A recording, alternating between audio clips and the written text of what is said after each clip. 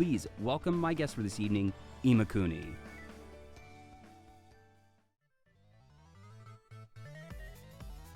Pleasure is all mine. Folks, do let me know if there's anything I need to change with the sound balancing. I think I've got it all right, but if I have Imakuni too low or myself too loud or something, let me know. Oh, can't hear her? Talk again? I thought I had you earlier. Oh, I know what happened.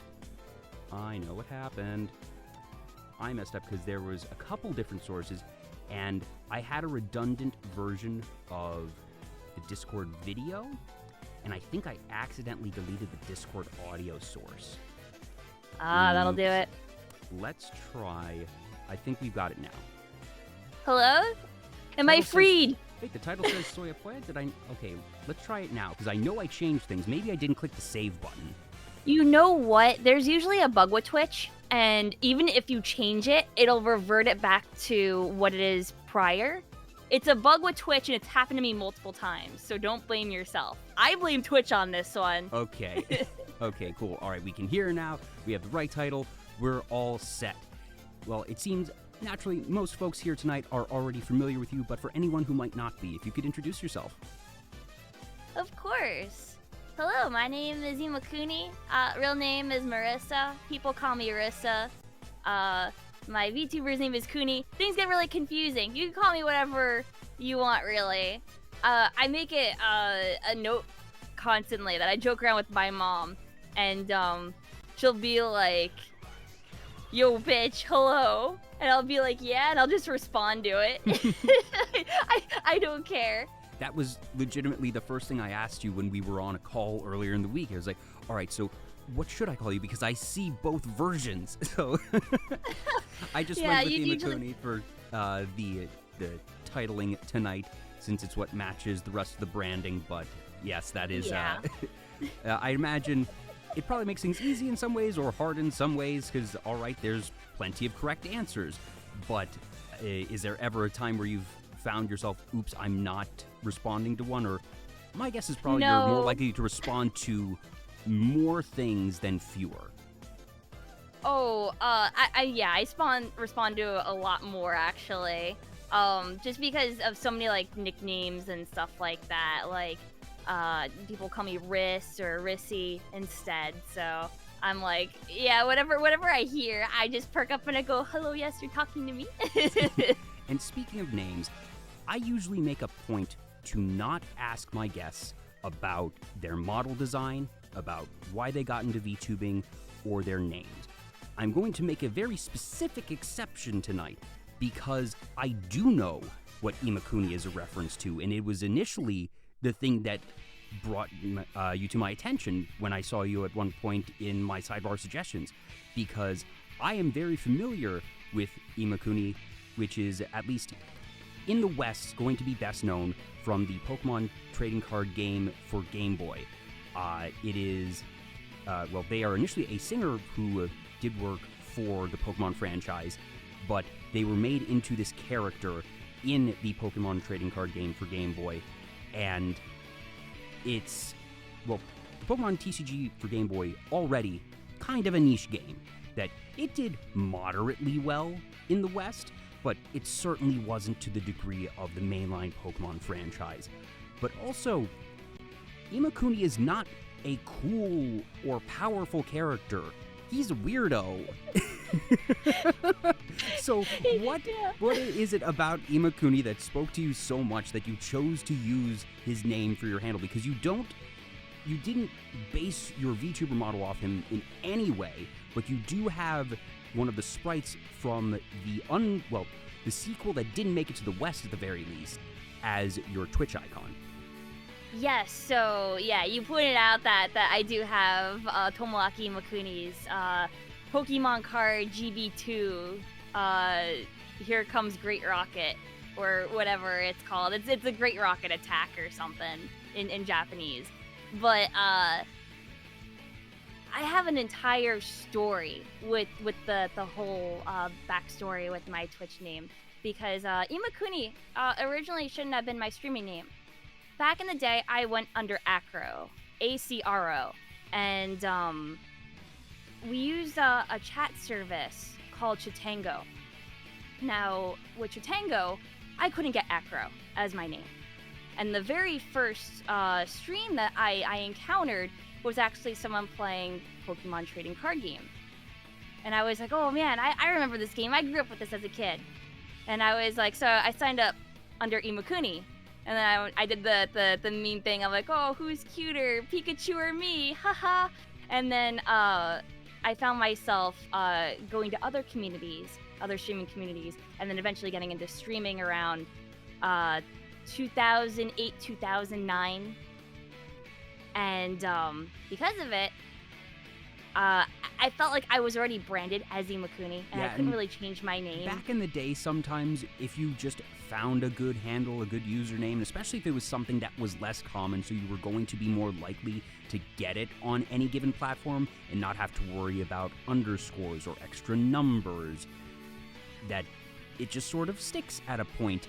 And, well, here we are, some 14 or however many years later, so it seems that what I was sort of guessing was right, that it wasn't necessarily a conscious thing, because I was thinking back, all right, given how old those games are, because we haven't had one, they had the second one in Japan, didn't make it to the US, but even after that, Japan hasn't gotten anything, not counting the online clients, that there hasn't been a game with a plot and an island and all that stuff since. So it seems that it was just all right. When you were young, you were like, this is kind of fun and amusing. It might not have been something that spoke to you on a particularly deep level, but I have to imagine that over the years it has developed that meaning just because you've had it for so long. Well, yes, but it's not only that. I've liked Imakuni's work as well because, not only is he a singer, a part of Suzuki-san for the Pokemon Company, who's made basically the Japanese version of the Poke Rap. That was Pokemon Iru Kana, which is can you name all the Pokemon? But he's also an artist for the trading card game. Do you remember base set Porygon? Yes, yeah, the card for that. Because he made that card. He's the one who designed it. You can look on the card itself; it has his name. Lower left corner, I believe. And if memory serves, they actually posted a video of him at the Pokemon World Championships this year, like 2-3 weeks ago, because the World Championships just happened. And he's, for those of you who aren't familiar, Imakuni is in this little suit, does this little dance. I actually pulled the assets for the cards that the card with its full text was never actually printed in English. There was a promo in Japan, but I do have here what is a translated version, and you had that quote earlier where you mentioned who's cuter, Pikachu or me, and it's like a mini narrative that your active Pokemon is now confused, Imakuni, because that is the full name, Imakuni, wants you to play him as a basic Pokemon, but you can't. A mysterious creature not listed in the Pokedex. He asks kids around the world, who is cuter, Pikachu or me? And it even has a little question mark HP in the corner. It's a would-be Pokemon. I think the only other ones that ever had this were the Pokédoll and the Pokemon Fossil. But then they went as far as having what is effectively a mini Pokedex entry in there. And just, I don't know, is there any competitive use for this? Is there ever a reason where confusing your own Pokemon actually is advantageous? In base, yes, actually.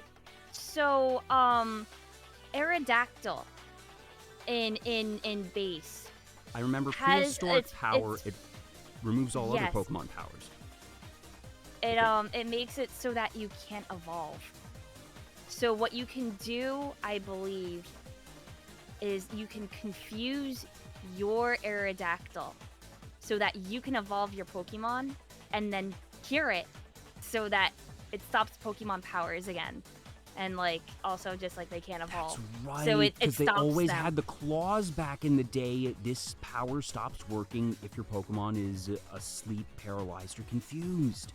Yes. So it actually does have some uses. Is it very good compared to stuff like Haymaker or Rain Dance? Not particularly, but To it be has fair, its very own few niche things were use. as good as Haymaker and Rain Dance. Yeah, exactly. Okay, that's cool, because I know a bit about old competitive Pokemon. Like, I'm aware of what Haymaker is, I'm aware of what Rain Dance is. I didn't know about that particular strategy, but that makes sense. That's a mean strategy of just It you is. can't evolve your Pokemon. That's a hard control strategy right there. Now, while they didn't have this full text version, they did actually release an English version for the more recent Pokemon Generations one with a similar, slightly different art. It's just your active Pokemon is now confused. I wish they had left the rest of the text on, but at the very least, I'm glad that it did get a proper English printing. I think it's because of the text, they'd have to print it completely different as well. So the reason why they put that in there is because in Japanese, like, it doesn't say, like, who's cuter, Pikachu or me. But he sings and dance, and it's like, he'll ask the children, can you name all the Pokemon? Like, stuff like that. So it's a direct reference to his song. Yeah. And I don't think they wanted to do that. No, probably not. But yes, the Pokemon trading card game for Game Boy in particular has very fond memories for me, except for the one memory where my younger sibling accidentally deleted my save file. I was very upset with them. Ooh. And I think I either had one medal left or was at the Elite Four in the game and had to restart. But since I knew what I was doing that time, I was able to get farther much faster at the very least. But that game was so much fun, and the soundtrack was amazing. It really was, and then they recently re-released it Yes. for Nintendo Switch Online, and dropped. I went feral, hog Well, yes, wild. I know. I was just, Because I got a clip, and I have it here. oh jeez. Where'd it go? Ah, here it is. One sec, I'm going to actually bring down the BGM for a minute. So this was just about a week ago. I wasn't watching this live. That I saw the news about it being released because it was from Pokemon Presents, and then I logged into Twitch and was sort of seeing, all right, is anyone playing it? You were the only one playing it. I went back and got this clip afterwards because for me, I love seeing people react to games. Like, that's instant serotonin for me of, like, happy, excited reactions to games, and boy, did this one deliver. So this was Cooney about a week ago. Oh, what? The layering is wrong. Let me get that. Let's try. Oh, why is this happening? Oh, wait, I know. No, it's not there. Why is it?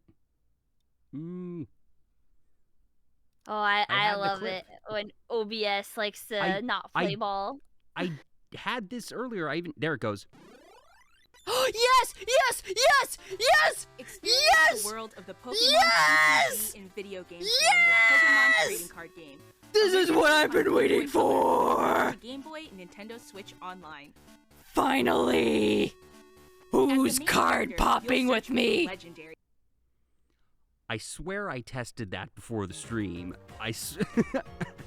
But so it goes. But it was a wonderful reaction that just, the recognition obviously was instant, that if you know that game, you're going to know that one on sight. And Yes. There's, like I said, there weren't that many people that were super hyped about it. So I was really happy to see somebody hyped about it. I grew up with it, so like I was telling people like how the game came with a promo card, which Yep, is the it Meowth. was Meowth. I still have that sealed. It's on my dresser. Oh, whoa, sealed? Okay. I still- How much yeah, I is that never worth took it out of- nowadays? Probably like $20. Like it's Yeah, not well, that rare, yeah, but I guess, yeah. I don't yeah, know. it Like, was part of me it thinks was pretty common. My guess is that if it's open, it's probably about $20. My guess is sealed that has to count for something. I have no idea. I haven't gotten a PS8 or anything like that. It's just in its own original packaging. It's just a plastic slip, but I haven't taken it out ever. Do I have a pic of it sealed? I could probably get a picture of it. It's on my dresser, like I said, so... I'm actually doing a quick Google search to see if I can find anything in terms of pricing for it. Let's see here. Here's an eBay listing. Nope, it's been delisted. All right, I'll have to look that up later, but still, it's a very special card, and it's cool that you still have it. I think I still have mine. I know for a fact that it's open, though. I did not keep it in that sealed sleeve. Now, did you end up getting into competitive play for TCG at all from playing the Game Boy game, or was that sort of the extent of the TCG play for you? So here's the thing. As a kid, I love the cards and everything. And I actually crafted Haymaker without anyone else's help. I specifically did Wigglytuff. I ran Wigglytuff. I ran at least one Kangaskhan in case someone tried to last me for fetch. And then it was mostly just Hitmonchan and Electabuzz with my Wigglytuff. I did not run Scyther because I think that Scyther's too slow. Wow. So for those who aren't familiar, Haymaker, the deck build, which was essentially the top tier meta for the base set of Pokemon TCG and for Jungle, that Hitmonchan, it just had I think it was 30 damage for a single energy, and then it 50 was for 20. 3, or was it 20? Okay. It was 20, Yeah. and then it was 2 fighting and a colorless for 40, which is still insane, but it's a basic Pokemon with 70 HP, which is a lot. Back and in you the just day. put it down and just do 20 damage to something that isn't, a fighting type resistance. Yep. And back in the day, the power creep is a very real thing. This card would never see play today, but back in the day, 20 damage for 1 energy was a big deal.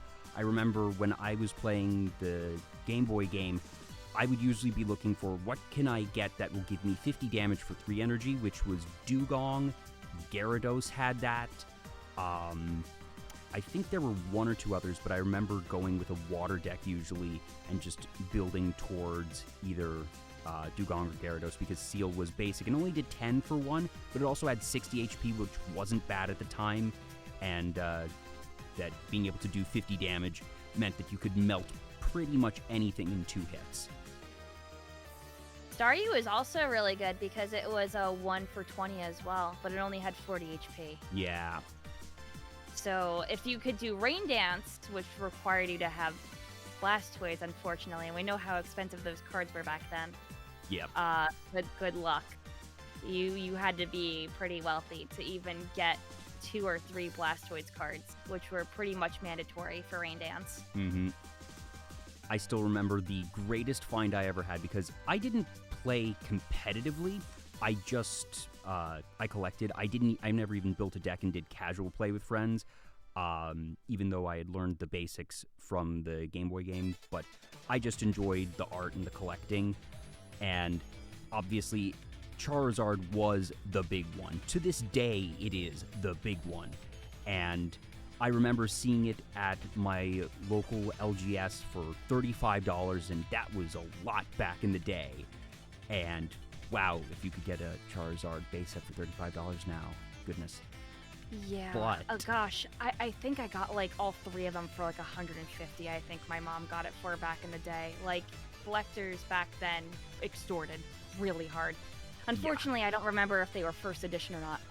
They are currently missing, and I don't know if they were stolen. Yeah, my big 3 are missing, but all my other cards are there. So I'm just like, And then it was like a year or 2 after release that the cards were still very valuable, and I think it was still like $35 at the LGS, that I saw at a neighborhood yard sale there was a kid who had 4 rares. One of them was Chansey, and one of them was Charizard. How much? A quarter. Oh man, I can run you up on that story. I got a base set Charizard for 25 cents. Not in mint condition, still like lightly played, not even heavily played. There weren't any big bends or creases. It would not end up getting a really good like grade if I were to send it off to something, but it's very nice, and I do still have that.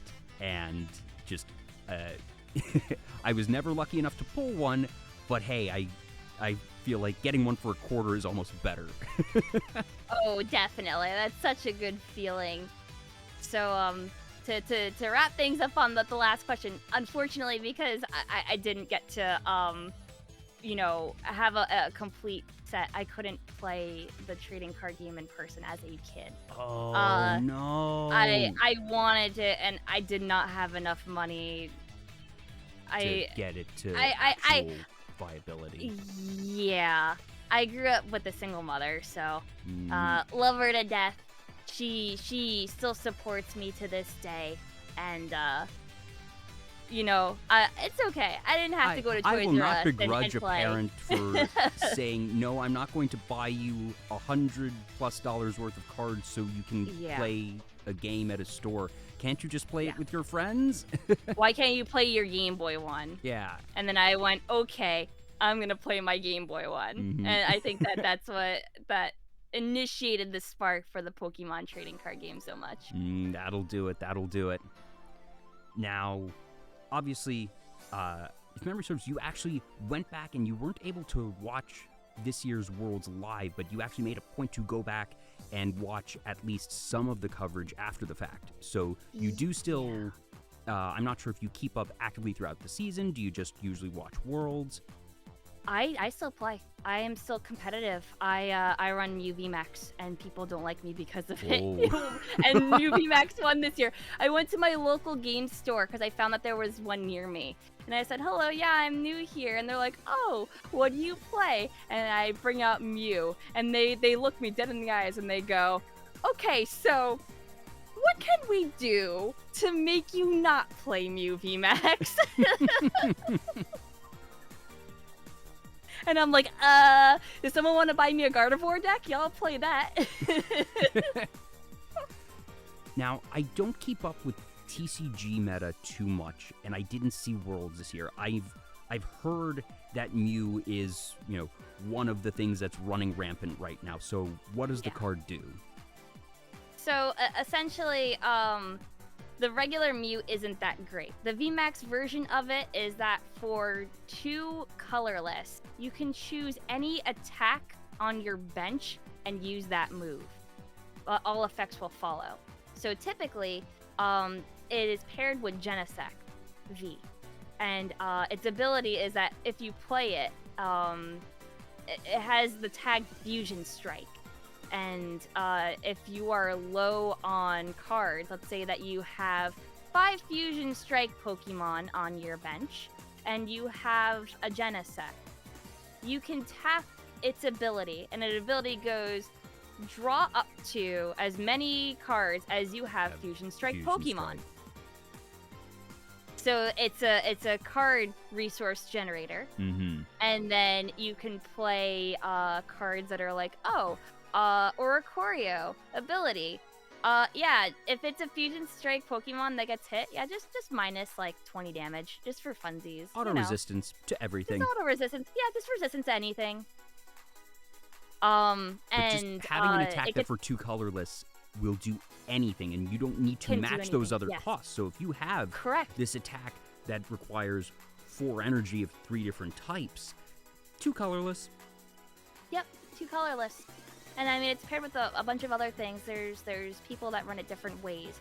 I would typically run it with Turbo Energy, which is I get my 2 colorless instantly, but the unfortunate thing is that it does 20 damage less.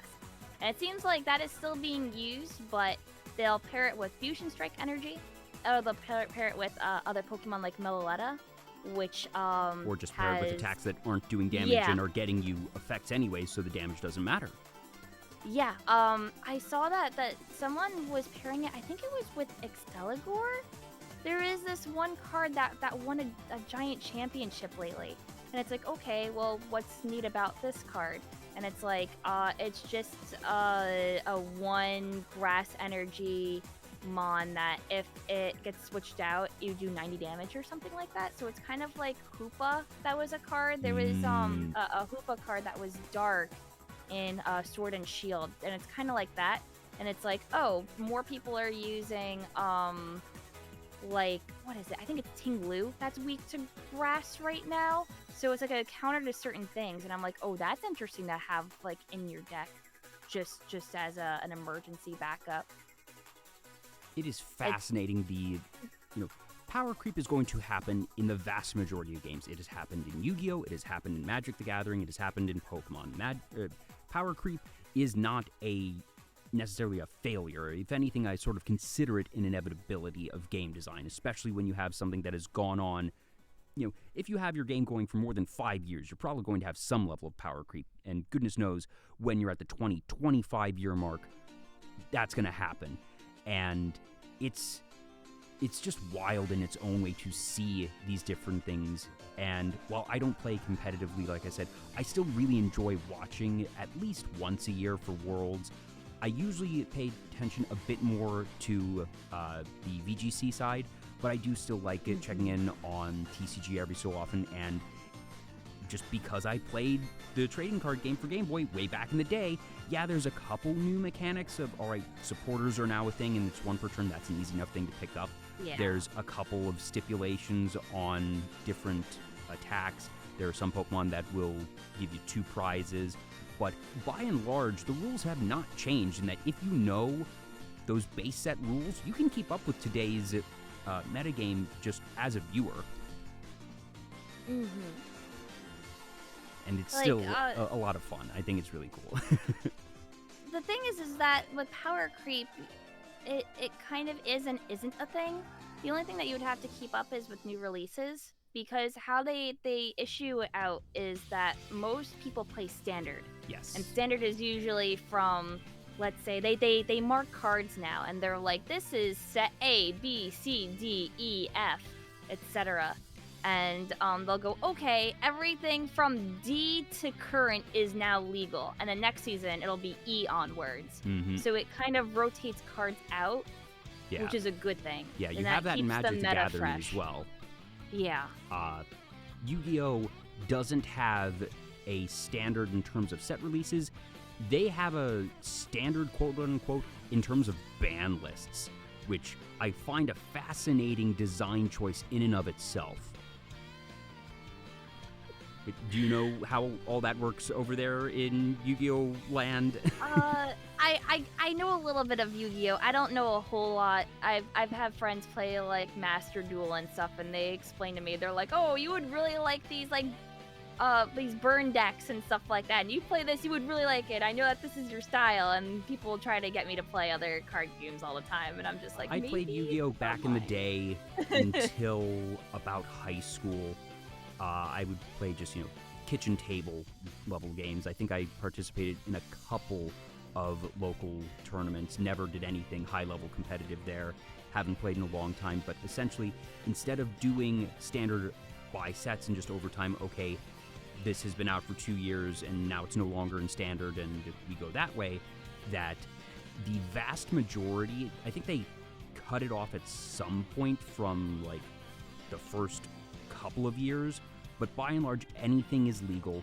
And what they do is, I think it's every 3 months or so, they will update their ban list, and that's how they handle things if they feel that the meta has gotten too out of balance one way or another. So whereas in Magic the Gathering, if the ban list for standard at any given time is 10 cards long, something's gone wrong. That is an anomaly. That means it, design messed up.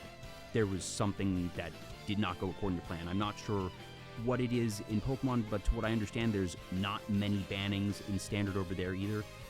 For Yu-Gi-Oh!, you will have, at any given time, like 30, 40 banned cards, another 20 that are limited to 1 per deck, another 10 that are limited to 2 per deck. And just every 3 months or so, it is scheduled. People expect, okay, this is ban update day, what's changing? And that is how they keep things going. So you need to hope that your deck does well, but not too well, because if it does too well, it might just become invalidated. Yeah, I have a bunch of friends that, one plays, like, I think Eldritch.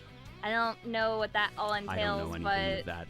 yeah, I've heard the name Eldritch from Yu-Gi-Oh! Friends. I don't know how the archetype works. I'm not exactly sure either, but they're always like, oh, something from my deck got banned. We can't use this anymore. Oh well, we'll put in an alternative card, I guess, instead. Yeah, and just design-wise, it's a very different game in and of itself because it doesn't have a conventional resource system, but that's going down the design rabbit hole. Yeah. But flipping back to Pokemon, did you ever do anything competitive on the VGC side, or just more casual play? Because I know you were playing Scarlet Violet as recently as this week, I think, doing a shiny hunt. Yes. So I used to be more into VGC competitive myself in like 4th gen, around that era. Really getting into, breeding IVs, EVs, making my own teams sort of thing. Played singles, not doubles. I think that doubles is just the most interesting format now, and I really like how VGC is like just doubles straight up. Mm-hmm. Just because Pokemon that outspeed others, like you could just play an entire team of Pokemon that outspeed, or if you get Pokemon that are really slow and you just use Trick Room. Yeah, or and if you get 2 Dragon Dances, well, that's the game. Yeah, that's it. That's a game, yeah. Or you have like Moxie or anything like that, and I'm just like, ugh, boring. So the fact that it's doubles now, and they try to do also like regulation stuff, so it's like little by little they added in like more and more Pokemon. That was very interesting. Yeah. And I kind of kept up with it, and like the other international championships throughout, besides Worlds. I didn't get to see the final match of Worlds because I fell asleep. Oh no! It was at a really that bad happens time. it was in Japan for kind of surprisingly the first time in a while. So naturally, Japanese time zones, if you are in North America, is pretty rough. They started at 7 p.m. EST or 8 p.m. on certain days. Yeah, so grand finals were probably happening at like 4 a.m. or something. Yeah, 3 or 4 in the morning. And I remember I woke up just in time for the closing ceremony, and I went, that's... At that point, I almost wish I would want to wake up after the closing ceremonies, because it feels like a little insult to injury of closing ceremonies. But that's the magic of VODs at the very least. Yeah, but at least I got to see all of the things that they were announcing. So yeah, and it's nice that they're going back to like Hawaii and stuff, but it's unfortunate with all the wildfires and stuff like that. So maybe the tourism can help generate them money. Yeah, and but at least it's in a year that hopefully by that point in time things will be in a much better place. Yeah. But in the back of my head, I'm just like, come on, just make it in New York for the first time. just do it so I can They've never had it in New York. They never had it in New York, and I'm like, come on, they've had it in Cali, they've had it in Boston. I know they've had it in the U.S. several times. Yes. It never clicked with me. And in some ways that makes sense, in some ways it doesn't. And the reason I say some of it makes sense is I go to a lot of conventions, and there aren't a lot of convention center options in New York City except for the Javits. And the Javits is huge, and the Javits is expensive. Yeah, I mean, that's probably what it is. It's probably too expensive. But then they're getting whatever convention centers in Cali. That has to be, just as expensive to rent that out. Yes and no, because there's a lot more convention centers in Cali, though. That if you think about New York City, that for the number of people and businesses and events that want to be there versus the number of venues, it's not quite as numerous because it really is the Javits Center or nothing. Yeah. So yeah, it kind of makes sense in that respect. But I'm like, come on, just do it. Because then you have the Pokemon Center. Yeah, it's right New there. York. It's right there. Times, yeah. I hope they get there. And, obviously, small indie company, Pokemon and Nintendo, I'm sure it's probably not the most efficient venue in terms of cost, but at the same time, come on, I think at some point, just the once, it does sort of feel inevitable. Hopefully a when and not an if. Yeah. And then, I wanted to go back and say my story so sorry. about Pokemon cards. No, you're okay. You're okay. I'm just getting scatterbrained too. I'm just like, oh yeah, I remembered. I want to tell a story. I would always go hunting for like retro games and also Pokemon cards and whatever knickknacks at garage sales. And one in, I don't know what year it was, but it had to have been like a decade and a half ago. I was with my grandmother going to garage sales. They usually do like giant town-wide ones near me. So I'm like, okay, like giant ones where we could go from yard to yard and look for neat stuff. And of course, I stumbled upon someone who was selling a bunch of Pokemon cards. And I opened it up, and like they had stuff from like Neo and Team Rocket, and I'm like, oh, okay, yeah, these are pretty old at this point. And then I saw that they had Imakuni cards. Oh. And I went, oh, they had like Lucky Stadium and a whole bunch of other things, and I went, okay. But then I turned to the last page, and staring me right in the face was a card called Shining Noctowl. Oh.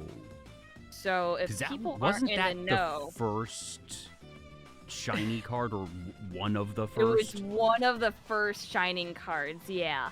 And they are incredibly expensive even to this day. And I start panicking, but trying to put on a straight face. Like play like, it cool. Don't play it cool. Play don't it cool. let them know do that they, what do they they have know is- the do they know? Do they know the price? Do they know? Do they know? And then I walk up to them. I'm like, yeah, I'm interested in this entire binder. How much for it? And they look me dead in the eyes once again, and they say, 25 cents for the entire thing.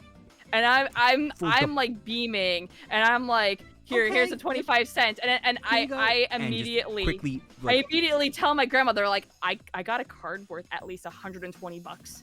like we need to go Just before sitting they here. change their mind. We need to go now. We need to go. We need to leave. Oh my gosh. I made out like a bandit. I still have it. And I'm here like, I thought oh. I was good with the 25-cent Charizard. You got a whole damn binder. Yeah, I got an entire binder of it. That's incredible. Because here I was guessing, all right, $10. $10, No, $20, they're just and I was like, and that still would have been amazing. That's still just incredible value. The binder itself, the empty binder Yes. and the sleeves were probably worth more than 25 cents. Oh, absolutely, but they wanted to get rid of it. I guess whoever there wasn't into Pokemon anymore. They didn't know the value or worth of any of the cards there. And I was going through, and I'm like, this is like $5. This is like 10. Yeah, casual $120 card. You know, just the little Sort of things that you hanging find. around there. Just hanging around. Gosh, that's incredible. I've gotten so many good pickups at just garage sales, Oh, yeah, even that with like happens. It video just- games.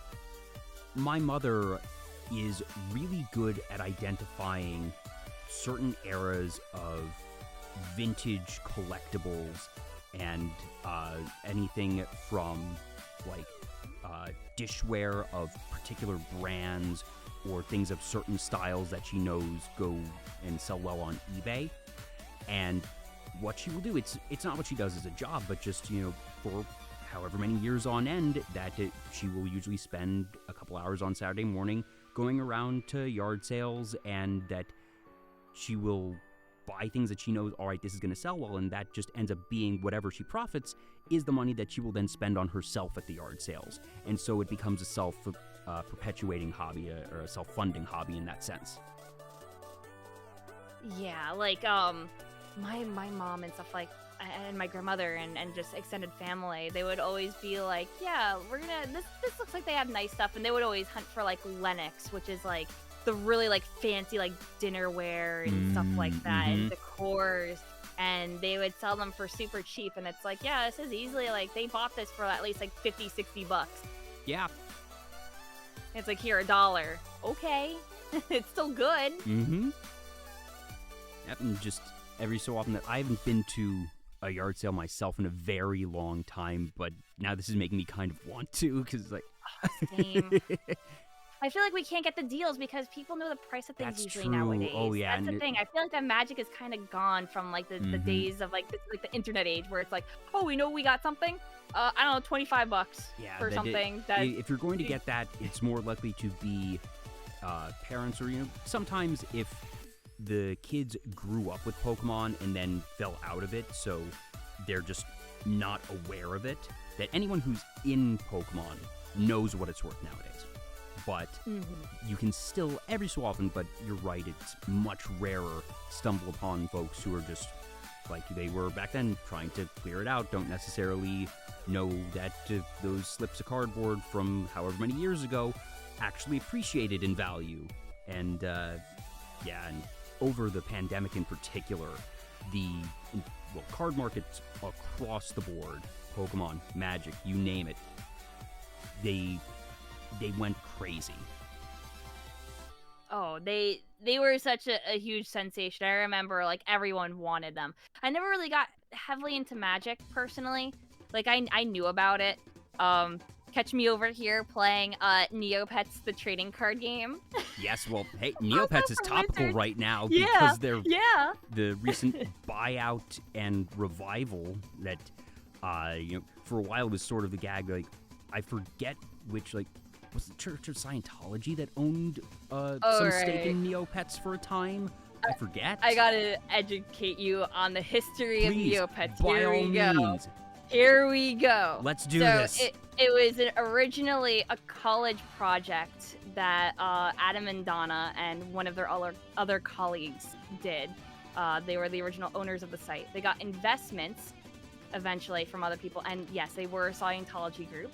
The Scientology group saw how Neopets was progressing. The site was originally actually one of, I guess, the precursors or something like Facebook or MySpace, where it was supposed to be a college hangout site that they also had like kind of like a ship post thing with the pets, and then they realized that they could market the pet thing towards kids. So then instead of it being like a Facebook social media thing, it became a kids game instead. And that's when they started getting investments and yada yada. So there was a Scientologist group that invested in them, and they were trying to be like, hey, so can we preach the good word of Scientology on the site? And they literally went, let me think about that. No. No. Yeah, no, because I knew that there had been some level of investment. I know that there was never any actual Scientology messaging in there. It was more an amusement thing of, oh, they happen to be a bit of an investor and whatever. But yeah, that's all it was. That's all it ever was. And people, it was run by Scientologists. No, they were just an investment firm that just tried to get them to be like, hey, spread the good word of Scientology, please. And they were like, we'll take your money. No, we'll take your money and we'll give you your market dividends. towards We'll give you Yes. you can get that and nothing else. You can get that. Yeah. And they, trust me, they made their money. And then Viacom went, hey, you don't need these guys. You don't need these Scientologists. What if we bought you out? What if we gave you things like a merch line and food and toys and plushies And a lot and they of were like money. sold and they went, a lot of money, yes please, sold to Viacom. And then from there, like, they just switched hands from company to company. It went from Viacom to Jumpstart. Jumpstart was acquired by NetDragon, and then there was a breach for Neopets back in 2016, and actually a couple other breaches. Unfortunately, Find me a big site over the years that hasn't had a breach. Exactly, but the thing is that their database is so old. I'm talking 1998. That they physically no! So can't this was update a whole breach lot of things. that revealed that they. Information, correct. It Oh, was all no. in plain text. I'm talking passwords, full names, addresses, locations, when it was created, where it was created, IPs, Yikes. you name it, all in plain text. And hackers got their hands on that multiple times. And let's just say NetDragon was faced with a lawsuit and they lost horribly to the fact that They were Jumpstart legitimately in the wrong, probably. Yeah, and they should have updated their site, and they tried to switch servers and databases to no avail. And they got sued, and Jumpstart no longer exists as of last month. So the new company. I grew up with Jumpstart computer games. I have did too. very fond memories. The knowledge that Jumpstart itself is gone is actually kind of heartbreaking to me. It really is. I remember like Jumpstart ready for first grade and stuff like that. Oh, yes, I loved it. First grade, the bottle caps. Third grade, you were playing the robot because there was this girl genius who was trying to take over the world, and you had to stop her from like time traveling and doing all this crazy stuff. It was. I hope someone acquires that IP. That stuff's too good to just vanish. I think NetDragon still technically owns it because they're the ones who bought out the company. It's just that the company itself is now completely defunct, which is the really sad thing. I just want kids today and in the future to be able to grow up with, updated versions of Jumpstart. I think there was legitimate stuff that I learned, or at least had some really good educational concepts reinforced playing those games, so I hope that they continue to be made. Unfortunately, I don't think it'll be filled by Jumpstart or NetDragon. They seem to be, unfortunately, they were trying to get up the cryptocurrency alley. And I know that there was a moment, I think, where Neopets was looking into it and that they backtracked real fast. So, actually, the person that was the head of the Neopets Metaverse team is now the CEO for Neopets. They said, that was a mistake, and that was something that NetDragon basically made us do. And we didn't want to do it, and we knew it was a mistake. And now that we're not part of NetDragon, we can focus on actually fixing what the fans want, which is the main site, and updated features, and new plots, and stuff like that. I'm more than willing to accept that, and just, to be fair, there was a lot of money going around in crypto stuff, and it was regrettably understandable why so many companies were jumping on that bandwagon without looking. And also, goodness knows, when you have a parent corporation, there's a lot of times that a lot of companies have been basically forced into things that they don't necessarily want to do. Or, people learn, people grow. Even if this person thought at that point in time that it was the correct move, and that they have, since learned more, changed their tune, that's fine. That, of all things that I consider to be problematic in a executive, having one bad business take, I'm willing to let that slide. Yeah. The really interesting thing is that the original creators of Neopets, Donna and Adam, actually came into public spaces for Neopets trying to advertise their cryptocurrency game. And then the community was trying to politely tell them, we're not interested, sorry. No, we literally don't want this. And they started literally trolling fans of Neopets, and they literally went on record saying, all right, we're denouncing Neopets. This isn't something we made. We don't like it anymore. You guys are weird. You're not giving us money, bye. Like, they were on a rampage. They were on a tirade that they got banned from our Neopets subreddit and stuff like that, and the Discord for being legitimately toxic to people that are just like, man, we just want to play this game, sorry. But they're like, you don't understand, we're making Neopets too, but with cryptocurrency. And it'll be free, we swear. And it's just like, what? This Welcome in, Raiders. Let that sink in. Yes, we are letting a lot of things sink in right now. Welcome on in, folks. This is Vtuber Talk. I'm Jay. I'm talking with Imakuni, and we're talking some Neopets lore, and that is not the lore of the Neopets, but the company lore. And I'm having a blast because I don't even think I mentioned this, Kuni, but I'm a business nerd. I love hearing stories about, the path and the companies being sold to other companies, how they were run differently, how they wound up in different places. So this whole thing I am legitimately loving because I've been very peripherally aware. Like I said, I heard a couple of things of I knew Neopets was still a thing, that it's still around. It has survived. It has not quite gone the way of Club Penguin. Never actually played Club Penguin, but I remember seeing a lot of friends who were just heartbroken when that shut down a couple years back. And the fact that Neopets has survived in and of itself is impressive. But thank you so much, D-Sings, for the raid. Welcome on in, folks. I realized I actually missed a couple of follows earlier, so sorry. So 6, Umbracat 8, Dissident, A Real Human Being, Jake Creates Stuff, and Alphalia. I almost said Alfalfa. Thank you so much for the follows. And again, D-Sings, thank you so much for the raid. Hope you had a good stream. Really, really happy that you all stopped in. That if you want to hang out, please feel free to do so. But also, D-Sings, if you need to go get food, just relax. You've probably had a long stream. Do take care of yourself. I really appreciate you. Yeah, thank you for stopping in. And someone just immediately, is this about the Scientology? Immediately, I was just like, oh my god, we're just right past that. We can't go back. We can't go back. No. They weren't Scientology, and that's I'll just say that. It was an investment. They were investors and not controlling creatives on it. But we were at the chapter where the original creators were all in on crypto and then went full toxic on their former community and got banned from our Neopets. So, yes. Unfortunately, some of the topics that they went into, like let's just say that they were very anti-LGBT after trying to be. And they showed their true colors to everyone, and then everyone was like, nope, get out. Okay, bye. We don't want your game.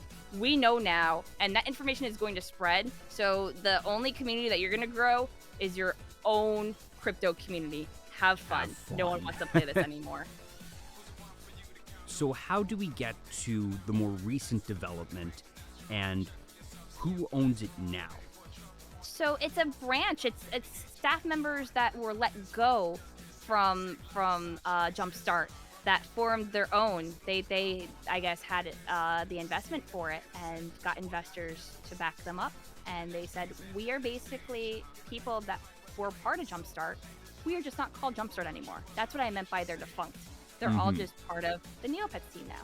Yeah. Which is actually the really interesting thing, because I know I'm mutuals with a couple of staff members, and right now they're just trying to focus on getting the site back up. They implemented Ruffle, which is a Flash alternative. Like, it's trying to get like old Flash games back on. Yeah, I saw that they were trying to salvage some of those because obviously they did. They already implemented it. Yeah, they have like 50 games working again already. So cool. The death of Flash, while understandable and inevitable, frankly, was so sad because I'm sure you and I, Kuni, are approximately the same age, and that I grew up on sites like FlashPlayer.com, Newgrounds, Neopets as well. Yep. So many fond memories and hours spent playing Flash games because for a time, Flash games were about as good as handheld games, in some cases even better, and they were free. And obviously they weren't going to be standing up to your console releases, but they were still really good, and that's where a lot of independent creators, a lot of independent artists, animators, designers got their start in Flash. And to see those just evaporate was really sad, and I know that there's multiple projects right now that are working on being able to salvage all that. As far as I know, I going back to like the Neopet stuff, a lot of people on their own have actually converted a lot of the Flash games to HTML5 because, let's just say, with that giant leak that happened, Oh, it They wasn't just also- the database. It was the source everything. code. It was the- Everything. Let's just say I'm a part of a couple private servers for Neopets too. That's incredible. Yeah, and those exist now because of it. And I don't know if legally they're gonna go after any of them. They're not trying to make money at all. yeah, And they're just all fan run. They're like, let's just change some things about the site and make as long it. as people let's do don't it try to ourselves. monetize it, they probably won't pursue it because, generally speaking, it wouldn't be worth the lawyer's time and money at that point. Because what would they be recovering? Yeah, nothing, because they're not making any money. There's nothing And happening there. if people are donating, they're doing it out of their own will, but it's not And- like a necessity, or it's not public And of to like some how extent, to donate. it acts as advertising for the original Neopets site. That it hopefully is going to be something that benefits their brand, even if indirectly. So as long as if they're not trying to say this is an official Neopets product, if they try to use the logo and official branding, then it's a problem. If they do something that would be like really harmful and like grotesque or offensive, then they might get a cease and desist. But Yeah. if they're just messing around, doing a slight rebrand to make sure that it's legally distinct, Oh, it is one for one. That's the thing Oh, that is it's still using the logo, like the original logo. okay, well then, Like, yeah, that is the Let's thing hope. that some of them are at, but they could easily just make their own logo. Yeah. But there are things that they're doing like new colors and like alternate like paintbrush colors and stuff like that. So it's not one Yeah. for one.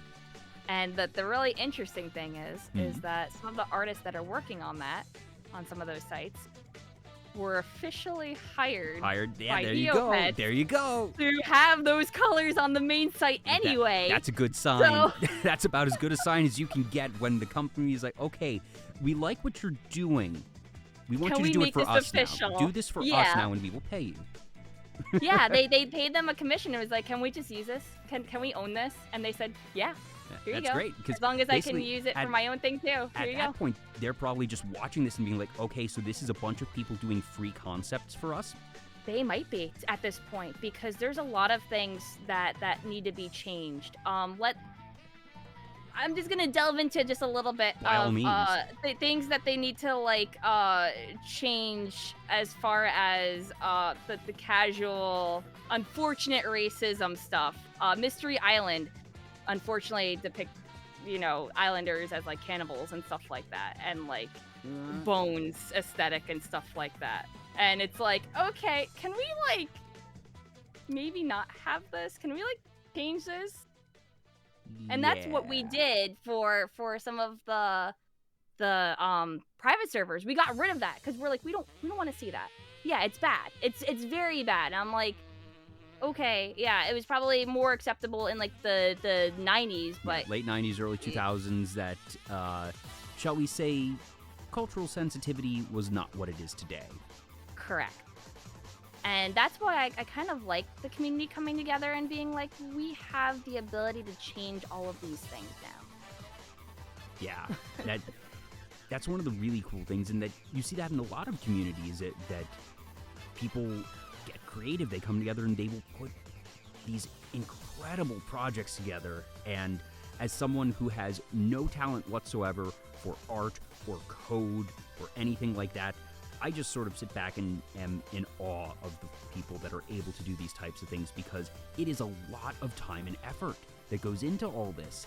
And I'm really glad that people are able to find good paying work off of it as well, because it doesn't always end up being so one-to-one, but at the very least, there are a lot of people, goodness knows, over the years that have used those types of projects to hone their skills, to craft their portfolios, and whether that ends up being for the company that they were doing the fan work of, or if it's, some advertising agency, that there's still good knowledge and practice to be had there.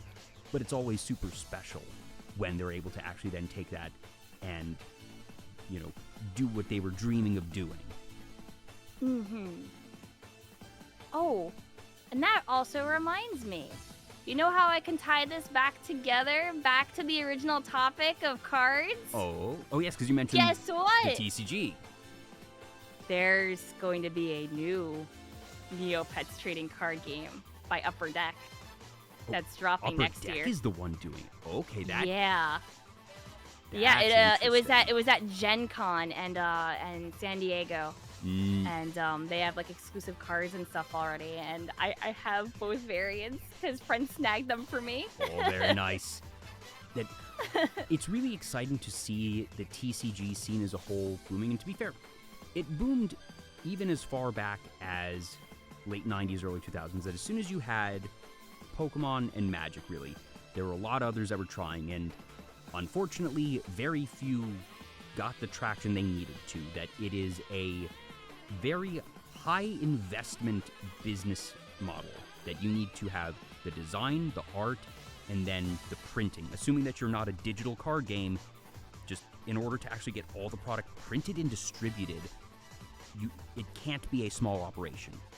And then it's the question of, do you get the actual traction and groundswell that most will have a good launch, but by the time you get to your second, third set, have you retained or grown your community? And there have been a couple that have been able to start really getting it. Flesh and Blood is one I have not played, but I've seen it actually, hit the ground running and grow, and that it seems to be something that will sustain itself. Not saying it's necessarily going to be the next Pokemon, Yu-Gi-Oh, or Magic, but I think it will be able to survive in the long term. But you have Disney's Lorcana, which has its own whole thing right now, and I'm sort of two minds on that one. That part of me thinks that it will not survive because it's actually going to be more so just for the Disney collectors, but Disney collectors have too many other things to collect. Yeah. And I think it's going to really hinge on the competitive play, and I know that they've set the stage well for themselves. But I've also heard that there's been a lot of logistics and product shipping issues. Not that the product was bad, but that the amount that was able to get printed and 2 LGSs was less than anticipated. Low. Yeah. My LGS was even telling me that, like, if you're interested in this, you gotta let us know because we're not gonna have much stock. And I'm like, oh, don't worry about it. I'm not too big into Disney. I enjoy it, but listen, I got beef with Disney. They tried to appropriate my birthday. Can you guess what my birthday is if you haven't looked into me enough? Well, at that point, I need to guess that it's either Walt's or Mickey's birthday. Not quite. Think about it a little bit more with their other IPs.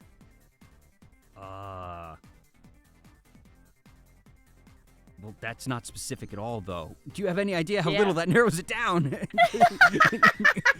Wait. Exactly. So hold on, Exactly. we could be talking Star Wars Day at this point. Is Is that it? Is it May 5th?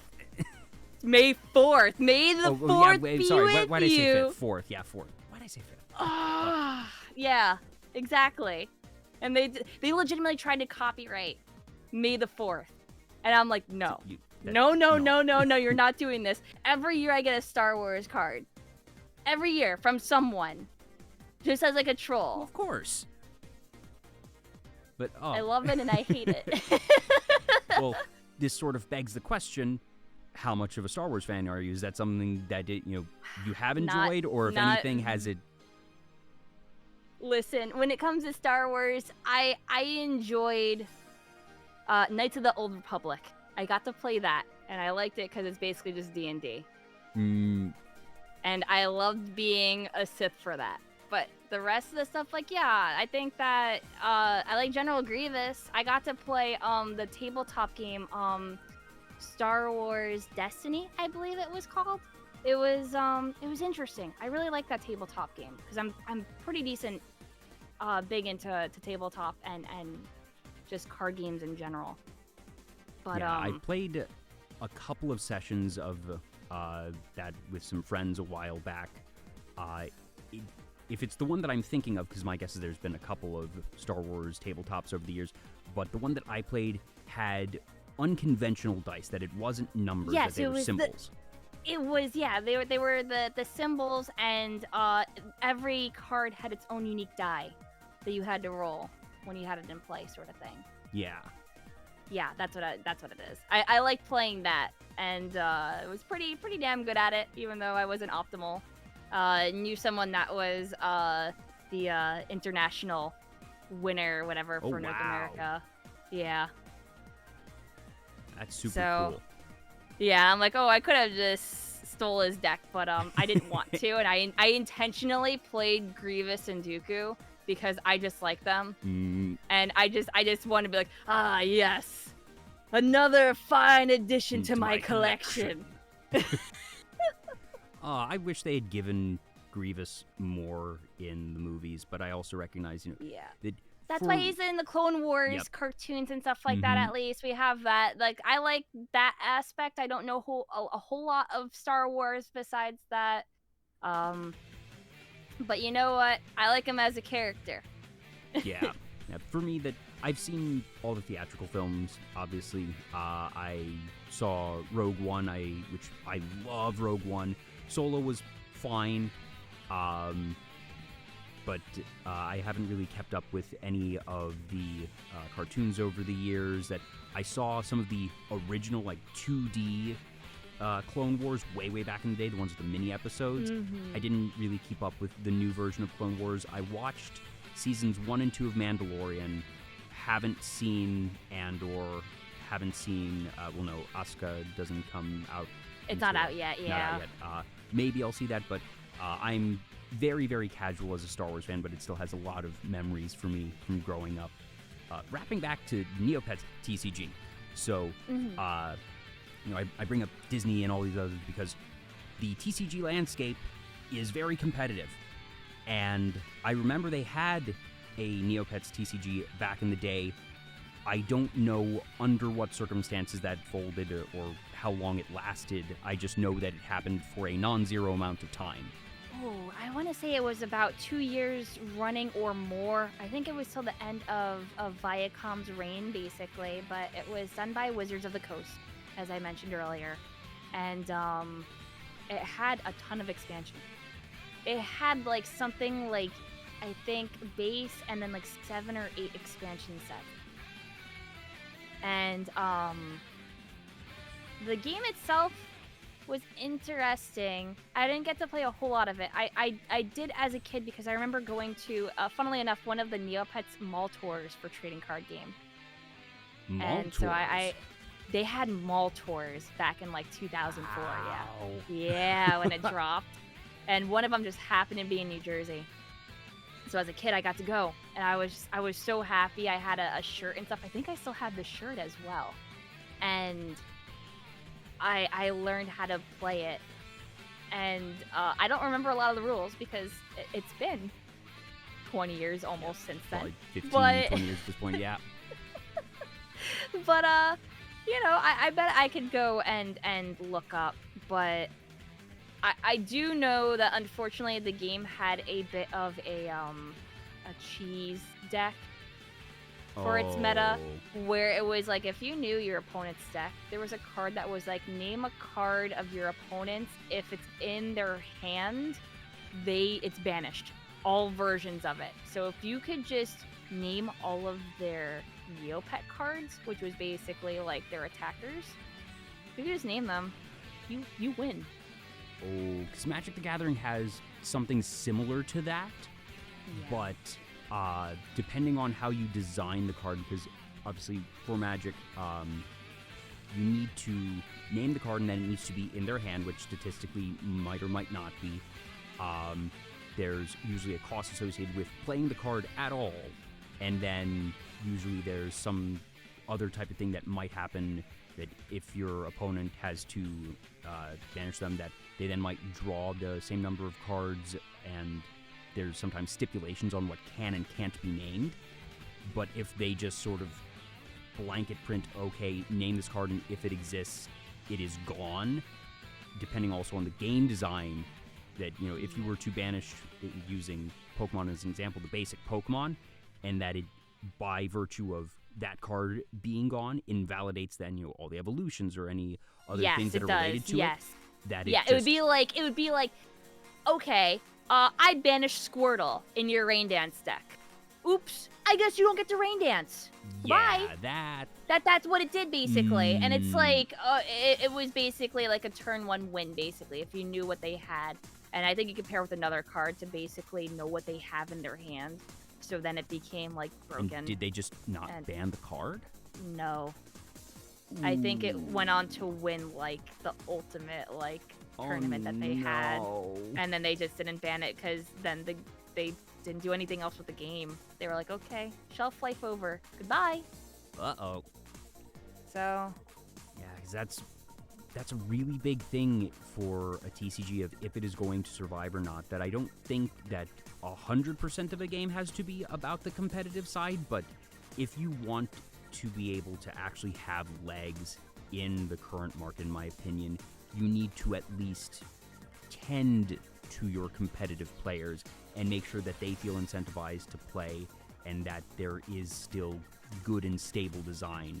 Obviously, not all players are going to be competitive. You shouldn't make that the only thing you care about. That make the cards fun, have some collectible elements to it. That's all fine and good, but it can't be just that. yeah, because the main incentive was definitely for people to collect, especially since opening up the packs, they came with the code card that you could enter in the site, and to this day you can still enter them. Well, that's cool, but that's a really good thing. I recently went on a trip to Ohio and went to a giant trading card game store, and they had packs of Battle for Meridel. Isn't that sitting like there. the first set? It was the first expansion, and I bought like 4 of like packs. 2 of them I'm not opening. They're gonna be like decorative pieces. Like Yeah, just I to love say these, that you have and a these are sealed gonna. pack of Battle for Meridel. How much were those? Because the card game was moderately successful, and obviously since Neopets is still a brand that there's probably some market, it's not going to be like a sealed pack of Magic the Gathering beta or base set Pokemon, but my guess is that if I had to guess, what would they be, like, I don't know, $25 each? Is that low? Yeah, like 20 to 25 for a sealed pack. So the thing is that their packs were a little bit decrepit, I think is the correct word to put it. So 2 of them are perfectly sealed still and still attached to the cardboard. The other ones, well, got dislodged. So they marked that as damage for me, actually. And they sold them for me for 10 a pop. So I'll be opening those. Actually, because if I'm allowed to announce things, they have a brand ambassador program, and I said as an incentive, I'm gonna open them up. Yeah, I applied.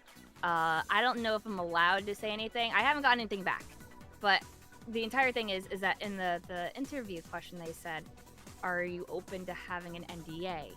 Which is the thing is eventually if I do get in, I don't know if I'll be able to actually share. But I will be opening packs for it eventually, TM. Even if I do or don't get in. Those 2 packs, I want to crack open and be like, all right, what's in them? I gotta see, I gotta know. Is there a chase card in the set? That I am completely unfamiliar with the trading card game other than I know it exists. I still remember some of the names of major characters in Neopets, not a ton. For Battle for Meridel, it's probably going to be the big name characters that were around during that plot. So Jaren, the Blue Loop Warrior Knight, Leisha, who was a yellow Aisha, red glasses, she was a wizard. Lord Daragon. I do remember that name. Who was the main villain. Lord Cass. Remember that one. Yes. Everybody remembers Lord Cass. Lord Cass is badass. He's just this giant purple, like, and black griffin with red eyes. Donned in armor. And yeah, I think if there's one, I'd want to try to chase for Cass. I think he would be probably worth the most, even for like a collector's thing. I remember I remember sort of my daily checklist for Neopets that you'd always go to, was the Fountain of Healing or the Fountain of Blessings or something that you could get different stuff there. The Giant Omelet, Tiki Tack Tombola Shack. Yup. There was the Wheel of Misfortune, then the Wheel of Excitement, because Wheel of Fortune is copyrighted. Yes. I remember there were two hidden types of Neopets. One of them was the Alien Grundo, which was actually incredibly easy to get. You just had to go to the space station area, and then there was this big button, and it was at the bottom of the screen, and it was upside down because it was a circular design. So just the orientation of it meant that it was upside down, so if you weren't necessarily looking for it, that you would miss it. But it was a thing that just said, adopt a Grundo, and there you go. Yeah. I feel like there was one other, and I remember that the other one was legitimately difficult. But I'm blanking on what it was. I think that you needed... There were more than that, but yes. There are definitely more. And I'll let you know in a sec, but... I feel like there was one that you had to evolve from a pet, and the pet was difficult to get. It was very expensive. Yeah, you're thinking of the croc. That was the pet croc that evolves into the croc by going into the mysterious the fungus caves. Yeah. To mutate it into the croc pet. Mm-hmm. And that the pet was very expensive. You weren't able to get it easily, and I don't think I ever got any of that. But I remember my favorite was the Kachik, because those things were just really, really cute. Mm-hmm.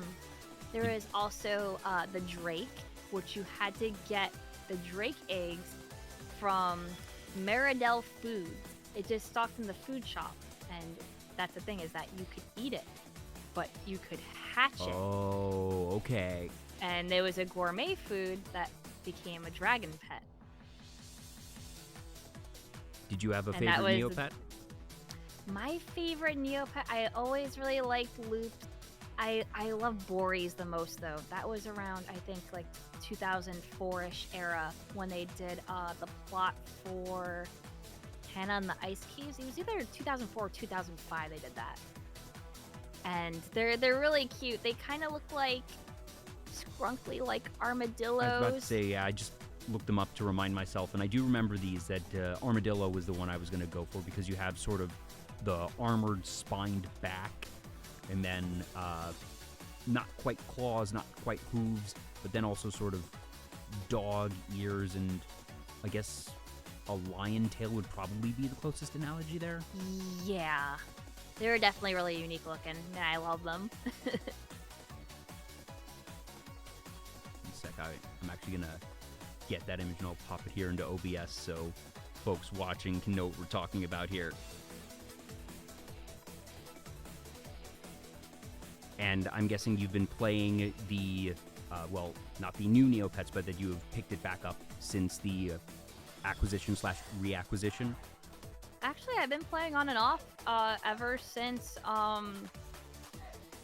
I would say after Viacom sold it, I played on and off, and then when it was acquired and Jumpstart actually started doing more plots and stuff, I've been playing really heavily since, like, 2016. Oh, wow, okay. So yeah, so I'm actually, like, actively playing. Like, I'll do restocking and actually, like, try to get rare items, and resell them to people for a higher price. Very competitive, very hard, because unfortunately people can set up plots and cheat. Yeah. Very easily. I can imagine, especially back in the day when botting was a newer concept that, you know, very few people understood how to do it, and fewer companies understood how to combat it. So I can imagine it got pretty bad at a point. Oh yeah, I mean the economy is kind of in a shambles right now, but that's the thing, is that the new Neopets team are like, oh yeah, we know that this is a thing, and we're gonna fight against people that are obviously cheating, because I think that we can actually track them down. And It's super To be obvious. fair, it's still, even if you know it is happening, it can be very difficult to fight against because, goodness knows, the people that do this type of thing are also very smart and that they innovate very quickly, and that it's Oh, yes. going to end up being a probably perpetual game of cat and mouse that they can, if they're able to find a solution to whatever is happening, that you don't know how long that solution will remain viable. I remember when they put captchas in for buying items from shops, and within a week, they cracked it. And that's how, like, diligent they are. So I'm like, all right, if you guys want to cheat at a children's game, be my That's guest. the thing But of just, it takes a certain level of commitment and time to bother to break a system like that already. I would imagine that usually you would want to do it for some real return. And yes, it's kind of frustrating that there are people who get that level of enjoyment of griefing that they want to spend their time doing that. well, that is the other element of it. They are doing it because there is a monetary gain. There's a Neopets black market where people will sell Of items course. and I should've- pets and stuff for real money. Yeah, that's why they're Yeah, doing that it. makes sense. Sometimes we that's can't have nice unfortunate. things. We can't, no. But I do certainly wish them all the best in being able to, find systems to help combat botting, and that it is very exciting to see that the site is now in the hands of people that really do care about it. And obviously, they need to be able to support their families, put food on the table, and that it is understandable and natural that they will monetize the game or continue to monetize the game.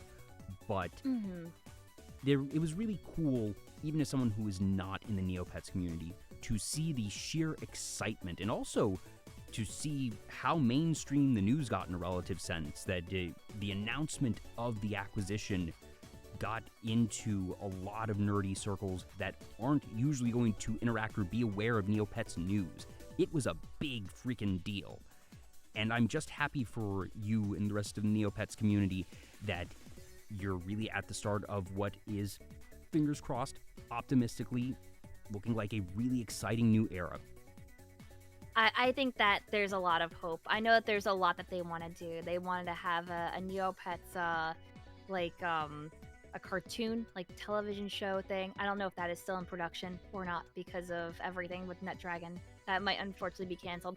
But they're expanding more and everything. Like they've already announced a tabletop game, like a D&D like, straight up.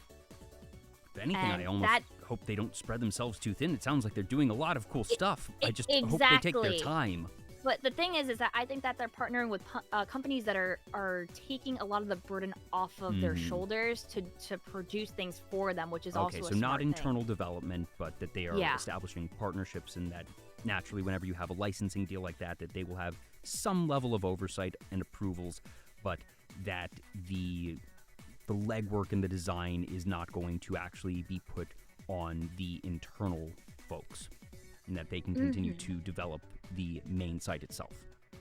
Yeah.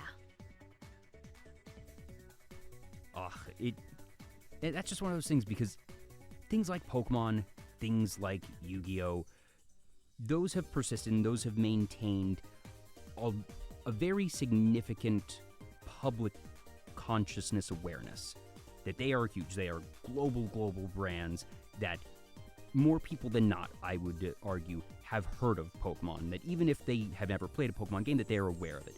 Neopets is in this really weird middle ground where it is big, very big, but I think it maybe reached public consciousness for a short time, but for the past 10, 15 years, it's been a much more niche thing, and it is so much more difficult for a medium-large thing like that to sustain itself, and that's probably part of why it has been passed around to so many different business entities.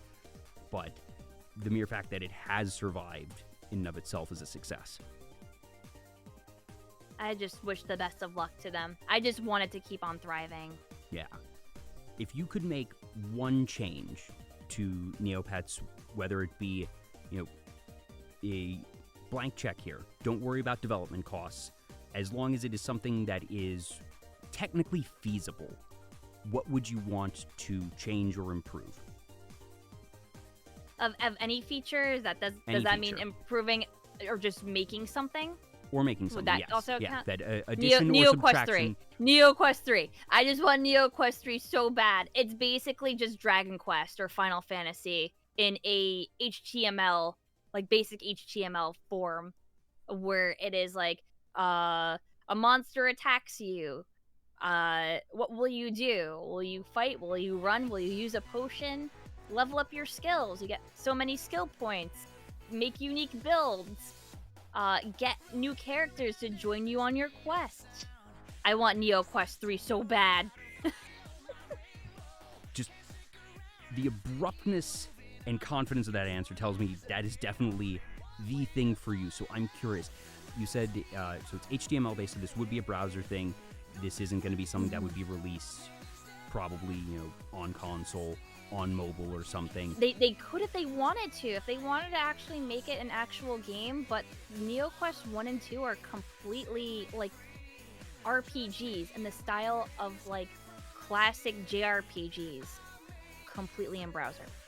And I'm guessing, so how long were Neo Quest 1 and 2 that if you were to just try and play start to finish, let's assume that you're a newer player, not someone who knows all the ins and outs and the mechanics. Do you know the map? Do you know how the games work? For one, you're not going to complete it. Oh. It's very much a game that you would probably have to call on someone else to help you with, because there's an entire crafting system in the game where you don't know how to craft something until you find someone, and then certain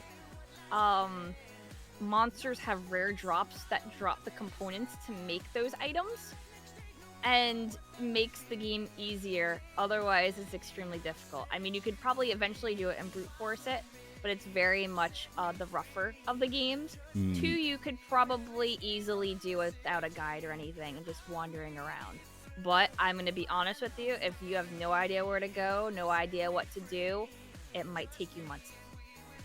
The speedrun for it would probably be a little under 24 hours, or maybe even 2 days worth with current speeds of the site. Oof. Well, in some ways I think that's good, because it makes me wonder what was the design intent. Was the first one just they didn't necessarily think about how difficult they were making it, or did they want it to be this difficult where you had to just slowly over time brute force it, because naturally you don't want to spend however long developing a game and then whoops, the players have churned through it in a week and now they're bored and they want more. So instead you make it this very difficult sort of obfuscated system where they need to be coming back for days, weeks, months, maybe years, and that it is just this it's this part of the site that they go to as part of their daily routine, do a little bit of crafting, do a little bit of harvesting, a little bit of experimentation, and that they expect you to have to take this time because they want it to be something that people interact with regularly and for a long period, and that if anything they don't want people to finish it at least not in a short amount of time. Yeah, that's basically how it was. They wanted people to make their own guides. They wanted people to make their own maps, to chart things out, to experiment with builds, because you could definitely mess things up very badly if you weren't careful.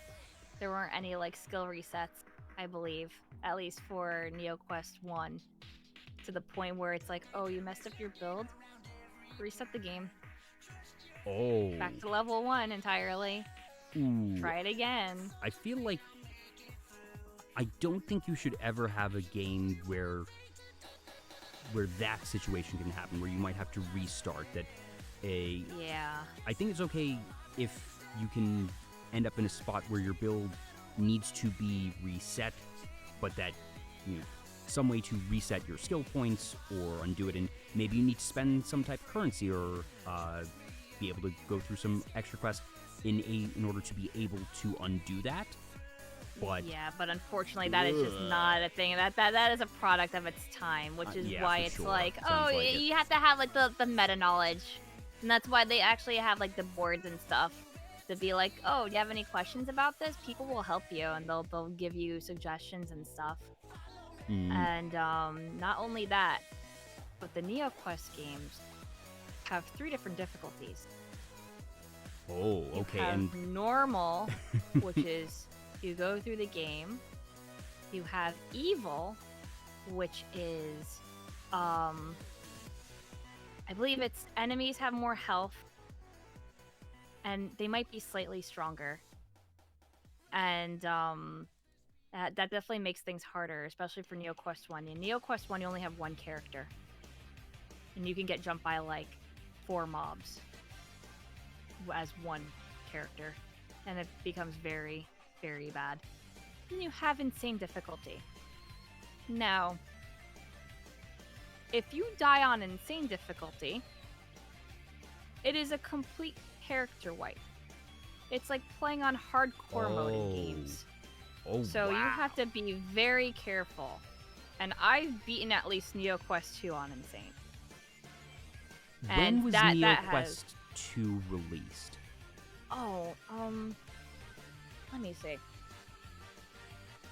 Baseline, putting a difficulty like that on a children's platform is a gutsy move.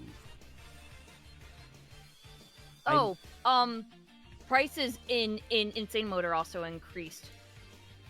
Something that is worth 10 gold in normal is 15 in insane. So there's a little bit of that. You just have to grind more. Yeah. That also means you're gonna get hurt more, though. That's the thing. When was it made?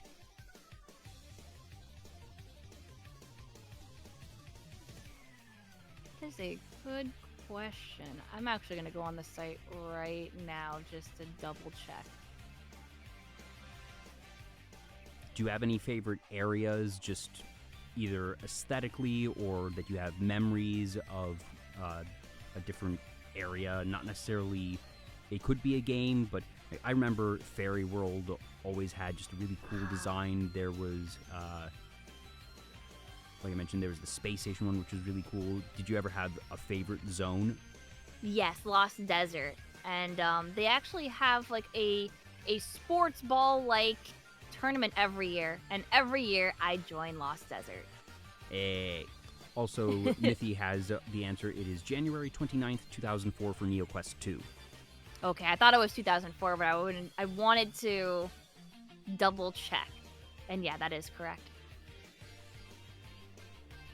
So NeoQuest 3 is the goal, and that my guess is if it were to happen, it will probably take some time, because it sounds like this is, a game that isn't going to be designed overnight, and it's probably not one that the previous owners would have had any interest in building.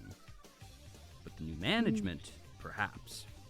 The new management has referenced NeoQuest 2 a multitude of times. And no, honestly, and it's just like merely it's like saying the word. teasing me. It's like teasing me constantly because I kept asking about it, because like there's little things like, there's like a high score speedrun thing, but most of the times we're either cheated or unobtainable now, because well, it was back when not as many people were playing the site. You had faster loading speeds, even on stuff like dial-up. And it just, like, you refresh the page, it's instantly reloaded. While the main site right now has, like, traffic. It has DDoS protectors that come up and block the site for, like, 6 seconds or so.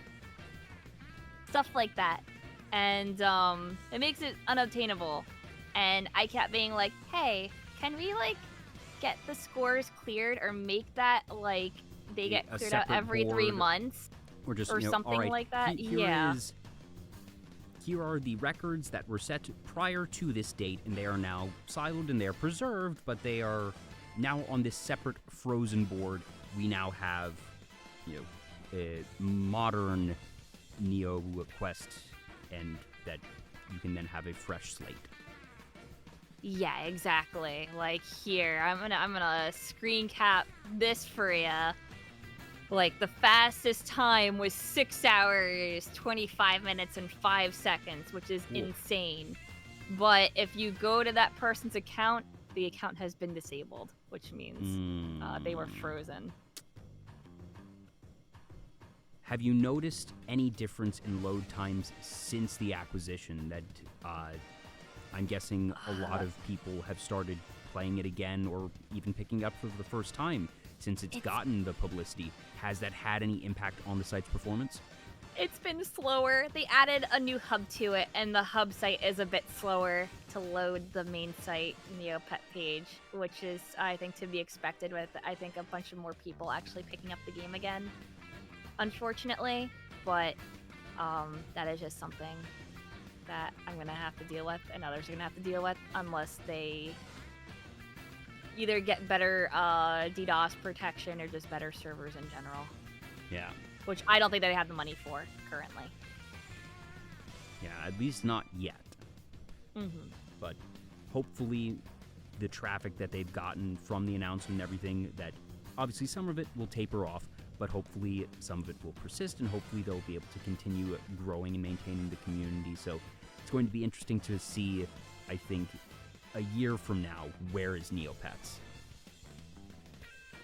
And I hope it's alive, obviously. But I do hope that with all of the products that they're pushing out, because they have jewelry, they have plushies, they have games, they have their trading card game coming out, that I just hope that it's successful and brings them a boon of wealth that they can use to further help the site. Yeah.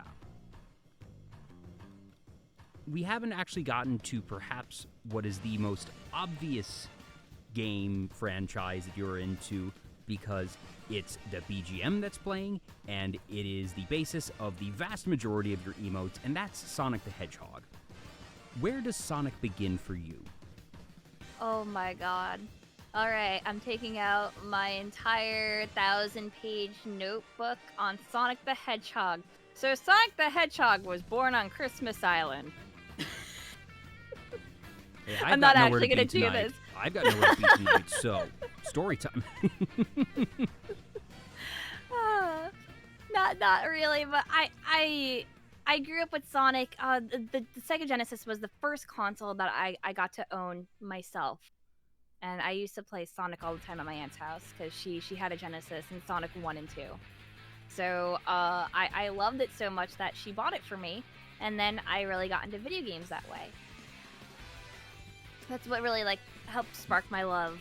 And then from there, I was like a very active kid in everything.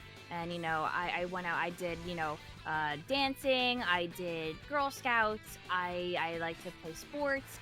And then unfortunately, at 12 years old, I got hit with the illness stick, and I got fibromyalgia, which I managed to deal with. I'm strong about it. I'm a big girl, but there are days where I just don't feel good. And especially while growing up, I couldn't do a lot of the things that I loved anymore. I couldn't be super active, and because of it, I kind of just wanted to do something about that. And I went, I guess I'll just play video games. I still have video games that I could do, and of course, I got called lazy and whatever because of that. And I'm like, no, you don't understand. I'm not lazy. I This is, literally the one don't thing have I can... options.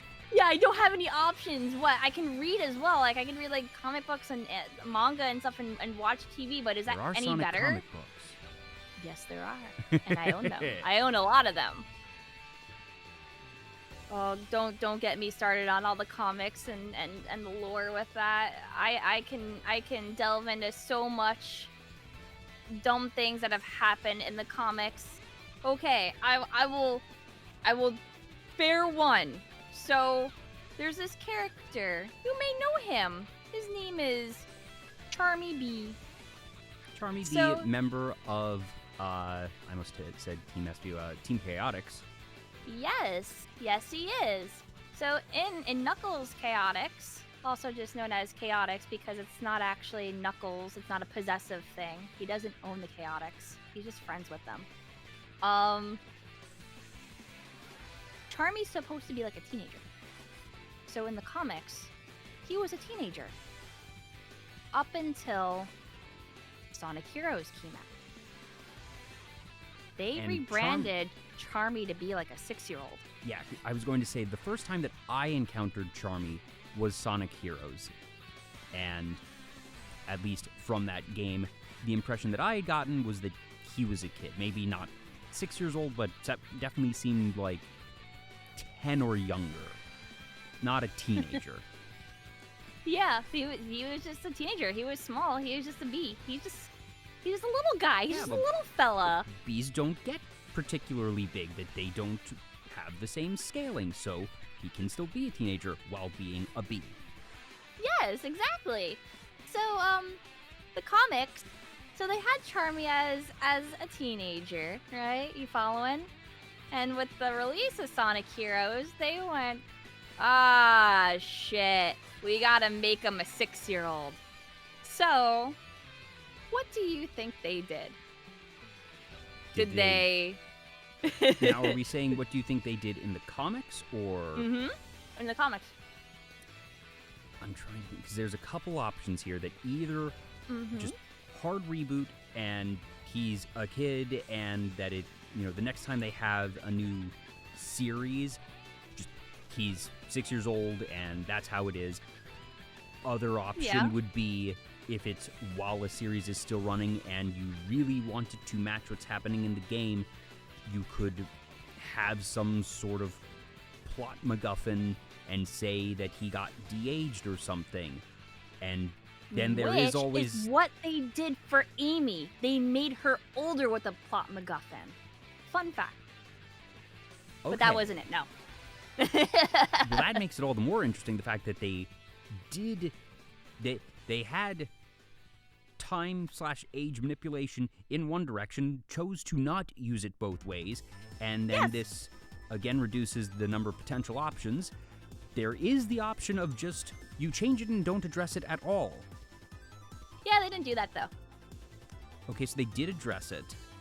So, oh, yeah, they addressed it. So then what's the fumble here? Because the way that you are setting this up makes it sound like they did something that was just... Oh, I mean, you're not going to guess it, so I may as well just tell you now. So I'm just going to say this. What do we have? Brace What your are we butt working for with? this one. So, they decided that they were going to genocide his entire family. He could not have any other bee family, including his girlfriend. And they gave him brain damage. He thinks that he's a 6-year-old, but he's actually a teenager. They gave him PTSD? They just gave him brain damage. He thinks that... I can't... Why? I don't know. I can't decide if that's really gutsy and creative in its own terrible way, or... I have to believe that they believed they were being creative, because they took the easy route with Amy, the simple route of, okay, you have MacGuffin, time, whatever, and that's done. And the fact that they actively didn't use it twice, and then did something incredibly dark instead, trying to be edgy. And let's face it, that's where Sonic's greatest blunders over the year have stemmed from, that if you just want to boil it down and say something went wrong with Sonic and you have to just Vegas gamble what was the cause, trying to be edgy, you'll win most of those bets. Yeah, a lot of the comics during what we call the Dark Ages were terrible. They were filled with edgy things, drama, like the petty, like, you're my girlfriend, I loved you, you're not with me anymore, I'm breaking up with you. No! And then Sonic goes to space and then he dies, but then he gets better again. Don't worry about it. Like, stuff like that. Which are real things that happen, by the way. I fully believe you that Neopets, I mentioned, I'm impressed in how it survived because it's had this long and winding road while being very popular and only ever really flirting with public consciousness. Sonic has been perpetual public consciousness since Sonic 1, since he was created, because it was Sega's answer to Mario, and that the classic Sega versus Sonic early game console wars, and obviously Mario won that out in the end, and that the first Sonic game that I played, I knew of the early Sonic games, but the first one that I owned and played, and it remains one of my favorite games to this day, period, is Sonic Adventure 2. I love that game. I think it holds up really well. I think it's just so damn fun. The level design, I think, holds up really well. Not perfect. I'm not saying it's the best game of all time, but it just top to bottom, the characters, the environments, the story was really good, and the music. I unironically love Crush 40 and have the vast majority of songs from that game memorized to this day. But it felt like right after that was where the game started to suffer. That Heroes was good. I thought Heroes was just fine. Yeah, it's good. It's just repetitive. That's the only problem that it has. But then you have the back-to-back whammies. I forget if it was 06 and then Shadow the Hedgehog or the other way around. It's but Shadow and then 06, I believe, yeah. But it was back-to-back those two. And while Shadow was sort of ragged on for just being super edgy, that the game was okay. It wasn't up to Sonic's normal standards, certainly. It was playable.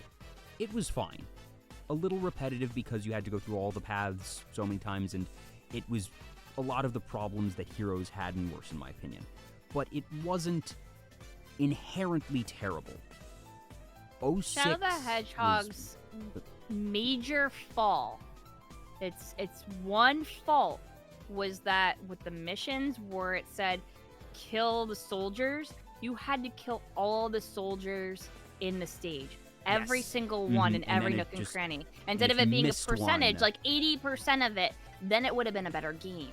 But no, it had to be every single one, and that made it terrible.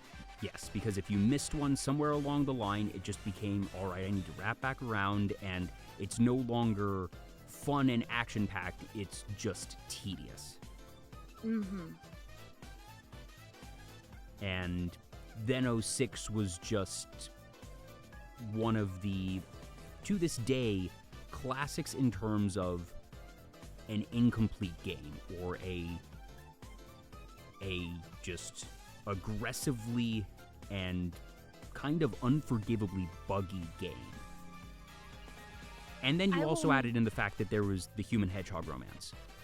Yeah, but I will never get over the fact that the demo version of Sonic 2006 was a better game. Because really? They shipped the level wrong. Yeah. There was a more complete version of, what was it, Kingdom Valley? Oh, like, I didn't know that. It felt better to play the demo version. Yeah.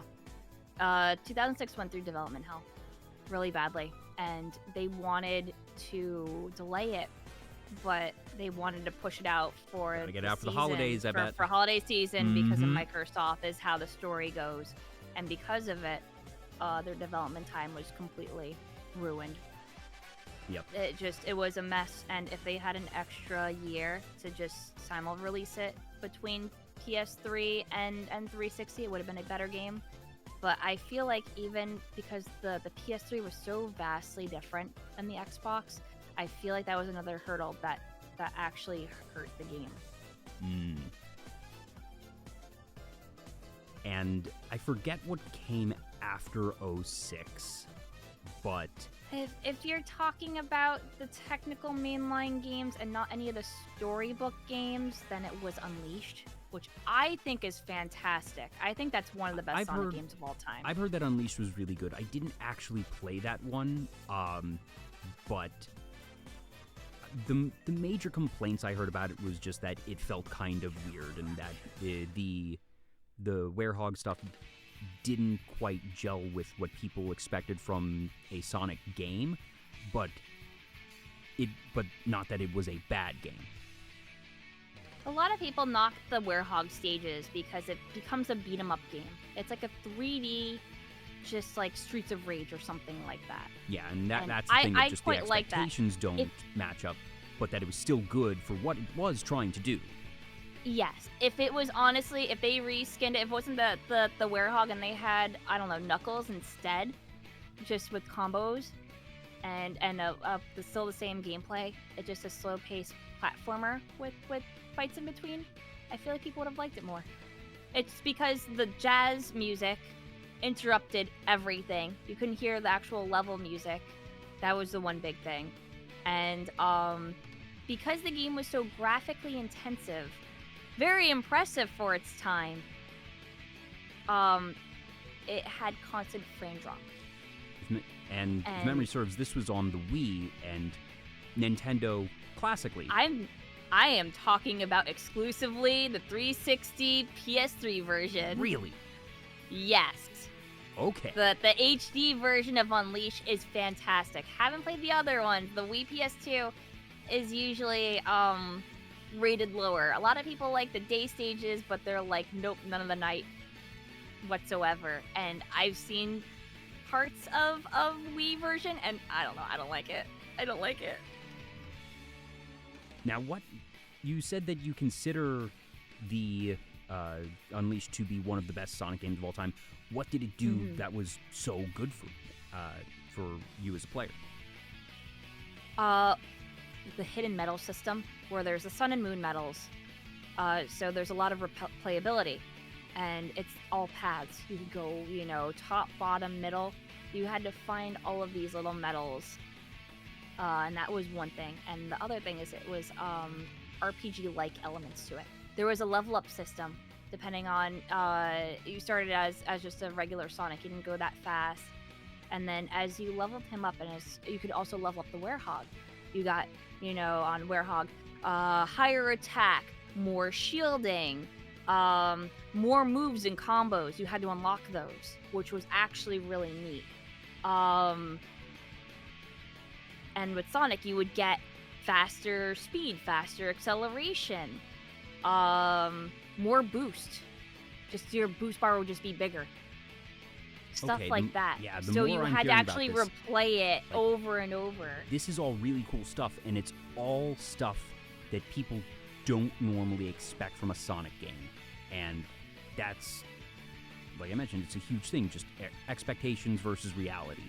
And the incongruity can end up really coloring somebody's expectation, because, if you go to take a drink and you're expecting it to be milk and it's soda, it's going to be incredibly jarring, and it's probably going to taste really bad just because mentally you are expecting one thing and you get another.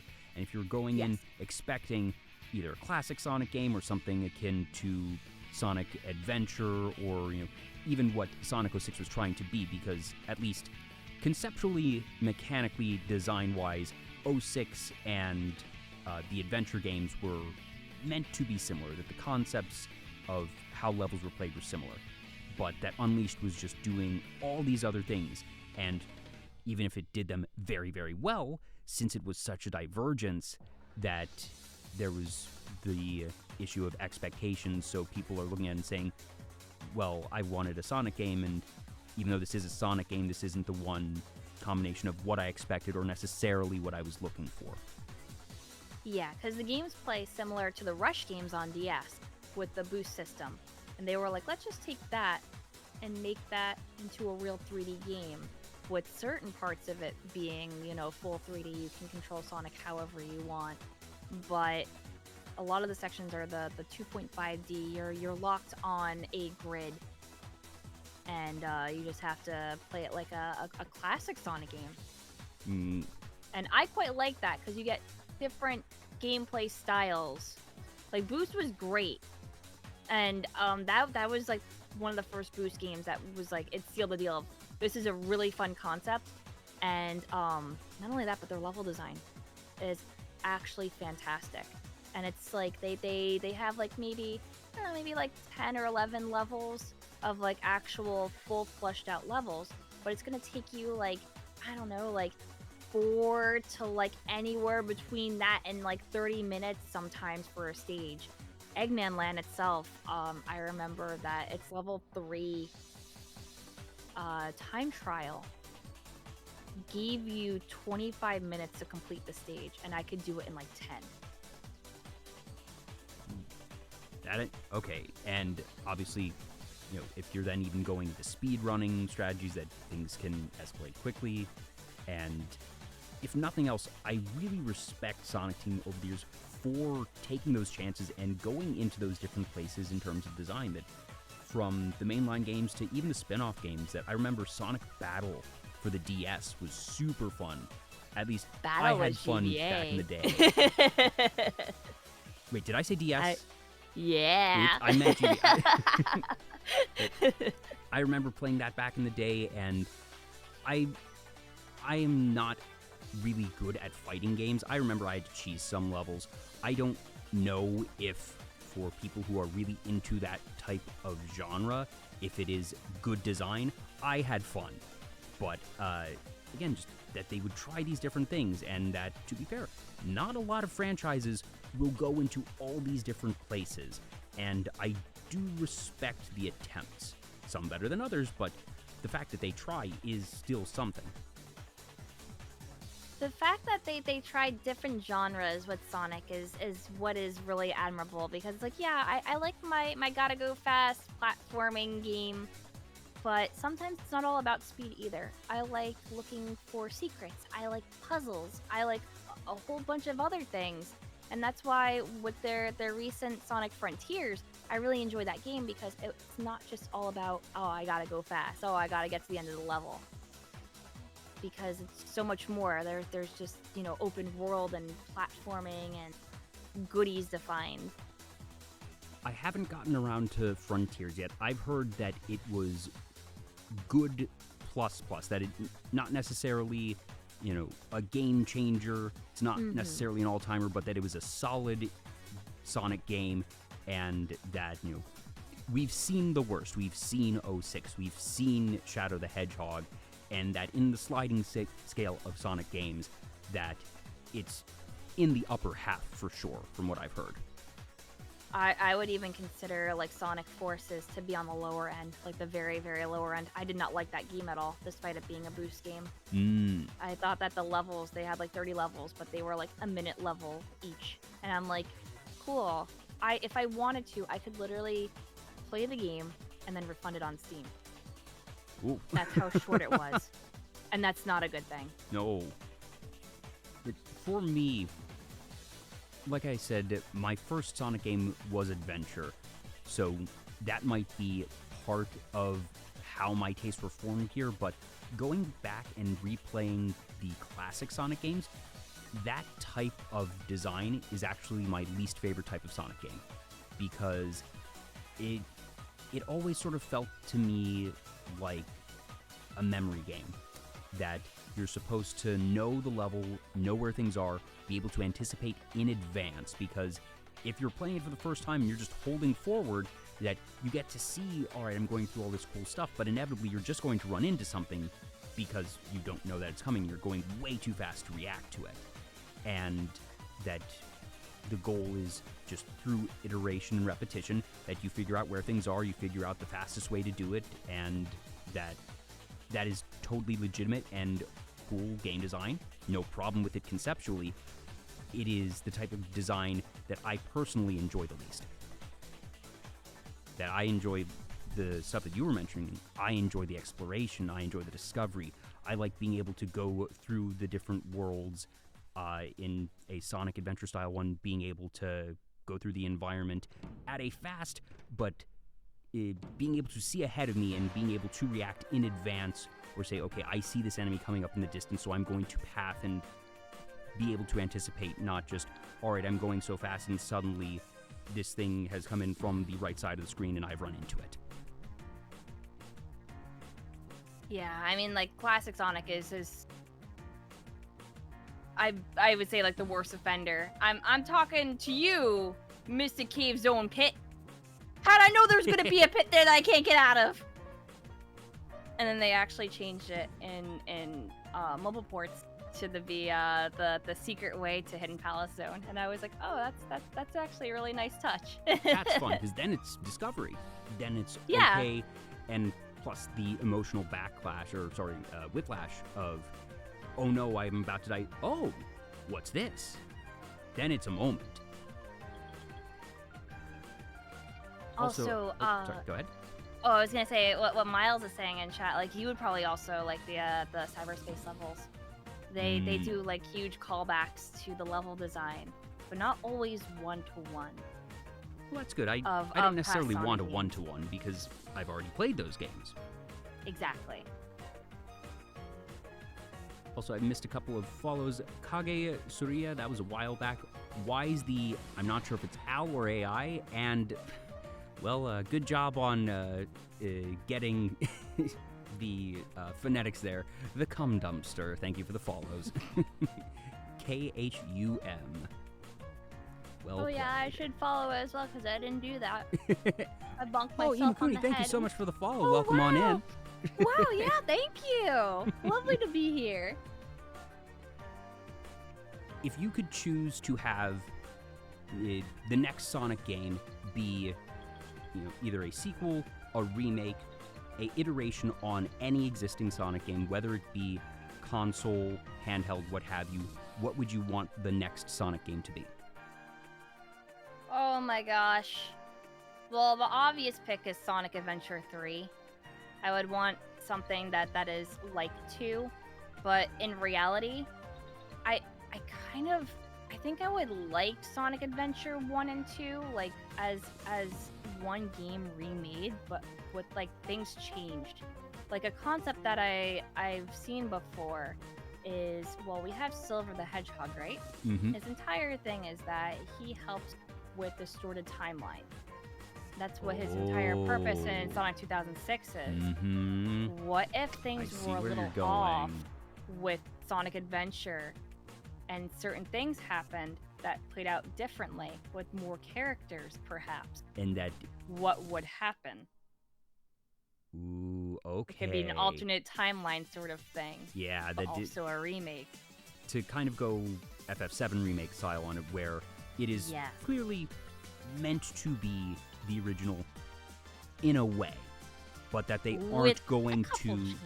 that they're not going to shackle themselves to the original, and that they're going to find ways, either in level design, character design, narrative, to iterate, be creative, and let it be okay that it's not a one-to-one.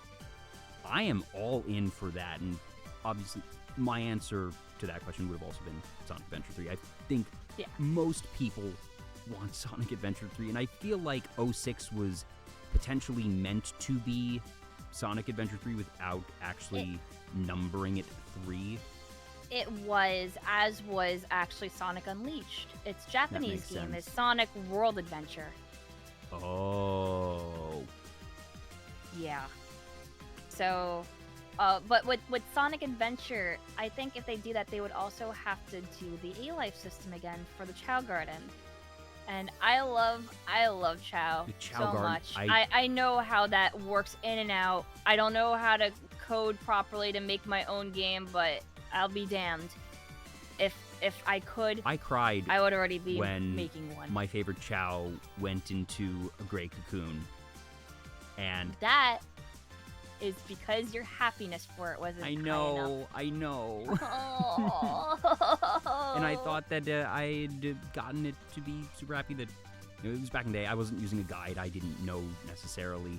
But yeah, I spent so many hours in the Chow Garden, and I know a lot of other people who did as well. And it was in some ways surprising, in some ways unsurprising that they just completely dropped it. And I remember seeing a quote or an article at some point that basically the designers felt that it slowed the pace of the game, because if you were stopping these in between these fast-paced action levels and then going to the Chow Garden for really any amount of time, that just the sort of mental inertia, so to speak, was broken, that it created an easy stop point for the player to say, okay, I guess I'm done for now. Whereas if you keep stringing the levels together, you're more likely to just keep playing. But at that point, I think the answer is... It was also an option to go there. You that's didn't the thing. have to. Yeah, that I think the answer at that point is, okay, fine, you don't automatically railroad someone into it between levels, but you put in the Chow Garden and you have the things that you get from the levels, and from the main menu you can say go to level mode or go to Chow Garden mode. I want more of those cute little guys, please. Yeah, unfortunately, the person who made the A-Life system quit Sega, and that's actually the hurdle. They don't have a programmer that's willing to remake it from scratch because allegedly they lost the code. So that's the dilemma right now, and that's why like they're like, oh no, we're aware that the fans want Chow Garden, and Sega is just like, who's gonna code it? We're not spending resources on that. We know that we want it. We know it'll sell a lot. But that's what confuses me, that if they understand why that people want it, they could make a mobile game and monetize it, unfortunately, with microtransactions, because I went into it and I'm like, okay, you can have the different colors, the different types. They can have, actually on regular Chow, there's the tertiary colors too. So melon, tiger, polka dots. They could go ape shit with it and print money. And that concept scares me, Kuni, because here's the thing. Fortunately, for whatever reason, I don't know why, I've never been a mobile gamer. I've never been a gacha gamer that whatever it is about those games that gets serotonin and the happy chemicals in a lot of folks doesn't do it for me. So I've fortunately avoided it, but I know you are 100% correct. They would make so much money, and the game could be anything from very playable, and they could still have some great monetization system, because I don't think mobile games, I think conceptually free-to-play game model, great, because it lets people who don't have expendable income play games, and that it gets subsidized by the people who want to spend. That's awesome. I love that those games exist.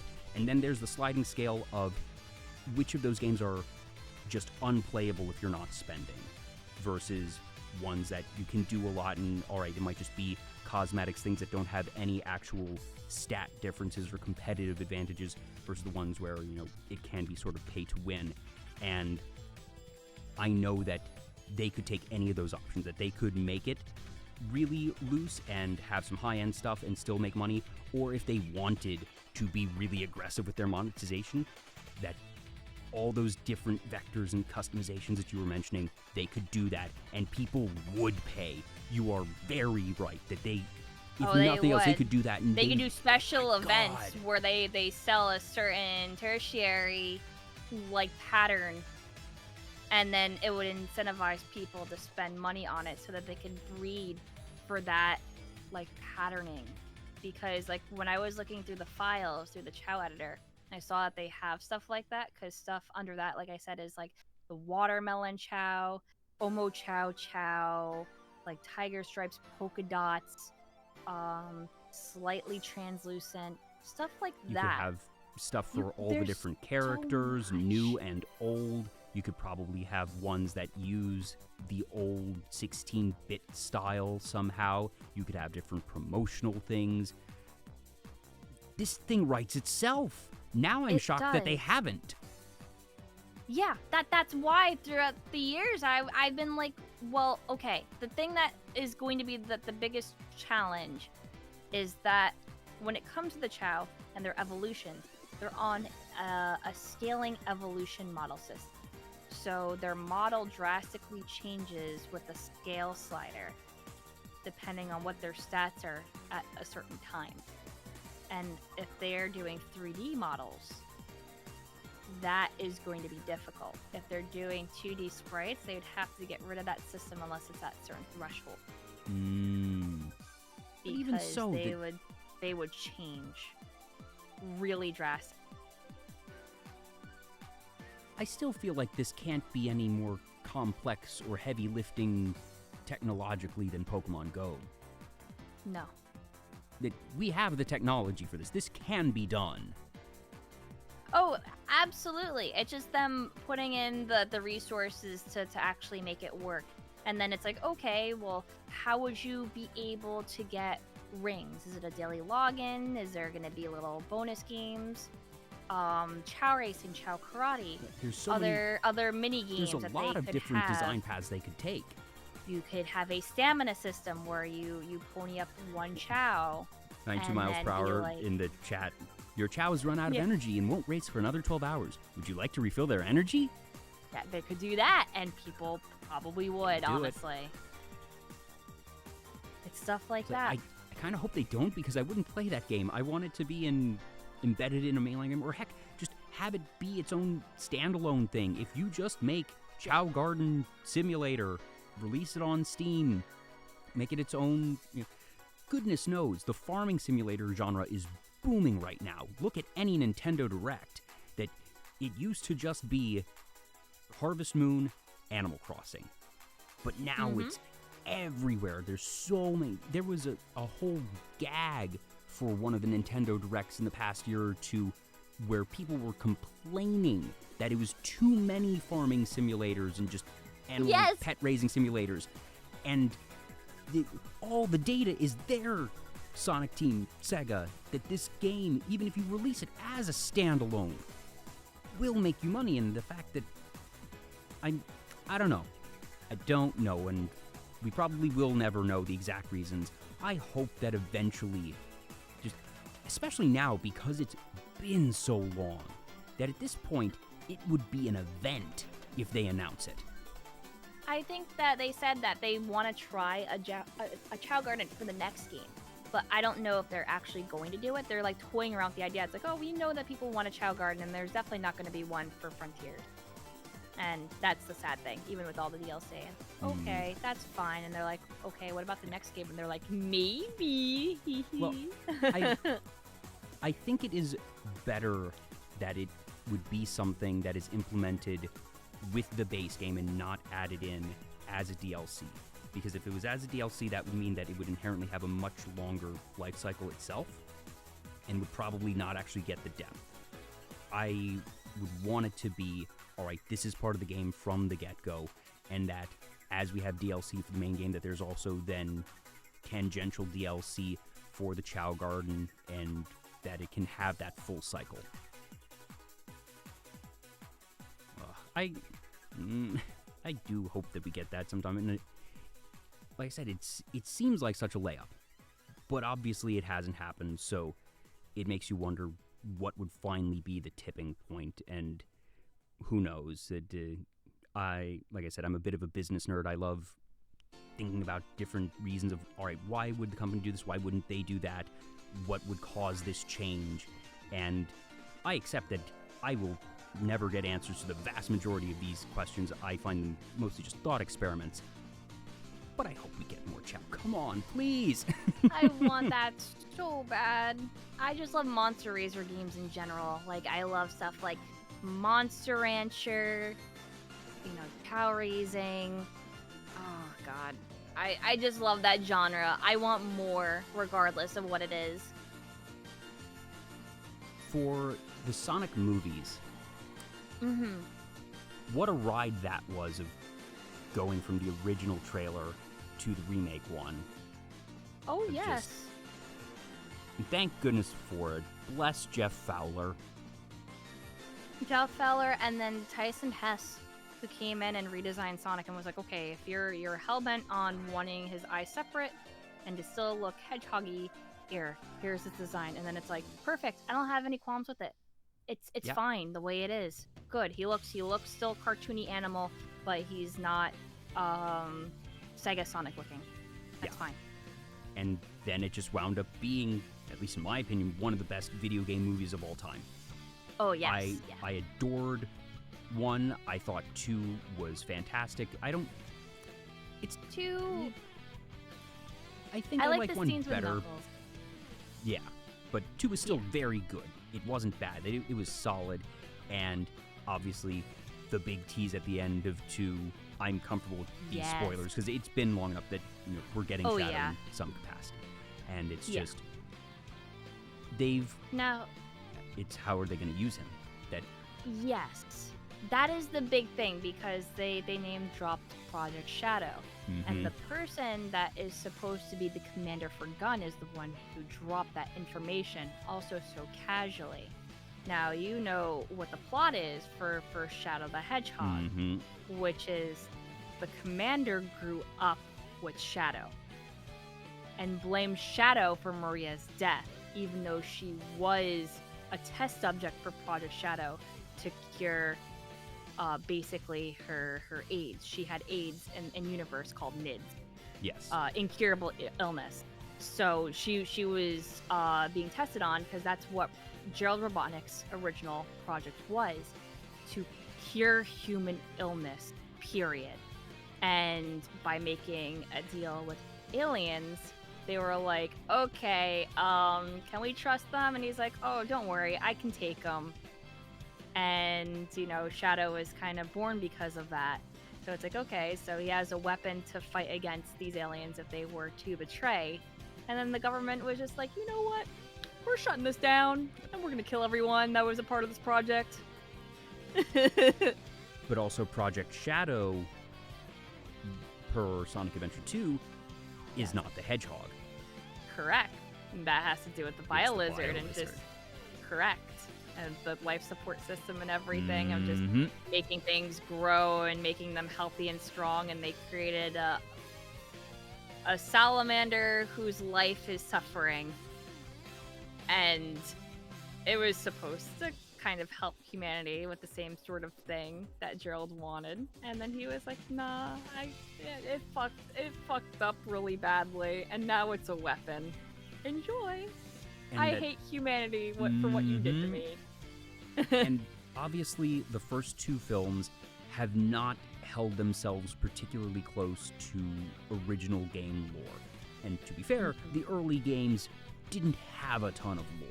So it was really, I think, to be expected that it was going to be pretty flexible anyways, and that they did retain the general plot structure of Sonic and Knuckles have their first meeting, where Knuckles is a bad guy because he's been tricked by Robotnik. And that really is the extent of that plot, and it's not until you get to the adventure games and later that things are a bit more complex. So that's the big question that a lot of people are trying to figure out, and that it'll be an interesting thing to see.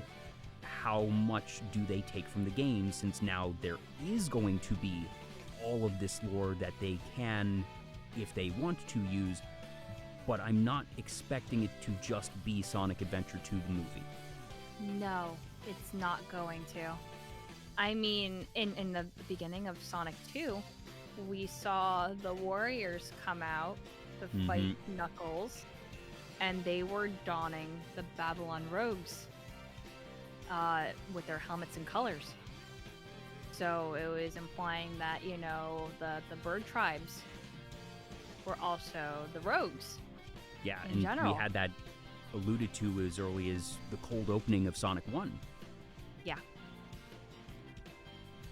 So there's a lot of things that they can obviously do. I think that Shadow is going to be a major thing. I think they would be crazy to go with a plot without Maria, because that is his entire existence and wanting to live.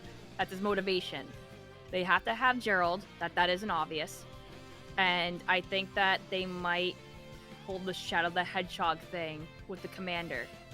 And being like, oh yeah, I know him, and then literally trying to kill Shadow at the end of the movie. They could weave the commander's plotline into Adventure 2's plotline relatively easily if they wanted to. That's what I'm getting at. They can. And just have it like towards the end where it's like he wants to still kill Shadow for what he thinks happened. Heck, I'd be totally fine with that. I want Space Colony Arc. I just hope that we get Space Colony Arc and Bio-Lizard Final Hazard in some capacity. If we get the other aliens in some capacity too, sure, fine. If we get Black Doom, sure. Yeah. I'll be a little bit bummed if they use Black Doom and not Bio-Lizard, or if they just don't use Biohazard at all.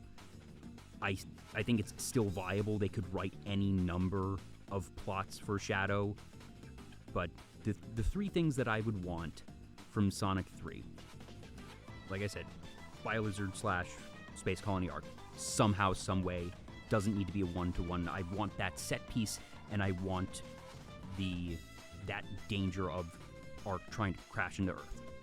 Doesn't matter if that's maybe a secondary or the first act where they do that and then it sort of spins into Shadow the Hedgehog for Act 2 of the film. Fine, as long as we have Arc somehow. Number 2, I want the opening of the movie to be City Escape. Please. Oh my god. I just want City Escape. I want Sonic to be, skating through San Francisco on a piece of scrap metal, downhill somehow, very fast. I would love it if they do a callback to the first film and be like, oh, I'm Sonic the Hedgehog. I'm being chased by the police right now. Well, how did that happen? Oh, let's go back and find out. I hadn't even thought about that parallel. It's right there. Yeah. And they can explain what happened. And I feel like it would work perfectly well, because if you're introducing Shadow, the plot thread of, people are thinking that this is Sonic gone bad, therefore he is being pursued, and then there you are. And number 3, I don't think they'll do it. God damn it. Put Live and Learn in that movie, you cowards. Oh my god. If they play that, you never know. They could do an instrumental version of it, even, if they can't get Johnny. Please, I'll take that. I'll take an epic orchestral arrangement. I'll take just, throw in the leitmotif, a guitar riff somewhere. Have it be part of that. If you can give me just all of Live and Learn, I don't care if you just rip the recording from Sonic Adventure 2, or they've had a more recent recording in the symphony concert that they had online, and they're about to do a tour for it. They could take a recording from any of those shows. They're obviously still going to have the band together in some capacity. They paid whatever the heck the licensing cost was to get Uptown Funk, a top 40 song in Sonic Adventure 2. I'm sure you can pay Crush 40 whatever they're asking for. Exactly. They can afford it. It's fine. I'm fine if you don't have the song Escape from the City. I'm not going to ask for that full soundtrack. Just give me Live and Learn. Please. I feel like they would do like I said, an orchestral version thing of Escape from the City. If they include that scene. Yeah.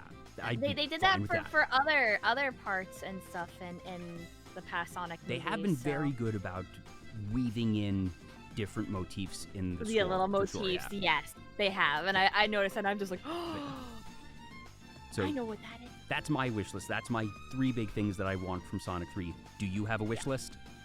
Okay. So yes, I would like to have the Arc. I don't think that Biohazard is super necessary. They could just mention that there were failed projects. That's fine. Yeah, unfortunately, I'm even though I love Biohazard. I mean, I have an emote of Biohazard. He didn't deserve this life, okay? Yeah, it's not his fault. He didn't do anything wrong. It's not his fault that he mutated and grew really, really, really fast. To the point where he has little nubs and deformities. He didn't mean to attach himself to the Eclipse Cannon. That wasn't him. No, I feel it was Gerald's will. Yeah, that there was a machine programmed it to induce that. Yeah. Yeah, I don't think that Biohazard is necessarily evil, and that's why I'm just I feel like the Biohazard is not incredibly conscious, frankly. That I think it's just a very instinctual being, and that it would not have. It was just trying to survive. Yeah, and that it's not going to be smart enough, or necessarily, even if it is a smart and logical being, you just become conscious again in this thing. Why would it have any knowledge of the existence of the Eclipse Cannon and this larger machine that it's in? It just knows where it is physically. Unless it can map out the entire place, it would have no logical way to know that. It had to have been induced. Yeah. So there's that. I definitely want the scene between the commander and Shadow. 100%. I think that needs to happen, as well as anything with Gerald Robotnik. I want Gerald Robotnik's manifesto, basically. Yeah. That has to be in there. And then I would like Rouge, honestly. She kind of does tie things together. I think that they can drop Amy. I don't think Amy's going to be like important at all. I could agree. I think they would put in Amy just because she's such a big name. But I agree that in terms of plot relevance, Amy does the least. But I'm kind of figuring that with Shadow that they will probably bring Rouge along. That I think she has more than shown her longevity in Sonic media, that I'm certainly not expecting Chaotix in any way, shape, or form. But Rouge has been in darn near every iteration of Sonic, at least, if not every game, that she has appeared in every sort of generation of Sonic media at least once since her introduction. She's so popular. Like, they can't not include her. I mean, they obviously could, but it's like, okay, well, what would be the plot MacGuffin then? Yeah, and then like, what? Is there gonna just be someone in Gun that is like an undercover agent that's selling everyone out? What, is it gonna be just the commander the entire time? Yeah, I doubt that. No. Or like a human character. I don't know. Yeah. The other thing is that without Amy, who's gonna break Sonic out of jail if he gets captured? Unless they cut that scene. They still don't actually explain how she got there. She was on Prison Island, yeah. There wasn't any explanation. She was just there, and she was trying to... How did Amy get into this supposedly guarded government facility? Amy's stronger than you think. Well, like, she has that's true. amazing power. She can brute force if she wanted to, but how did she sneak around and, like... She probably knocked out some guards, realistically, and snuck in, but, like, I want to see that, then. I want the confirmation. I want to know that she was a total badass, heard that Sonic was being unjustly imprisoned, and then made a beeline for Prison Island and just used her hammer to bash her way through that security system. Even if I don't get to play as her and do that level, I want to know that's how she got there. I think that's like one of the things of why I would want an Adventure 2 remake in general. That because they could I feel actually like put that in. They could put that in, and they can make her playable. Yeah. They could do a ton of things. There could be new levels in general. It's a lot. There's so much. I'm that all in can on happen. this concept. I had frankly never actually considered it, but as soon as you start outlining, it's like, oh, I see where this is going. I'm all in.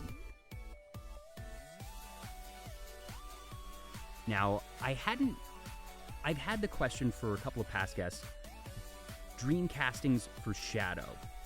I have a couple names that I want. I want to know, give me as many names you want. 1, 2, 3 of either what you think is most likely or just what you would want.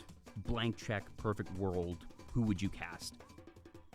Okay. I have to admit, I'm not like up to date with a lot of celebrities. I don't get to watch a whole lot of movies, so I don't know a lot of celebrity names. But I'm trying to think now. Who would be good as like a Shadow?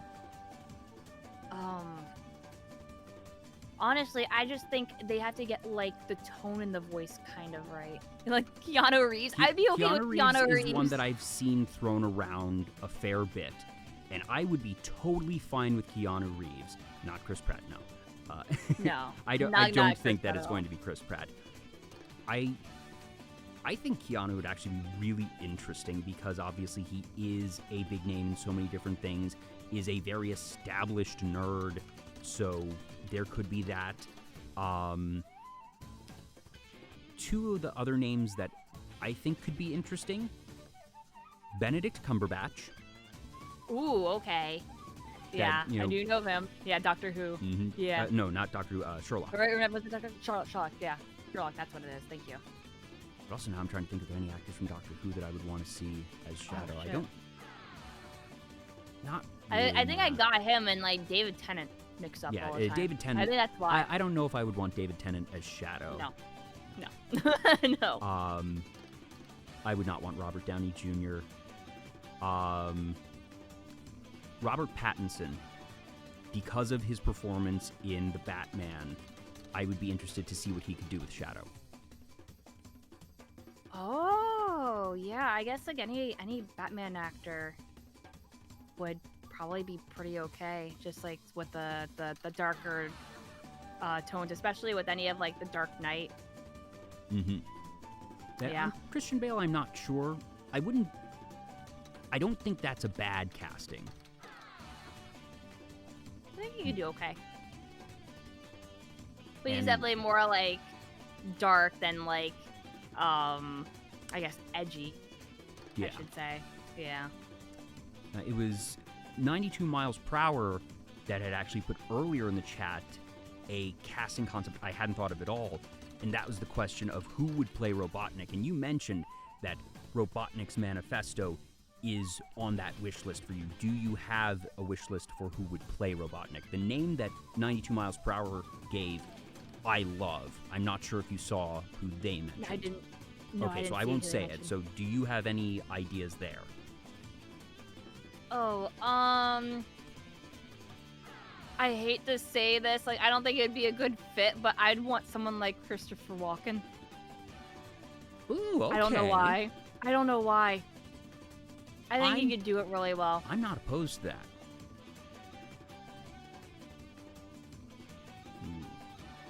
Okay.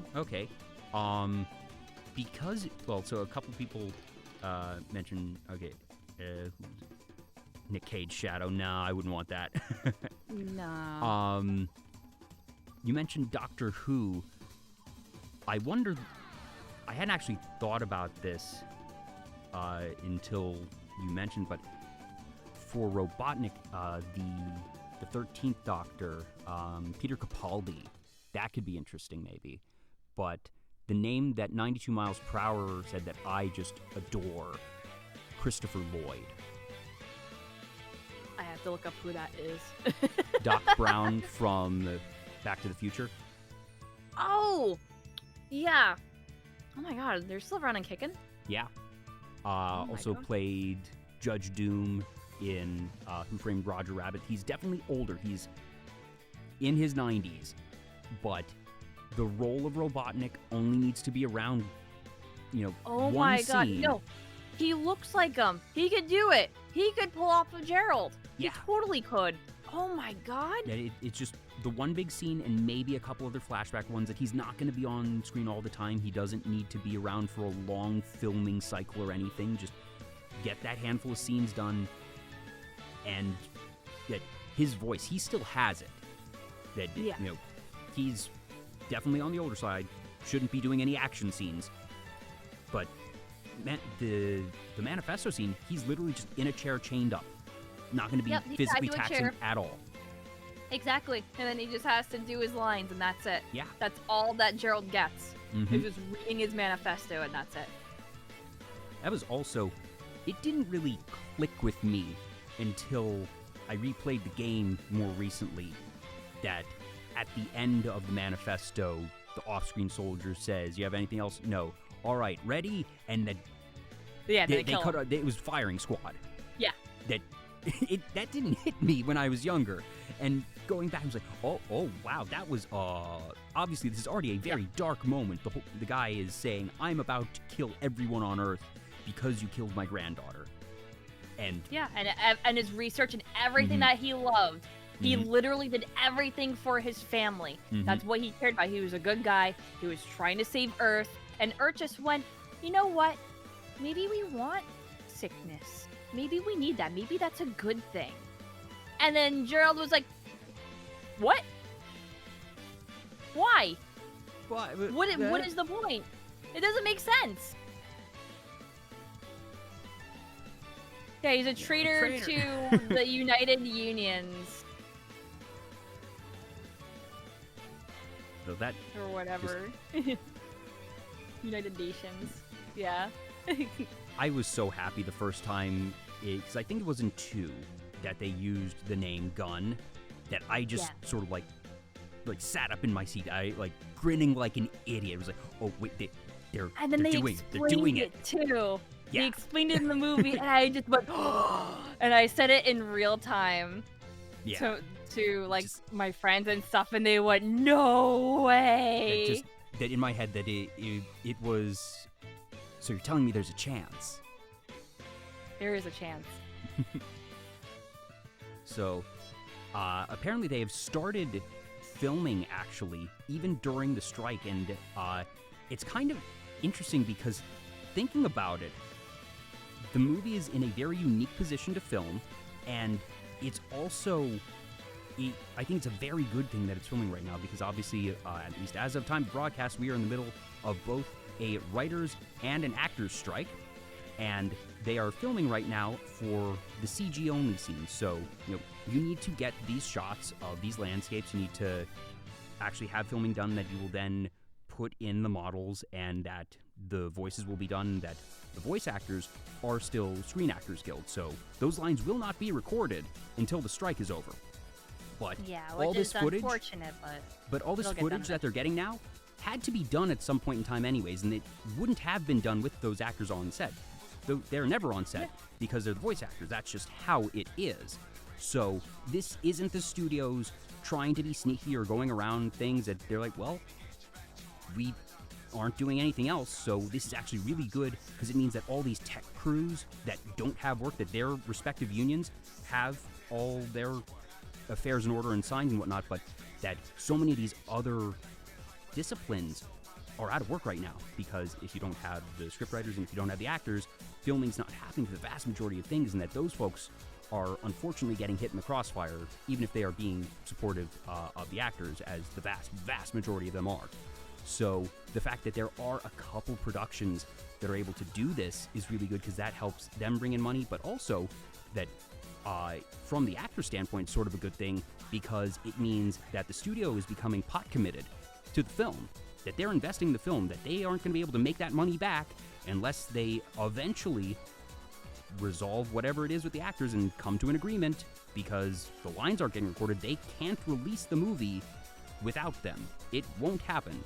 But the time spent now had to happen sometime.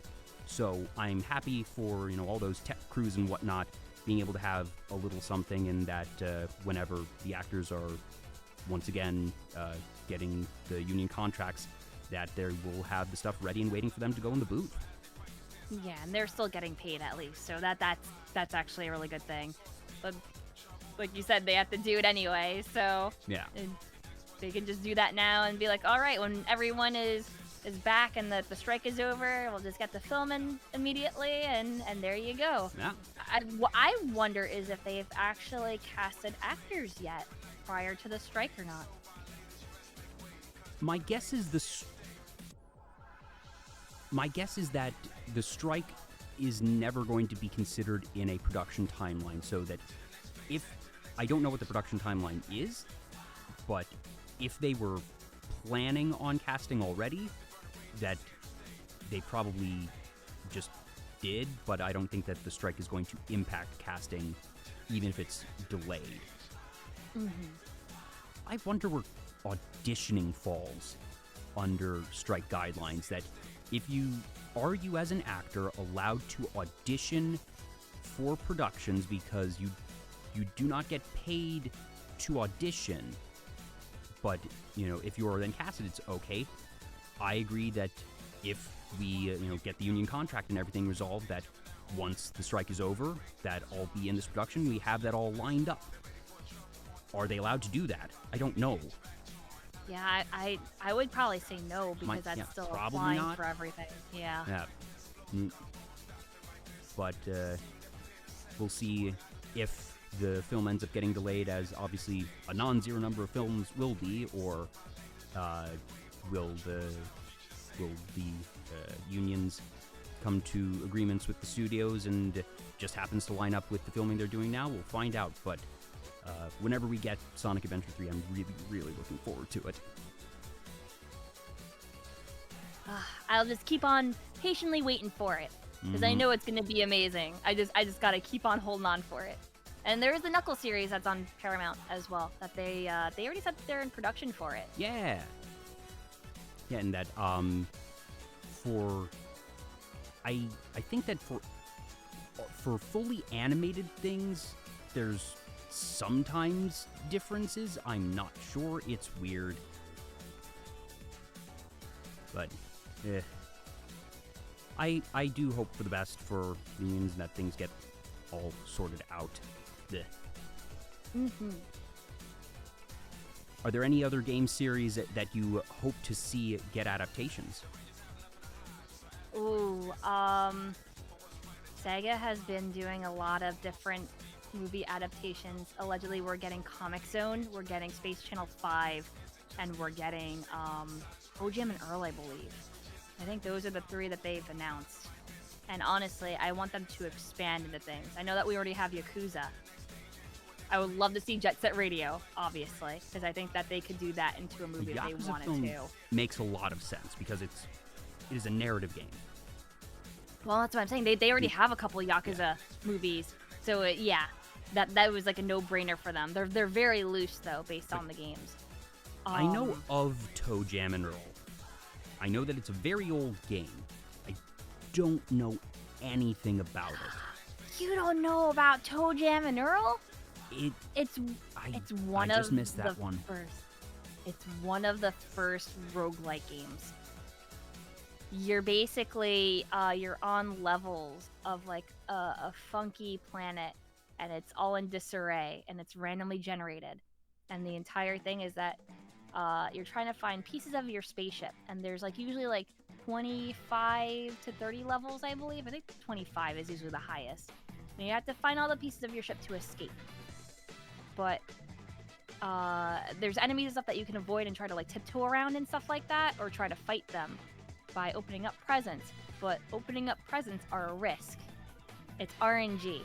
So there are presents that are good things, there are bad things, there are power-ups, and then once you open it up, you'll know what it is unless you hit a randomizer present that randomizes all the presents again. Oh no. And there are things like insta-death and gaining a full life as well. And it's co-op. What system was this on? Genesis. Well, that explains how I missed it. I didn't have a Genesis. I mean, I didn't own Toe Jam and Earl either as a kid. I totally emulated it. Like, gonna be honest. But has it ever been ported? No.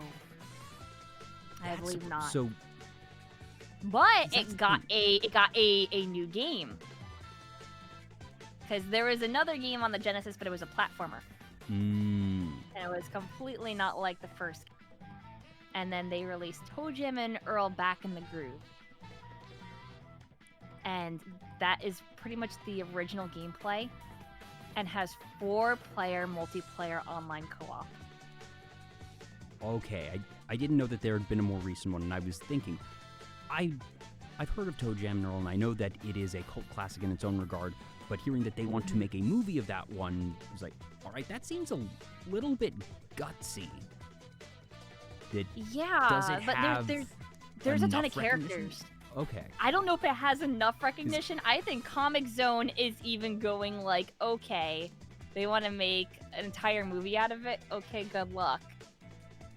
Because there's pros and cons there. That since it's a much more niche title, fewer people are going to have expectations. Fewer people are going to go in knowing what to expect or looking for certain elements. So you end up getting more creative flexibility that way. Because the diehards will probably see it regardless. And even if you don't necessarily hit for the diehards, if you're able to appeal to the broader audiences and still make it just a good film, even if it is a bit more different, that the whole issue that I was mentioning with Sonic Unleashed, that expectations, if the expectations don't exist, you can just do whatever. So I don't know if that's part of the appeal for it, since it is a much lesser known franchise. Oh, I can give you a plot off the top of my head right now, okay, right? So, Toe Jam and Earl steal their ship from their friend, because that's how the game starts in the lore. And it's all with all their alien friends, and they're all there, and they steal the ship, and the ship goes awry, and it crash lands on Earth.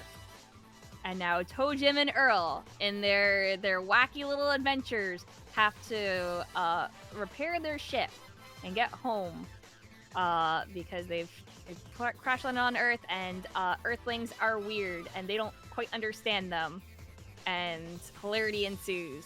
It could just be like, you know, they crash land in California somewhere or something, and they're in like the backyard of some dude, and they're just chilling in the pool, and they step out and they're just like, oh, hey, what's up? And then, I don't know, everyone screams, and then they try to get to safety, and then everyone's onto them, and there's police and whatever, and they're just two funky little dudes trying to get off of Earth. They could do something like that very easily. Because that's kind of like how the game is, except very much, I guess, wackier. There's like people in giant like hamster balls that try to squish you. And like nerds that are like rampaging for like comics or something. This sounds like an acid trip, but it just might work. Yes, they can definitely do something like that. They just have to be like wild and creative with it. It's just like, you know, they touch down into with the absurdity. They need to just Yes. let it be weird. Yes, they have to make the Earthlings as weird as possible. Is the thing, while them being the normal ones in quotations, and I think it would work really well. And you sent me an article about the Yeah, that announcement, just- and Yeah. honestly, the thing that catches my eye here is the other name, because the name here is not actually someone who would be involved. It's a media company that they own. Because the first block in the article is, two intergalactic travelers looking for some funk are landing in Hollywood. A feature film adaptation of the 1990s Sega video game ToeJam and Earl is in the works at Amazon Studios, also hailing from Stephen Curry's unanimous media, and Dimitri M. Johnson and other names, but Stephen Curry, like NBA Stephen Curry.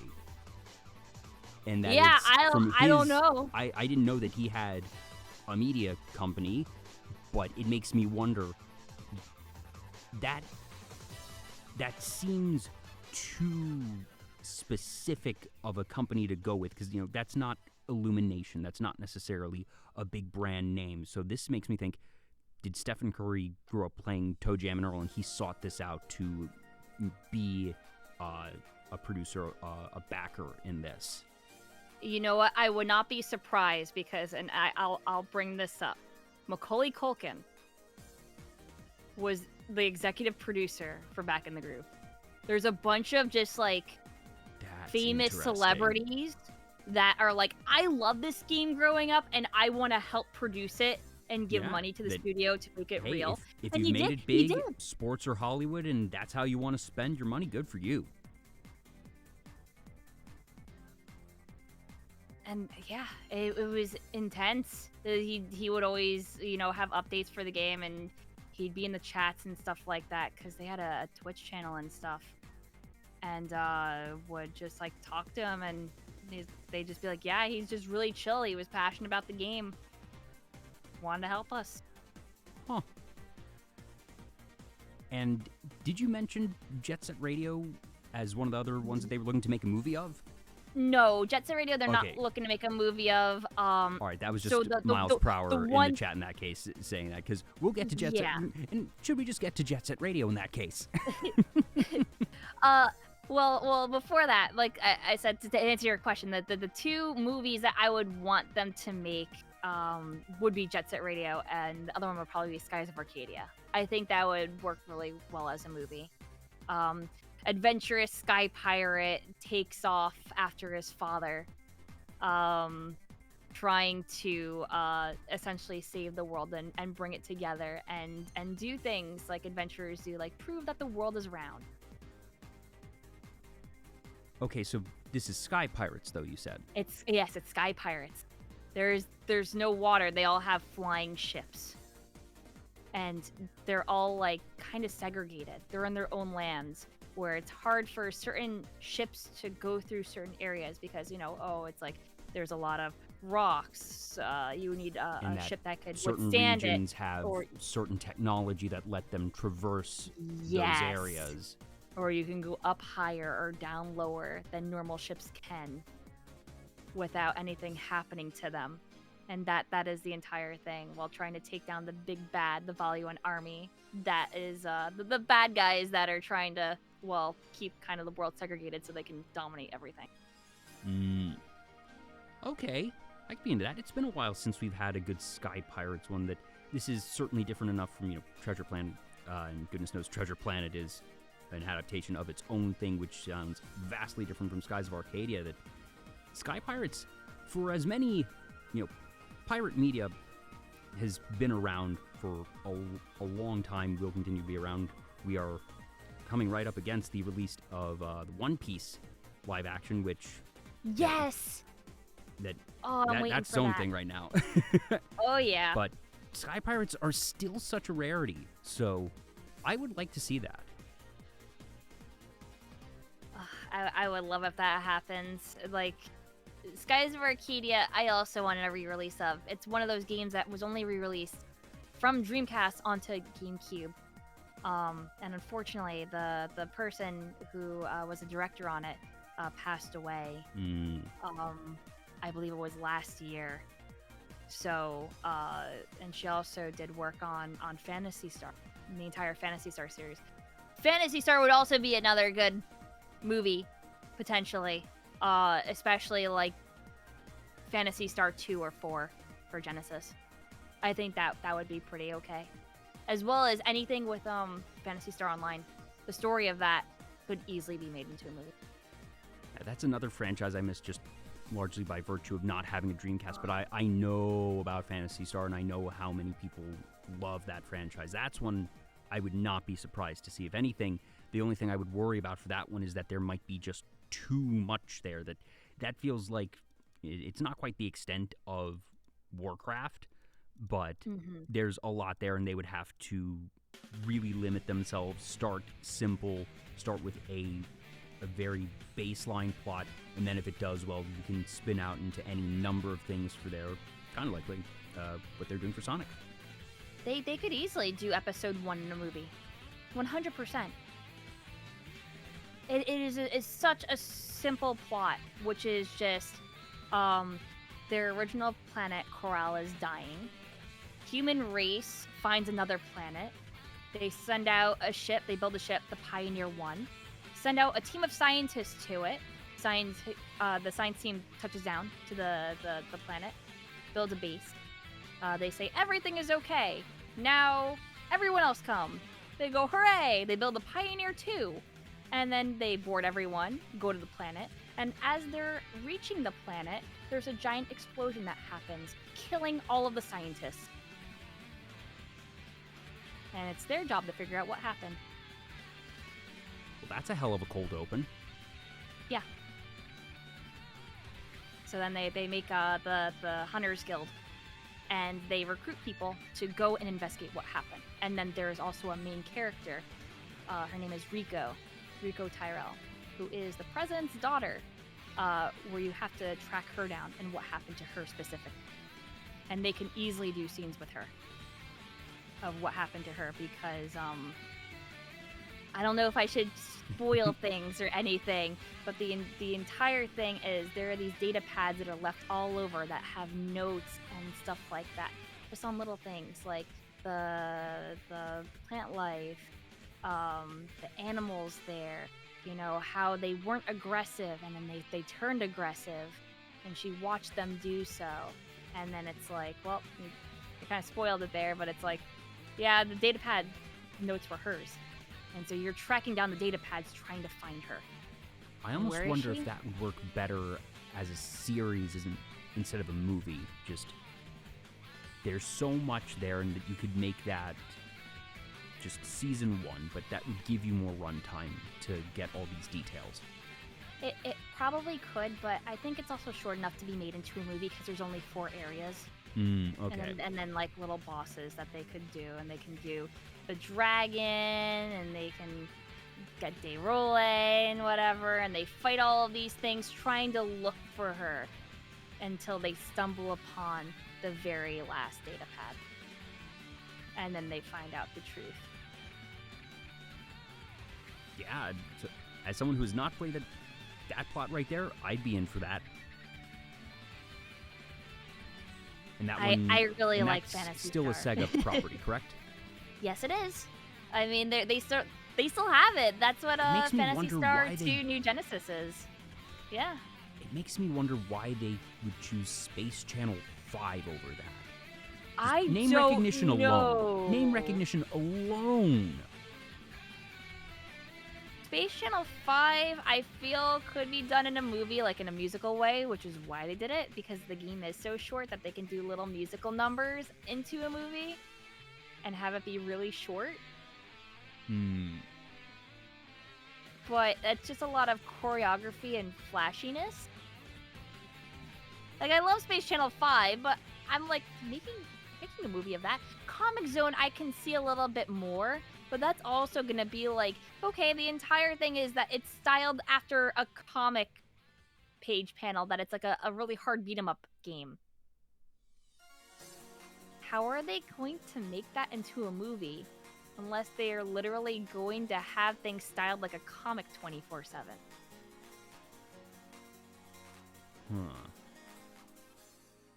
Still like the little things that I'm just like, I don't understand those choices, but hey, when it comes out, and I'll watch it. And what I will say, thinking about those three and looking at them, they're all very different.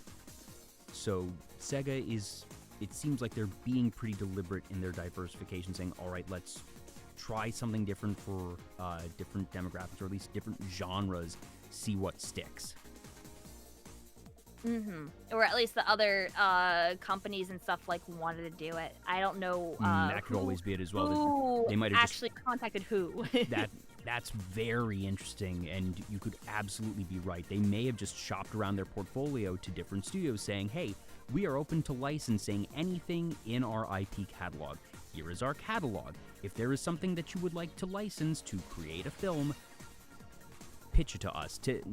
What will you pay us? We will take your money, and we will be open to licensing. And perhaps there were just people at those studios that either grew up with the games, or for whatever reason thought it would fit into their portfolio or fit something that they do very well. And maybe it wasn't Sega that was actively pushing for Space Channel 5 over Phantasy Star Online, but somebody offered to license Space Channel and not Phantasy Star. Yeah. I mean, that can obviously just easily be it. I don't know, though. Like I said, it's something that I'm just looking forward to seeing. But, yeah, we have 3 answers, so yeah. Jet Set Radio, Skies of Arcadia, Phantasy Star. It's like, I'm almost in... Space Channel 5 feels like a Disney Channel movie. It would probably be something like High School Musical, except they're on a space station up in space reporting news, and then news musicals. Or just, I'm trying to think, we haven't had anybody attempt a Broadway production from a game, I don't think. I don't At least not think so as not in well. the US, not on Broadway. No. There have been plenty in Japan, but not stateside. I want to talk about that later, because I know you enjoy theater, so we'll get to that later, because now I have like a whole other set of, conceptual exercises, but Jet Set Radio. So, I know this is one of your favorite games of all time, and obviously just yesterday you were actually playing the spiritual successor, Bomb Rush Cyberpunk, which, if memory serves, you said was your most anticipated game of 2023, period. Yes. I've been looking forward to Bomb Rush Cyberpunk for an absolute, like, I want to say like 2 years or so, and I've just been like, when is this game coming out? I need it right now. I love how fluid Jet Set Radio Future in particular feels. It's you get that high rush platforming action game mixed kind of with a sports game, and then rewards you with also like secrets and challenges and stuff if you pull things off. And some of the challenges, they try to give you like the really like cryptid information. It'll be like gates, north, south, east, west, and it's like you have to hit those gates in that order exactly without touching the ground or something like that. And plus, skating games have been, if not a mainstay, that they have been consistent in gaming for a very long time. Obviously, Tony Hawk Pro Skater, Skate, different franchises like that. But Jet Set Radio and Bomb Rush take that and stylize it to a way that, realistic skating games are never going to touch. And that it gives you a lot of those different mechanics and systems that are just in a game that you're more likely to play if you are not someone who tends towards normal skating games. I'm not very likely to pick up Skate, but something like Jet Set Radio, something like Bomb Rush, I might pick that up. It's very, very easy for like a person to just start playing the game and get used to it. I feel it's very like beginner friendly, but hard to master. That's always good. Yeah.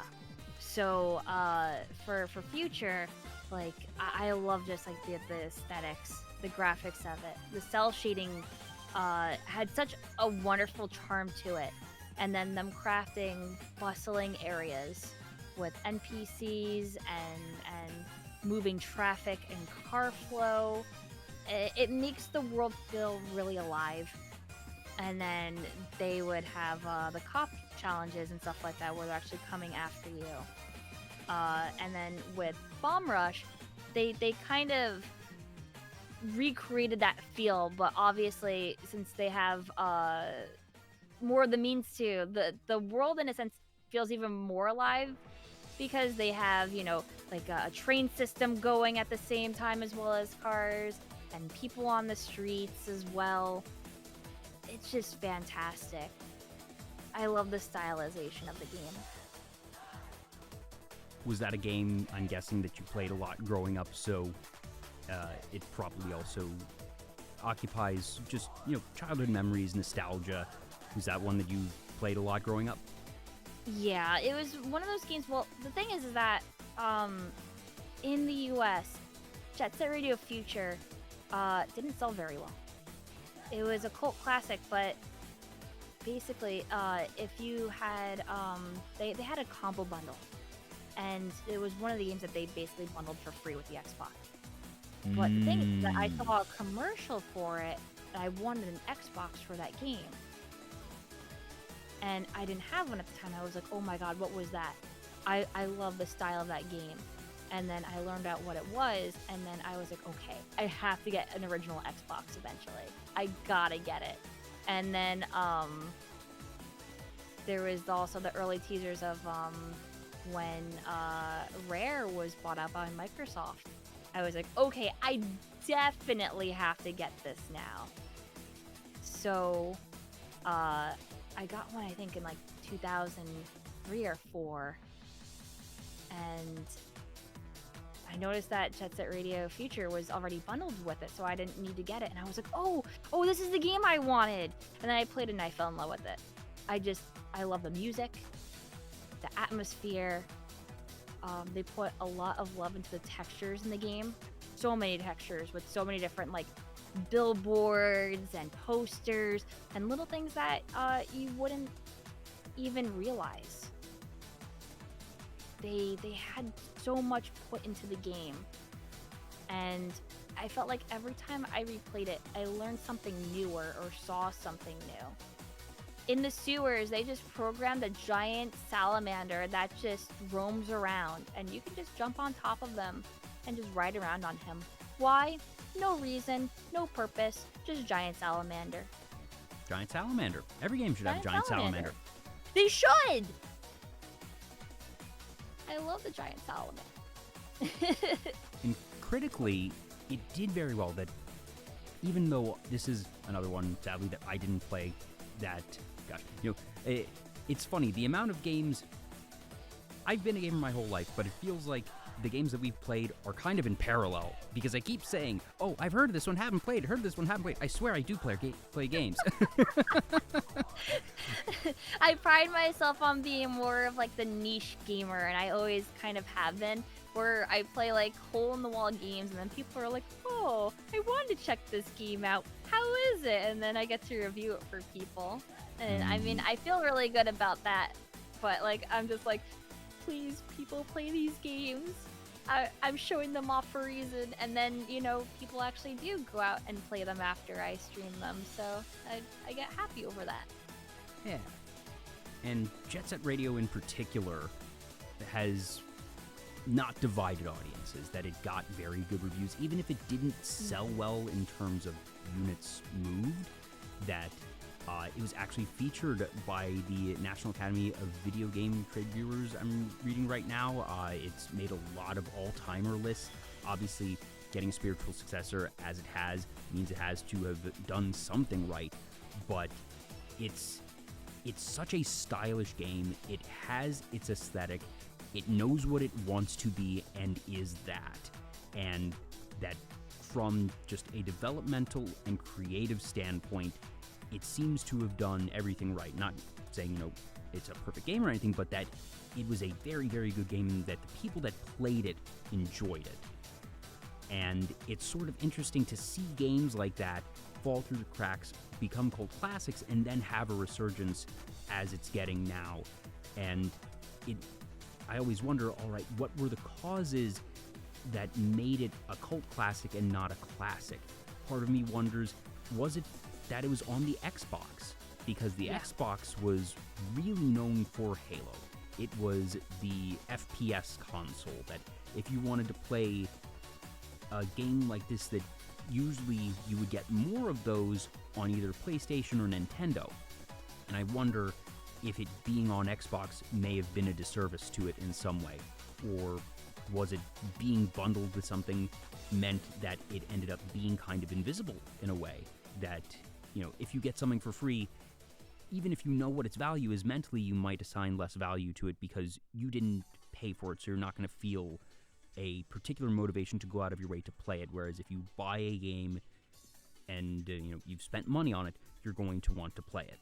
So I don't know if it's that, if it may have just been ahead of its time, or whatever it may have been, but it's interesting to see a game get so favorably reviewed and to be so beloved and so unique, frankly, and that it's just that it didn't become a broader known game. It was definitely because it was locked to just the Xbox. The Xbox in Japan already didn't do great. In particular, and did not do well in Japan for the first one. It was all the first one stateside. didn't do well, and they wanted it to be like the successor to the Dreamcast. And honestly, they probably would have been more successful if they just went with PlayStation, to be honest with you. And because of it, it was an exclusive to Xbox, which locked it off, basically. Mm-hmm. And you could play it on the 360 as well, because it had backwards compatibility. That didn't make it any better. And you could buy the game standalone. The thing is that the game, it was great, and that's why I think that they bundled it for free. But I don't think anyone wanted to pay the full price for the game. I gladly would have. It's just the fact that they bundled it. Mm-hmm. And that is the unfortunate part, because I own a standalone copy of the game and the combo version. And fun fact, they are two different versions of the game, completely. Oh, how so? The combo disc version is incomplete and has a bunch of bugs, which is funny. They shipped the combo version second, and it's not the full game. How? No, they fucked all right, so up. back up a little bit here. Bad. Inherently, I don't know if I've ever heard of a case where you've had a completed game, and that it was later released as incomplete. I've heard of instances where, all right, we ported the game and a bug cropped up along the way. When you say incomplete, what is the scope of incomplete? Is there a level missing? Is there a full plot line missing? Is it a character, an area, a system? We think it's coding. Let me explain. There's a part of the game where you go into sewers and you meet a guy named Garum. And you're supposed to struggle a little bit, and then he laughs at you and says, "Oh, does baby want out? Does baby want out? Okay, I'll take you out. I'm done messing." And you're supposed to talk to him and then continue on into the sewers. In the combo disc version, you can, if you do it correctly, not talk to him, because if you just go past him, you automatically get him, then he starts talking to you.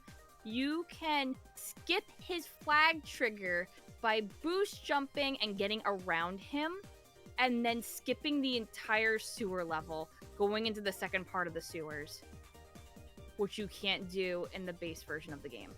Not only that, but there is a plot character, the main character that you get at the beginning of the game. His name is Yo-Yo. And plot things happen that he gets a robot clone copy of himself called NT3000. The thing is that they messed up the coding in the combo disc version because they were kind of like semi-copies of each other, to the point where if you play as either of them, they'll start messing up each other's stuff. I'll pause for a second. Clovette, welcome on in, Raiders. Hello, Clover Raid. Yes, hello, welcome on in. This is Vtuber Talk. I'm Jay. I'm talking with Imakuni. We're currently talking about some Jet Set Radio. Thank you so much, Clovette, for the raid. Hope you had an awesome stream. Welcome on in, folks. This is Vtuber Talk, and as you might guess from the name, it's a talk show where I talk to VTubers. I'm not very creative when it comes to branding. It's just what it says on the tin. But I hope you have a good time. Welcome on in. We are, like I said, talking about some Jet Set Radio. Clovette, if you need to get some food, get some water, get some rest, please do take care of yourself. I hope you had a wonderful, wonderful stream. Oh, have you heard of Bomb Rush Cyberpunk? Have I? Go ahead, Imakuni. I will let you take it from here.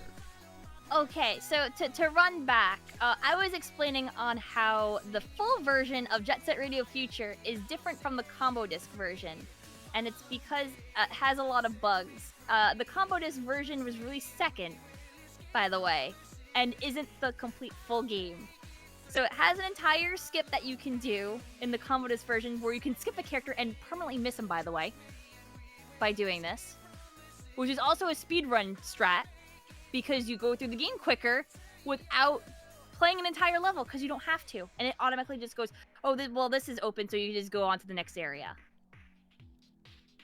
So his flag wasn't set. Something wasn't set properly. I'm guessing that when they went to get the combo disc, when they went to make the combo disc, that this was, however long after the initial release of the game, and that they went to their hard drive, they went to their records, and that somewhere along the line, the wrong build was saved in their archives.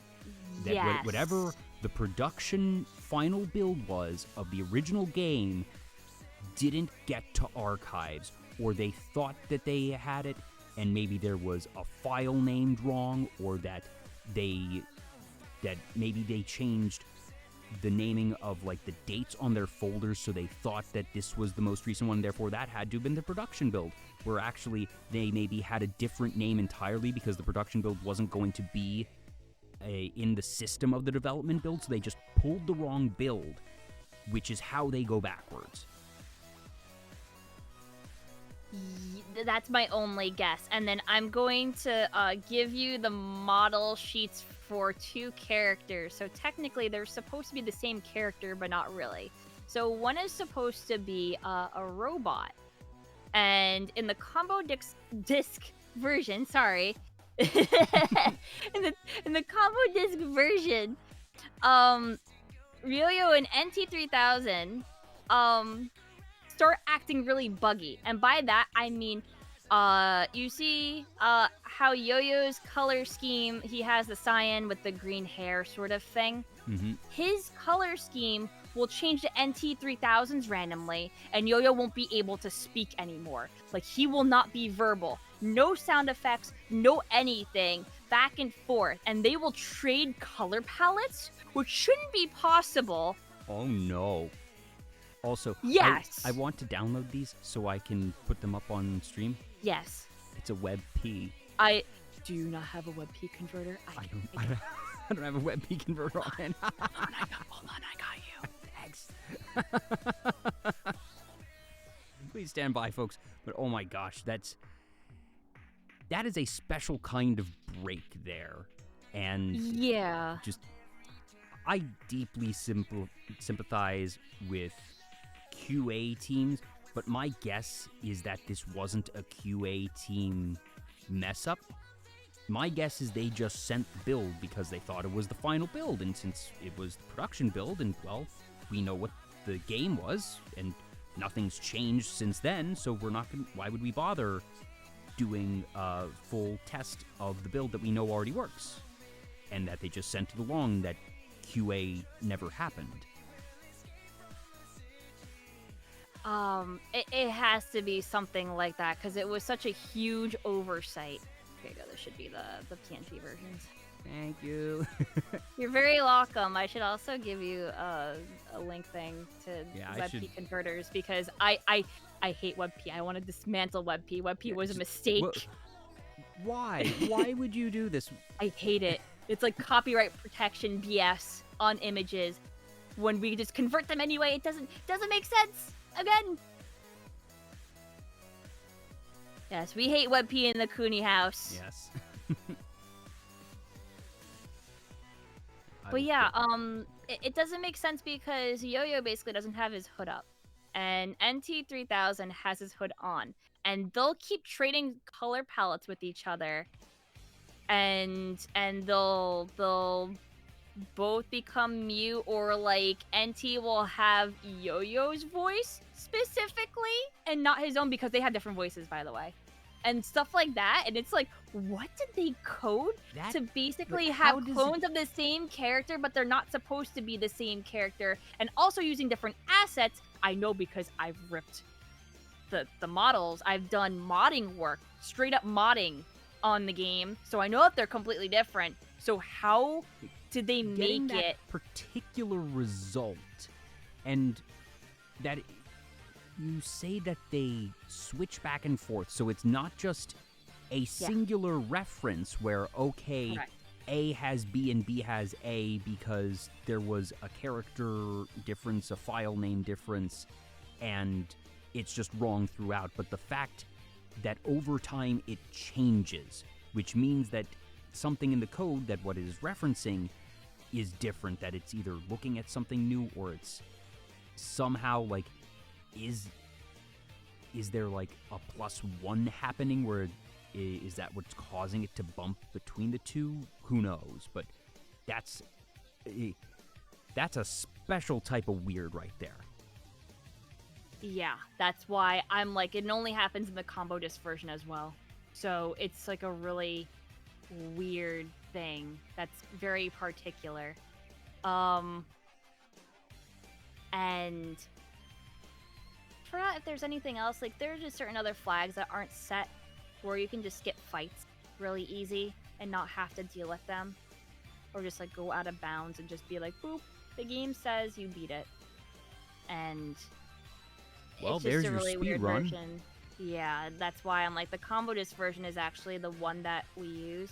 Because I've done speedrun stuff for it in the past as well. Not very good at speedrunning it personally, but I like trying. The really cool thing though about the Xbox and programming that I want to have people for an insight on is that the Xbox in particular uses a cache system. So it actually takes a game and puts it in cache. 3 games actually. It stores 3 games at once. And if you put in the combo disc first and then take it out and then load up the full version, it still using the cached version of the combo disc. Huh. So it'll be using 'Cause the it's- data. There's probably a file name or something that it's recognizing, and it's saying, "Oh, I am playing Jet Set Radio," and so Yes. call So the it'll most be recent like- thing that there's no reason for me to pull a file already. That would be a redundancy. This is a logic thing to make it run more efficiently, and that conceptually that makes sense. But in this particular case, that means that it's not actually reading when it should. Exactly. That's why it's like so the Xbox is reading the first disc that it pops in out of whatever, and of course you can cycle it out by loading up other games and stuff like that. So if you don't want to use that version, or if you have a modded Xbox, you can just delete the cache completely, which is also interesting. But the other things, I think that's in all versions of the game, unfortunately, is that there is a major game-breaking glitch where a character appears and he steals all of your graffiti souls when you have a certain amount. His name's Clutch, and everyone hates him. And he'll go around to different areas and be like, I'm at this place, and then you have 2 minutes to reach that place until he goes to another place. Except they forgot to program a loop, a proper loop. So after one full loop, he's gone forever, and you can't progress through the game. So if you save and you get Clutch glitched, then You can get can't soft progress. locked. Yeah, basically. That Ugh. and so there's also certain characters have dialogue with each other, unique dialogue, to the point where it implies things like characters that other characters like romantically, or ones that they don't like or hate, or like that they're friends or like really tight with each other. And that's really cool. But there's a whole slew of characters that you can unlock at the post game. And unfortunately, they didn't have enough time in the English version to translate them, so they were all cut. Oh. And it's cute character interactions too. And it's like stuff like you can eventually unlock their dog, Pot, as a playable And then it's, character. oh, this And says then Potts can talk to everyone too. And it's like, it was cut, but someone modded it back in. They did an English translation and then modded it in, so you can just mod your own disc. So Batnyas and Kowali, Kowali, I'm hoping I'm pronouncing that right. Thank you for the follows. Yeah, it happens a lot less nowadays, but that wasn't an entirely uncommon thing back in the day when something was being localized from Japan to the US or vice versa, that the localization team might not get full-time, or if they really want to get it into this region for the holidays or something, they might say, all right, we'll cut post-game stuff because it's technically not required. It's still a complete game. You can get to the credits screen, so if we want to be able to make our deadline, that's where they go to cut things first. Unfortunately. And thankfully, I think that was the only thing that was really cut, was the dialogue for post-game. It's unfortunate because there's a lot of things that you can do post-game still that would have made that a little bit more enjoyable, of unlocking the characters and then having those interactions with them. And just to give the context, and especially if there's things related to the characters, so you mentioned that there was a dog, and does it have this character's name there and you just don't know who that is? Oh, no. You know that the dog's name is Potts and stuff like that. And No, by talking, you mean like going up to a character and like talking to them? Or I might have misunderstood. I thought you were saying that Potts belonged to one of the characters that was cut. Oh, no. There's no cut characters or anything. That's why I'm saying, I'm like, thankfully there was no cut characters and stuff like that. Actually, though, I shouldn't say that. There was a cut gang, but it did not get past development. Like there was obviously things that were cut. There was a chapter that was cut because at the end of the game you're on these train tracks, and you're like spraying this giant train, and you go from a cutscene where you go to the garage, which is your hideout, your hangout thing, and then you're back up on the train tracks, where it is nowhere near where that occurred, and it's just like there's little gaps and stuff missing of like content that they clearly had that just got cut from development because they didn't have enough time, or they didn't have time to modify the cutscene because they thought I was going to go from one to the other without going in between. It's just really like weird and jarring stuff that if they had more time, they probably would have had more content. Because they pushed off some late game bosses in weird areas too. That's like, why is this a fight? Why is this here? It doesn't make sense. That they crammed everything like last second. And it's like, this seems like it would have been better if it was paced better. Yeah, or just, you mentioned it's almost like a space-time error. Wait a minute, wasn't I over there? Yes. How'd I get here? Yeah. Yes, exactly. It's exactly like that for a couple scenes, and it's like, that doesn't make any sense. But, as far as, the rest of the game, like I said, everything is still solid. They did a wonderful job. There's a custom graffiti editor, so you can make your own graffiti. And I know it's really nice, and there's like custom like text. So if you're not good at drawing, you could just have like preset text with like different fonts and stuff like that, and color it, and stickers and stamps. And then in the Xbox version, it was broken, like the 360 version, I should say, with the port, because backwards compatibility was not 100%, unfortunately, with the game. It had a lot of errors, and it had a lot of lag and slowdown. It's because the areas are so massive. And I think that's why they went with Xbox, because it could handle it. Oh, that's interesting. When I say the areas are big, I mean they aren't like disjointed, segmented areas that unload. I think it's all loaded at the same time.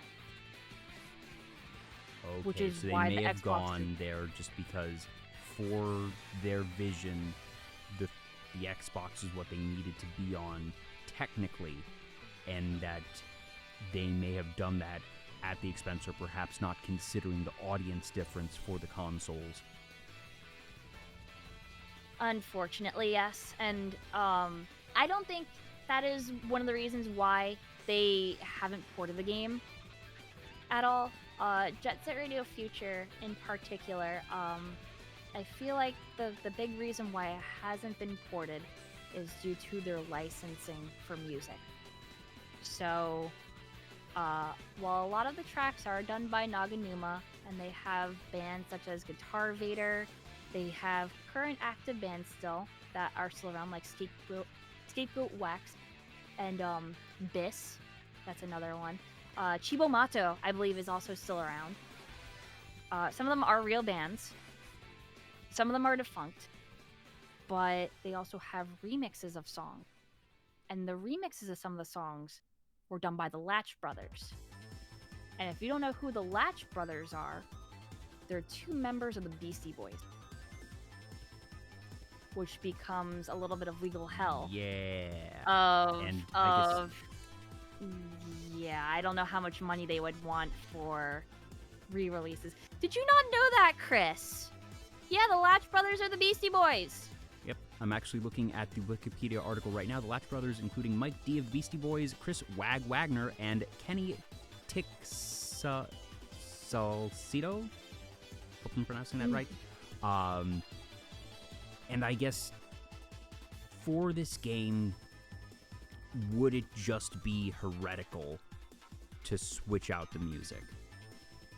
To put in new songs, or just take other pieces and put them in and have certain songs be in multiple places? That for a game like this, that feels like it would probably be a deal breaker.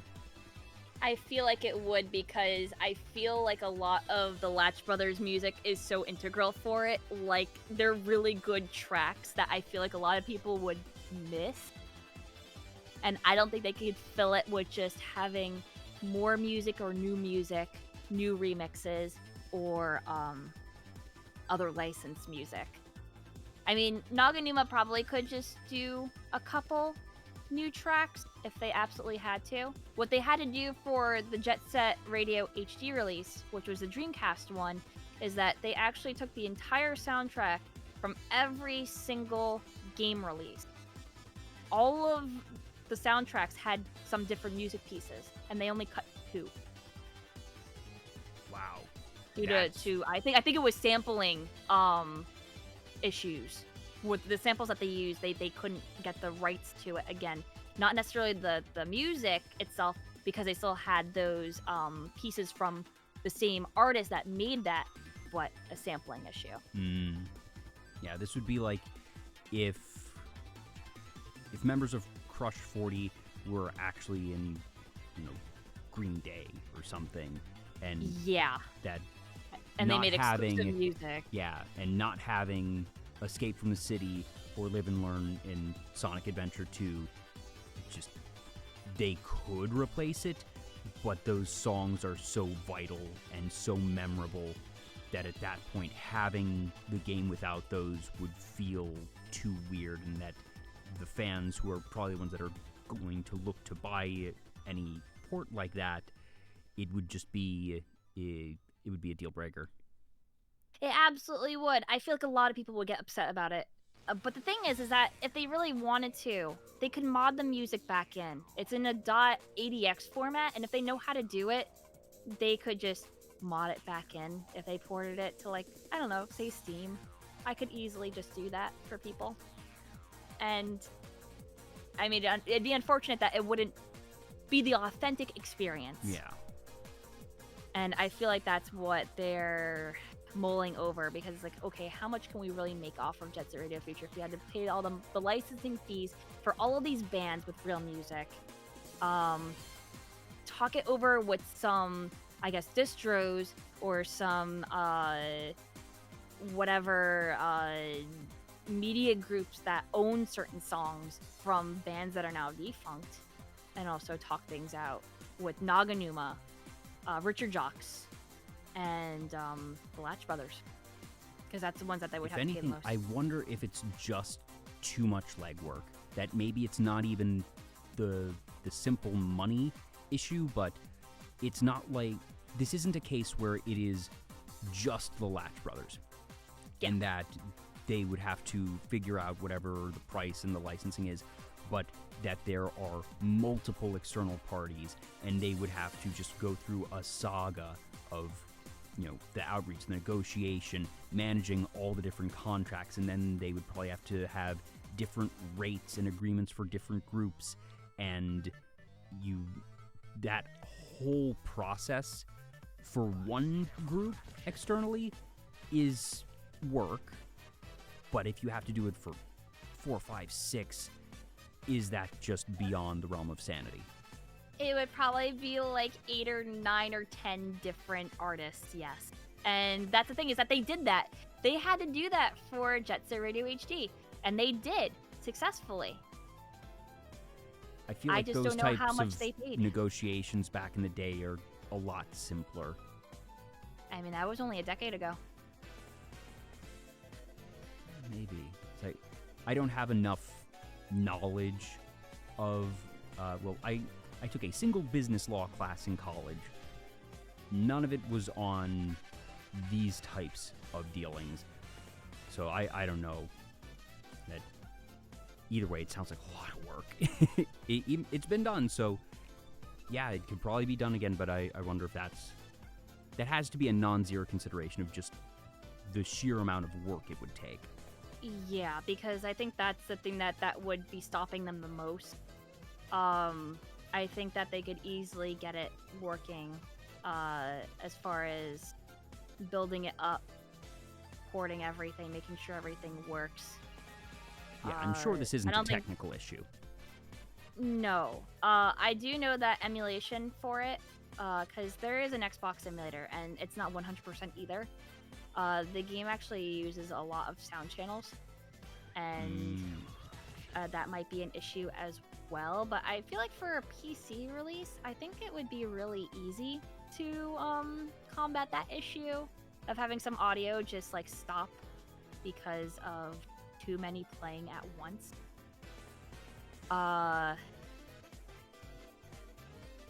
So, you might not know the answer to this question. Do you know how we get to Bomb Rush? How do we get the spiritual successor that we have? That is this folks that worked on the original wanting to do their own thing. I actually should probably just look up that. Is this still technically a Sega game, or is this totally independent development? Independent developer that liked Jet Set Radio and wanted to make their own. Just a bunch of fans. Looking that up right now. So, are there any folks that worked on the original, or are all of these just fans? Oh no, I'm pretty sure it's 100% just all fans. They got Naganuma on. They signed him on because, he does the music. So they got him. And he agreed to it because he was freelance. He doesn't work at Sega anymore. And as far as his contract with Sega, he was always saying, "Oh yeah, I was always freelance." So they paid me for games that they wanted me to do, and that was that. And this one actually just released. I think it was Thursday. Was it Friday? No, it was Friday. Yeah, on Friday. And this game has been in development for some time. Had been announced, I think, as far back as a year and a half ago, maybe? I feel like it was like 2 years or something. They were teasing it for a while. It felt like forever. And for you, it certainly seems like it has hit the mark for you, because I know your Friday stream was somewhere between, I think, 11 and 12 hours. Oh my god, I fell in love with the game. Mechanically, it feels exactly like Jet Set Radio Future, as long as I'm playing with the skates on, because there is the skateboard and the BMX bike, and while they kind of play the same and it's functionally the same thing, I feel like their styles of movement and everything, they're a little bit clunkier. Like, they feel a little rougher to use. Not by a whole lot, but a subtle difference. With stuff like tricks and combo times and how long they could, I don't know, like manual for or something like that. But most of the overall design systems and controls, I'm guessing, are relatively similar? So for its graffiti, it takes inspiration on the original Jet Set Radio, which is you would hold a trigger and you would have to do a specific pattern to spray using the control stick. So it would be something like, the closest thing that I can always compare it to is Street Fighter combos. So it'll be like half circle forward, full circle, into there whatever. Was some DS game. This is gonna bother me now. There was this like rune magic game on DS where you would have to scribble out the shape of a rune. Because I remember I was watching the stream on Friday, and I remember seeing that basically you would have to have the control stick, like you were saying, go in certain directions, draw a shape essentially. And I think the Street Fighter combo analogy is a really good one. I've seen a couple other games do things like that where it's, you have to have a shape and that will then translate to whatever the command is there, and that it's again such a stylish game that you still have the cel shaded look, the whole thing all the way down to the police officers having these futuristic sort of just like homing grappling shackle type things of just it almost reminds me of what was it, the metal bender police officers in Avatar: Legend of Korra. Oh my gosh, yeah, I can see that. And you did not finish the game in the 11-12 hours, so there's still a good amount left. So this isn't a super short game. I still have it. No, it's pretty decently long. from what I see, I can usually 100% all of Jet Set Radio Future if I know what I'm doing within, like, I don't know, 16 to 20 hours. And I mean true 100%, like there's nothing else to do in the game. No graffiti tags, all characters unlocked, all police fights done, all extra content. When it comes to Bomb Rush, there's a lot of hidden collectibles and music things to unlock. There are things hidden in dumpsters, secret areas that you have to slide to get to, and like little ventilation spaces, and nooks and crannies and stuff. So I'm sure that there's a lot that I still haven't even found in levels. I saw that I looked through achievements, and there's side quests that if I find this penguin statue thing, and there's so many of them. I actually found a couple. There's a side quest that if you take pictures of them, you get an achievement. There's like a special thing for taking pictures of them. And I'm like, oh, I didn't even think to do that. They didn't even tell you about it. Penguin statues in particular is sort of curious. Are They're like penguins as mascot. an okay, I was going to ask, is that Yeah. in any way a central theme or imagery, or is there a reference to Jet Set Radio with it being penguins, or does it seem like the creators just like penguins and they wanted that to be their mascot thing? I think that's just their mascot thing. That's something that would stand out, and Sometimes I think it's really that simple, cute. and you just need something that's cute, funny, and very recognizable, and a penguin will do that. Do you think that this is something that has gotten the reception so far that makes you optimistic for a potential sequel? Obviously, the game just came out. A lot remains to be seen, and that if there were to be a sequel, it would naturally be several years down the line. But do you think this is something that has legs to not just be a one-off spiritual successor? It might. If they improve on it, if they could add like a multiplayer thing, I think that they could definitely do it. But I'm not thinking in grand scale terms of a new game. I actually had the luxury of having the head of Team Reptile come into my chat. I saw that, and While I was I like, was whoa, streaming. wait a minute. And Wait a I minute. was just like, oh, I know you. Thank you for joining my stream. I was just immediately like, so when's DLC? I want DLC for this game. Let them rest, Cooney. No. So that was super cool. I remember seeing them pop in. They did have the little developer game controller icon on Twitch, and you recognized them straight away. And that's so cool, being able to actually have a developer see you playing the game. I'm always really humbled when developers come in and they're just like, yeah, I want to check out your stream. Thank you so much for playing the game. Because, like, I guess I streamed it, like, immediately as it came out. You were waiting for it to drop that day. You were playing the waiting room game. Yes. Just, all right, as soon as it is available, download, we're playing, and this is just how we are spending our day. Yes. I told people in advance, I'm like, this is the most anticipated game of the year for me right now. I am dedicating all day to just playing this game. Yeah, Enjoy. When we were trying to figure out scheduling for tonight's show, one of the things you said was, okay, I know Bomb Rush comes out on Friday, and I'm just going to be spending all day playing that. So let's maybe aim for Sunday. That way there's the day in between for Saturday, so I can recover a bit. That this was on the calendar. You knew that was just going to be, and like you said, most anticipated game of the year. Unsurprising that you're just going to dive in, let yourself get lost in the game for a day. Yes. That's why I let you know in advance, because I'm like, yeah, this is what I want the most right now. And I'm so glad that it seems to have lived up to your expectations. I am really enjoying it, like I said, but there are certain little things that I'm just like, oh, that's interesting that they decided to go with things mechanically. Like you can keep re-tagging things.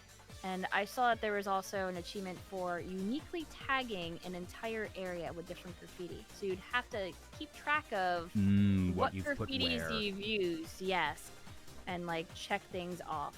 But the other thing being that by retagging things, the police can increasingly become active still. It's not just like oh, they're here for a little bit and then they go away sort of thing. It's you can max it out sort of thing. That there's not a cooldown and that it will just stack. Yeah, it can just keep on stacking. Yeah, 'cause you were definitely running, or rather skating a lot by the end of all that. Every time you tag that, it then alerts, and you have to make sure that you get out of dodge.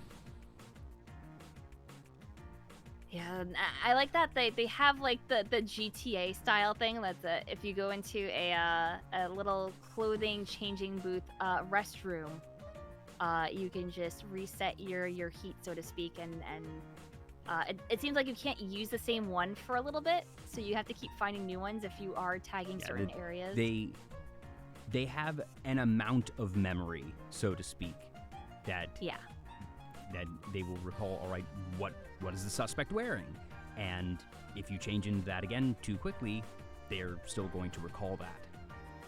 No, I use the same outfit. Oh, no, it's not? Okay, I it's misunderstood. Not. I use the same outfit. So I went to the dev when he was in there, and I was on like 5-star heat. It's just going into it. You don't have to change your outfit if you don't want to. So I literally went in, and there was a sniper right by me, and I literally went into the changing booth and came out with the same outfit. And then the developer said, "That's illegal. You can't do that." Congratulations, you're now officially on the QA team for Bomb Rush Cyberpunk.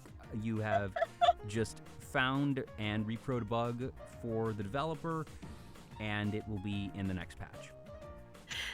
I don't think so, but he's just like joking around. I'm like, "You're not changing your outfit?" I'm like, "No, I love the goth look. I love the white hair with like the black outfit for Belle so much. I don't want to change." It's like, "Yeah, don't worry, officer," with the sniper pointed right at my face. "Let me just take a crap on this toilet. Definitely wasn't me." And then I pop out. "Oh, who's this person? Oh, you don't know who that is. You just left immediately. You don't know who I am. I just had to go to the bathroom." Gosh. Yep, it's such a logical bug to have in the game, because you would expect, all right, somebody goes into the thing and that they change, and that for setting the flag on, the variable of the heat, so to speak, that you go in, that you reset the thing, and that, technically speaking, that change should be, is there an outfit change? Compare all the variables for the different, outfits, shirt, accessories, etc., and then say, is this what it was when player went into this area, and then evaluate. Yeah, they should have, and I told them that, and I'm like, "It's your fault that you programmed it this way." And he said, "I know, but still." Do you think that they'll patch it? I hope not, because I think it's really funny that I can just go in and come out, and then it's like, I was just going to the bathroom, man. If you want to arrest me right now and have that pointed at me, I think it would be really funny if I went to the bathroom, didn't change the outfit, and then they just had their sniper rifles pointed at me. They were just waiting outside, just like, well, they need to come out eventually. Yeah.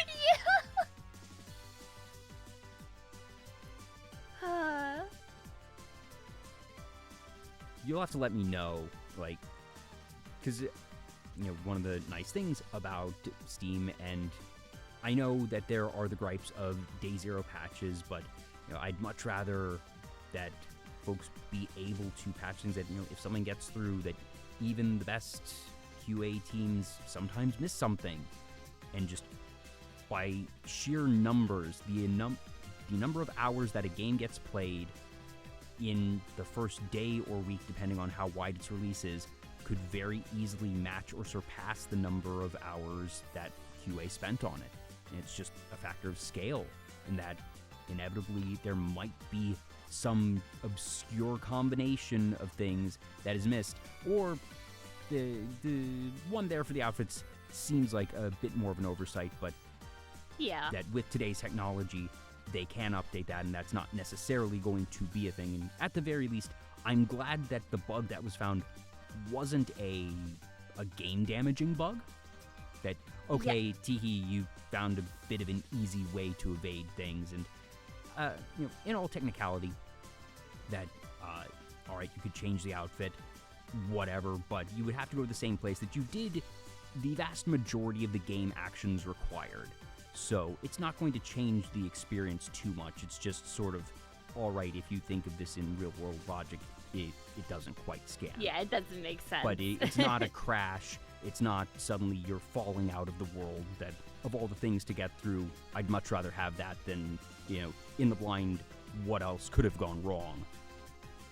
Yeah, because, in terms of Jet Set Radio, there are actually places in the game where you can go out of bounds, and then by going out of bounds, you can skip things, just logic-breaking things, which are speedrun strats. And in the original Jet Grind Radio / Jet Set Radio, I don't recall if there's any falling or clipping through the world. There might be.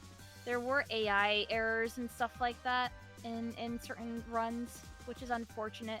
I did encounter two things when it came to the game.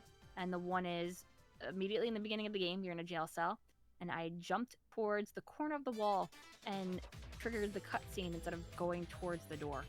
I don't know how I did it, but that allowed me to do it anyway, and I felt like that was faster than jumping towards the door.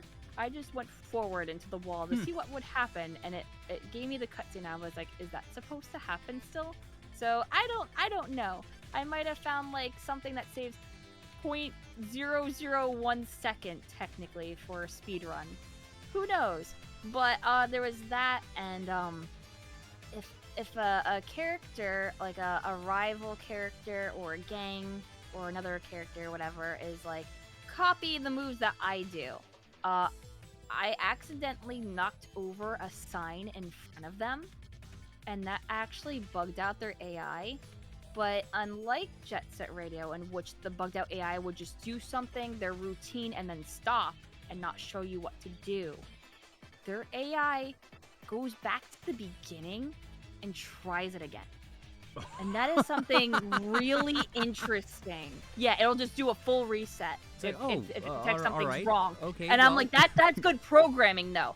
Yeah. I did a double take when I saw that, and I went, oh, yeah, that is programmed correctly, that it just tried to restart it. Now, the question is, if it's still obstructed, does that mean that you fall into a loop of they try it again, they restart, then they hit the issue because the sign is still in the way, they restart, and goes ad nauseum? No, because you can move objects. That was an object that you can move, Okay. So it was getting caught on an object, scene. and then, yeah, no. It's kind of a cutscene, but it's rendered in engine, if that makes sense. Yeah, and that you still have agency over your character, that it's not you are locked in place and you are waiting and watching. Oh, no, I am. I was waiting and watching, but they knocked the sign out of the way because you can still push objects. They can still push objects, too. They got it, okay. Yeah. They got to push the objects. I accidentally pushed a sign over a rail that they were going to grind on. And they hit the rail and then did a little flip dance thing and then reset because they detected that something was wrong. Mm-hmm. And it kicked the sign out of the way off of the rail. Okay. Yes. So then they did their routine the second time. Yeah. And I was like, huh.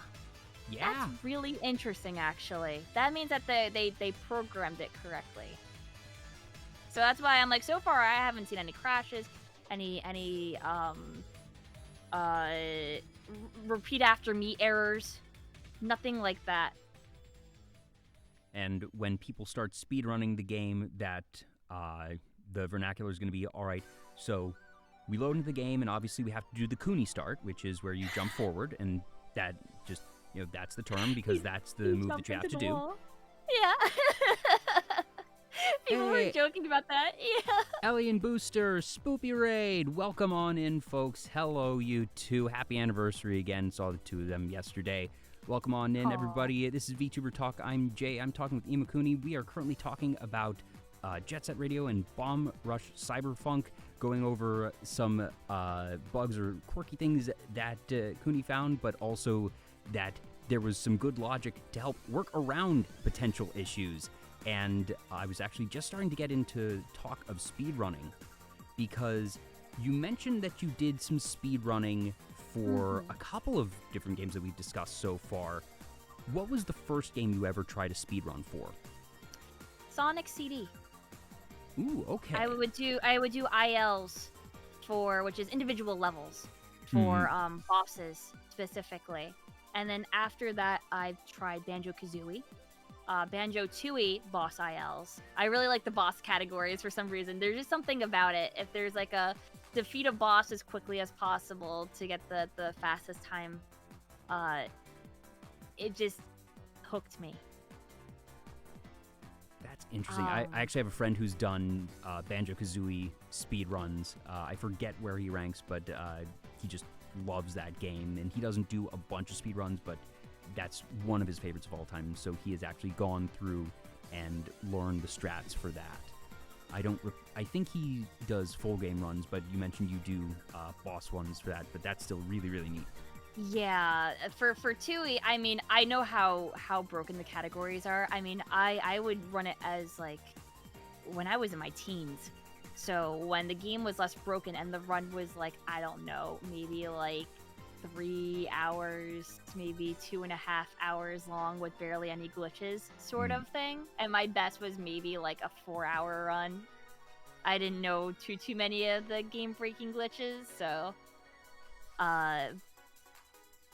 But with Tooie, I got into it during the Xbox period when it was released on Xbox Live Arcade, because did that have any stop and swap differences? Because we've already had that earlier tonight. We were talking about Jet Set Radio and its different iterations.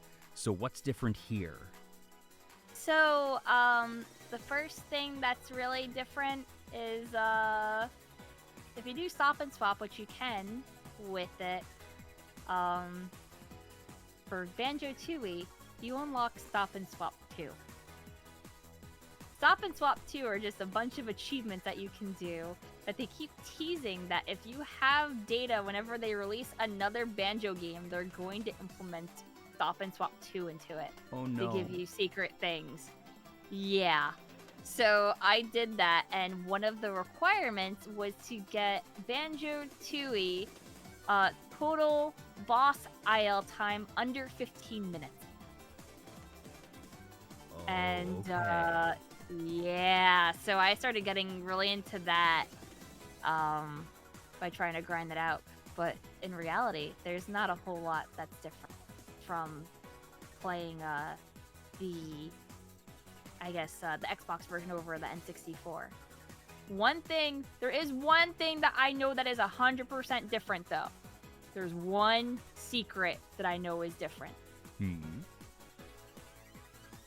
you remember the Saucer of Peril minigame where you're in the UFO and you're shooting targets?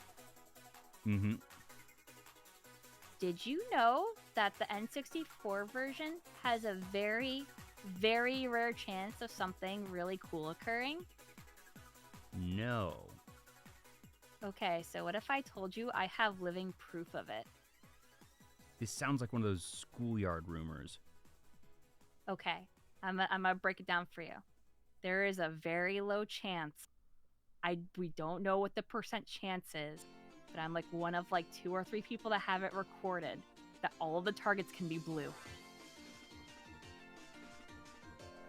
I guess it's just... Would it be a statistics thing at that point, I guess? Or So, proper bug? it's not a bug. Rare. I found an interview with Rare, and they said, yeah, we had a a thing that we coded that we made all the targets blue so that QA could play it, and also like the higher ups in like at Nintendo, so they wouldn't get mad at it. And then we set it lower on purpose and made them not all blue, but we let a very small chance for it to let them all be blue still in the code. That's fun. I appreciate that. And they took that out of the Xbox version, allegedly, because no one has reported it, and it's been years. And I mean, the really interesting thing is that I was streaming it on my birthday the one year, and it happened, and then Birthday magic.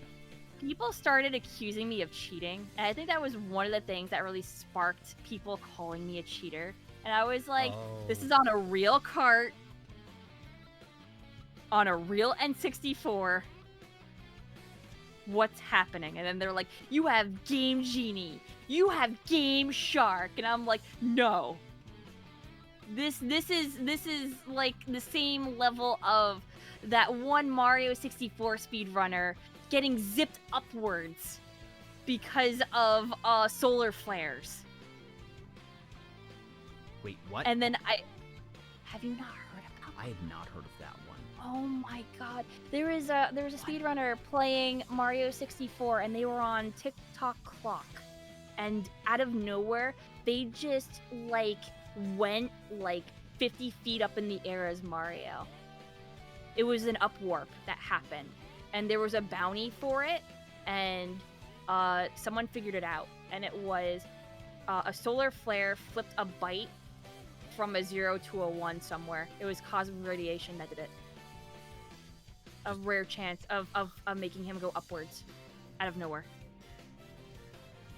So this being like, we're talking an IRL solar flare, not that it was something in-game glitched out, but that correct environmentally that there was a solar flare, and that the momentary radiation in the vicinity of the N64 caused it to glitch. Yeah, it was a real life solar flare that happened. I like Axe Chris. Cosmic strats indeed. But they had a bounty for it for a while, and then they actually found out it was just cosmic radiation that flipped it, because there's nothing else that could have flipped it. That person who got the bounty got it then. Did they just happen to have a solar flare in their area, or did they experiment with that as a variable? I would have to look more into it, but I remember 100% they were like, yep, the only possible thing it could have been is a solar flare. It was just cosmic radiation. It was an act of God. It was speedrunning. Deus Ex Machina right there. The speedrunning community has always fascinated me, because we were talking earlier about people who will spend inordinate amounts of time and effort on certain things. You're saying, all right, it's kind of frustrating to see that happen on something like Neopets, and okay, there's the black market for Neopets, and that's how they get value there. But for speedrunners, it's such a pure thing, because generally speaking, all right, there is fame to be had, but there are seldom monetary rewards for hitting a speedrun record, and that it is a pure competition against others, but also against oneself. And that's why the concept of PB, personal bests, is such a big thing in the speedrunning community, and that the sheer tenacity of speedrunners who do glitch runs to just look for everything in older games, in particular, ones that are more likely to have those types of game-breaking glitches. And it just makes me wonder, all right, over the years, like, the mythos, the lore of people finding who was the first person to accidentally trip up the staircase in Mario 64. And then to go back and say, I want to figure out what I did there. I want to do that again. And sometimes it's just, luck of the draw of just finding random stuff, but the lore behind of, like, what made you try this in order to get this result? What was your train of thought for this process is so interesting to when it comes to glitches. Have you ever tried to actually search for those types of glitches, or do you usually go Yes. for okay? Because some folks will just do, all right, I'm trying to refine the craft, I'm trying to iterate and perfect a glitchless run, or I might use glitches that are known and then refine off of those, and those who pioneer, that's an entirely different thing. So where have you at least attempted to pioneer, and have you actually found any? Obviously, well, you did find the one, like you mentioned, in Bomb Rush, but were there any that you were actively mining for things and you found? Okay, so actually mining for things that I found? No. Accidentally? Yes. I changed Sonic Mania's run accidentally on my very first attempt. A friend of mine, Raiko, does runs of it, and he was like, "Yeah, I remember I was watching your very, very first run of the game, and by pure coincidence, I noticed that you made the train spawn faster in Act 1 of Mirage Saloon by just messing around." And I went, "I did? Oh yeah, Oh. I did." So you didn't And even then realize that you'd found I didn't something. even It was realize third that party. I It did. was somebody who was, perhaps a bit more practiced in that particular scene. That feels like something out of a movie. Of you have somebody watching the footage and you're like, wait a minute, go back. What is that? Yes. I didn't realize that, I have done that. I was just messing around and having fun on the plane and stuff like that at the time. And I just made it like spawn basically instantly and just got off of it quick. And then they're like, "Yeah, we implemented your tech into the run. So here you go. Here's your Rissa plane." There you go. Are there any games that you've gotten, let's say, top 25 on? Yes. Top 10? Yes. What is your highest Mari- rank? Gosh, I don't know what it is anymore. I have to check speedrun.com. While you're looking at those, if you recall any of your top 10s off the top of your head, even if you don't still have that particular rank? Oh, it was Mario Party 3. 100%. Because that is what I actually would play. And, I've never even considered how to speedrun Mario Party. I used to be in 6th place, but it seems like more people have been running it over the last couple years. What are the qualifications for speedrunning Mario Party? I guess it's that you need to unlock everything or play once through all of the boards? Okay, let me break it down for you. Mario Party 3 straight up has a story mode. So we Okay. run story mode category, and then Okay. we divvy it up into story mode easy, story mode normal, story mode hard, and story mode very hard. And then there are meme categories of story mode all face statues, which is all 6 characters. The run is about 36 hours long. Let me look at world Ooh. record right now. It's funny because actually 29 days ago, 1 day, 6 hours, 27 minutes, and 23 seconds. wow. God. And this is funny because actually I found recently on YouTube this deep dive series about Mario Party, and it's all about different strategies, but also the explanation of which factors in the game are based on luck and which ones aren't.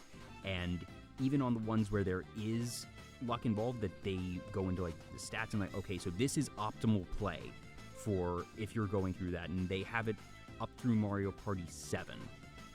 And like these videos are an hour plus each. Yeah. I will send you these after the show because I think you would just enjoy them. That they're presented actually really might have cleanly. Seen them. I might have seen some of them. I'm trying to remember the name. But It's called the interesting- Identifying Luck. Yes, the Identifying Luck in Mario Party series. Yes, I've seen a good chunk of them. because I see that Mario Party 1 was released 4 years ago. That video is an hour and 34 minutes. Identifying Luck for Mario Party 7 was just released a month ago, and that is 5 hours and 25 minutes. Oh my god, I want to watch it so bad. Oh, but with 3 specifically, it is an RNG fest because there is an item in the game called the Wacky Watch. And the Wacky Watch is a rare item, so you can only actually get it from either a hidden block or from the Toad item space while being modest. What is being modest? Okay, so being modest would be if he asks you like a hypothetical question and he's like, you found an item on a ground. What kind of item is it? And he's like, a really like a lamp or like a treasure chest or like a mushroom. You probably want to pick the treasure chest because that's the middle option, which is being modest. Like, you didn't find something that's absolutely, like, just meh, but you didn't find anything that was, like, super duper good. And he's like, he'll be like, I like that. Here, have a rare item. And then there's, like, 4 or 5 rare items in Mario Party 3. And it can be one of those. But it's luck. It's a lot of luck. It depends on what place you're in. If you don't get that, do you just have to scrub the run? No. There's people that'll just play it out. But if you get a Wacky Watch, you get a Wacky Watch. The possibility of getting a Wacky Watch on every single board is astronomically low. In fact, it's probably faster and more beneficial to just keep on playing the game and just play it as fast as possible. There are certain situations where if there's a minigame that you know is going to be long, it's beneficial to just lose it. Or if there time. Yeah, or it's like if there's like a lot of battle games, you kind of want to avoid battle minigames as much as possible. Yeah, and it's just in some cases, time. Yeah, and in some cases you actually want to save after every turn and then reset on battle games. It'll be faster to get through it than playing out the entire battle game. Also, I feel like I've also missed something here. So, what does the Wacky Watch do? Because initially when you were describing this, I was thinking that the Wacky Watch was like a required item, and that if you didn't get it, you couldn't complete the run. No, sorry. The Wacky Watch sets it to the last 5 turns. Oh, okay. It's a rare item, wow, so you can, That's big for a speedrun. That explains that. Yes. And Wacky Watch in regular play, though, imagine it is the last turn. You use the Wacky Watch, and it resets it. It resets it to 5 turns. To the last 5 turns. 5 more turns, baby! But yeah, instead of... so story mode is usually a 15-turn board. Mm-hmm. So you'll cut out 9 turns? So it's a bit of a time saver, yes. But... who says you're going to get it on turn 1? You can get it on turn 7 and save 3 turns worth of time. And I guess other strats here would be you probably want to... well, naturally you want to avoid Bowser spaces because that's a whole cutscene. Do you want to avoid... Bowser's actually pretty fast. Really? Okay, I guess... Yeah. Well, because obviously hitting a red or a blue space is just... alright, you have the coins. That's going to be what you want most of the time. But when you hit a Bowser space, you then get brought to that, and then you have the wheels spun. Sometimes it might be minigames, sometimes it might just be you lose coins or whatever. But that it is its own cutscene, that's going to add time. They aren't minigames in 3. And that's why it's a bit faster. So that's why if I get a Bowser, it's not as bad. Okay, okay, that makes sense. There are just events that'll happen, like some of the games, Revolution. Yeah, 1 and 2 have the mini games, but and others, but for 3, Bowser is mostly just an annoyance. Okay. And taking away coins or redistributing wealth, as well as if you have no coins, you get 10 at all, you get 50. 50 and 3? Okay, because I'm thinking... 50. Holy cow. I don't remember Yeah, if it's no, one or he's a sugar two daddy. that if you have 0 coins, that you'll get 10. But 50, that's a lot. Wow. I think it also depends on what place you're in. I think it's like 50, 30, or 50, 40, 30, 20 or something like that. But regardless, if you're in last place, like dead last, he'll give you 50. Huh. And I'm trying to think. Do you want to avoid Boo? Because I guess Boo doesn't take a ton of time, but it takes time. I goes mean, through all the yes. different animations. It really depends. If you're hurting on cash and you need the bonus stars, going for Boo is fine. Having enough stars to win is what you want to do, so actually using stuff like the magic lamp is ill-advised unless you really need to use it. Because that's a whole cutscene. That's like an entire like 40 seconds of like, you can't skip this. Oh, yeah. So, I think you said that you were 6th at one point in time on that? Mm-hmm. And was that on easy, medium, or hard? Normal. Normal. Okay. Mm-hmm. How many games have you gotten a speed run on that, let's say, top 50? And you can just sort of spitball of, is this something that you've done speed runs on, like 10, 15, 20 games? Have you lost count? I think she's just counting through her list perhaps right now. Yeah, I'm sorry. My mouth was full. I keep stuffing. No, like, you're good. French fries into my pie hole. I think with games, I haven't submitted a whole lot. A lot of my speedruns and stuff like that were for fun and not like ranked or anything. And certain events, like I did a Hat in Time event for speedrunning. But I intentionally try to get, like, dumb times on purpose. And I didn't take myself seriously and, like, push myself further, even though I got better times. I was, like, trying for certain times instead. Because one of their things was, they gave out an in-game hat with the time that you got for speedrunning. And I wanted one with 413, so I had the Homestuck number on purpose. So I could go around with that, and I did get that cap in game, by the way. So, you know what? I respect it. I won. I respect it. I won. You did exactly what you set out to do, and that is a success. I wanted to get the .69 finisher, but I don't think I did. I was really close to it, I remember. Do you have a game that you want to do a speed run for that you haven't attempted yet?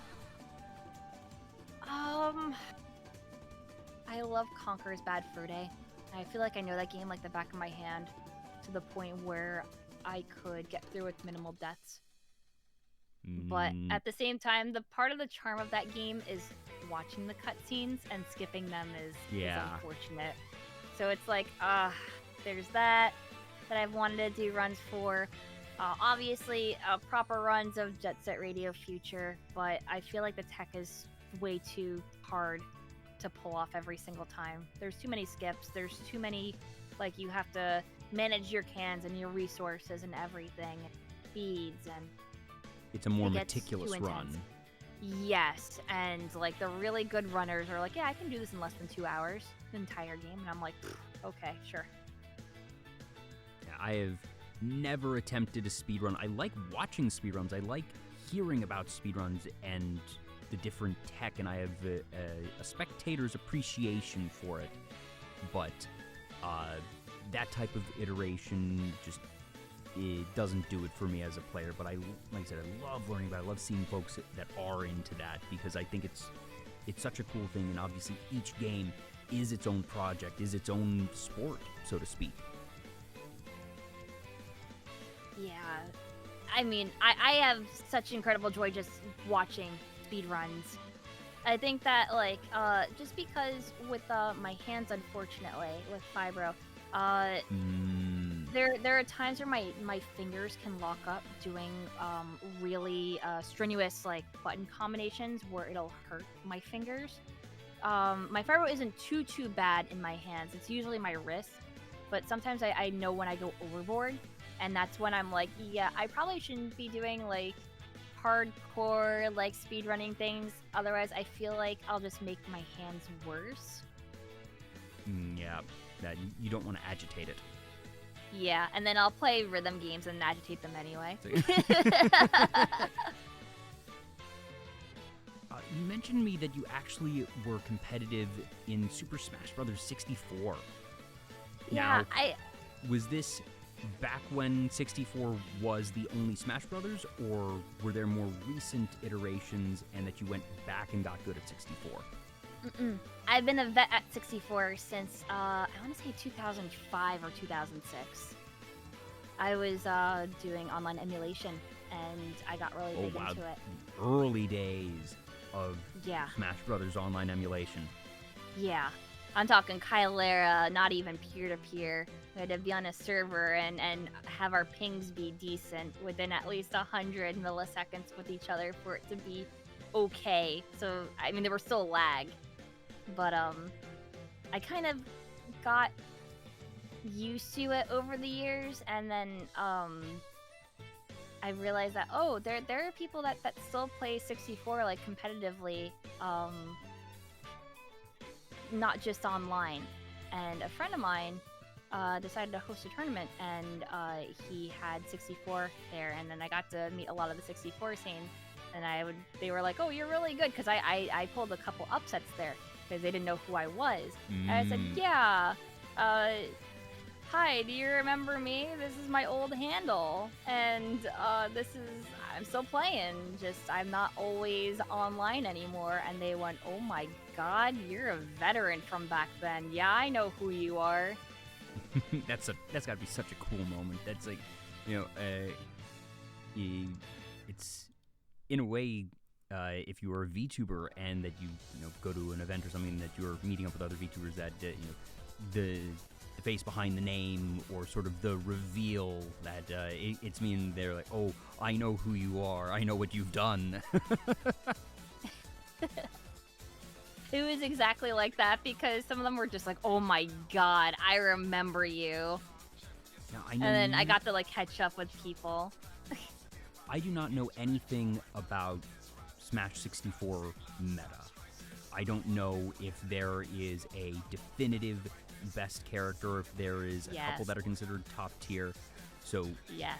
Is there a single best character? Pikachu. It's Pikachu? I hate that rat so much. Now, this is interesting. Based on what you said, is your main not Pikachu? Correct. I don't play Pikachu in 64, but I'll play Pikachu in the other Smash games.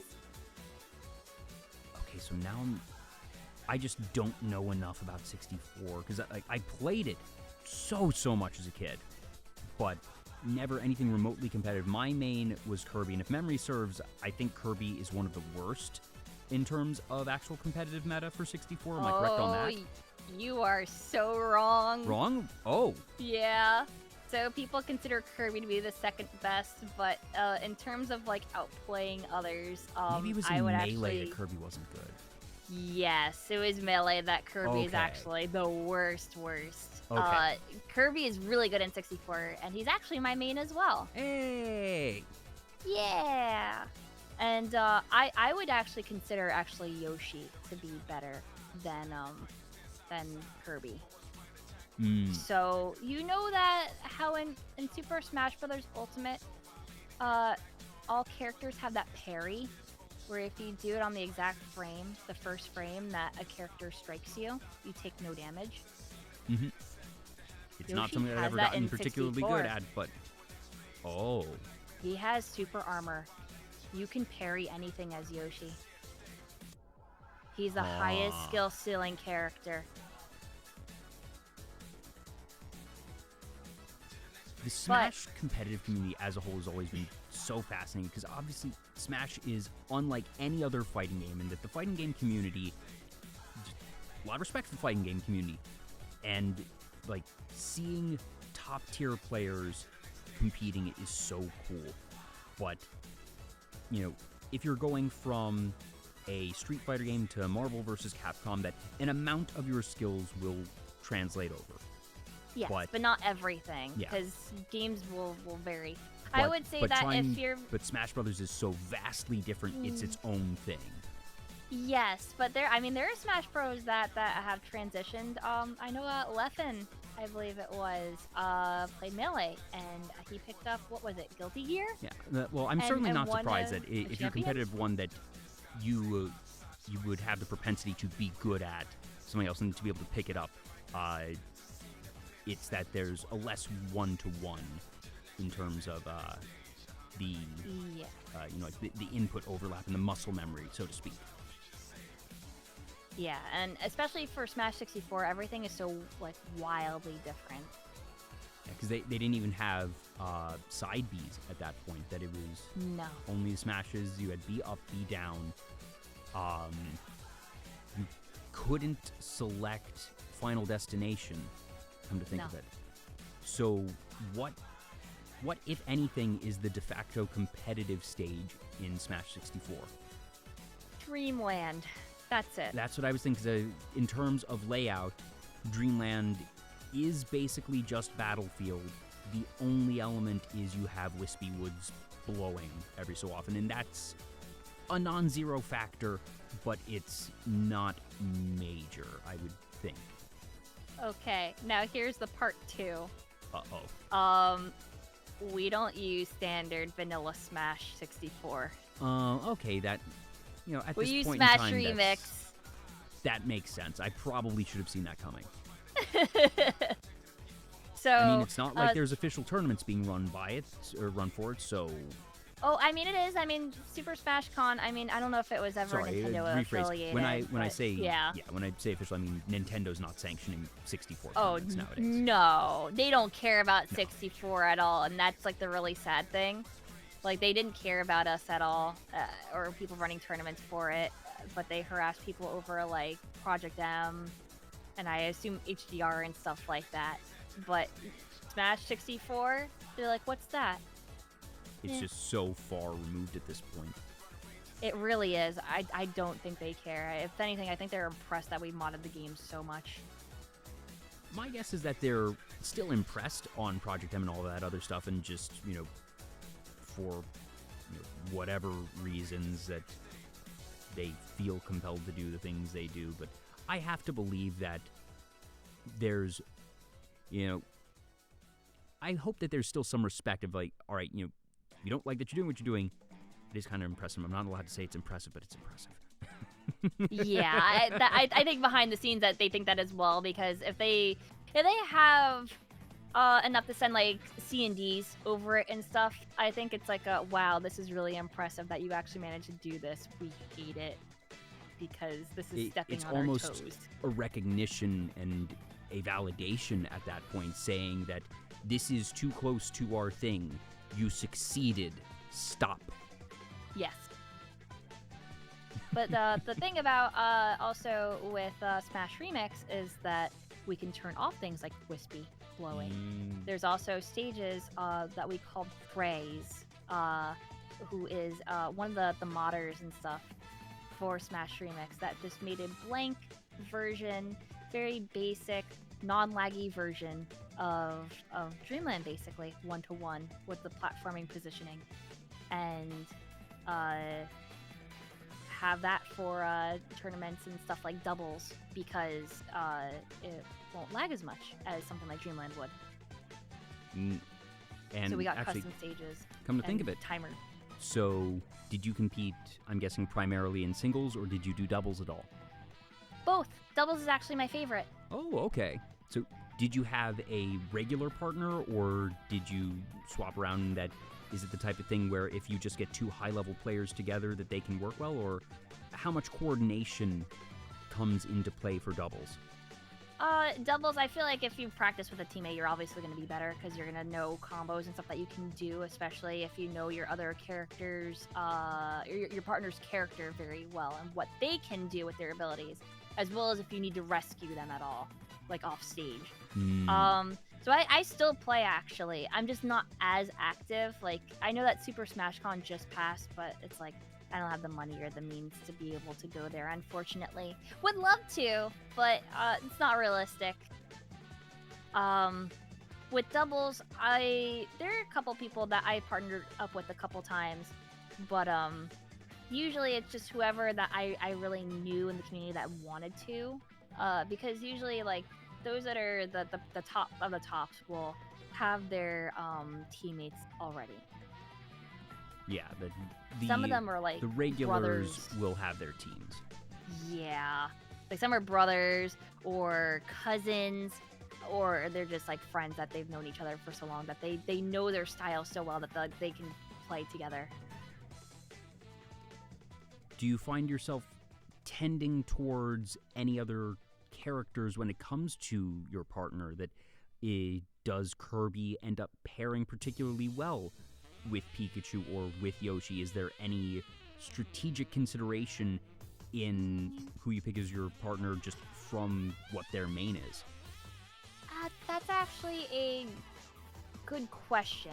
So the thing is, the really interesting thing is that depending on the tournament, for doubles, they'll ban double Pika Kirby. So that means If you Pikachu's can't, on the team, you can't have or- you can't have two Pikachus, you can't have two Kirbys, and you can't have Pikachu Kirby. Yeah. Because that just breaks things. It's very powerful. So, and then there's also zero Pikachu Kirby, which is nobody Neither. can play Pikachu or Kirby. And if that's the case, I'll play Jigglypuff or I'll play Yoshi.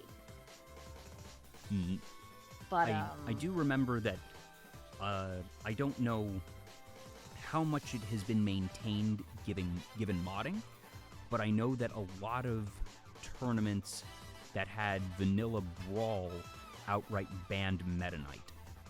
yes, because you can stall with Meta Knight, just like an infinite stall. Was it?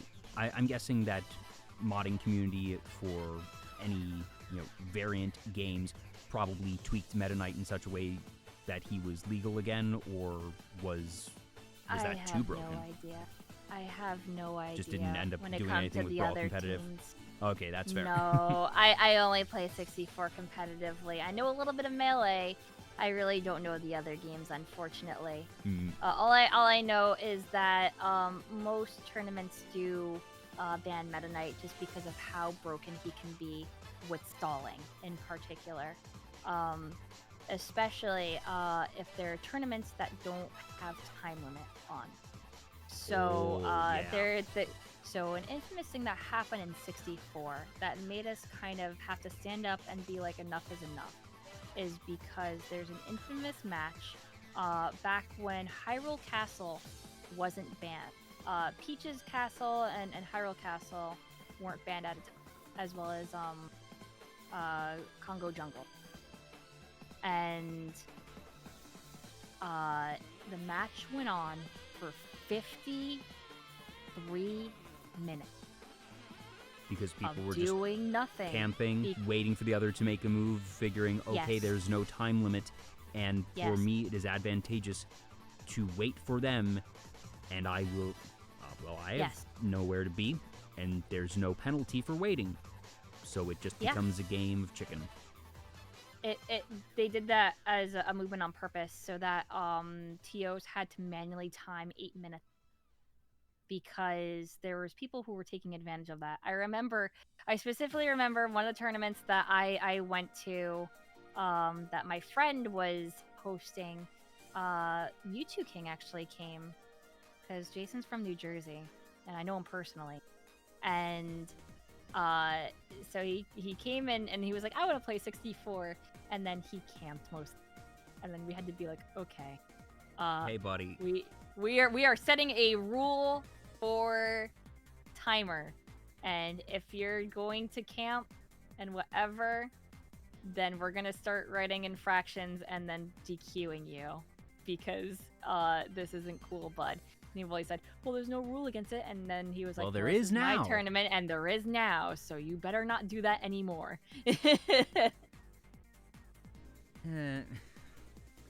Sometimes you need to do that. Unfortunately, yes. it was just unfortunate that you could not do stock end timer on 64, and because of it, times have changed, and now we can. We have the technology. We have the technology, yes, indeed.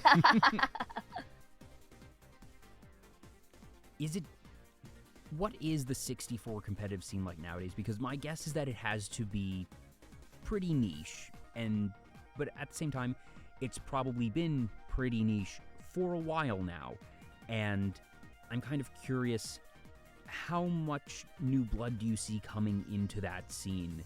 It's probably non-zero because it's still a Smash Brothers game, and that there's got to be some people that are just really interested in the classic, people who might not have been alive when it was initially released, maybe fall in love with Ultimate and they're like, I want to see where this started. So how regularly do you see new people coming into the competitive scene like that? Actually, pretty often. There's constantly people that are like, oh, I really like the other Smash games. I'm going to try out, Smash 64, and then they fall in love with it. And in the case of like new blood and people that weren't born for it, yeah.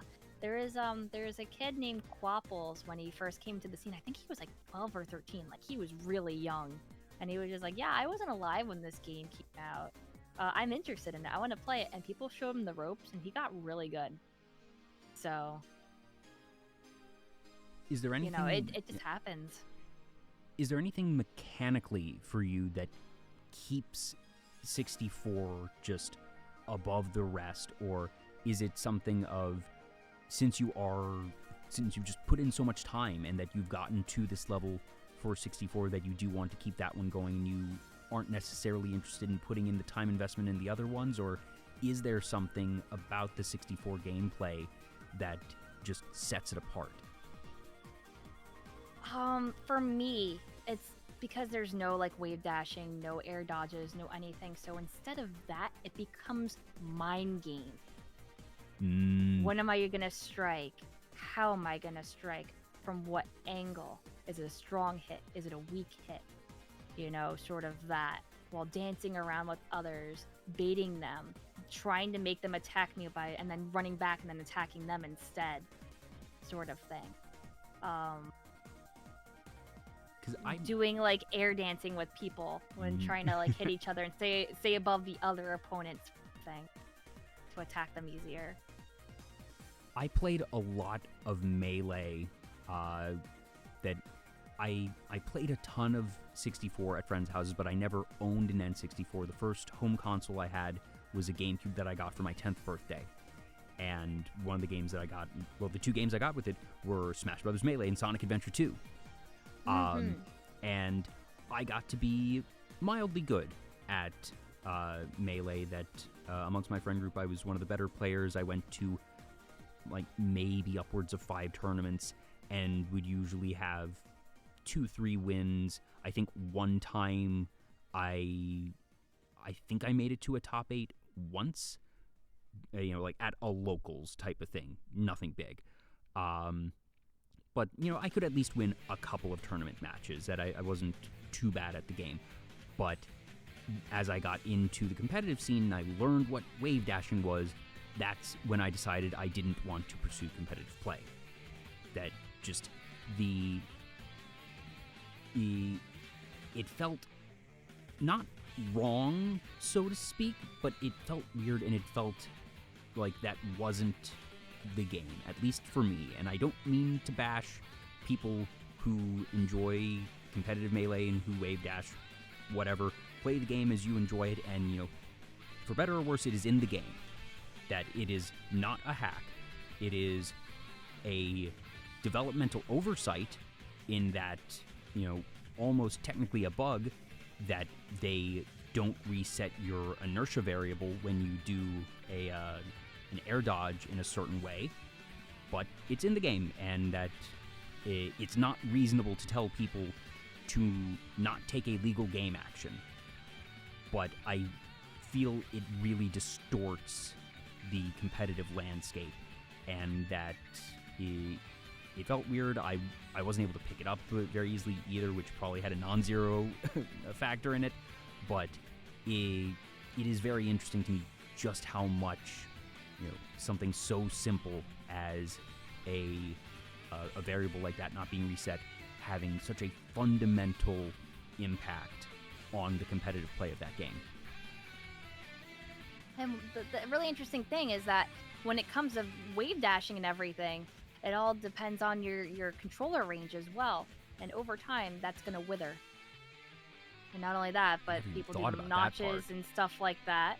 And notches can also wither and break. And you have to do new ones and get new shells and yada yada. And honestly, I'm in the boat right now that if I wanted to actually try Melee and try to get good, I would probably just play on a hitbox and just learn that. Because you're going to have the best range, always going to be the same. It's not going to break down. And I probably wouldn't play a spacey character.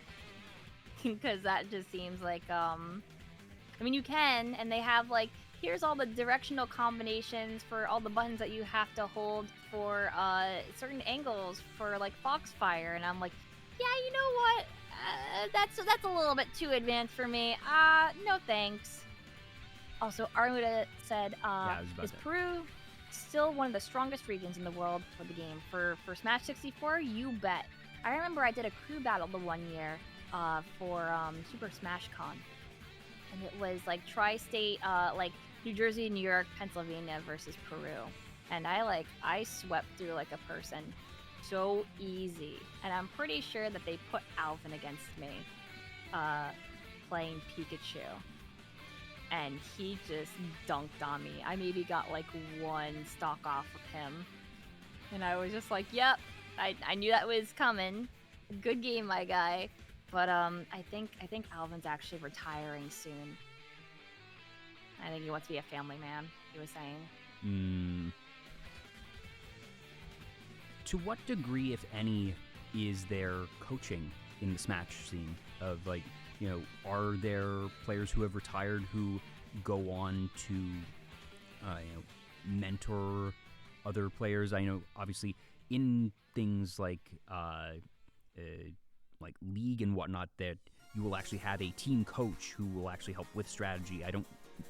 My guess is that there's nothing to that level of practicality, but I don't know, that are you allowed, like, a note taker? Is a coach allowed to be an observer, and then between matches that they can sort of whisper in your ear and say, like, okay, I noticed they did this, that, the other a lot, so you may want to change your strategy, and that are they able to be an advisor, a coach? Is there anything like that that is allowed in competitive Smash play? I don't think coaching is usually typically allowed in between games or sets.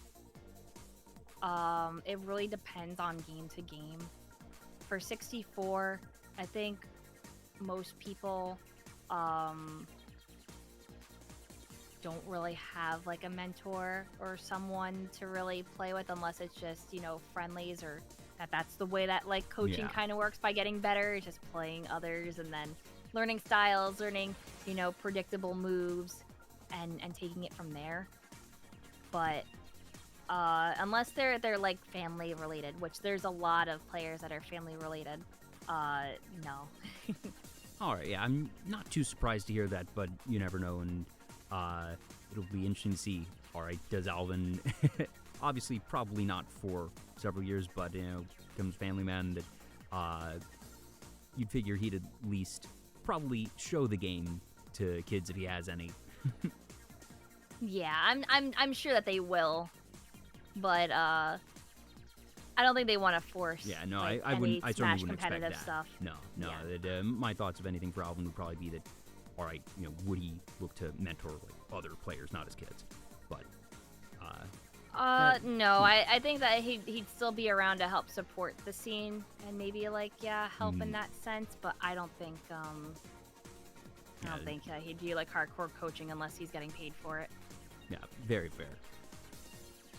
Actually, come to think of it, so do you have any experience as a TO? I helped a little bit for Smash 64, yeah. So I was partial TO for my friend, their little tournament that they had. but Jan- I didn't do a whole lot. I just helped with the computer bracket and trying to make sure that all the sets and stuff are correct, and then I helped with setup and stuff correctly. JNNH in the chat says, speaking of Smash 64, this year's combo contest was insane. What is the combo contest?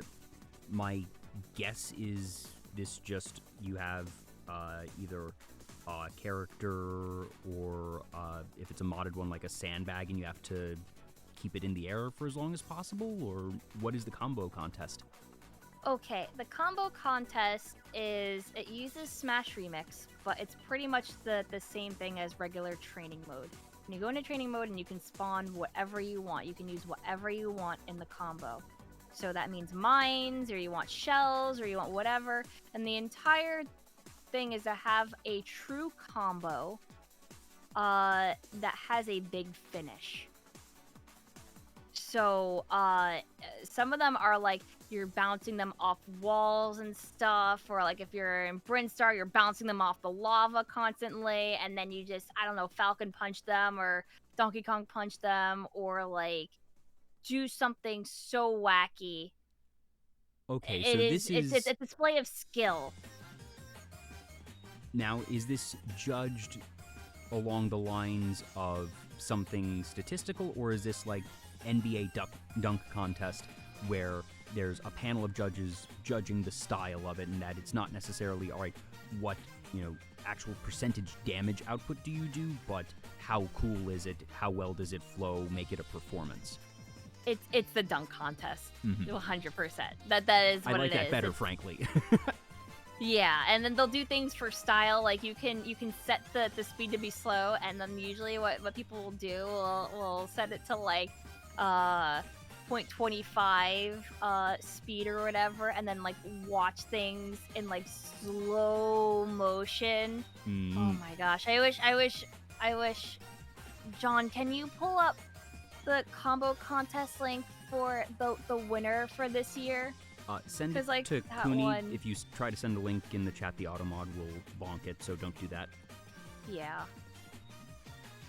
Oh my god, But it then- was so good. You'll see what I mean by how like stylish it was.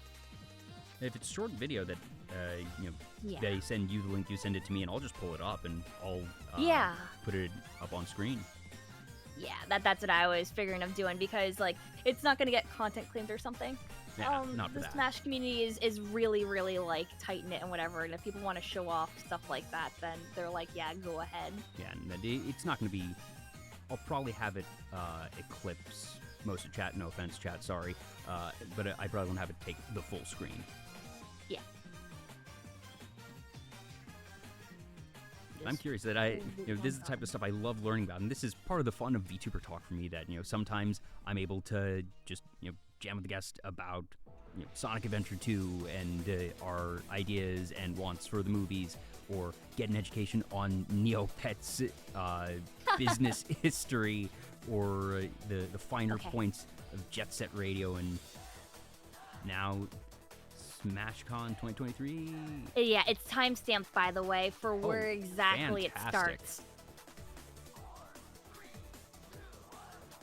Because, like I said, this one was actually so impressive that I literally, like, jumped up out of my seat.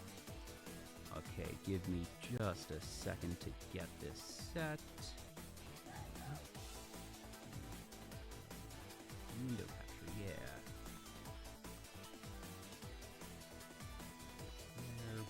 Let's get this cropped.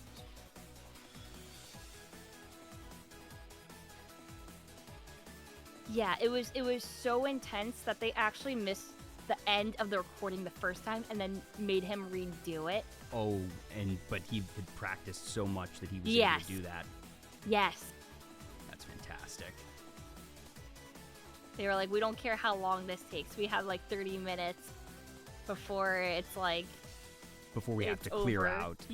Yes. Alright, give me a second. That's up there. I'm going to mute that BGM. Okay, so here we go. And if I did this right... Oop.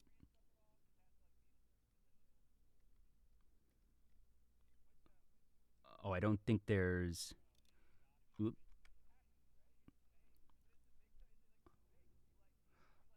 I don't think I have the audio going through.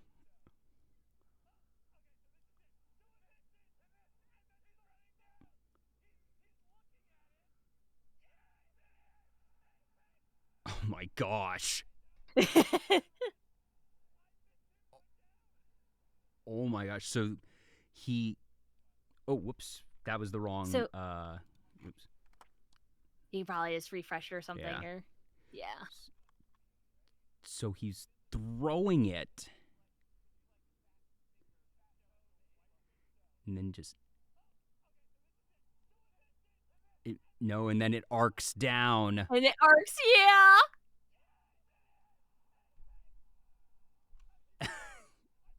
But he ran back by the judges' table to watch it at the end. It's like the best part. That's fantastic. Oh, I don't think I actually had the audio going through. I highly recommend. I think I can actually post links in here, though. So, yes, there you go. So that has that with the timestamp, and that certainly half the fun of that is just the reaction of the commentators. So that's super neat. Of just it's not just the anticipation of where things are going to be, but then accounting for gravity and having that be part of it. That's the next level. Yeah, also, they were controlling both of those characters at the same time. Oh. They were doing the setup for it, and then were probably using their feet to set up the God. Samus shot, which is the really insane thing. Yeah, that was his first year doing the combo contest. There was a lot of new blood, but the usual all-time champ, Prince, who's a Japanese player that I've actually sponsored. I love Prince a whole lot. He wasn't there at Super Smash Con this year. He was busy or something. Tomana came using their feet. Yes, that Yeah, apparently. they're using their feet. Yeah, someone was using their feet for a combo contest for Smash Brothers 64, and now I'm just thinking, okay, if this continues to be iterated on and it becomes the meta, so to speak, of, as the NBA dunk contest over the years goes, that, you see people pushing farther and farther, and that the dunk that would have won the 80s dunk contest wouldn't have even clocked in today's NBA. You just... I don't even know if power creep is the proper term there, but just as people get better at the game, that you would see the skill level go higher and higher and higher. And is it going to become a thing now where people are piloting two characters and that you need to have both the hand cam, like do you also have to have the foot cam to see that they are piloting they both do. characters? Yeah, they typically do with the combo contest. That's Okay, the thing, is so that is it common for people to do multiple to have characters. multiple? Yeah, there are some people who are insane and do 3 characters at once. I mean, 3 different controllers. Toman, I appreciate the humor in the message, and I'm going to deny it, not because I have a problem with it, but because I want... The comment is the next step going to be a chest butt plug? I'm denying that one just so that remains on the block list so other people with perhaps less relevant and good intent don't get past that. So nothing personal. But just... It's so cool to see people iterating in that way and being able to just think about, all right, what is the coolest thing I can do? And I'd love to know their thought process on how they reached that. Was the first time they did an accident, they're like, okay, I know what I just did, and now I just need to figure out how to restage it. Or did they initially have the concept, I want to set up a shot where the last hit is on the downward arc of a fall? I don't know. I don't know how they set it up like that, to be honest with you. It's a lot of crazy, labbing and just doing combos like that in training mode. and tinkering with strong hits, weak hits, items, minor adjustments, minor placements. Everything is down to a T, down to a science. Yeah, people just do that for hours. Well, because at that point, it's almost a dance that you are experimenting with different dance moves and seeing, all right, what flows into the next and what looks good together, what moves play into the next one, and then you're literally choreographing a routine. That's what this is. And I can see how that would actually be a much more, at least for me personally, I think I would find that type of iteration a lot more fun than doing a conventional speedrun. Because there's more experimentation. It's not just, okay, I'm doing the exact same thing over and over again. The only time you're doing the exact same thing is when you have found something that you really like, and then you're just making sure you have the muscle memory to be able to perform that routine on demand.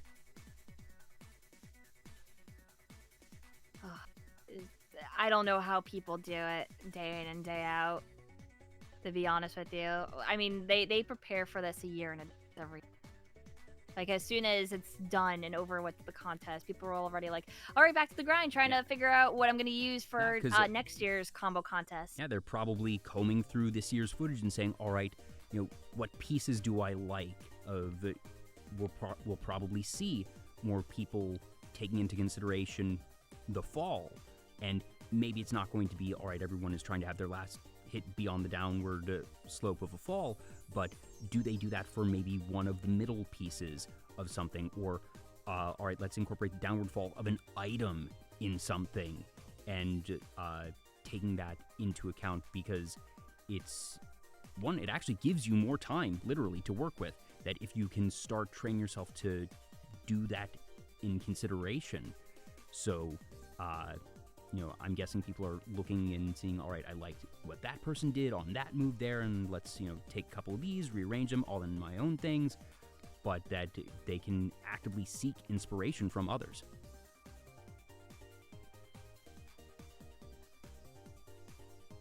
Is there, I'm guessing you have not done any of the combo contest stuff on your own?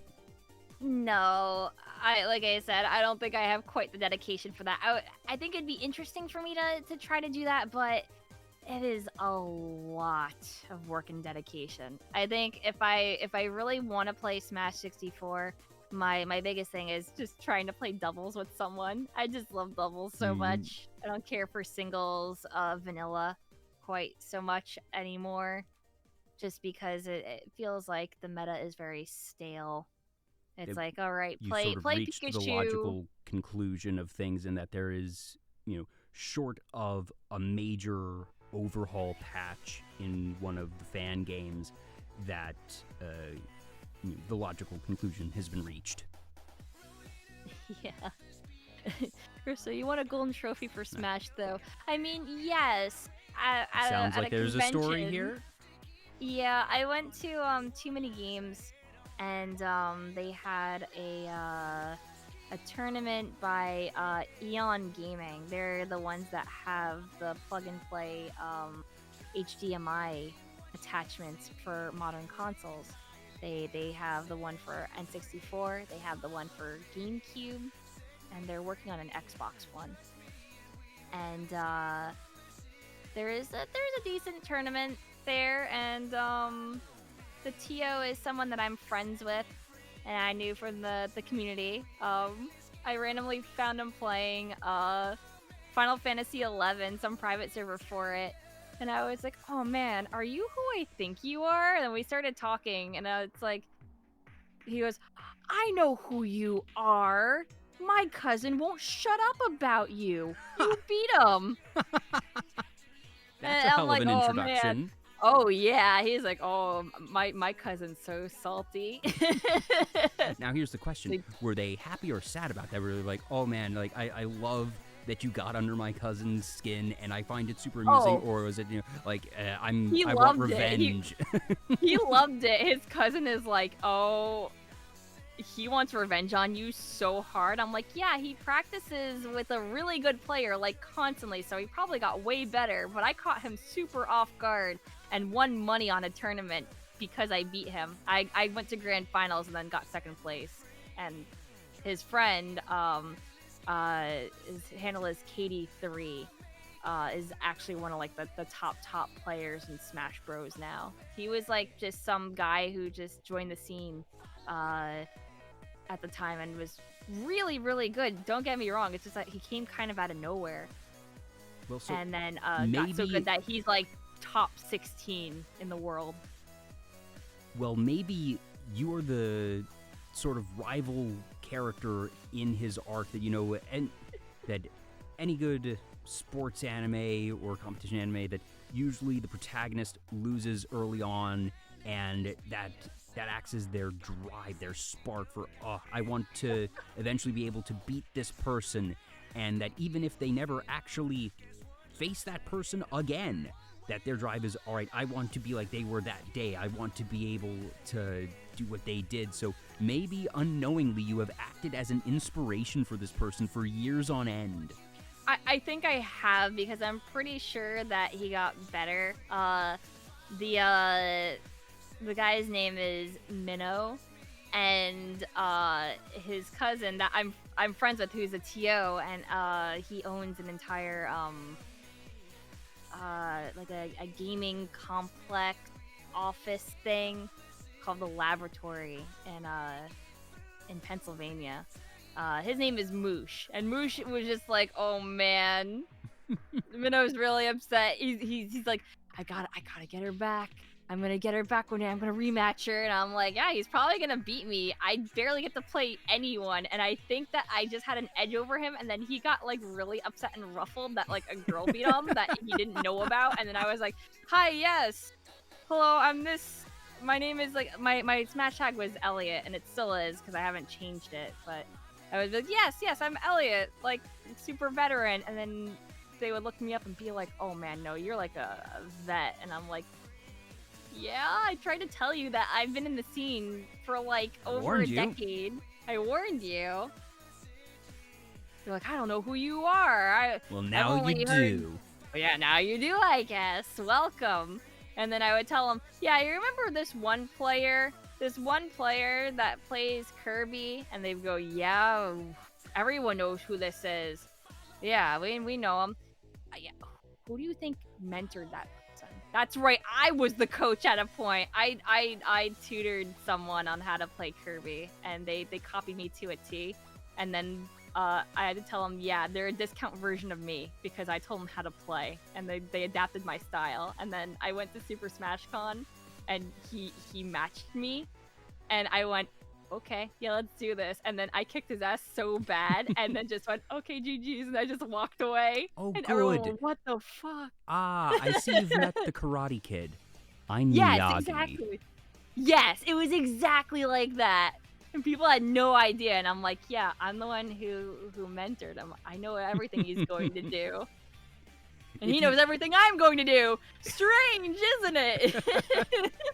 If you need to be a villain, be the villain in a totally fair video game competition. That's so cool. But just, oh my gosh. That must have been a very fun moment for you. Oh, it was. Also, yeah, Orange is right.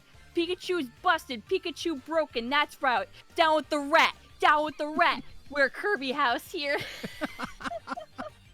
Hello, Aki. Welcome in. Down. Aki was on the show about a month ago. So, welcome on back, Aki. Hope you're having a good evening. That, actually... So, Aki currently holds the record for my second longest show, and I'm glancing at the time, like, you're already in what has to be top 10, top 15 at the very least, but I'm pretty sure top 10 already, and we still have, like, how are you doing right now, Risek? It's been... I'm doing fine. Okay. Listen, I do long streams all the time. That was the thing. It's like you do 8 to 13-hour streams. So just I've wanted to done make like sure. 18-hour streams before, and God. people go, "Are you okay?" And I was like, "Never been better. Why?" And then they can tell I'm sleep deprived, but still playing because I want to. I shouldn't do 18-hour, but Oh, no. I've still got plenty left in the tank, so. 'Cause, like, Who will tap out? You or me? honestly, my guess is it would probably be me. Probably because I do have work in the morning. I don't need to wake up too early. Like I said, I've got time. So, Yeah. 'cause from the things that we threw out from talking earlier in the week, we've only gotten through like the one chunk. We had a chunk for video games, and then have like these two other giant umbrellas of topics that we haven't gotten to yet at all. We've just sort of lingered on these, and frankly, I could wrap back to Pokemon if I wanted to. I didn't really get into a lot of like, things. because I didn't actually ask you too much. We discussed TCG a lot. I feel like we didn't really talk about the mainline Pokemon games much. Oh my god, yeah, exactly. I just touched on, like, yeah, I shiny hunt. So I'm going for a complete living shiny dex, by the way. And that includes male and female variants and different forms. Are we talking Scarlet Violet living Pokedex? Are we talking Full. And also full? someone just gift subbed, and on my end, because I have the thing on and I didn't mute it. Hey, there you go. But thank you. I have to like load up my Streamlabs now. Aww. Thank you, Aki. Orange. Aw, you sweetie. That's why I'm like, I heard it go through, and I'm like, what? I don't understand. Oh, thank you. I very much appreciate it. Actually, I suppose a better question to start with, where does Pokemon start for you? What do you recall your first interaction with Pokemon, or the first Pokemon thing you had? Yes. When it was announced, it was literally like the Pokemon Mania thing. That Did you like, get one of those America videos? Experience. I got no, it wasn't one of the videos. It was literally just I got red version. Okay. Yeah. And that was my first exposure, and I fell in love with it. And honestly, I was a quiet kid. And I was a good girl, and I didn't make that much of a fuss, and I was just like, can I have Game Boy? Can I have battery? Okay, I'm gonna go play Pokemon. And I just sat on the couch playing Pokemon and behaving. And that's what I did. And my mom was like, you know what? I don't care. You're behaving, you're being a good girl. Here, you can have your Pokemon. And then I was the type of kid that would get all the way to Lieutenant Surge and get like a level, like 36 Pokemon and get the evolution of my starter, and then reset the game because I wanted to see how they were all like until I decided on one. That's what I kept doing over and over. So, I think the first interaction I had with Pokemon was my best friend from elementary school. That was it. Yeah. And that this person, actually come to think, was the person that introduced me to both Pokemon and Star Wars. And it's funny because there's a slight intersection of these two in my Pokemon journey, so to speak. So I learned about it when I was, 5-ish.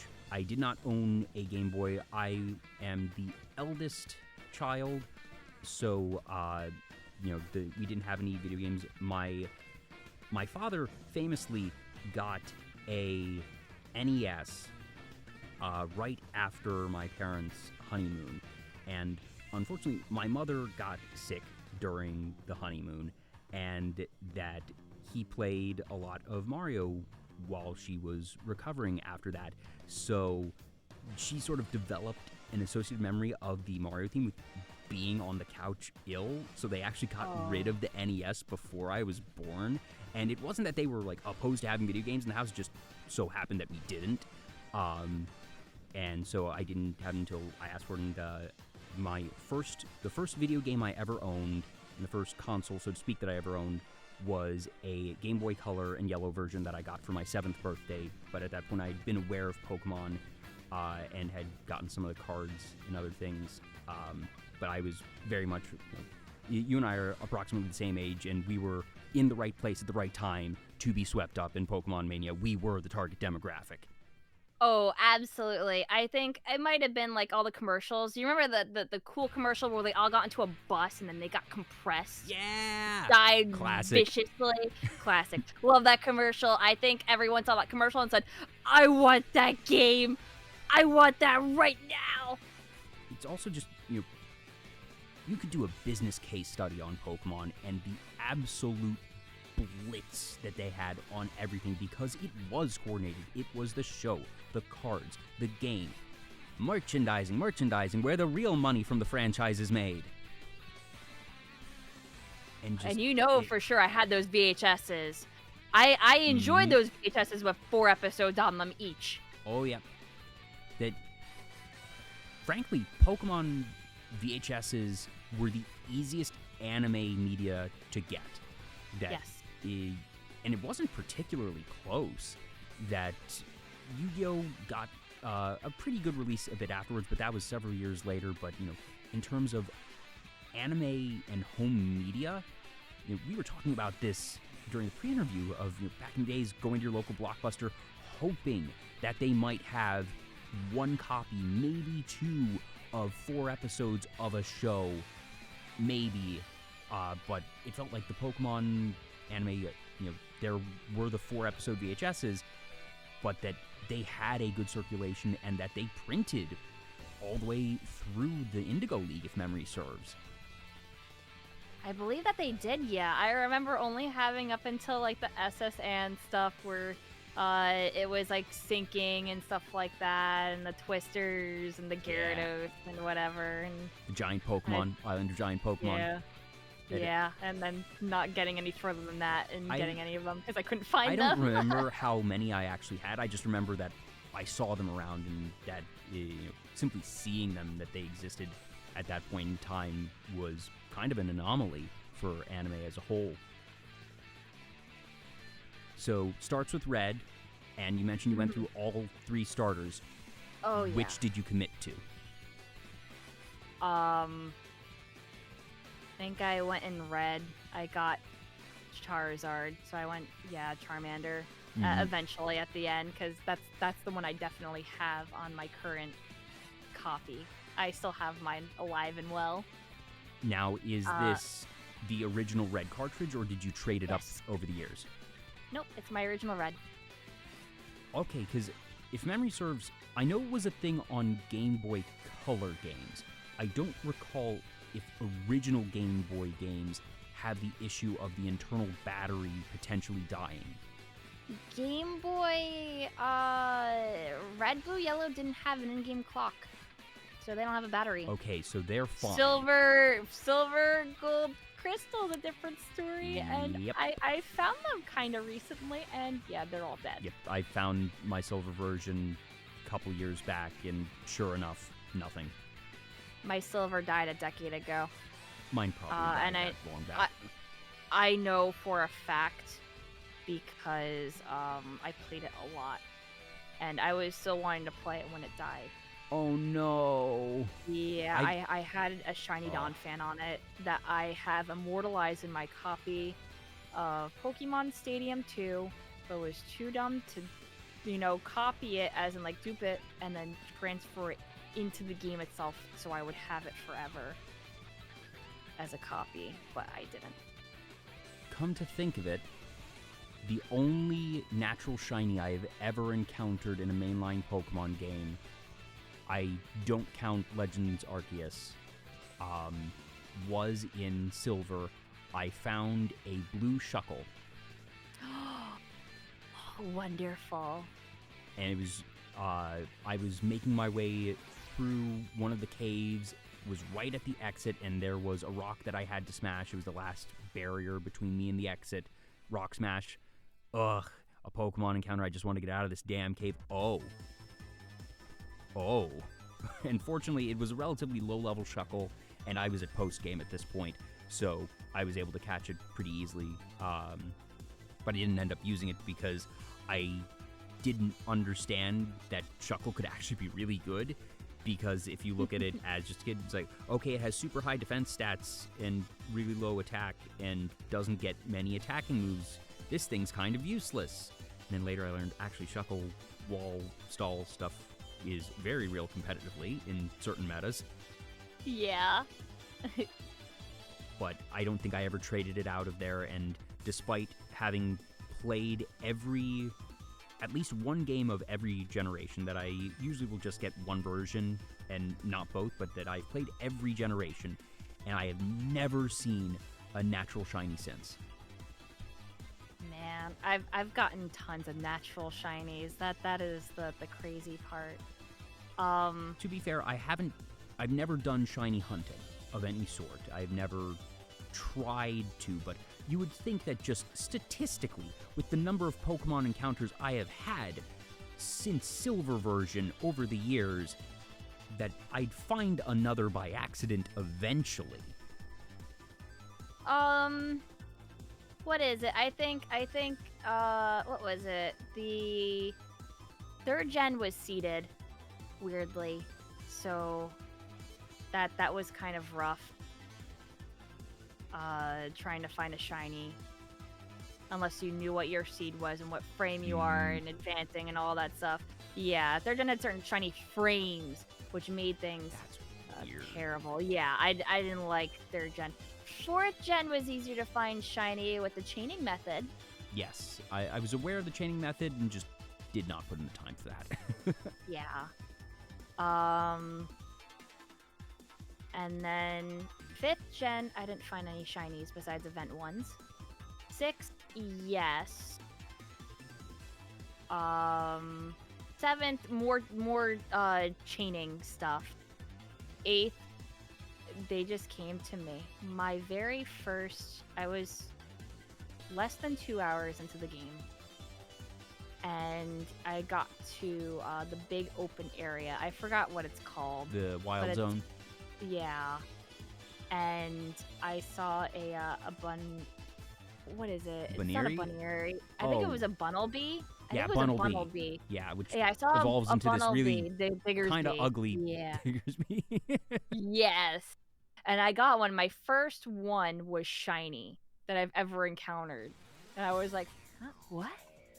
And I was like, really? That early in? At that point, you would almost think that it was a plant to reach it Yeah. at that point. But that also happened to me again. Like, first encounter shiny of that Pokemon happened again in Violet that I was playing. And you know what messed me up the most? I have a clip of it. Bombardier. Bombardier, yeah. Yeah, so I was just like looking for Pokemon, trying to catch new ones, and I saw question mark, and I went, "Aw, you're a cute little birdie, hello!" And it hopped towards me, and then got into a battle, and then it went, "It's shiny," and I went, "What the fuck is this? This is not normal!" Now, I started screaming. Now, did you get into a proper battle, or did you accidentally kill it with auto battle? Oh, no. You can't auto battle kill shinies. Oh, that Your is Pokemon a will wonderful shake mercy. and say, uh-uh. I didn't know if they it's had actually- that. I They appreciate did. that from a developmental standpoint. That is Yes. that is very merciful of them. Yes, so I actually had to battle it because it went towards me and actually initiated a battle because it charged towards me. And then chat had to look up for me. They were like, wait, don't move yet, because you can run from the battle and it'll still be there because they don't despawn. That's You can save the right. game. But the fact that it has self-destruct moves, and it was thankfully Oh. one level lower than Before it learns when the it move. gets. Yes, so I got to catch it. Oh. And I went, no way. What does the regular one look like then? Because I thought Like, that I'm was forgetting normal. at this point because I'm not seeing them. Yeah, I haven't seen them before. How do I know if it's shiny or not? I just encounter one and it's like, haha, I'm shiny. I guess Bunnelbee's just like you.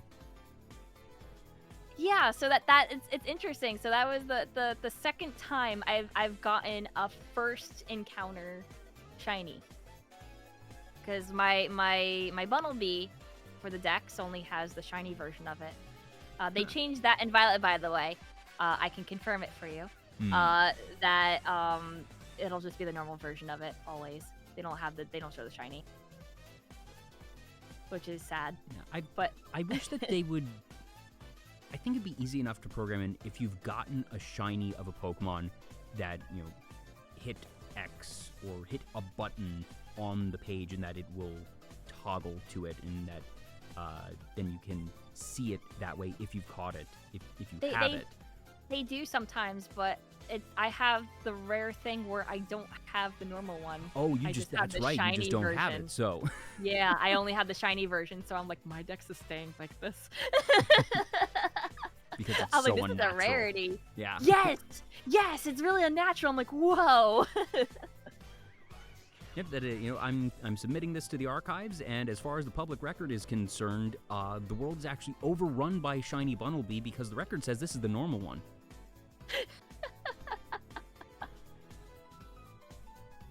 Yeah, it's totally just normal one. It's legit. I'm not cheating. Do you have a favorite generation or a favorite game, even if it's one of the spin-offs? Johto. I love Johto games. That includes just Gold, Silver, Crystal, but probably leaning more towards Crystal, or Heart Gold, Soul Silver. That's actually my favorite gen as well. Level curve be damned. I know that it's, not well done in terms of the scaling, the balance overall, but for me, just at that point in time, it was so expansive. Having both regions, and especially as someone who had played Gen 1, that first time that you just stumble into Johto again and revisiting all those places was magical. It was such a treat of just going all the way and going through the Pokemon League, and it's like, wait a minute, where am I? Oh, this is Kanto! Oh, yes, they downsized some of it. Kanto, yes. and that time had progressed, and that you knew that the things you had done in Red, Blue, Yellow had happened.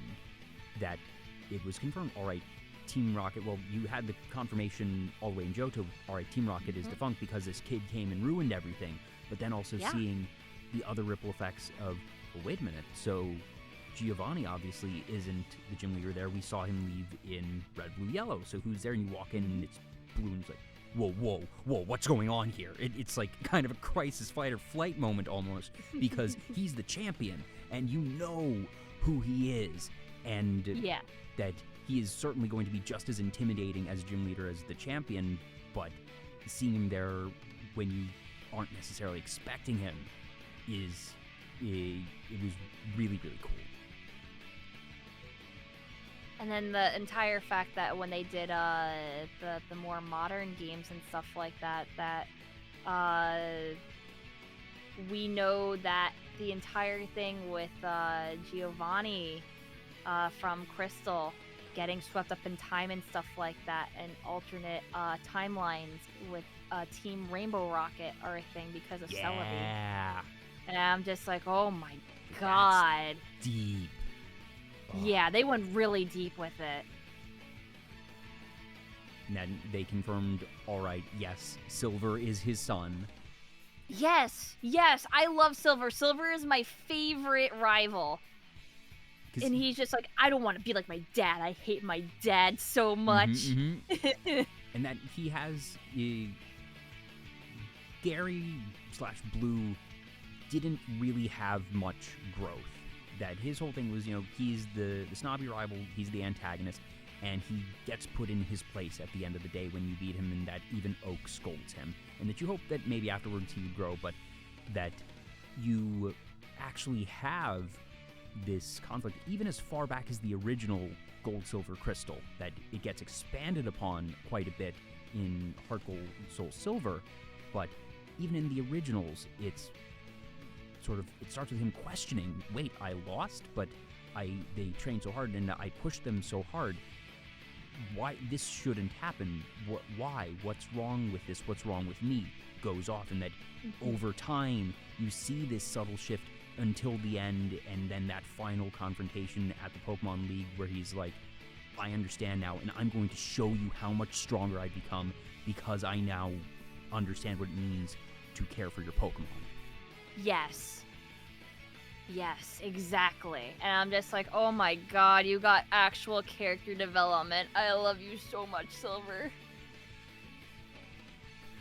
You know, going back to different places in Kanto, that there was a couple disappointing moments of areas that they cut, but they justified it in certain ways, like seeing that Lavender Tower has been shut up, that you can't go in anymore. That I kind of wanted to go in and see some of the ghosts, and being told they've closed off, or it's now a radio tower. Actually, that's right, they made the radio tower, and that type of change, or just the ways in which certain areas have had these really subtle shifts, and that you could feel the progression of time, and it was so much. And I remember, must have been 250 hours plus on that original Silver cartridge. It was so many hours.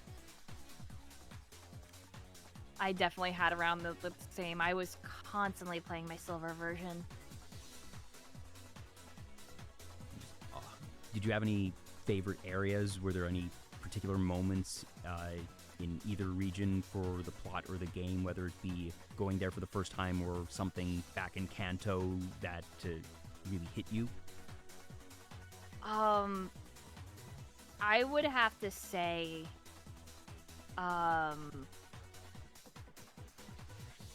probably what they did to Cinnabar. I was like, oh my god. Yeah, going to Cinnabar and like looking about how it changed and like it erupted. That it was. And it's just like, it well, was that twofold sucks. disappointing, because that was one of the areas that I went to. Was like, oh dang, well that kind of sucks. Is there's just nothing to do here now, and it feels like you cut an area from the game, and I'm a bit disappointed. But then also the realization: are people dead? Yeah. How many people died? Did they evacuate in time? Is Blaine okay? Where is he? And fortunately, we do see that Blaine is indeed okay. Yeah. But, we don't really get a confirmation of the citizens of Cinnabar at large. We just know that the volcano erupted, and that, if nothing else, the city is gone, that those buildings are gone, and that there are no people living there at that point in time. So they've been relocated somewhere, hopefully. And that's one of the darker moments, especially for early in Pokemon. It really was. I was also really sad that they closed down the museums as well. You couldn't do any of that. And they're just like, sorry, we've relocated, and you can't even go and visit it. I was rather salty that the Safari Zone didn't exist in Fuchsia. I was like, wait a minute, that was one of the best things here. Come on. If memory serves, I don't know if this was, I think this was a rumor that they were developing something to happen in the Safari Zone. They didn't have the time, so that's why it got cut. I'm not exactly sure, because all I remember from the story is that I believe it was Iwata that helped basically maximize the most out of the game and compress it so that they had enough space to actually add the Kanto part. I do recall that compressed. story, that they were not sure how to get it to fit, and that Iwata came in and that he did some wizardry in the code that made it fit. Yeah, he just helped optimize everything. So I'm not sure if they ever actually intended for Safari Zone. I mean, okay without it, just because, well, the entire point is to, use your older versions and do that stuff and then transfer it up anyway. Yeah, that's fair. So I'm totally okay with that. Do you have any favorite Pokemon, any generation? Yes. My favorite Pokemon of all time is Starmie. I really like Starmie. Any particular reason? I feel like I was just attached to it. I don't think I had to do anything with Misty. It was just really unique of like, here's a giant floating starfish Pokemon. That can use psychic does- powers and occasionally electricity for no real discernible reason, but it still Yeah. can to this day. And then it just turns out it's like, oh yeah, it's one of the top 3 best Pokemon in base game, Red, Blue, Yellow, and then it's still good to this day. Yeah, just slap on Psychic, Surf, or Hydro Pump if you're feeling spicy.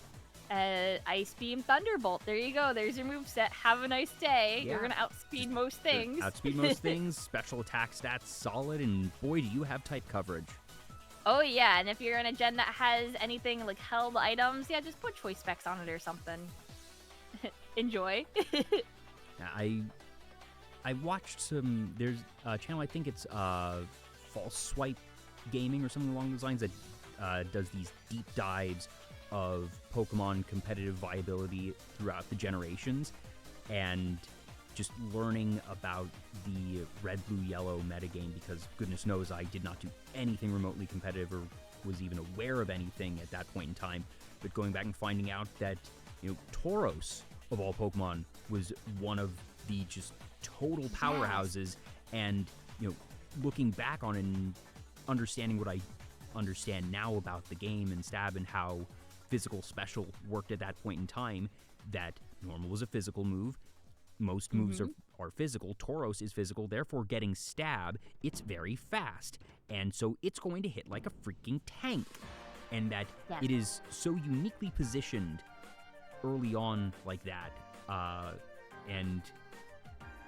It's something that I never realized, because I didn't use Tauros. It was a rare spawn in the Safari Zone anyways, but also it's just... It never seemed like it would be that type of powerhouse, but because of how the stats worked very specifically in that game, it's completely OP. Oh, it is, and crit rate is also with how fast you are. That's why, in yep, Gen it was 1 as based on well. speed. So so Tauros and also Persian, as John pointed out, very, very good critical. I mean, I think / Persian was 100% crit Stab. That's gross. It was really gross. And, for me, my favorite Pokemon is Metagross. I just think that a psychic supercomputer tank is really cool. Nothing really special there. I just think it's really neat. I mean, that's fair. I have other favorites. Like, I love Wigglytuff a whole lot. Just, a cute, fluffy bun. I want to squish them. I want to squish that bun! Plus And, the memories of the TCG probably... Oh, yes. Do the played in wave. its Come favor. on. Mm-hmm. Oh, yeah. Also, yeah, it's definitely. one of the best attack names in base set. Full stop. Do the wave. Do the wave! It's so... And it's flavorful. It's so flavorful because the attack is based on how many Pokemon you have in. So it's, that the whole party going down the line on the bench is doing the wave. That They're doing the wave. It's so exceedingly rare for, even nowadays, for the Pokemon TCG to have flavor. That just because of how the game mechanics work, that there are very few opportunities. That there's a fair bit of flavor in Magic the Gathering design, depending on certain abilities and certain things, but that's because they have a lot more mechanics to work with to evoke certain themes. In terms of mechanical complexity, Pokemon is very, very simple, and I think that's the correct design decision because it's aimed at a younger audience. But when it hits in that way, it hits, and do the wave hits. Gosh, but yeah, there's Wigglytuff. I love Garchomp, Gengar, Bronzong, Shaman, Kyogre. There's so many. Kyogre's very cool. I wish that Team Aqua was cooler. Well, you know what? I don't care for Team Aqua. I don't really care for Team Magma. Their symbols are cool. I think their symbols are really neat. But you know what I love? I really like that one gif of Kyogre staring directly into the camera and then giving a really big smile. Oh yes, I've seen that one. Also the one with Maxie talking to the admins about the plan and him talking about like suplexing Kyogre or something, and it's very cartoony. Oh, yes, I found it on Discord. You're very welcome. It's like,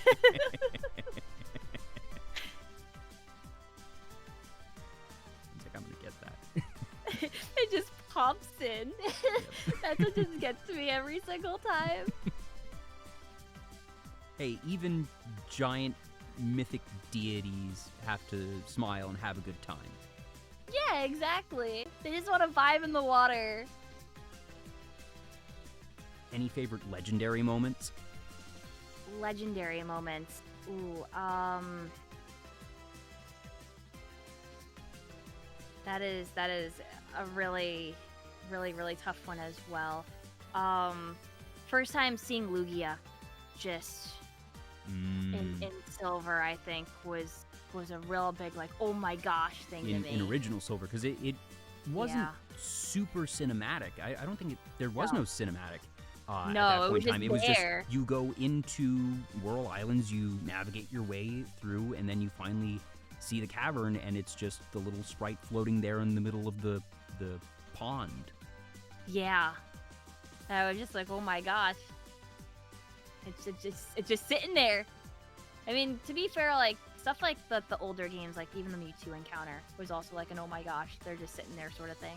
Yeah, just all right. I have found this mystical being in its habitat. It has hidden itself away because it is so powerful, and that, you know, in universe nobody else has seen this here. No one else has been here. That maybe the legendary Pokemon at some point has left its habitat, roamed a bit, and people may have seen it in the wild, but in all likelihood no one has come to its lair.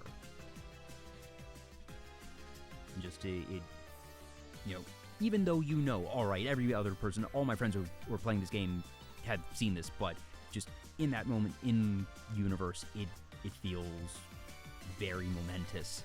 And certainly over the years, they have made legendary moments increasingly cinematic. And I feel like the first ones that really did that, there were the special events in Ruby, Sapphire, and Emerald, which you could only get if you went to IRL special events, and they were very difficult to get.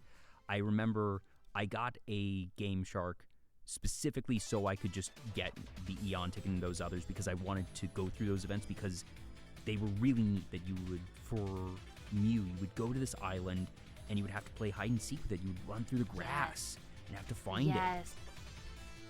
And that Mew is shiny huntable. That I do know. Oh. Yeah. That's the really interesting thing. And Gen 4 was when they really started going hard. I feel that, again, you needed a special thing if you were going to get the Azure Flute for Arceus. But just that moment of, all right, going to Spear Pillar, which you've been there before. You obviously had the big important plot moments, but then the staircase and just the sort of parallax effect that they used as you went up the staircase was something, just a view and an effect that you do not see in other places in that game. And obviously the music and everything, and seeing this, which at this point is the highest level wild Pokemon at 80 that had ever existed, is just like, I'm actually fighting God right now. Holy shit. I really like what they did for Arceus in Brilliant Diamond, Shining Pearl with the events. Did they? I didn't actually play the remakes. Did they do something different for it? I know that they made it they more had you accessible. going up the stairs and stuff like that. It was still the same, but they just kind of did it. Okay, yeah, they just made it available. Yeah. Well, yeah, it's for a limited time. They made it like they gate kept it, so it's like you had to have bought the game and checked online between a month, And then another release within another month, and another one, and then they never re-released any of them. They're like, you had to have gotten the game basically like within the first 2 months release, and then they started handing out the mythical items to obtain them. Yeah. Yeah, and the reason why I got it because I needed to shiny hunt those mythicals. I was just like, okay. I have Arceus and I have Shaman. I'm working on Darkrai, and it's really boring to reset. It's really slow. I hate it. The Darkrai one, that one I think, I'm trying to remember how I did it, because I know that it was another one you had to go to a special event, which was very, very limited, and I did not, so I don't know if it was a game chart or something else, but that event, the music had already been used in the old Chateau, but that is one of the, in my opinion, best written non-battle themes in Pokemon, just for fitting an environment, because it is terrifying. Just, it is very slow. It doesn't have a lot happening, but the use of timpani and the eerie notes and the way it fades in and out, just, it hits very, very well for me.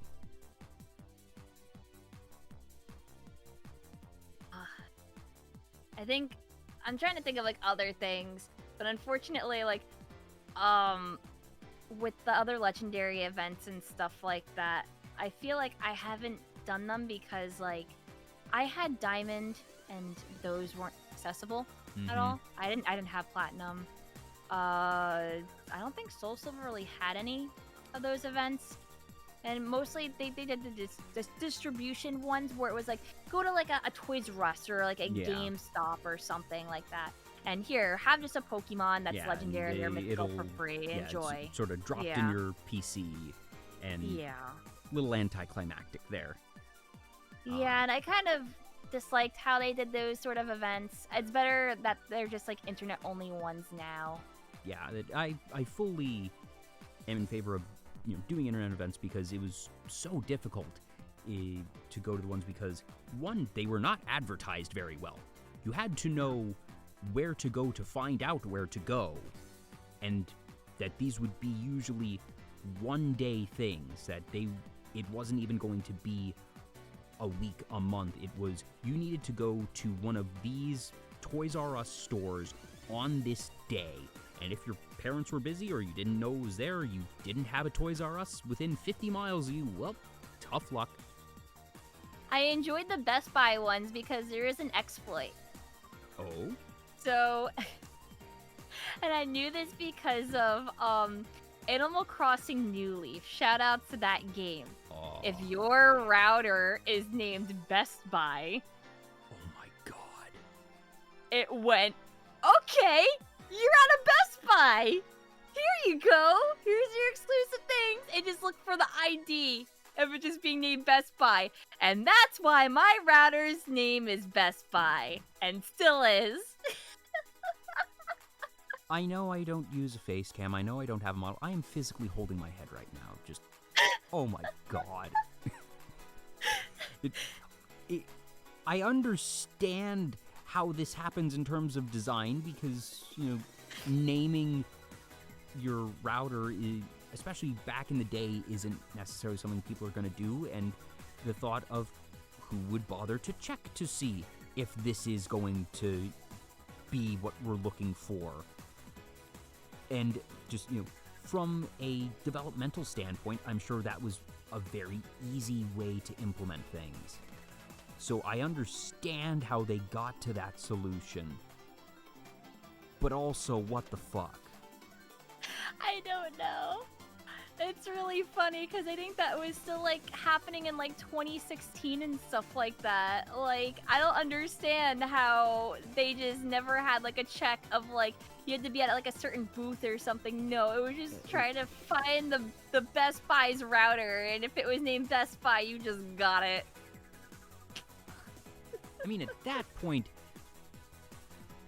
they should expect people to learn about that and just be able to change their darn network settings. And you should just make the event global. Don't bother doing all the extra legwork to get things set up at Best Buy because just, business-wise, that's going to take more time. So, Yeah. oh my gosh.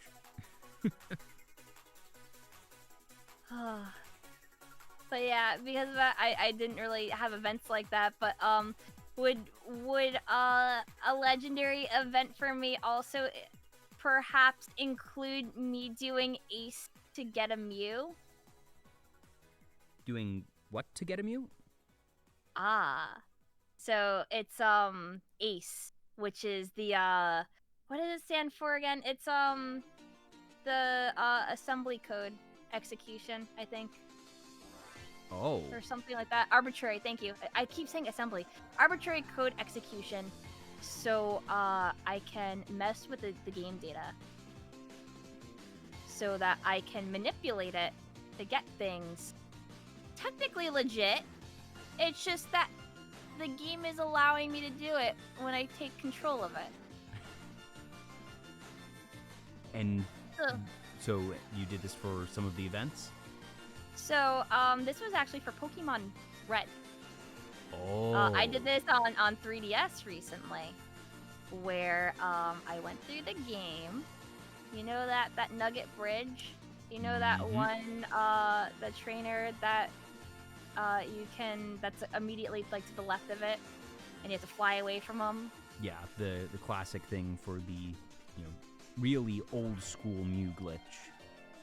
Yeah, so then you go get the Mew from the one trainer that easily gets it. You catch the Mew.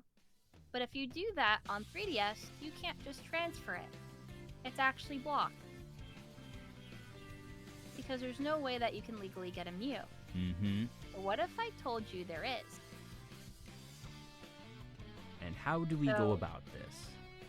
So we get our Mew, and we get to visit our best friend ever, Missing No. Of course. At this point, this sounds almost like a mythical quest, because of course it would come back to Missing No. Oh yeah. So I basically had to gather a Mew. I think it was a Pidgey with 233 health, specifically, as in current health. It doesn't matter if it was over, but it was easier if you could just get it at 233.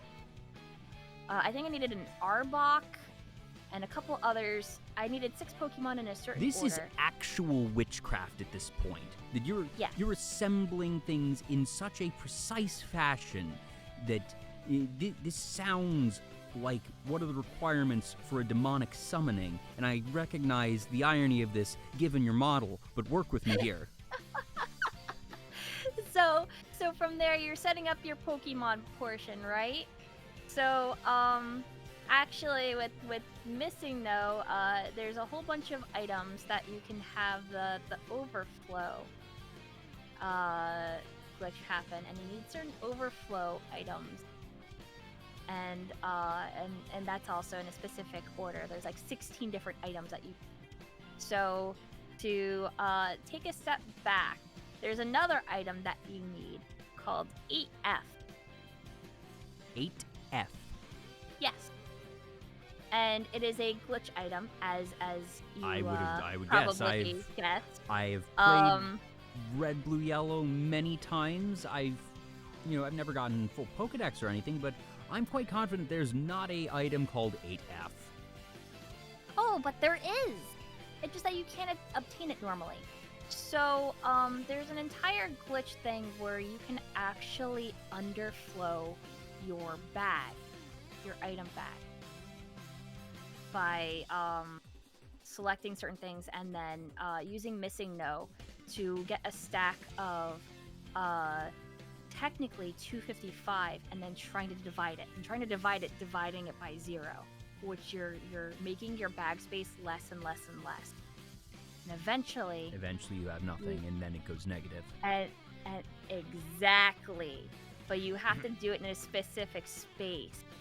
So then you're supposed to, I believe, fly all the way near Celadon and then you have to walk along a path specifically. And if you glitch the thing specifically, you start walking into a glitched area that look kind of like Saffron/Celadon, but it's not. And it is. You're in the literally upside down a now. Yes. And then on a specific tile, you have to go into your bag and scroll down, because you'll be able to scroll down and then you'll get to the glitch item. You have to keep going down and further and further and further and further until you can take 8F and select it into the first slot. Or whatever slot that it wants you to. I forgot which slot exactly. And then you have to like get back up and out of the menu. And then like fly out of there. This just otherwise like, you. the way this is being told, this sounds like a horror story. I'm waiting for the punchline of, you know, and then you die in 7 days type of thing with all the unnatural stuff that you're having to do here. Also, I've missed some follows. Descended Ramen, Shero Official, CJ3560, Spoopy Ricotta, and We Bubble over 9,000. Thank you for the follows. How someone figures out how to do that? Because there's 2 ways that you could get to this, and at first, my knee-jerk reaction was, okay, when you're starting to go through these steps, this is all so specific and unnatural that I have to guess that somebody looked at the code and then sort of reverse engineered from the code and said, okay, so this is what you have to do in game, given how the code is written and works. But there's so many steps involved.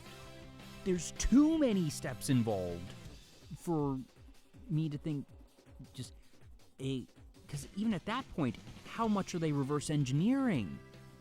How does this get found? They have been. Oh my god, I have video of it if you would like to see how crazy this gets. I'm sure. But I'm more thinking, how does this get discovered in the first place? People looking through glitch items and what they do, and they then found that having 8F to path can it backwards to reach the thing. Yes. I guess there has to be some sort of basically a formula, because you see the code and you see, all right, so 8F exists, and then all right, there's this loophole in the code for getting items out of your bag that will reduce it. So I then have to, and that's how they sort of connect the dots of, all right, I need to then use this loophole to get there, but then sort of continuing to comb through code and looking for puzzle pieces that shouldn't exist, and saying, okay, I need to find something that fits into this shape to make this happen, because this is the next piece I need, and then finding something, figuring out, okay, well, this needs to be this value, and the only way to do that means that I need to get this value involved. All right, that value maps to that Pokemon. Okay, good. Now, what do I need to do next? I need to have that thing there. Okay, that means that I need to go to this tile. And the only way to reach this tile is to break the map, okay? And then how do we break the map? All right, we've broken the map, so now we can get to that tile. And just iteratively, but the number of steps involved, the amount of commitment that this, like I said, it feels like witchcraft. This is hard science here. This is them trying to figure out, all right, what is the chemical formula for a new element, and then making it.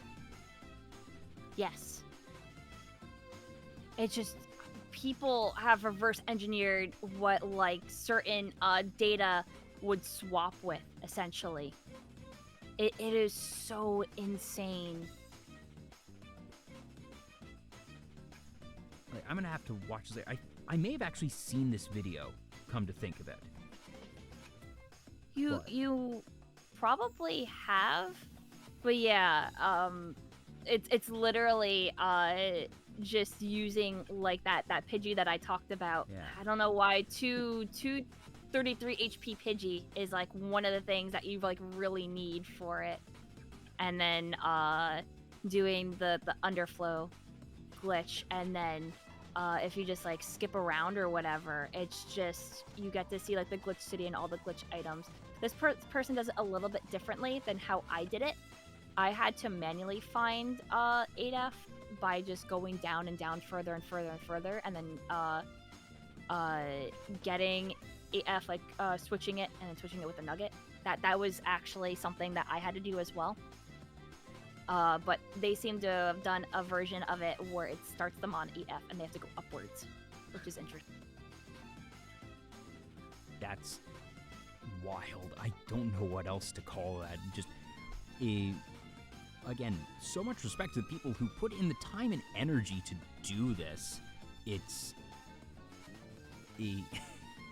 I'm glad that some people enjoy that and, you know, were able to do that and find that, because that's so different. That's something that I would never think to do or necessarily want to do, but I'm happy for them, you know, that they were able to find that, because that has to be such, that's a treasure hunt in its own way. That's archaeology, basically, that you are going and then finding this artifact and sort of in its own kind of convoluted way, learning about the code of what is frankly one of the most important games in history, and learning what is its genetic code, basically, and then just running experiments on it.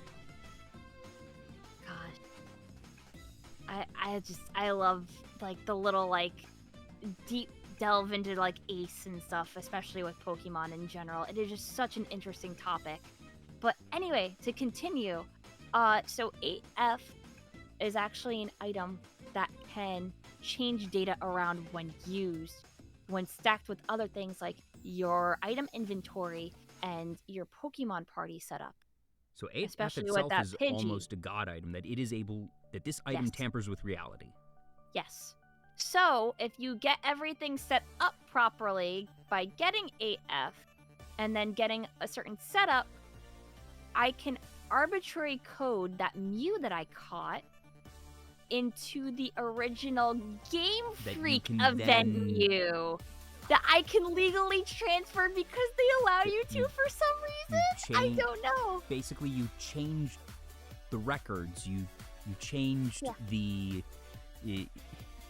It's like you went into a school's attendance records and added in the record of a student that doesn't exist, because, you know, you're trying to do this thing and it says, all right, well, I need it to be a student, and what you have here does not match any of our student data, and then you added in this thing, and actually, yes, look, it's right there. Oh, yep, there you go. Yeah, you can trade it now. The very scary thing, though, is that if you do any of 8F wrong, your data corrupts. Oh, I'll Even by bet. pressing down once, it'll I'll just bet. say, the file was destroyed. And Yeah, I think that is the most raw metal thing. Well, yeah, you're that tampering with the Pokemon fabric can of tell reality. me. Take a wrong step and you fall into the void. Yeah. Or just you went one too many times up or down, and it's like, nope, I didn't like that. You didn't you pressed step Error. one tile over. You are now brick. Congratulations. And exactly what that setup is like, this is the safe way of getting it without bricking. Follow this exactly. And I did it on my first try without bricking, and then I bricked my save by duplicating Mew correctly twice. And on the Messed up third the time, I bricked it, but Oops. I had a backup save, so it was fine. Yeah, at the very least, when we say bricking here, we aren't bricking the cartridge itself. Or It's not the cartridge. Oh, this it's a is a save ROM. file. Okay. Yeah, it's the 3DS version. Oh, But okay. if you were to do it on an actual physical cart, It you would- can as well. And in that case, it wouldn't brick the cart exactly. You would It just would have just to be start your a new save game. file, new game Yeah. completely. However, what if I told you I went further than this? Not only did I get an original Game Freak Mew, I made it shiny. But Shiny didn't exist in Gen 1. No, but you know what did? The IVs that Gen 2 looks for when calculating if it's shiny. Yes, DVs. You can set DVs to 10 for attack and special attack using arbitrary code the same way that I just said to you. And so then when you trade it up, Transfer it, it becomes becomes shiny! Yep. Yep. At the very least, I do know that that's the basics of how shiny generation worked in Gen 2, because it wasn't a arbitrary RNG on encounter, that it was based on those DVs. So, yep. And if those DVs existed in Gen 1, that you can set those so when it gets traded up, here you are. Mm-hmm. And you want to know a really fun fact about shiny Pokemon in Gen 2 that you may not know? Try me. Shiny is hereditary via egg. If one of your parent 'cause Pokemon it'll is pass shiny, down. it has a 1 in 64 chance to be shiny. It's One of the lowest rates. It's a recessive gene, but if you have the gene, it still makes it more likely than it happening Yes. arbitrarily. Yes. And I forget, does Everstone increase those odds at all?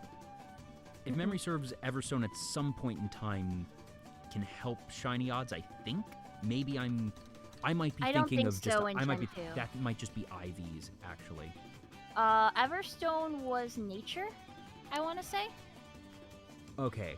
All right. So I'm Because just it was off the mark then. Destiny Knot that was IVs. Okay. All right. That's what it is. All right. I knew there was something that allowed you to pass down IVs. Okay. Gosh. And then it makes you think, who was the first person to realize? Because at that point in time, Game Freak was not open about IVs as a thing. They didn't No. even start really acknowledging. The first acknowledgement of EVs, in my opinion, is Gen 3 with the muscle band. I think that was the name of the item. Yeah, I mean, EVs in Gen 1 and 2 worked a little bit differently. You can just get every stat up to its highest, basically, by having a number. And I think taking 10 of a vitamin was only half of that number. And to get it up, you would have to grind things like just Elite 4 with that Pokemon over and over and over until you just get it maxed. Which is why it was just kind of tedious, because you'd have to do like 40, I think, of the Elite Fours to even max one Pokemon. Ooh. Yeah. I remember I didn't understand the concept of EVs, so because I hadn't looked them up, but I saw this item. It was the muscle band. It said, trains things, makes your Pokemon slower, but it makes them grow faster. So I level 100'd my Rayquaza with muscle band just by grinding Elite 4 ad nauseum, not realizing that I had reached the 252 EV cap long before. It wasn't until a good couple of years after it that I learned what EVs were, and I was like, wait a minute, so you mean all those times I did EV? Oh no. Yeah. I didn't really get into like well. EVs and stuff Oh, like sorry, that yes, in 3rd gen. 512 in total, yes, you are correct. I wasn't that wild about Gen 3. I'm just like, that's fine. Gen 4, though, I loved. Yes, Physical Special Split was one of the best single design changes they have ever made. And that, I'm trying, because now that we've had remakes of, actually no, well yes, since we now have the Let's Go ones, there have been Gen 1 remakes that have Physical Special Split. We didn't for a while because the Fire Red Leaf Green was still on Gen 3's system, so that hadn't changed yet. But yeah, Physical Special was, when I first saw it, I thought that it had always been in the game and I just didn't understand it till then. And then I learned afterwards, oh no, this was a new Switch, and I was like, oh, it makes so much sense, because flavorfully, it makes sense, but also mechanically, it now makes so many more Pokemon viable, because it just, things like Gyarados, that water being a special stat, Gyarados works very much its physical attack stat, and it's kind of silly that, alright, this thing that's supposed to be very strong can't do things, because it's not actually getting to the right type, and it's then just sort of, by nature, going to end up being really capped.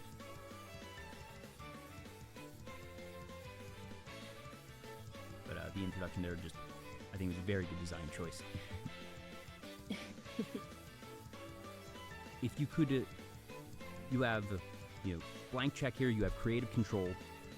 What would you want for you can say, all right, we're going to remake any Pokemon game, or we can create a sequel to any Pokemon game.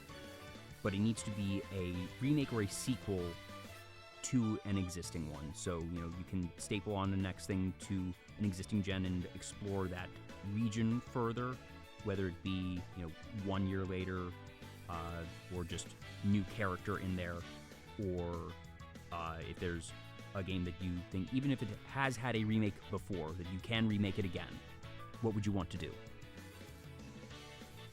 Oh, that is so rough. My instinct is I want more Johto, but that's not my answer. I would say I would want either a true Pokemon Stadium sequel with all the Pokemon with rental ones. And I'd be okay with even stuff like low poly, because I think that would be neat, but they wouldn't do that. No, they wouldn't. I'd be fine with it too, but I agree that they wouldn't. Or another Pokemon Coliseum game. John asks, could we do a prequel? Sure. Go ahead. Yeah, if you could do a prequel, what would you want? For me, this one's sort of a weird answer, because it's technically not a sequel, but it's another installment, but I think that sort of flows with wanting another Pokemon Stadium. I want, and I will accept either of these. I want Pokemon Legends Mew in Old Kanto, or Pokemon Legends Celebi in Old Johto.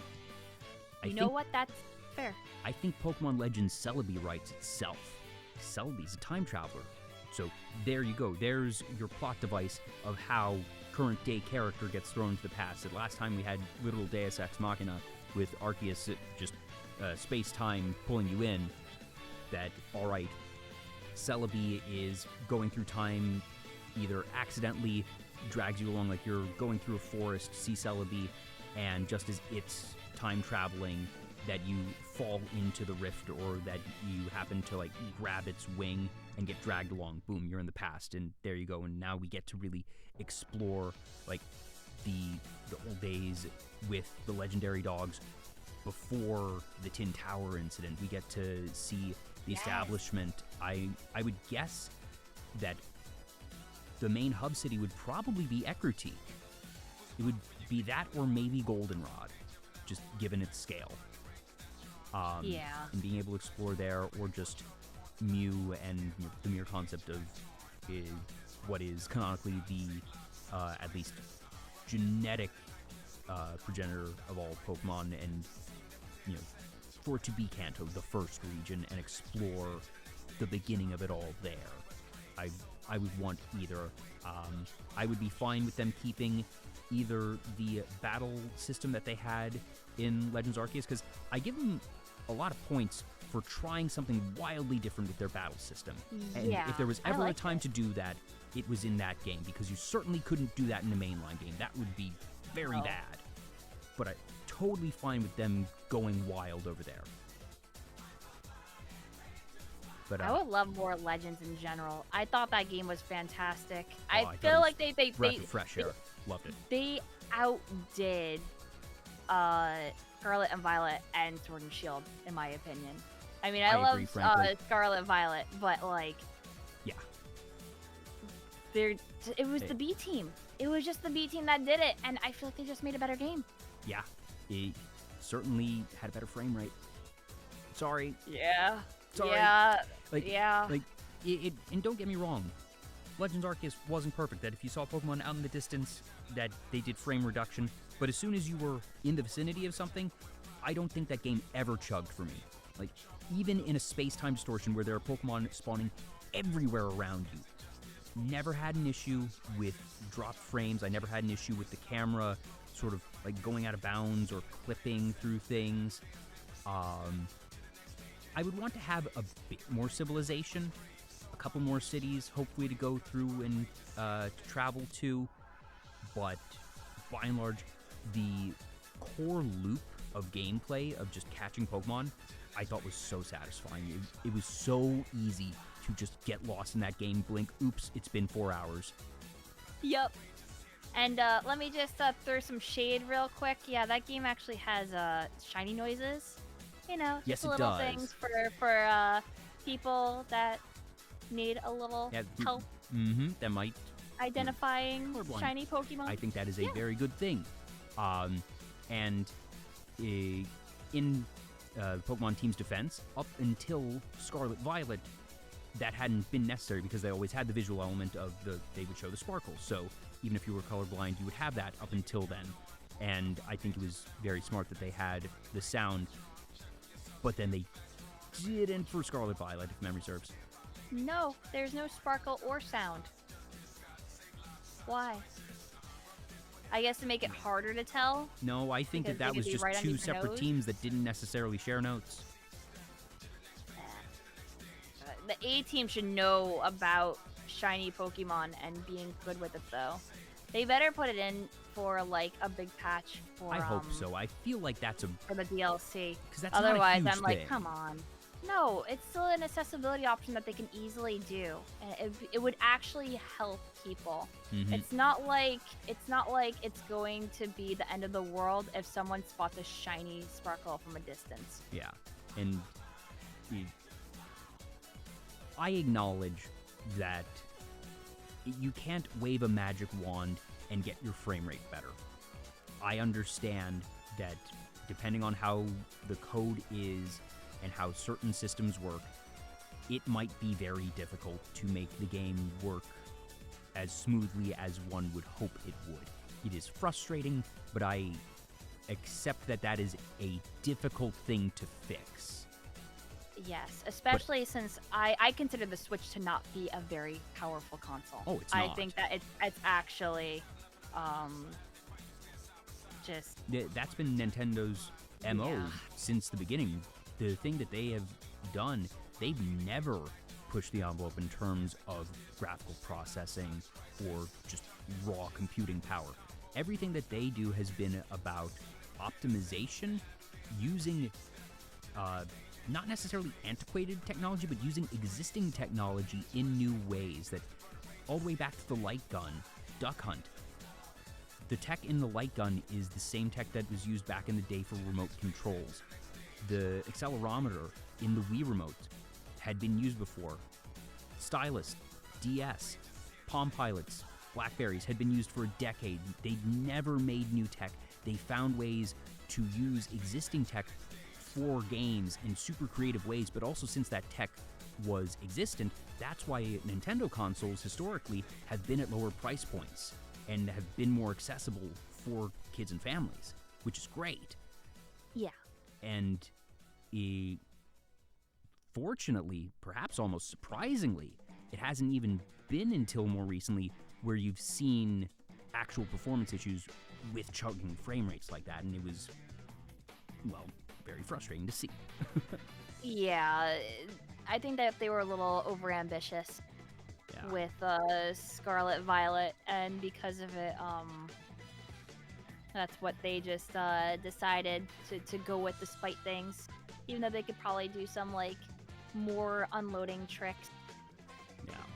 and I- whatnot, but I did see a quote recently, and I think it was actually from an interview that happened either during or briefly after Worlds, of one of the folks from a Pokemon company saying that they are examining their release cadence of just, how often are they releasing new games, and the concept of maybe they will take longer and allow themselves to take longer with development in the future. That I certainly hope that they have... There's no way they haven't heard the outcry. The only issue is Scarlet and Violet had the best launch weekend sales of any console-exclusive game ever, period. They sold over 10 million units in the first week, and for a console-exclusive, no other games have sold that much, that fast. So they are not inherently incentivized to change what they're doing, given their numbers. But I hope they do. They know that it's going to sell regardless, which is the sad thing. But I do really hope that they consider otherwise, and maybe by time the new console that Nintendo is definitely working on comes out, because I'm sure they are at this point. Oh yeah, there was actually a story just a couple weeks ago that development kits are in the hands of developers right now for their next console. Yeah, I figured that that's going to be soon, TM. Says... What? Robot? Resabot? Did something happen with audio, or... Uh-oh. Uh-oh. Ears? I'm not hearing anything different on my end. Am I a robot? It says Risa is crackling robot-y? What?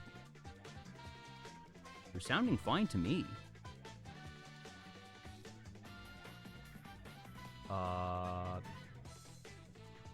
Want to just exit and rejoin the call and see if that fixes it?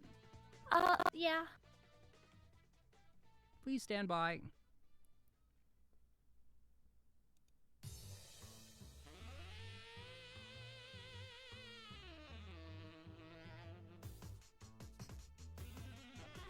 Is this better? Let us know, chat. Is this better? Because I didn't do anything. Yeah, I'm not hearing anything different on my end. Okay, they say it's fine now. Cool. Yes. Well, thank I you. didn't do nothing. Yeah. Discord! Yeah, that's weird, because usually if something happens, I hear it at least on my end. I've never had a case where it was only the output and only the guess that, if something goes wrong and it's my connection or something, or happens with OBS at large or Twitch, both of us would go haywire. This is the second time the quirky tech things have happened with us, Risa. I don't know what it is. The world cannot handle us being in contact with each other. We're breaking things left and right. We had this thing, a Google Doc just randomly broke on us earlier today. I've never seen my Google Docs just outright not let me highlight things. It wouldn't go past a certain point on the page. I reloaded multiple times. No settings were changed. No.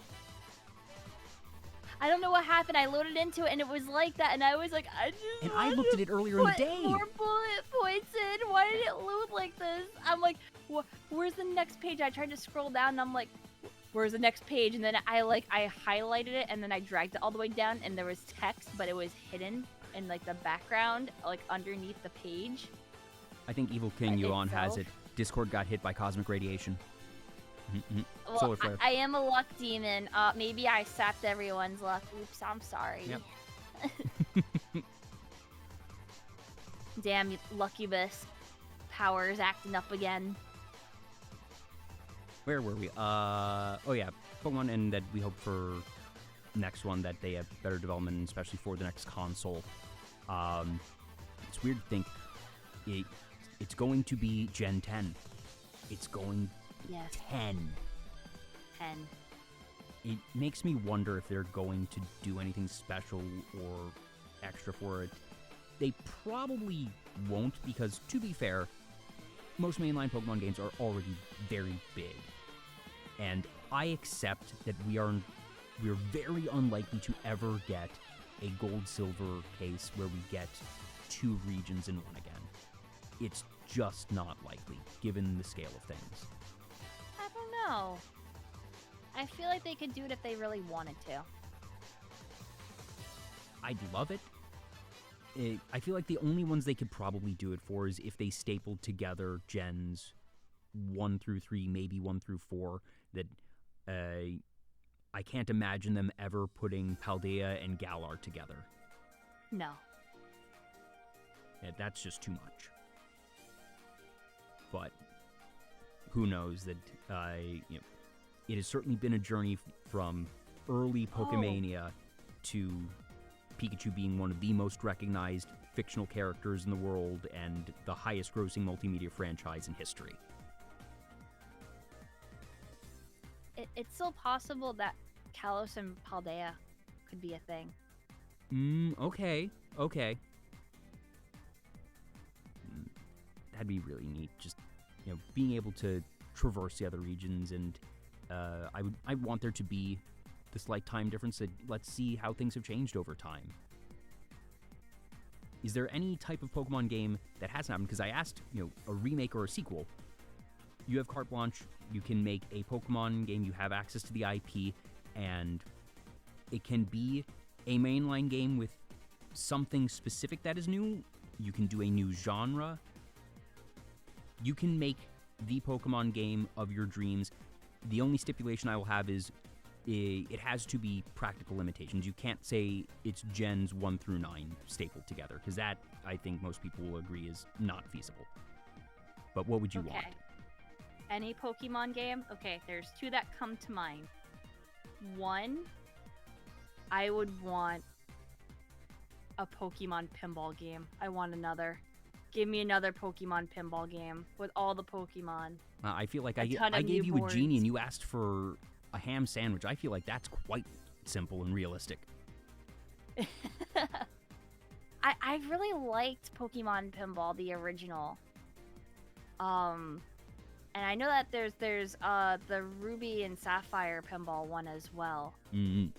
And I didn't get to play those, but I feel like a modernized version of Pokemon Pinball would go really, really hard. That could be very It'd be a interesting. really good ham sandwich. Well, because I think things like Pokemon Pinball is the answer to Pokemon's developmental cycle issue. That I think they can release a game a year. If it's not the scale of a mainline game, that you release a mainline scale game every 4 to 5 years. That what they do, they've already announced Detective Pikachu is going to be out this year, Detective Pikachu 2. So that's this year's game. All right, next year, Pokemon Pinball. That's not going to take a full mainline development cycle.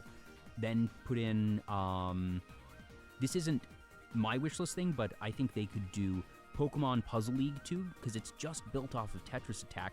But what you do is you incorporate Tetris 99 networking, where it's, 99 people whittle it down.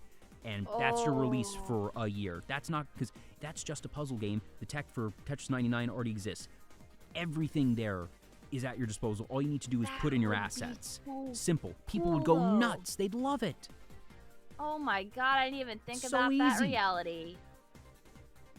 And And Pedal the Pond is... I just bought you 3 years of development time. Because goodness knows that a pinball game and Puzzle League, even with Tetris 99 networking, is not going to take a whole bunch of resources, at least in a relative sense. And put all that towards Generation 10. If you need another year to make new Pokemon Snap 2, just build it on the same engine, because I thought new Pokemon Snap was beautiful. Fine there. Don't need to do any heavy lifting. Use the same system. That's another year of development right there. Just find other solutions like that where it is either spin-offs or just, the lower heavy lifting games to buy yourself more time, and you can still have a game a year. That's fine.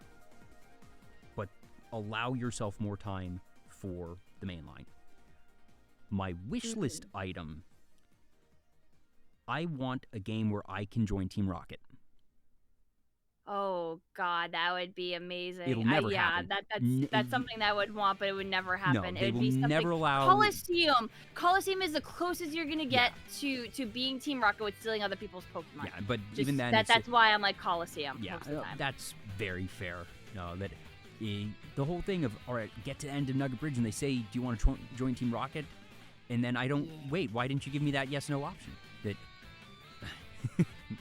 you talked about tabletop games earlier. Have you ever played the Pokemon tabletop games? Any of them? What was it? Was it Pokemon Master Quest or something? There was one that was like Tabletop Adventures, and then there was Pokemon Tabletop United. All fan games that obviously there's not been an official tabletop, but. Well, there's board games. That's tabletop. That's what I was talking talking remember, about. Oh, yes. I do remember the Master Quest one that you're talking about. That it was the dice game and it had the little the cardboard puck dicks. Master Quest. What was it called? I think it might have been Master Challenge. I know the exact game you're talking Master Challenge? Yeah, it was something like that. I have to like look it up now. I think it's Master Trainer. Yeah, I think that might be it. I love that game. It's so imbalanced. Yes. Yeah, I found it. Pokemon Master Trainer, that's the one. Oh my god. I wonder how much those are going for on eBay or something. A lot. Oh dear, oh my. Okay, that's not too bad. I'm seeing one for $60. But then it's like $17.50 shipping. $120 for buy it now. I feel like it'd be easier to just get the assets and print them out on paper at this point. Oh, it's all in tabletop sims. People have ported it. Oh yeah, I'm sure. But there have been actual, tabletop RPG systems built by fans. There's some cool stuff there. I played a campaign. It was a while back, but had some fun. But yeah, I want one where you can be Team Rocket, and I want like a full RPG of it, that you start off as a grunt, and that you can work your way up through the ranks, and that you can become a high-ranking admin. You can. I want to be able to have the option to try and overthrow Giovanni and become the boss myself. I want there to be, you encounter Officer Jenny or law enforcement at some point in time early in the game, and you have the option to become a collaborator or even double agent of, okay, I tell the police that I'm working with them, but then report back to Giovanni, and now I become the plant in the police force, or vice versa, that I have the options of where do I want to go here. Again, never going to happen. This is complete and utter fantasy, but I think that would be fun. Oh my gosh, that would be fantastic. Well, my second one is obviously another Pokemon trading card game. Yes, please. Trading card game 3. But I don't think it would ever happen. They would have to do modern sets or update it or whatever. It would literally just be live. Yeah, and I'm gonna be honest with you. Why would they not just do live? I think the practical answer for them right now is to just improve live, because that's all their resources need to go towards right now. It's a mess. It's an absolute mess. There are users that are crashing when certain cards are played for no reason. So it's like, oh, cool. If my opponent uses this deck, I just crash and instantly lose. Yikes. I didn't know it was quite to that extent. Yeah. Don't know why either. Some people are just like, suck in the draw. Does the game like you? Alright, then you actually get to play the game. There's tons of bugs where the cards aren't functioning and letting you do the things as prompted, which is also very dumb. And I remember while you were playing trading card game a couple weeks ago, that you were mentioning that it is unlikely we will ever see Great Team Rocket released stateside, because at that point they would have to actually do the localization and translation work, and that for the original one, all right, the files are already there, and that just doing a simple port of the game is not nearly as much work as, okay, we're going to port the game, but now also we need to go back into the code and change all the text. If anything, that's going to be twice as complex. That it would probably be easier at that point to just code from bottom up on all of the text, basically, because I believe that Japanese uses full width and we use half width. Yeah, order to and that's fit why all it of was the always English weird characters because in. the character Yeah. name font was distinctly Was bigger in than everything else. full. It was just so yes. weird. Yes, it's in full, and then everything else is coded in half Mm-hmm. specifically, and it's like, why? For what purpose? It doesn't make sense. But who knows? Maybe we would get one, but it just still probably wouldn't be efficient. Yeah. Yeah. That's why I'm like, if you want to play it, just play the fan translation. That is your best Yeah. bet, 100%. I keep telling people, I'm like, just please, just play the fan version, please. I do need to look that one up, because that would just be fun. I knew that Haymaker and Rain Dance was the big thing in base set ones. What was the meta in Team Rocket? I saw that there was a video about that on YouTube. Haven't watched it, so might have to go back, but do you know much about that era? I don't know a whole lot. So I would mostly play with the Dark Dragonair deck. Dark Dragonair's Poke ability was basically, like a computer search. Oh, yeah! Yeah! Where I could take any Pokemon and just, like, slap it into my hand every time I play that, and then I could just scoop up if I wanted to, and then just keep doing that instead of having computer searches, and use computer searches for other things as well. On top of having Do the Wave, Wigglytuff. So I kind of played Haymaker plus Dark Dragonair to just pull Pokemon out if I needed it, and if the opponent tried to block in any way. So I don't know. I just play variations of Haymaker. Yeah. I would be honest with you. However, I do know the meta for the Johto era of cards. I remember I never really had amazing pack luck, but every so often I would get lucky. I remember one time I got it was a pack of the Team Rocket expansion, and it was one that my grandmother had bought me, and I didn't see my grandmother very often, so she would usually, treat me to something small, and that I pulled a Dark Charizard from that, and I think I yelled in the parking lot. Oh my God. I also remember it was one of the first, I think it was Neo Revelations boosters I ever opened, and I got the Ho-Oh, which was the first Pokemon card to ever have 3 attacks. Yes. And that one, I still have that one. That one's gorgeous. I forget if a lot of the things that I'm thinking of were in Neo specifically.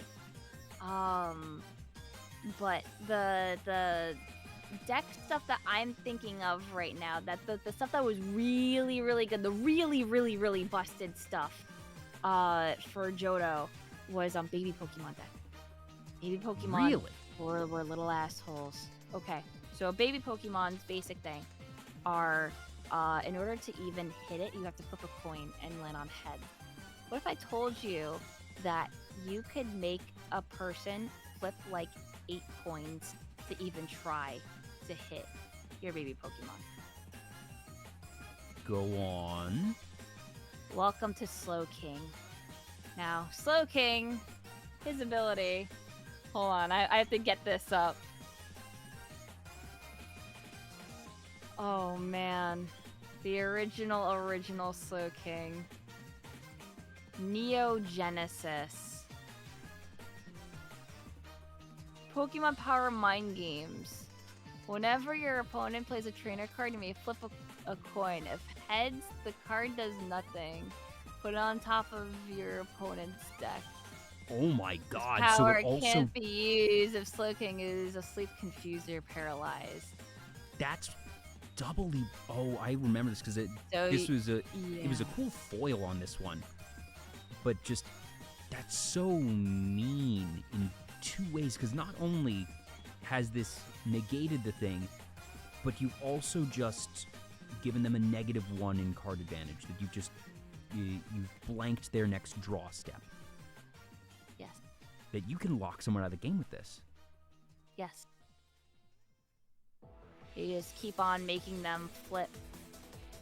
And then it's like, put that back. Okay. And if you have multiple Slow Kings, each of these would proc individually. Yeah. And that's how you And then if you just had walls of baby Pokemon as well, it's like, haha, get through my defenses now! So what's the win con? I believe that the Slowking can still attack. You can still flip a put coin, energy. heads, That's descend, just its or- Poke ability, so it can still attack too. Yeah, and if they're just not doing they're, much... they're just there. I mean, Mind Blast is flip a coin. If heads is attack, does 20 damage plus 10 damage, and the defending Pokemon is confused. Yeah, and at that point, they're more likely to just attempt to not play trainers and just to play anything else. And the game could end pretty quickly because a lot of decks are and were built with a lot of trainers, because that's just how the design of Pokemon TCG works. That it's a lot of drawing, it's a lot of searching, it's a lot of cycling, and that you might only have a handful of actual Pokemon. And this can cause problems. Yeah, and that way it's like, all right, if they only have one trainer, I forgot if they errata trainer cards at that point, if you could play more than one per turn.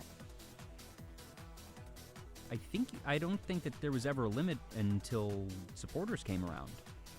Yeah, I think that as well. So if they had a couple of them, but it's whenever your opponent plays a trainer card. So yeah, they can just keep on doing it forever, and they could have multiple Slowking that proc other it. thing I'm that's pretty mean- sure. This is a non-symmetrical effect. I would have expected this to be symmetrical.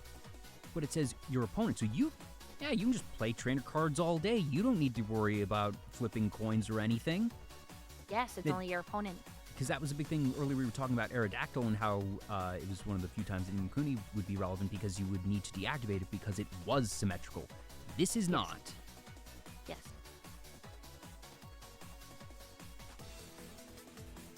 And Slowking, what a jackass.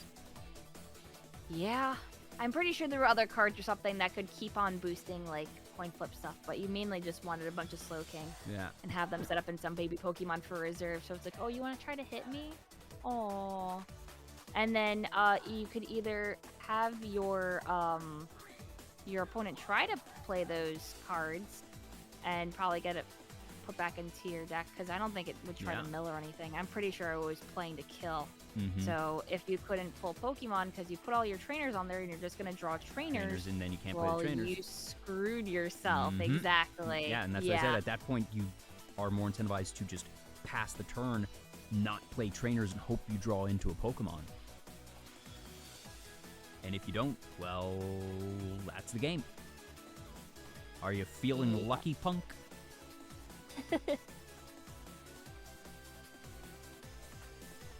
That's what it comes down to. Sometimes, yes, you can get through it, but are you lucky Rough. enough? Well, as we rapidly approach 7 hours, there's one big topic I do want to make sure that we get to before I end up, like, I'll probably have to call it at something like, if we get to 8, or maybe something somewhere around there, probably. Yeah. But- Yeah, no, don't worry about it. But one big thing, and you've mentioned it sort of in passing, you've been streaming since 2009. You've Yes. been around the block. You've been around the block for Smash Brothers. You've been around the block for Pokemon. And not only have you been around the block just as a player on, Neopets, on forums, in different communities, but streaming in 2009 was nigh unheard of. That I forget which year Justin TV became Twitch. I think it was 2011 or 12? Yeah, I want to say it was 2011 or maybe even 2010. I'm not sure. Like late 2010 or 2011, I think. I'm just checking. All right, let's see here. Was launched on June 6, 2011. Yeah. So this predates Twitch entirely. And Remind me again where you started streaming. So I originally started on Mogulus.com, which was then actually name changed into Livestream.com. And let me tell you, it was a trip. I remember streaming at 240p at 400 kilobytes per second. I love the crunch. Everyone loved the crunch. No one had good microphones. Nobody cared No about one that had good because setup. the We mere didn't fact care. that you had a connection was magical. Yeah.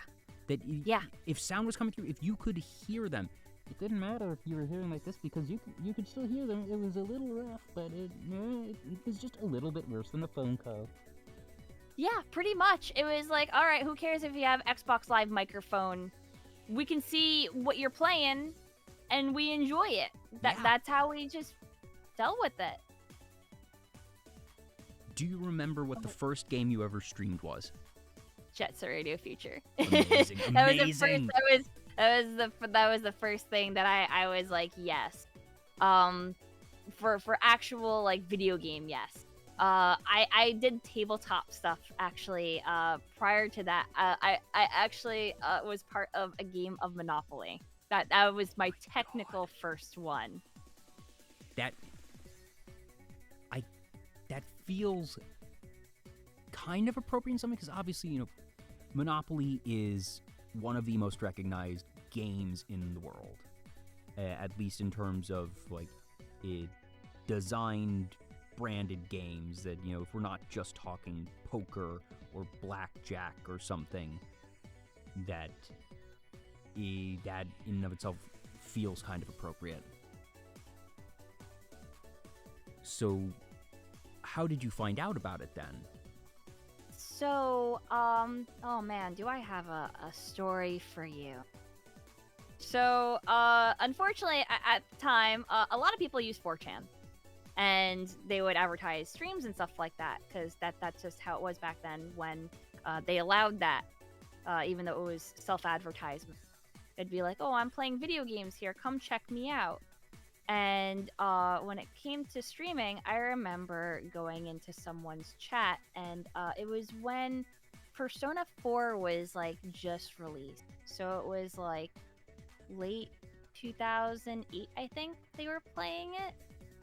And I went into their chat, and they were just playing, and then they were like, oh, hold on, guys, I have to have a snack break. And then they just stopped playing the game and then turned on their webcam and ate chips for 30 minutes. And I said, wow. So the kicker to this story is that the person's name is Eva Zephon, also known today as Yandere Dev. The person who made Yandere Simulator. Who's still working on it, I think. Maybe not. It'll be finished in like 10 more years, maybe, if we're lucky. And This is the deep war. he was doing nothing but hitting on women or people that claimed to be women in the chat, and was banning people for like, I don't know, left and right for just whatever. I mean, that was just how it was back then. But yeah, he was being kind of a creep. And then I went, wow, I can do better than this jackass. And look at me now. Sometimes it takes somebody doing things poorly to just have the reaction of, wait a minute, I could do that. It doesn't seem that difficult. If they can do it, why not me? I can put food into my mouth and play video games. So it starts on Mogulus.com with Yeah. Monopoly at first, and then into Jet Set Radio. Yeah, so initially I was part of another streaming group that I found also via just browsing along. The other friends also told me about. And I was like, oh, let me go join. And then I became like quickly like I guess like a fan favorite viewer of the group because I was just like, yeah, no, I'm just having a good time and enjoying streams and stuff. And then the one day they were playing Monopoly, and I became the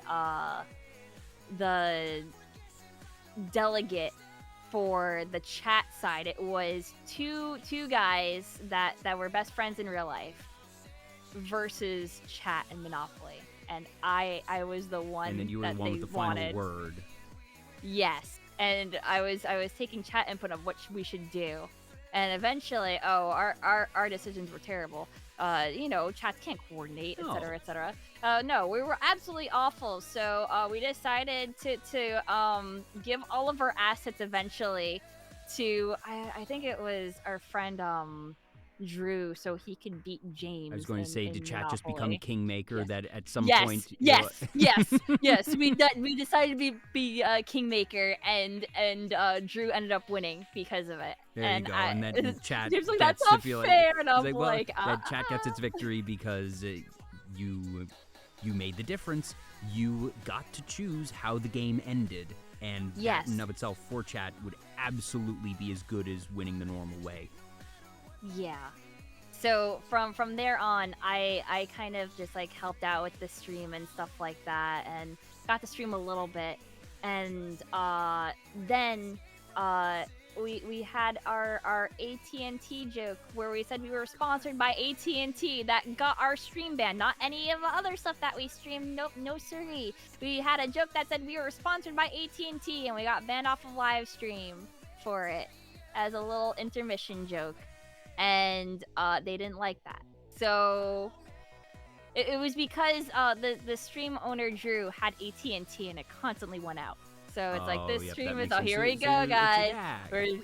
We're sponsored by AT&T. Oh, we lost internet. How terrible. Run Did the you all- AT&T ad in quotations. Did you all make another account, or was that the point where you moved to another site?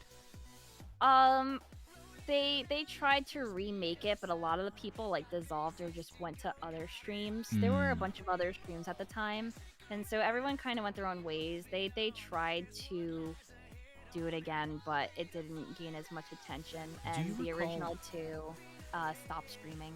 Do you recall what the approximate average viewership was on that channel just before it got banned?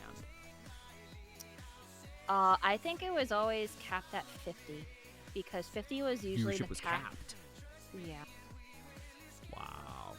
Yeah, it had a cap on it.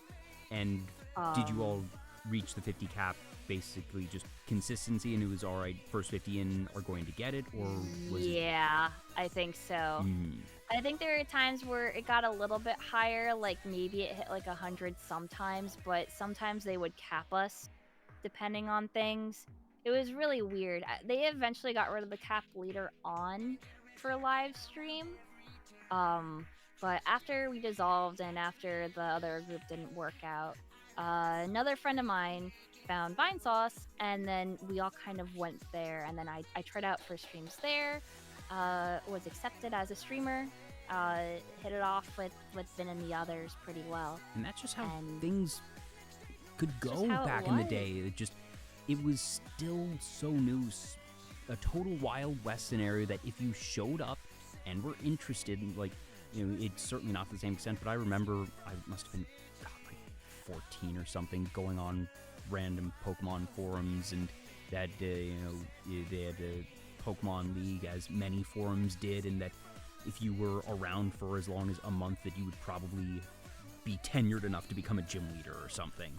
And that, you would find a community that way, and that certain groups just stuck together.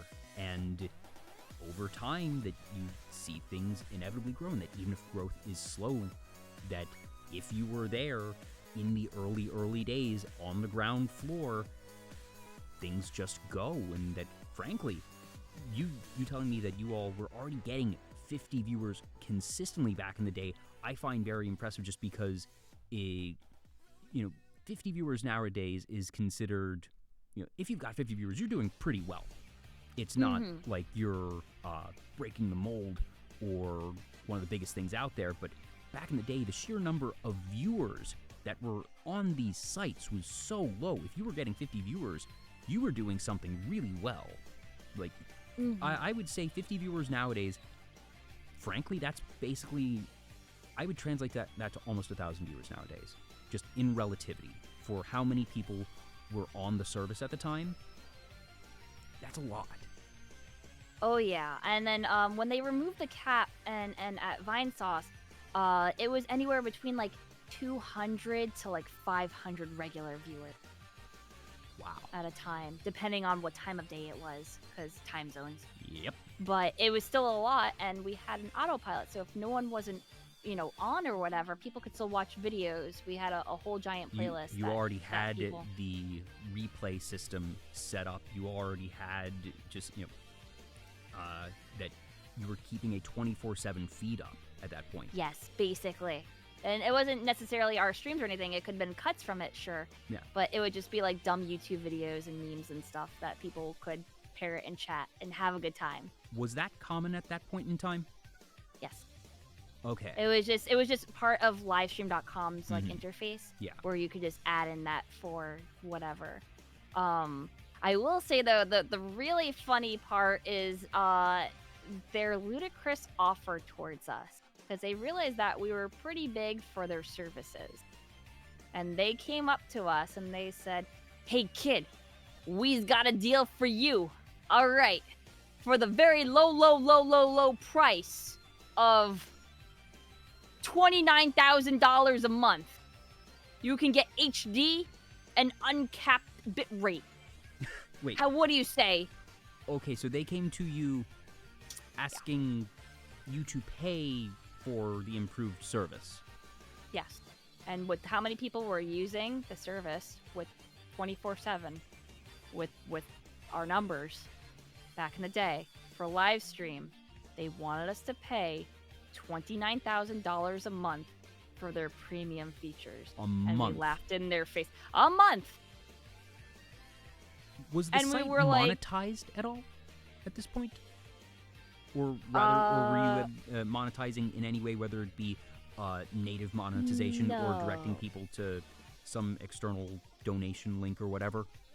We might have had merch, like a light run, and we might have had other things here and there, but like actual ad revenue and whatever, we weren't officially getting real money until we all split our Twitch channels. Like when we got the Twitch offer. So Twitch came to us in general and said in 2014 and basically said to all of us, "Hey, so we have a deal for you. All of you will get partnered if you leave live stream and come to Twitch." You were headhunted. Yes, like we that's were all headhunted. Early headhunting, because obviously that still happens nowadays. You see people saying, "All right, that's been. I mean, Kick has been quite aggressive lately in their headhunting. YouTube did that a fair bit in the past couple years, and Twitch has done that. Mixer back in the day, and goodness knows, Twitch absolutely did that back when they were initially scaling their operations up. It's a very standard practice, but that was the early days, because for those of you kiddos who might not know, back in the day, it wasn't just get 75 viewers and your partner, y'all. You had to get invited. You had to have a direct contact invite, and that they were very, very selective of the people that they had. It wasn't until, I'm not sure if it was like 16, 17, 18, where they opened up the partner program at large and had applications and the system that we essentially have today, that for a while, if you had partner, it was a big deal. Mm-hmm. I believe that they had it still in like 2014, 2015 for the partner program to apply to it, but you were probably most likely rejected. The fun thing that I tell people is they invited me, and then they told all of us to apply to the partner program and we'd be approved, and they accidentally rejected me. And I'm like, "But you guys invited me." And they were like, "Oh, sorry, yeah, oops." And then they next month they were like, "Apply for next month, oops." Yeah, and then they corrected it. Yeah. Yeah. Because it makes sense that they would say, you know, just for our own record-keeping purposes, the way that our database works, that we have to have the intake through here. So that makes sense, in that they probably had the list and that either somebody was on autopilot or missed the memo, hey, we're expecting these applications, this is the auto-approve list, have that, and that whoever happened to be working the applications that day probably just missed it, and there you are. Yeah, because we all kind of did it in our own waves. I was one of the more hesitant ones to go to Twitch at first, because we all just split a channel, and I thought that, you know, hey, we're gonna be friends forever and do a split channel thing together and have fun. And no, everyone wanted their own slice of the pie, so to speak. So And as is reasonable, but it's at the same reasonable time, when money you know, became involved. So we all kind of respectfully went, well, we're still friends and everything. We're not so much really a team anymore. We'll still maybe do stuff together, but all right, But that good just- knowing you. Bye. yeah, that you become the parallel independent contractors, for lack of a better term, at that point. Yeah. And it makes sense that you all would also move in waves as well, because, all right, sort of send in the vanguard, all right, make sure that Twitch is legit, and that way we're not totally abandoning everything here, because what happens if, you know, first couple folks go over and it's a shit show, and it turns out that this that's site what I is was about to afraid go of. belly up any minute, and then you all can come back and that, all right, we'll hold down the fort and it'll be fine, and then to have it go incrementally, frankly, I think that was brilliant. Yeah, that's what we kind of did. Yeah, because we still had our hub website and stuff like that. Auto switch between Twitch and livestream.com. We had it set up like that until everyone switched over. And then when it became like, oh, we all have our Twitch channels, well, we can just show who's live on the main website, and then people can click on who's live. And that's still the feature of the site, and we haven't updated it or anything. And that's a simple enough thing, in that it's nice that even if it's not quite to the extent that it was way back in the day, that you still have that, and that I assume that you're all still in some level of contact, and that, all right, you might not talk every day, but that, you know... It's very rare. I'll just say that. Yeah. But, you know, we still talk to each other. But it's the type of thing that, you know, if someone were to pop in the DMs and be like, hey, you want to catch up sometime, that hopefully you're still on good terms with folks, you know. Yeah, we're still on good terms. And goodness knows that people come, people go, that is life. And that goodness knows it was a lot harder back in the day and a lot less likely that you would have even what you have now, because, you know, folks that I went to elementary school with, that I could probably find them on social media now, but at this point it's been so long of just absolute nothing that would be kind of weird. And that for all of the faults and grief that social media has created, there's still a lot of good stuff and cool instances of people being able to stay in touch despite, you know, time, physical distance, people moving, and that you all were, again, in the right place at the right time there for you to at least still have this, even if tenuous, connection. Mm-hmm. I mean, I'm glad that I can still at least, like, hit them up. Like, we still have our like, group chat sort of thing and DMs, so if I really wanted to, I could always bug them. But I'm always just like, my sleep schedule doesn't align with them half the time. You are all adults with real lives, and that's how it goes. But I have a group chat with some friends from high school and college that has been around now for definitely over a decade. And it sort of goes in waves for us. Sometimes there will be a week or two where it's super active, and sometimes there will be 1-2 messages a week, but just, you know, someone sends a meme, someone sends a funny video, new Pokemon game was announced.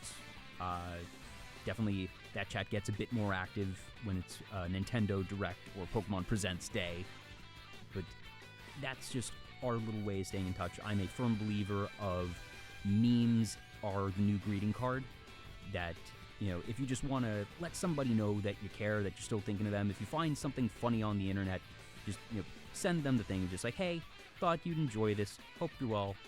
Doesn't need to be a conversation, doesn't need to be a big thing, but, that's my way of expressing that to friends, Mm-hmm.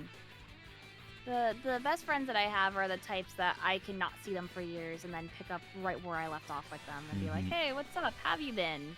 Yeah. I've been very fortunate that I have some folks like that, and that, especially after 2020 and 2021, that there were a whole lot of people that I hadn't seen in a couple years, and I imagine that there were many people like that, and that being able to just, like you said, pick up where we left off, that means that it's a good friendship. Mm-hmm. Do you have any particular memories of just, okay, in terms of sites that you've gone to over the years, that it has only been the two, that Modius and Twitch, and obviously YouTube to an extent. I know that you have all of your VODs up there. Not sure, I don't think that you stream there with any regularity, but that it's mostly just been, Twitch since 2014. Yeah, so originally I didn't have a VOD channel. That was completely a user run of just like people archiving stuff for me. And then they kind of gave me the channel and was like, all right, I can't really do this anymore. And I'm like, oh, I could just take over and upload my raw VODs. That's fine. So then I just kind of started doing that because I realized that a lot of my streams were kind of lost time. There are a bunch of games that I stream, but there's like a good period. I think the furthest back it goes is like 2015 or 16, I think. And like I said, there's a huge chunk that's just missing. Yeah, it Still, says if you have things starting ago. consistently in 2015 or 16, even from there, that's going to give you one of the most extensive backlogs out there. And it has to, it's been a wild ride, goodness knows, just as a Twitch viewer, because I've watched streams on Twitch pretty sure since around 2014-ish. Maybe 2012-ish with much less frequency. But in some ways, the site has changed a lot. In some ways, it hasn't. I know it's definitely changed a lot more on the back end than the front end, I feel. And obviously, there have been bumps in the road on the streamer end, on the partner end, and I'm not going to ask you to rehash or go over all that. But in its own way, for all the highs and lows, that's such a fascinating journey that you and, frankly, not many others have to say that you've been here since the early days. Was there ever sort of a moment for you where you perhaps realized, oh, wow, just I'm doing the thing, or, whether it be as far back as one of the early streams of realizing, hey, 50 people are watching me, or, maybe down the line that you just have a moment and it's starting out as another day, but kind of having, I don't know, a mini epiphany of, wow, I'm doing this. I've done this for a long time. Are there any special moments that you've had that, for one reason or another, have stuck in your mind? I have gotten recognized in person without telling people multiple times at previous New York Comic-Cons. It was probably like 2011, 2012, like stuff like that. And I was just like, really? Like, people found me and knew who I was. And after that, I was just like, huh. So yeah, that kind of feels really odd at first when, like, people, like, recognize you like that. I have to imagine, yeah.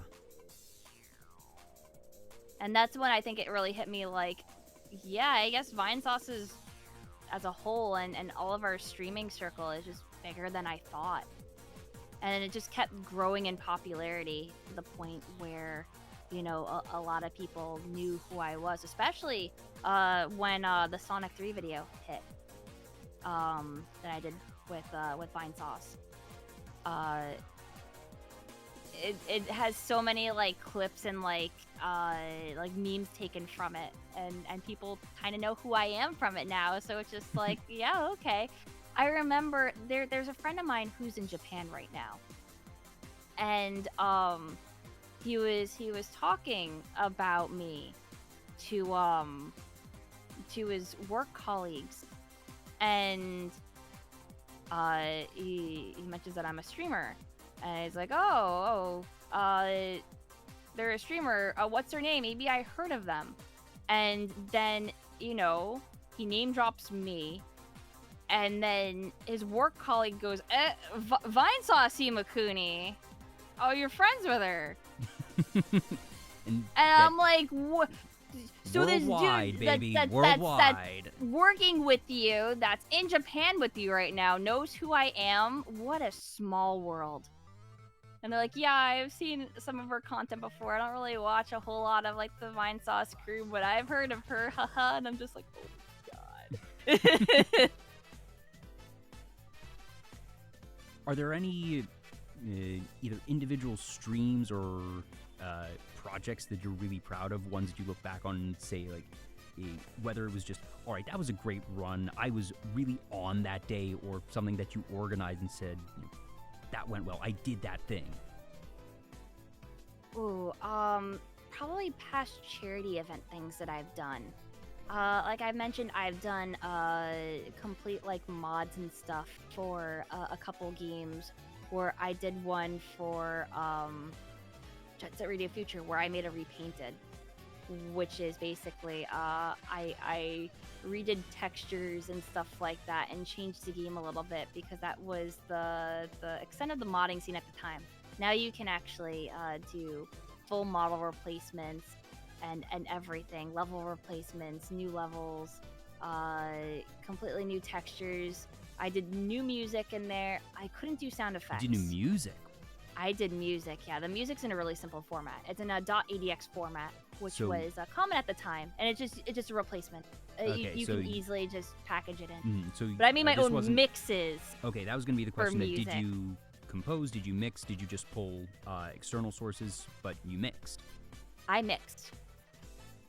Okay, that's a whole new thing. 'Cause at that point, you know, you're using, I don't know which program it would be at that point in time, but that's a whole other set of skills that I didn't know you had. I didn't mix very well. I can't do like actual transitions, but I recreated things, and I recreated sound effects, and That's had still an something. entirely new game dialogue for the repainted version of Jet Set. I also regret to inform you that I'm the reason why Siva Gunner is obsessed with the "It's hip to fuck bees" meme, because I was the one that put it into a Vinesauce repainted, and now it's meme forever, and it's my curse. Your it's legacy. my curse. It's my It is- bane. My legacy. I didn't make the original song, but I was like, okay, for context, there was what is it, Honey Hive Galaxy, I think it was called, and I was like, okay, I have a really funny joke.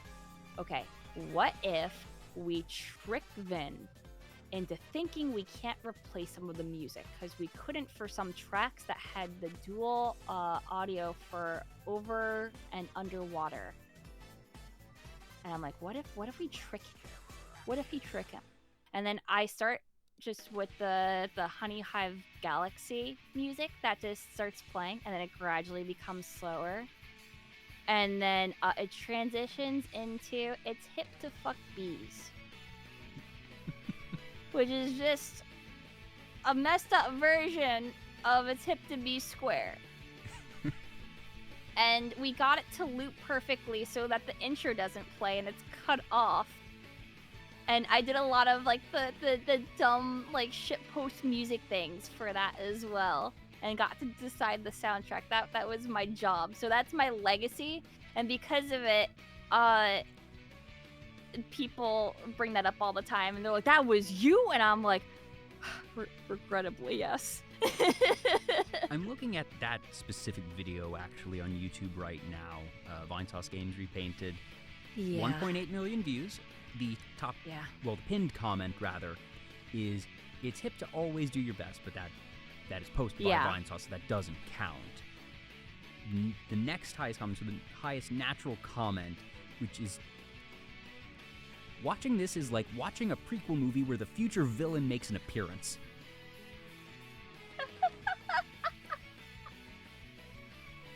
Yeah, we also had a song that was just like, do your best, always do your best. It was like one of those like kiddie, like YouTube nursery rhyme things. And it was god awful. And we found it and we're like, oh yeah, this is going in. And that has to have been both amusing and terrifying in equal measure, I'd imagine, to see that just grow legs and take life of its own.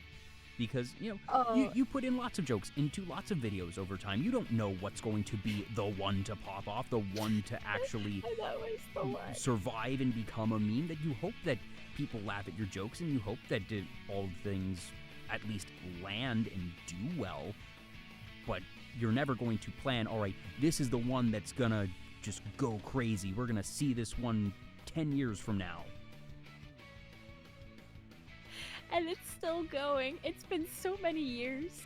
Yep, the published date here is January 17th, 2016.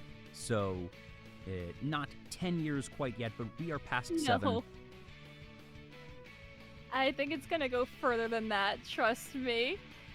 In all likelihood, yes. I sort of feel like if it makes it past 3 years, it's going to retain in a non-zero fashion. That obviously most memes are going to taper over time, but then you sort of have that long tail, sort of flat level of retention where if you know, you know. Mm-hmm. Do you have any other favorite contributions, even if they aren't necessarily the ones that took life of their own? Were there any videos that you just like, I think I did really good work on this one? Ooh, man,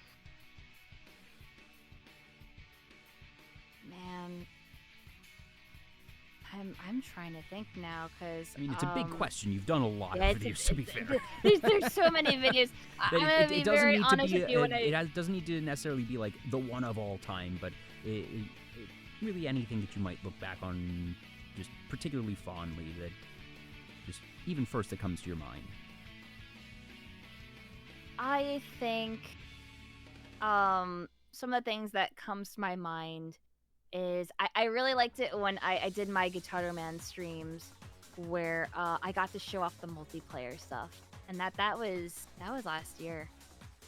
But there's also, what was it? Was probably have to say Sonic Mania. I think Sonic Mania was one of those things that's like, it captured such raw energy of me, of actually reacting completely genuine and being so ecstatic over the entire game, that I think that was definitely one of my best playthroughs ever. That's awesome. And you mentioned some charity projects that you're really proud of. Mm-hmm. So, I guess, let's rewind the clock on this one. Do you recall what your first charity stream event was? That I participated in directly, no. Because we were doing it for so many years at a point that it's all kind of a blur. When you were doing like at least like 7 or 8 different charity events, they all became... That's very fair. So, a complete... reframe then, do you recall the first one that you perhaps organized or headed up?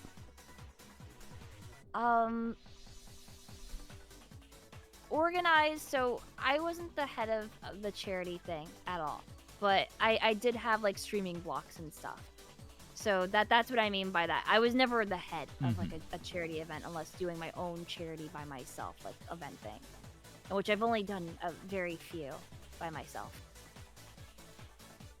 The very first one, I want to say I played played Donkey Kong, and the caveat was I had my grandmother and my mom with me.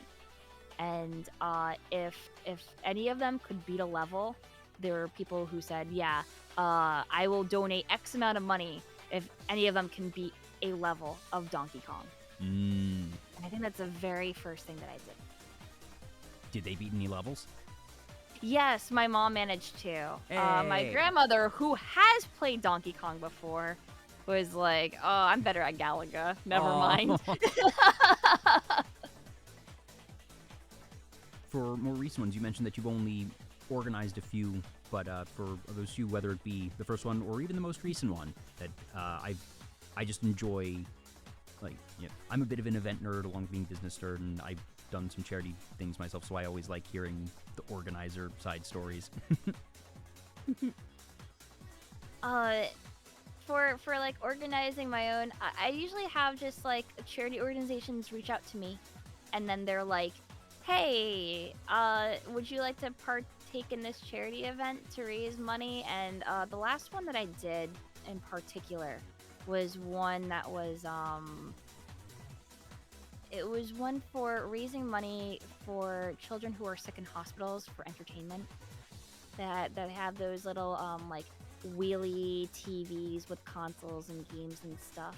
And I'm like, that really affected me because well, having fibromyalgia and stuff like that, I was constantly in the hospital. And there was a part where I distinctly remember when I first became ill, and the doctors think is what the 0 point basically of where my fibromyalgia came from. I was in the hospital for 3 days. My white blood cell count was extremely high, definitely fighting off something. They have never seen the virus before ever of what I was experiencing. They had no idea what it is. That's scary. So, yes. Like when and a they're doctor like, doesn't we know don't something. know. Yes. And they sent it off to others, and the other doctors didn't know. And to this day, it's still a mystery. They have no idea. But whatever it is, I fought it off, but that was definitely what started off my fibromyalgia, or what is close to fibromyalgia and may actually be something else that's not diagnosed properly yet. We have no idea. But it is officially ruled as fibromyalgia because I have the same exact symptoms as that typically. Mm-hmm. But regardless, I was in the hospital for 3 days. I remember being basically high off my mind on whatever they gave me for numbing pain and whatever, and I felt horrible. And I remember them wheeling in an N64 for me. And this had to have been like 2003, 2004 at this point. So N64 is no longer new, that this is a bit of a dated No. console, but gosh, I'll bet that was a welcome sight. The N64 is my favorite console. So I was so happy to have this. And then they were like, we got a couple games. You can go pick out the one that you want. And then I saw that they had Yoshi's Story. And I chose it because I didn't have Yoshi's Story. So I played all of Yoshi's Story. All my memories of it initially were drugged up in a hospital playing it for 3 days straight. And You know, of all things to play when you are under the influence of medication, I feel like Yoshi's Story must have been like It a was a really trip. good one because it's super Oh, yeah. colorful. It's kind of it's its own aesthetic because it's that kind of paper-ish in certain ways, but also 3D in other ways. It's generally upbeat, positive. Some of the enemies look kind of weird, but it's not a scary game. So, of all things, that probably, and obviously if you continued to play it for 3 days, it must have been pleasant. Oh, it was, because I mean, there was so much content in the game, I didn't know how to get, like, all, like, the melons. Like, I took it, like, slow, and, I remember idling on the trial select screen, so I heard, Totaka's song, like, a billion times Aw. while they were trying to take, like, my blood and stuff like that, and me going, what was that? And then learning about Totaka's song later on and being, like, hearing it in Animal Crossing going, I know that song! Oh That my was in gosh, Yoshi's that's Story! right. And then putting the pieces together as a kid, being like, wait a minute. And then I found in Luigi's Mansion when that came out. I got it on Christmas, the year that the GameCube came out. And then I found it there too because I idled in the options menu to go read the pamphlet and then heard it there and I went, oh, there it is again! Why is it in all these games? What does it mean? That's so cool. And that's exactly why they put it in there. For those Yes. moments. For people to just discover it by accident and then maybe start to realize consistency. That that what happened with you was by design. It's a rare thing because obviously it's a hidden thing, but that's exactly what it was meant to do, and that's so cool. I was so like enamored by it that I remember looking up online. I'm like, what is Totaka's song?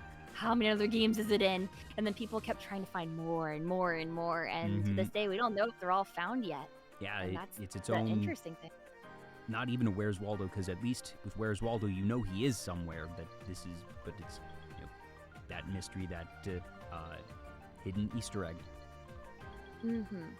But so when I did my event and they're like, oh yeah, we're gonna have those wheel carty thingies so we can bring in like Xbox consoles for kids so they can play Minecraft or do whatever to help them relax and take their mind off of things while they're in the hospital. And I was like, well, I've been there, done that when I was in the pediatric care, and they had that when I was a kid. That's what really calmed me, because if I was just there doing nothing for 3 days straight, I probably would have lost my mind. Yeah, it was rough, and just because I had something to play to take my mind off of it, it changed for the better. Like I could actually just like distract myself and get through it. Yeah. And so when I did an event for it last year, I played Yoshi's Story completely. Oh, that's so cute. Oh. So I've only done 2 charity events. They have been for my first and second anniversary. And that I've deliberately kept it to that for me, I want to keep it to be a special thing once a year. Third anniversary is already planned. You're going to be getting an invite for that because the concept is very simple. Every past guest gets an invite, and if they're available, I send out a Google form, what's the time availability, and it's just as many people as possible. The charity that I support is actually, I don't know whichever organization was responsible for the cart that you played, but the charity I support is Child's Play Charity, which does very similar work. What sets Child's Play apart for me, I initially learned of them from a group called Loading Ready Run. They do a charity marathon called Desert Bus for Hope, and I'm very fond of that particular marathon. I always watch it as a soul-cleansing experience of just watching those folks do funny things, play that game for basically a week on end. So when it came time for me to, I knew I wanted to do something for my anniversary. The channel's not monetized, and it was like, okay, so I want to do something for charity, and that Child's Play was sort of the no-brainer there. And I forget if I told you any of this actually during the pre-interview or not. I don't think so. Okay, cool. Well, so at least I'm not repeating too much stuff then. But I didn't know what to expect year one, and set the goal. I was like, obviously, $5 donations. That is what most charities get. That if I raise $5, if I'm able to get $5, $100 raised over 2 days, that's great. I'll set the goal at $1,000. We'll see where it goes. That feels at least realistic. And we raised 4. And last year we raised $7,535.69. Nice. And this year, who knows? The gag goal that I had year one was just, all right, $1,000, and I had a couple things for afterwards. Started having to scramble for rewards afterwards. But the gag was, if we raise $10,000, I will call my parents and tell them about Vtuber Talk, because they don't know. They know what streaming is. They know what VTubers are, at least in concept. I'm not hiding this from them because I think they would be upset. I'm not ashamed that I think my parents will be super amused. But at the same time, this has just been a fun little happy secret project for me. and that at this point, it's okay, I'm actually actively withholding it for the purposes of charity. And after last year, that treatment was like, okay, don't know what to expect for year 3, but trajectory shows I am at real risk of that this year. So we'll see how that goes. Child's Play, one of the cool things they do, in addition to providing the games, as several charities do, and goodness knows, there is more than enough room in the world for as many of those types of charities as are able to do good work. But what Child's Play does, which goes a bit above and beyond, is they fund full-time game technician positions at hospitals. And these are 2-year grants, and that the position is, salaried, benefits, they are taken care of, and it's not on the payroll for the hospital. That's taken care of by Child's Play charity. And that these folks are responsible for maintaining and implementing all of the systems, because goodness knows, doctors and nurses are very smart people. They are very busy people.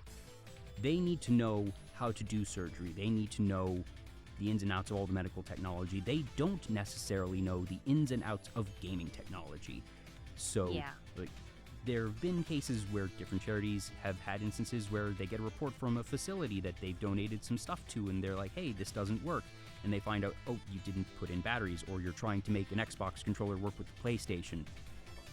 And having someone on site helps with that, but moreover, what they really do, one, they get to act as player two, because doctors and nurses don't have time to sit down with kids, and if the kids' parents are busy or working or, can't visit for whatever reason, that, they can't be the full-time babysitter, but to spend an hour playing a game with a kid can make a big difference in that kid's day. But oh, definitely. What they also do is they collect data and feedback regarding the games and the kids, and that Child's Play now has a database of these are the games to give kids with certain symptoms or situations, that they keep it updated, and they get feedback from the kids, but also just do their own sort of testing and judgment, because if you have a kid that is getting prepped for surgery, they're really stressed out, they're just, on edge. Give them Minecraft, something that's calm, creative, relaxing. Don't give them Mario Kart, because Mario Kart, while it's fun, it's high intensity, it's high stress, it's going to make them very tense, even if they aren't consciously realizing it. On the other hand, if you have someone who is just wrapped up surgery and they have just pain, they are sore from the surgery, they are going to be on pain medication for the next couple of days, and they are very uncomfortable, give them Mario Kart, because the lights, the action, the adrenaline, it will distract the brain from the pain, and it helps reduce things because they are distracted and preoccupied. Whereas if they're playing Minecraft, it's going to be giving them more time to think about the aches and pains because it's relatively low stimulus. So all those different factors and more go into play, in that they provide this information to different facilities, even ones that they don't have positions funded at. They fund, I think it's about a dozen or so positions a year for 2 years, and they have a 100% conversion rate, that all of the game techs that they have created grants for, after the 2 years are up, the hospitals always start to fund them on their own payroll, because after 2 years they understand the value. Aww, that's really sweet.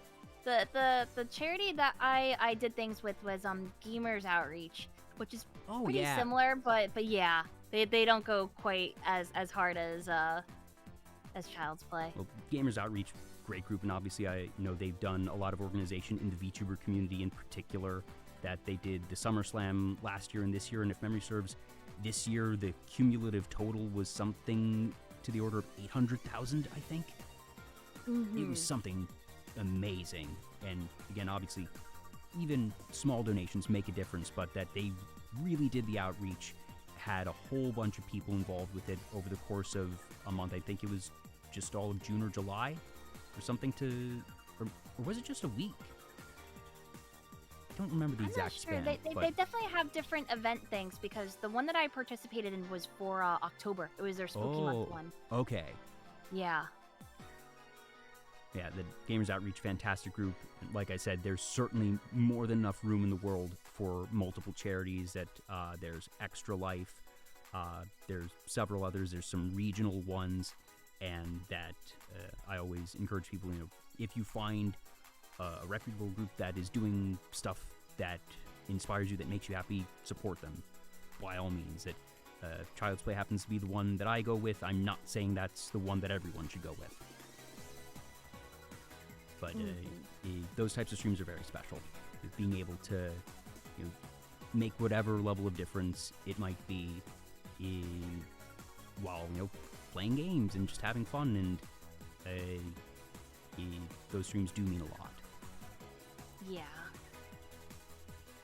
Also, what John said in chat is very much to a T of how I feel. Like, providing kids who want them in hospitals is important. Like the kids who are spending weeks to months in hospitals, and giving them that escapism as a way to relax and take their mind off of things. Yeah, it just is super important. Nobody wants to be in a hospital ever, really. Like save for if you're doing some type of procedure, but generally speaking, you're not gonna want to be there. But for a kid like that, that's the worst, and especially if there's a case where if your parents can't be there, if you're alone in a hospital as a kid, I do not want to imagine that type of situation. But I know that it is it's a reality every day, and that I'm very glad that there's a lot of different organizations out there that are helping provide this and provide some level of distraction, and that they do good work. Dang, don't want to get too emotional. I'm trying not to. But especially for you, because like you were saying, that you have that firsthand experience, that has to make things all the more meaningful. Yeah, like I said, I was in hospitals a lot. That was just like the one big experience for me. That was like, I was stuck there for days, and at least I had that to cope and relax with. And just that it's been really cool for how streamers have been able to do stuff like that, because whether it be Gamers Outreach or Child's Play or other groups, that fortunately there's a lot of tools that people have, and people have gotten really creative with different charity projects, and it's always fun that while I only host the 1 year on my channel, I always have a standing offer of, if you are interested, if you're running your own charity thing, that people can reach out to me, and that my standing offer is I will donate a custom 30-second audio safe for work for people to give away, raffle, auction, whatever, and I'll do that, and I will give two 30-second custom audios for any past guest, and I'll appear on damn near any charity stream if I have the time to do so. It's just that I only organize and host the one per year on my channel, but I will participate and contribute. People reach out to me if they ever do. That I've had a couple, and I'm actually going to be part of one in the first week of September. That's going to be fun. Hasn't been announced quite yet, but there's some stuff in the works that I'm really excited to contribute to. So, and for those of you out there who might not have the time to ever organize your own, that just find places to get involved. It still makes a difference whether you're in front of the camera, behind the camera, being a mod, just helping make sure the chat stays good during the event. That's still a big deal. That makes a big difference. And that even if you're not able to contribute financially, that you can help make a difference in different ways.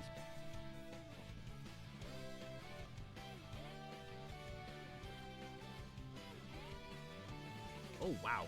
We just blew by it, didn't we? Did we already? Congratulations, Kuni.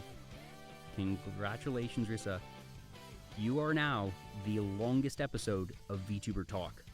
Yeah! And that's the thing. We only got through like half the things I wanted to talk about. We could go another 3 hours if I dare to talk about anime. We had a list of things, and we just didn't get there. We didn't get there. I didn't get to talk about how I really like Japanese variety shows. I want to at least get a minute or two of Japanese variety shows, because I had a whole thing I was saying. I had never actually talked Japanese variety show with someone. I can't let this go. So, what was the first Japanese variety show you saw, and where did you see it? Downtown no Gaki no Sakaya ARKHAND.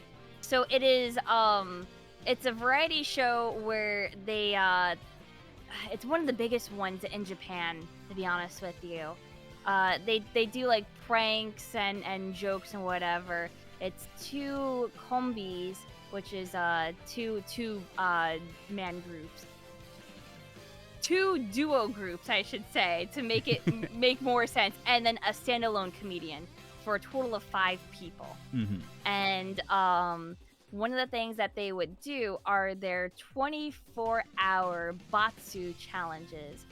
Batsu meaning punishment. Punishment, yep.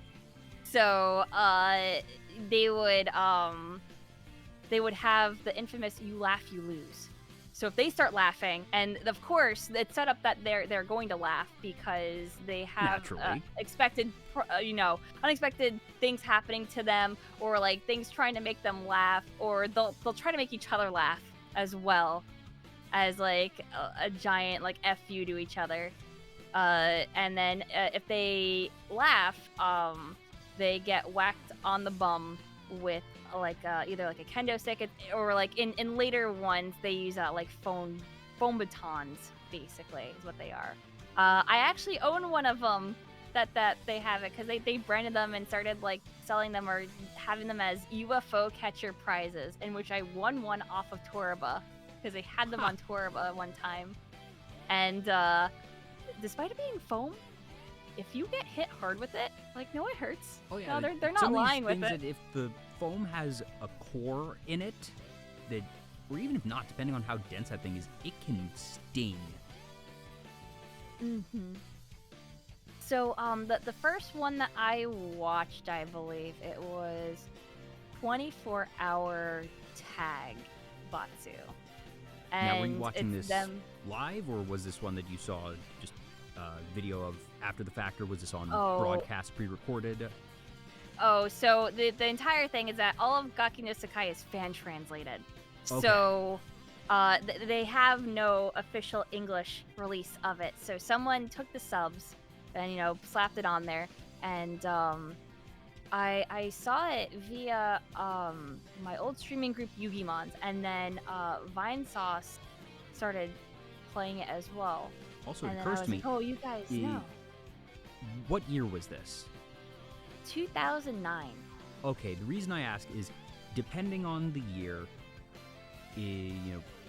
auto subtitling technology has come a long way. At 2009, I am guessing that whoever the fan subbers are probably don't have a program doing their translating, so no. They're doing 24 hours of translations. No. So okay. 24-hour is they are, the actual comedians have to do it for 24 hours, but it's usually the super cuts. Okay, so it'll be the I think time, this is the edited down version. Yes. Okay. So initially a lot of their 24-hour Batsus were only like 2 or 3 hours at most. Okay, their latest ones are 5 hours. It's a New Year special that it would get the #1 views, where it would be the thing to watch on New Year's Eve going into New Year's Day. Mm-hmm. Like, if you knew it was an event, it was a spectacle. It's a have a good time and laugh in the New Year sort of thing. Unfortunately, because of COVID and stuff like that, the past couple of years they've been canceled. And the one year that they did do it, it wasn't as great as the other years because they had to be careful with precautions they had to still. Have considerations. Yeah. On top of, there's a committee in Japan that's trying to stomp out slapstick humor in shows, or things that could be considered dangerous, because there are professionals doing things dangerous sometimes. But it's like, well, they have medics and what other, things around. just in case someone does seriously get hurt. But they're like, no, I've been training for this. I know what to do to not like get hurt. Yeah. And they're sword like, swallowers no. are never actually in real danger. You're trained professionals. It would be like, no, it'd be like, there would be stupid challenges like there would be a comedian that comes out and he's almost completely naked and he has a bowl of ramen and he's getting strapped into a spinning chair propelled by basically like a fire extinguisher, let's just say. And he's like, I'm gonna eat this ramen right now without spilling a drop. And of course he starts spinning and it's going everywhere and it's scalding hot and it's just, the noodles are everywhere. He's screaming, he's got noodles on his crotch. You know, the soup is everywhere. He falls out of the chair and it's like, you see, yeah, I ate it. Didn't spill a drop. Yes, totally didn't spill a drop. Ignore all of the broth everywhere. You see nothing. It's just, yeah, it's like, no, trust me. I ate it. So, what was the circumstance for you to see this for the first time? Because obviously it's not on broadcast. You're not seeing it that way. Was it a recommendation from a friend, or did you stumble across it? It was recommended from other people that knew about it from, I guess, just knowing Japanese culture, because Gaki no Sakai is still one of the most popular Japanese shows out there in Japan. It's still going on to this day, and it was running since, like, 1990. So, they must be doing something right, yep. if it's only... Yeah. Now, have the actors filtered in and out at all? Has it been? It's been the same five. It's been the same five, and sometimes there's been like other like comedians that'll join them and stuff like that. And also, John is correct. I wanted to bring this up so I could tie it back together. There is a Gaki no Sakai reference in Jet Set Radio directly. And where is this? There's a graffiti art called Slapstick Duo. Course. And well, it features characterization of Hamada and Matsumoto. Don't worry, John. Already got the picture. Already got it. I had it prepared.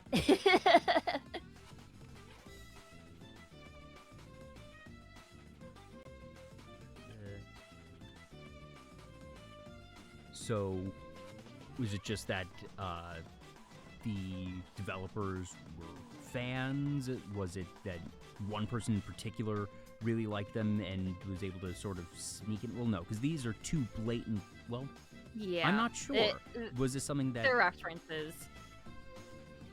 Were they aware of it when the game was released? Did they know in advance at all, or did they just find out through the grapevine? I'm actually not so sure. Matsumoto likes video games, so he might know about it. Because he actually still actively plays video games. There's a clip of him somewhere I could probably find where he's doing a stand-up little skit, and then he's talking about video games. Like, yeah, I like video games. And he goes on to a rant, and he's like, yeah, I think that Donkey Kong 64 is a good game. And then he gets slapped. Hey, what's wrong with Donkey Kong 64? Exactly.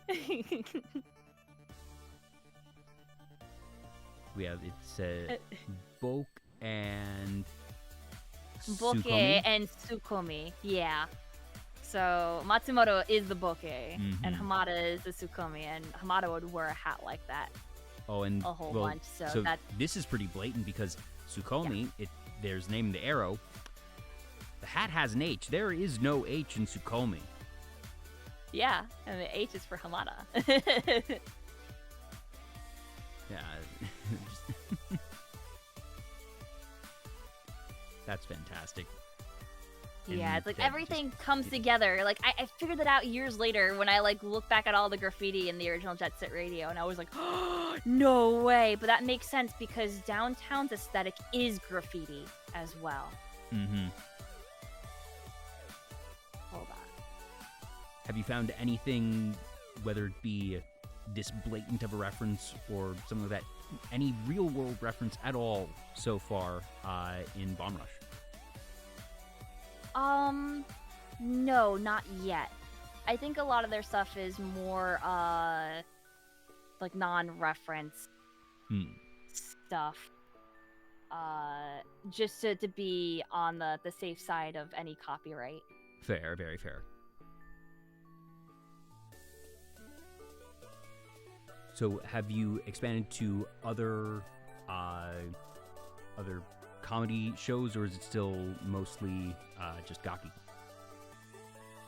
There are other shows, definitely, but Gaki is definitely the thing I like the most. There's a spin-off thing, I shouldn't really say spin-off, but there's another show that Downtown does that's called Suyobi no Downtown, which is Wednesdays Downtown. And I kind of spoke to you a little bit off stream about that, where they take like theories and stuff, and then they'll pull people on the streets, or they'll have challenges. But one in particular. So are you familiar with JoJo's Bizarre Adventure by any chance? I am familiar with JoJo's Bizarre Adventure in the sense that I know it exists. I know most of the memes. I've seen all of part 1 and scattered bits of other parts. I have not seen all of the anime / read all the manga. Okay, so there is a particular scene in part 4 where there is a stand that is trapped on a radio tower, or it's like an electrical tower technically. I believe it was Superfly was the stand name. And the entire gimmick of it is that you had to lure someone over to it, and as long as you have someone else touching it, they couldn't escape it. They did that challenge in Wednesday Downtown. So where they kidnapped someone, put him in a warehouse in a cage with a mechanism where if someone enters the door and they willingly walk into it, his side of the door unlocks, because there's 2 doors. His door will unlock. The door behind them for the person who walked in will slam and lock, and they'll have to go through, and they're in the living area now, and they live there. And the entire thing is, can you trick someone else to come to the middle of nowhere at night to a warehouse to get them to switch places with you? So you have communication with the outside world. That if you have you're allowed one, like, I think phone call, like 5-minute phone call per hour, 30 minutes or something like that, to try and get people to go. Otherwise, you're stuck in there. But you had limited, but they had food, they had a toilet, they had stuff like that. But it was like, not the best sort of living condition sort of thing. Yeah. And mentally, the place I go is, okay, legally, how do they do this? Because because my guess is they probably set up something with some contract. Okay, this is a thing where you will be filmed and you will be in a place, in a circumstance for a time. We will guarantee your safety. We are not going to let you die in this case. But you need to understand that the amount of time that will be required for you to participate in this is indeterminate. And that there's some basic waiver, and that they understand something is afoot, because obviously legally you couldn't do this without any actual safeguard or warning, but that I'm sure they still had, it was still a mystery, it was still a surprise that they walking into that facility probably didn't know specifically what was going to happen, but they had to know something was going to happen. Yes, because it would be like, come on, I'm at a party at a warehouse in the middle of nowhere. Can you come to this warehouse? And then they would come. But like some of the people that they would call up were like, oh man, I have a taping at whatever in the morning. I can't be out super late. So those people actually rejected They were like, "No, I'm not coming out to save Mm-hmm. your ass right now." But there were some that were like, "Okay, I am really busy and I shouldn't be doing this, but I'll bail you out." And then they did get stuck there. And it was like, oh, the one actually almost missed their taping, and I think that Suiobino Downtown had to like be like, don't penalize them, don't be mad, they did something for our show, I'm so sorry, we had to steal them, sort of thing. Like we'll make up for it. We'll pay you back. Yes, exactly. But no, in actual reality, they had no waiver, they had nothing. They actually kidnapped the first guy. To the point where, fun fact, there are people, because they did it out in the open as well, like in a crowd, and the first person didn't know what was happening. The police were called because they thought it was an actual I'd kidnapping. imagine so. And there was going to be a part 2 to it, and it got canceled because of that. But they did repurpose it. They repurposed it into a karaoke competition thing where you're locked in a room and you have to sing a karaoke over a certain score. Like there was like karaoke grades, and then you had to like get someone else to swap with you. So they kind of redid it, but they couldn't do the JoJo version again. That was bad because they messed up so bad.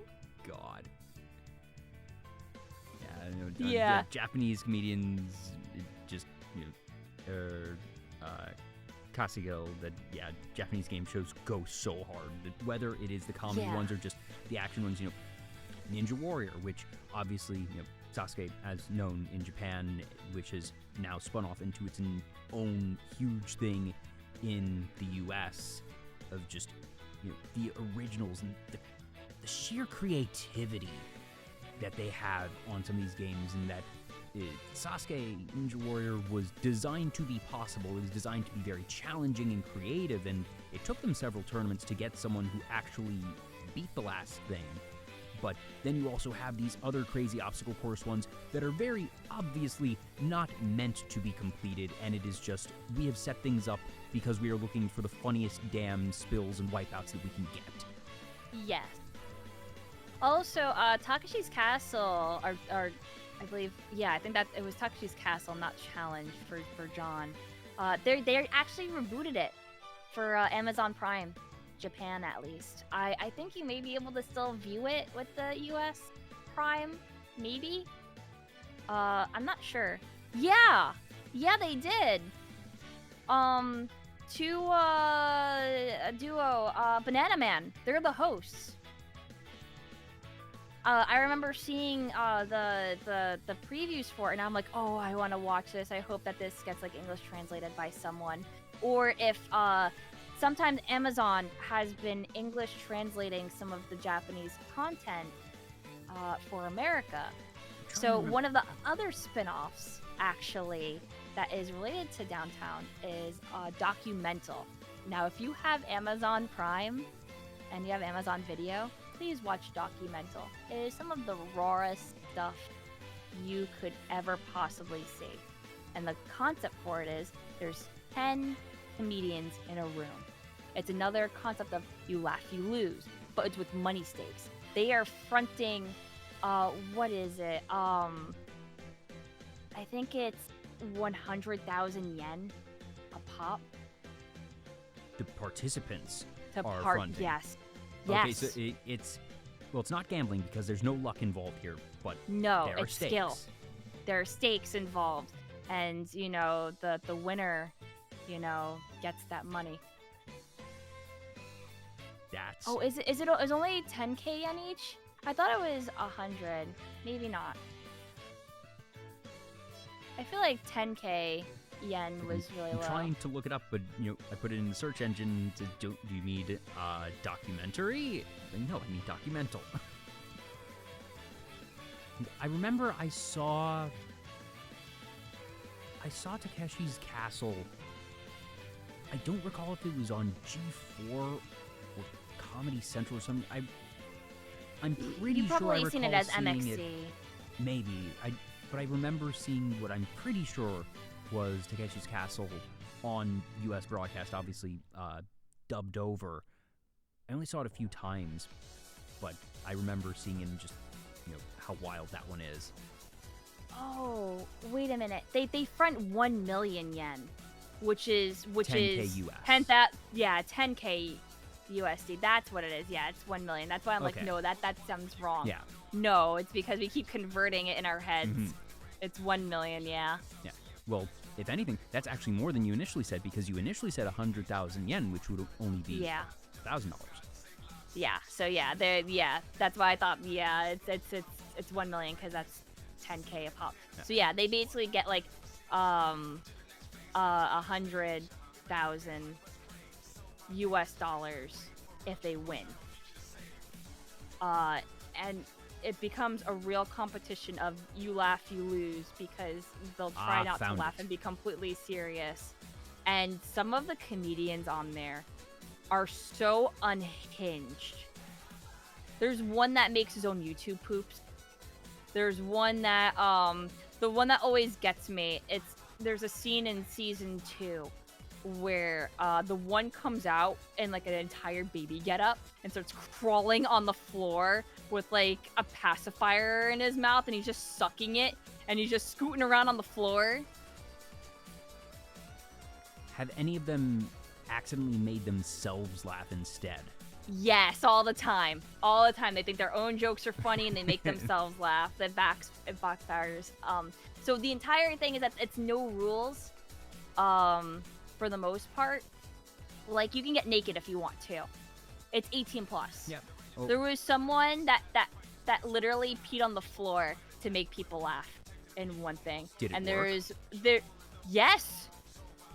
It did. That is the that's the thing. There was one that tried to poop on a table and it didn't work because he couldn't poop. And he's like, the other guy was like, if he would have pooped on that table, I definitely would have laughed. it was the most serious thing. It just gets really degenerate of what people are willing to do with that sort of money on the line. Oh yeah, and sort of also thing. Like they're like wild animals. It's gotta be. So, these are all professional comedians. It's not just 10 randos put in a room. Right. So these are people with skills. They're these are people that can, one, appreciate the craft that each other is doing, but it's the best of the best. People that are going to be good and creative at this, but at the same time, it's probably not just about the money. It's going to be about pride. It's going to be about, okay, I'm going into a room full of comedians, full of professionals, and I want to prove myself to my peers. Yes. Oh my god. I have to show you one of my favorite comedians. Like, I know that you can't probably show it on if it's on stream, Amazon Prime, I can't show it on stream. Yeah, I know, but I'm gonna oh wait. Hold on. That's the wrong one. You. This. I know you can't, but please watch that when you have the chance. I will. It's just...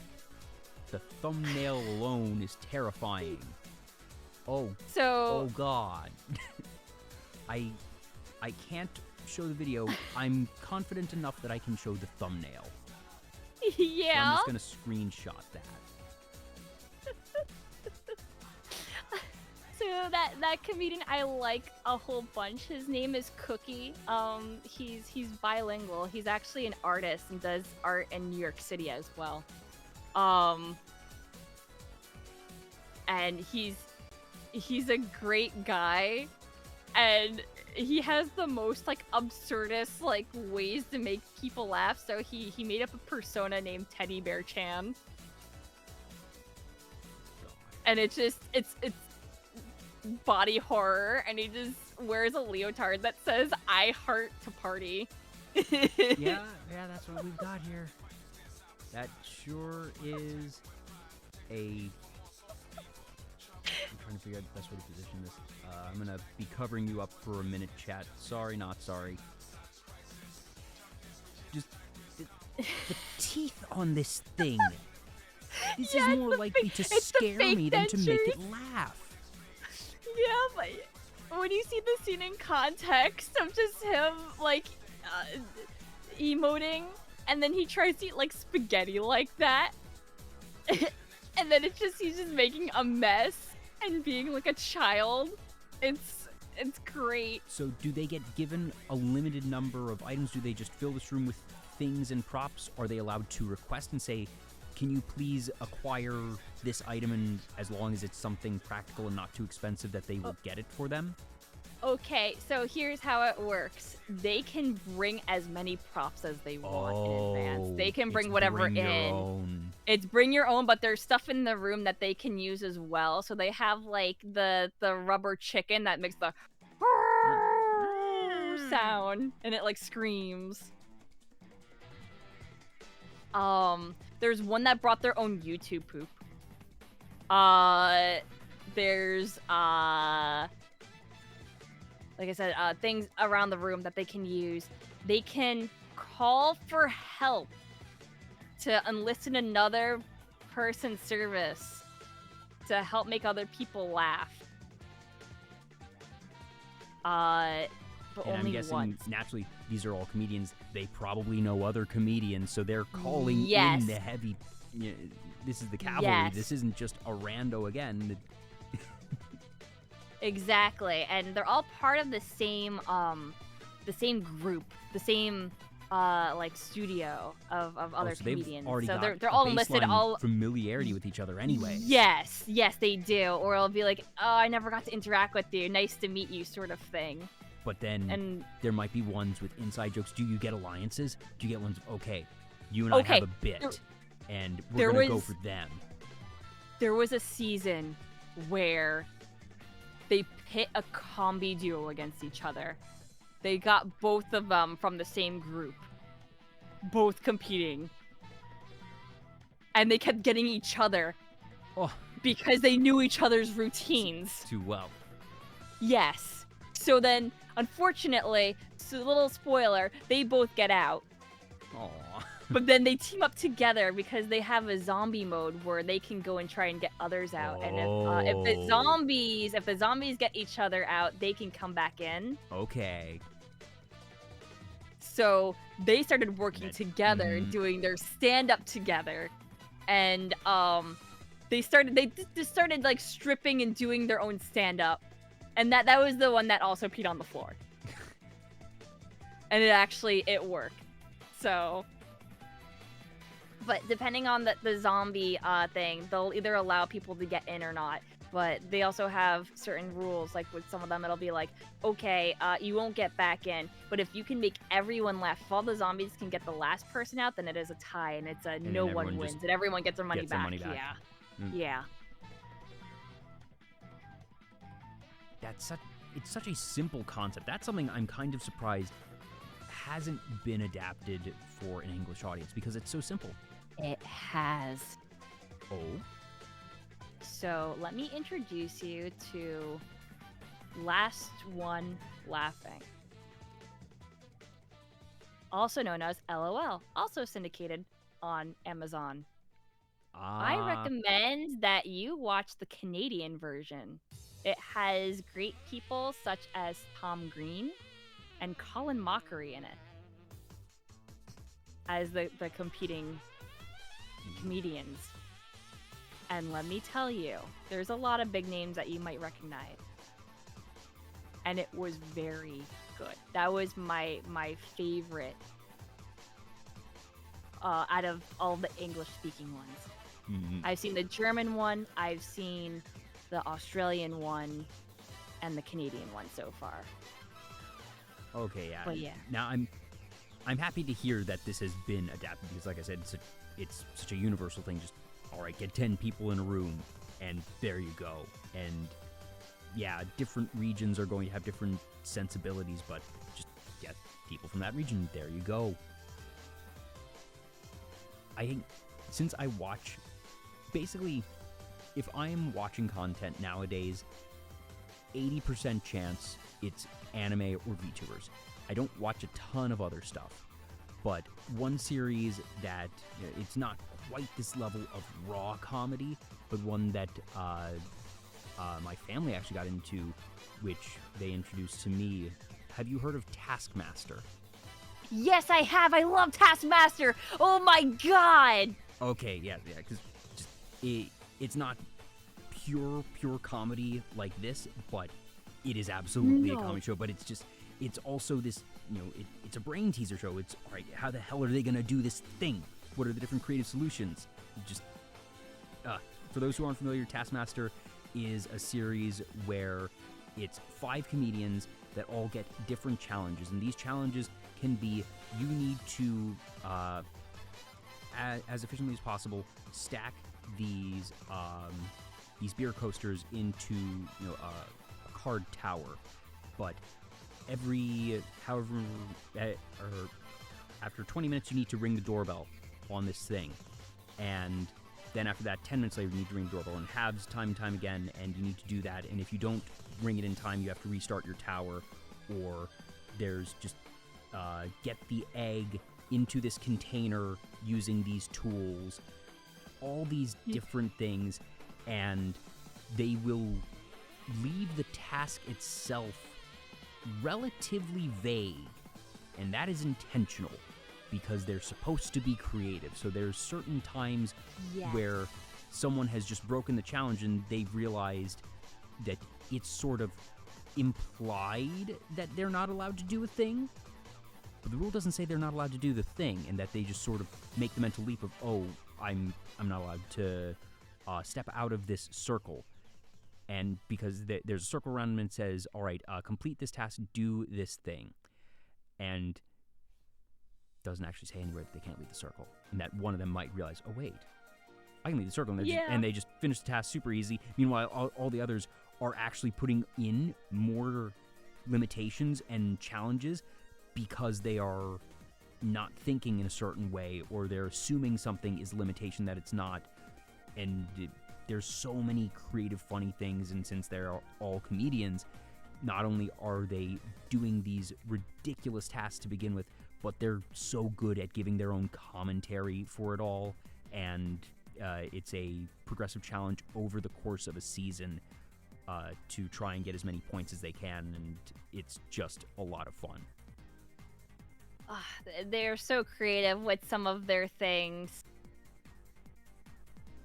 I love watching Taskmaster. Actually, I was watching it with John, and that's why John commented, oh, we need to watch more Taskmaster. I agree. Yeah. I am so in the mood for Taskmaster. Oh. That's one that, like, it's been a very long time since I've seen my parents become just obsessed with the show. And I was so happy for them to find that type of thing. Because, like I said, they'll usually find shows that each of them will enjoy. My dad's really into Star Trek, my mom is not, and that they'll have some things that they will both enjoy, but they just, over the course of a couple months, binged, I don't know how many seasons it is, but it's all available on YouTube if memory serves. Yeah. That it's easy to find, don't need a subscription or anything. So definitely do check that one out, and like, it's been a minute, so like, you all let me know if you all are watching Taskmaster in your Discord or something. Let me know. I might join you. Oh, please join my Discord. Yeah, no, we're constantly just hanging out. Join the Discord. I have the link to the Discord in the channel panels here. And if you're watching on YouTube, first off, wow, congratulations on getting to this point in the YouTube video. The link to the Discord will be in the video description. Hooray! Yay. Whoever did it is a trooper, unless you skipped ahead, and then I'm calling you out right now. Mm-hmm.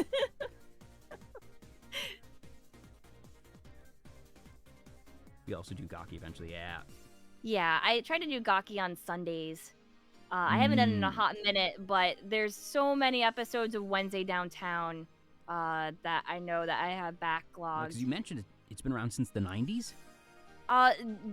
Downtown no Gaki no Sakai has. Wednesday Downtown is a little bit, I think that was 2010 specifically.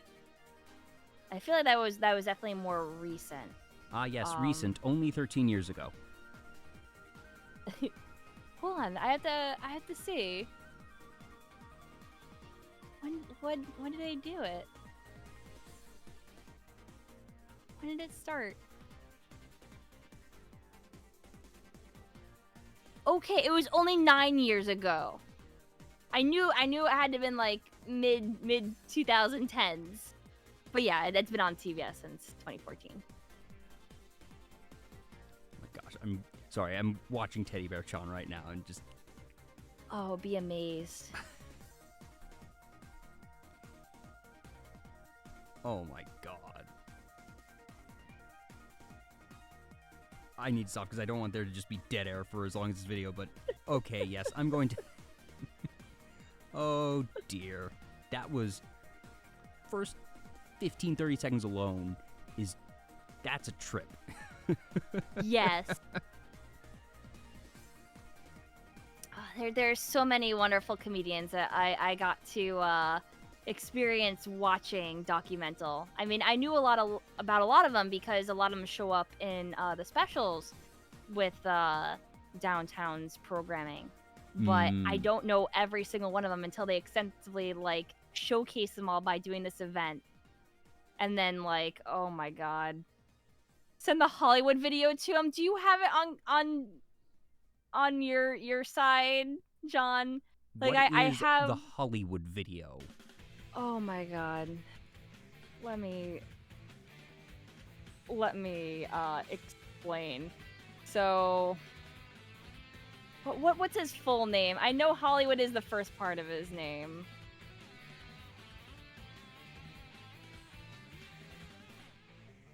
Japanese comedian. Hollywood Zaku Shizyo. No, Zaku Shisho. Okay, yeah, because SY is still an H. So, how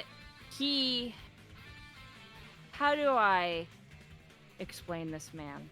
He wears a cowboy hat and likes to get naked. And,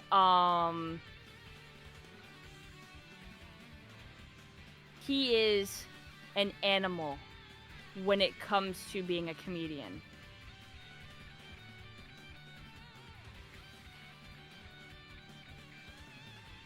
I'm just reading through the Wikipedia article that you sent me, and that he's been on variety shows since. Let's see, these aren't actually listed chronologically.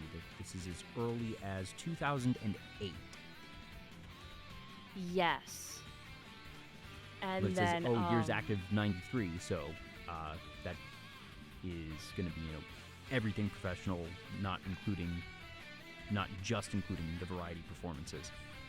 He had this as this is the YouTube poop that he made to make people laugh during his time on Documental. And it's unhinged.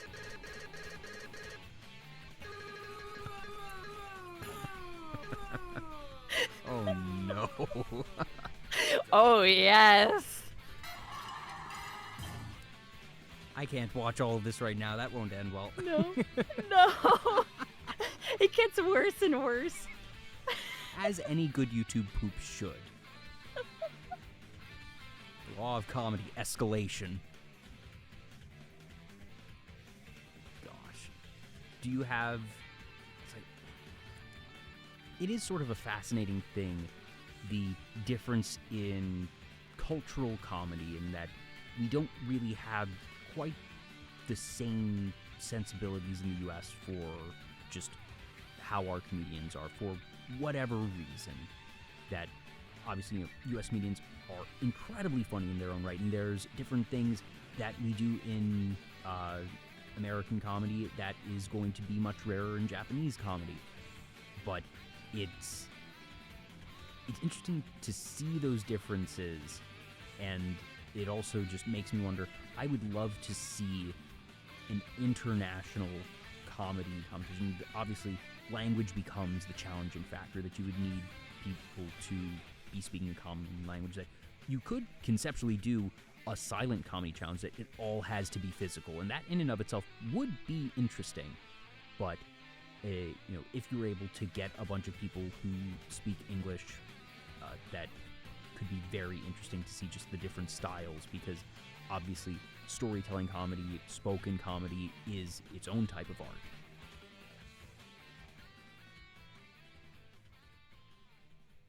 Do you have any favorite American comedians? Ooh,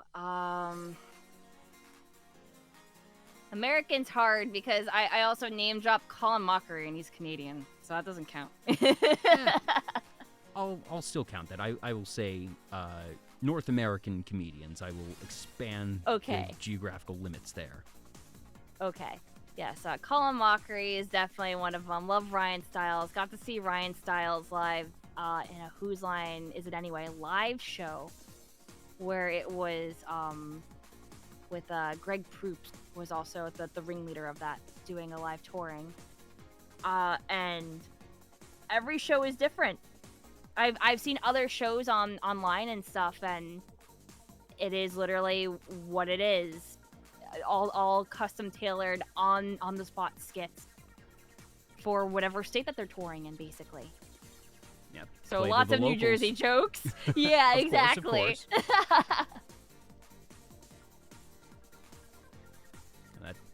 That's super fun, especially when you can get folks that are able to do that, because a lot of the times that, you know, when they're doing a tour, that most of the material will be the same. They might do a bit of workshopping and tweaking over the course of the tour, and that they realize, okay, you know, this joke or two doesn't hit as well, and I've noticed that the past 2-3 nights in a row, so I'm going to swap that out for this, and that they will refine things, and that usually if you can see someone later in their tour, that's going to be much better than the first show of the tour, but by and large, it's going to be mostly planned and rehearsed.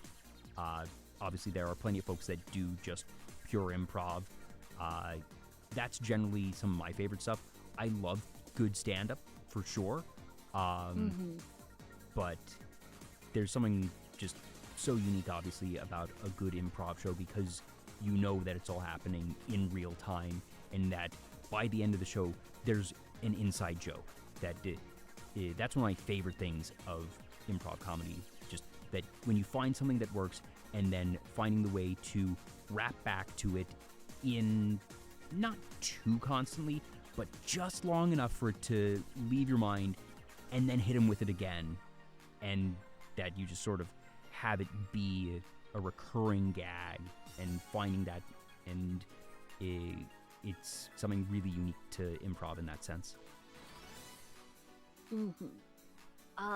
And I also wanted to touch on like other ones that I could remember, like, you know, George Carlin, stuff like that. Yes. Mitch Hedberg. Yeah. I think Mitch was one of the greatest. Loved his stand up. Yeah.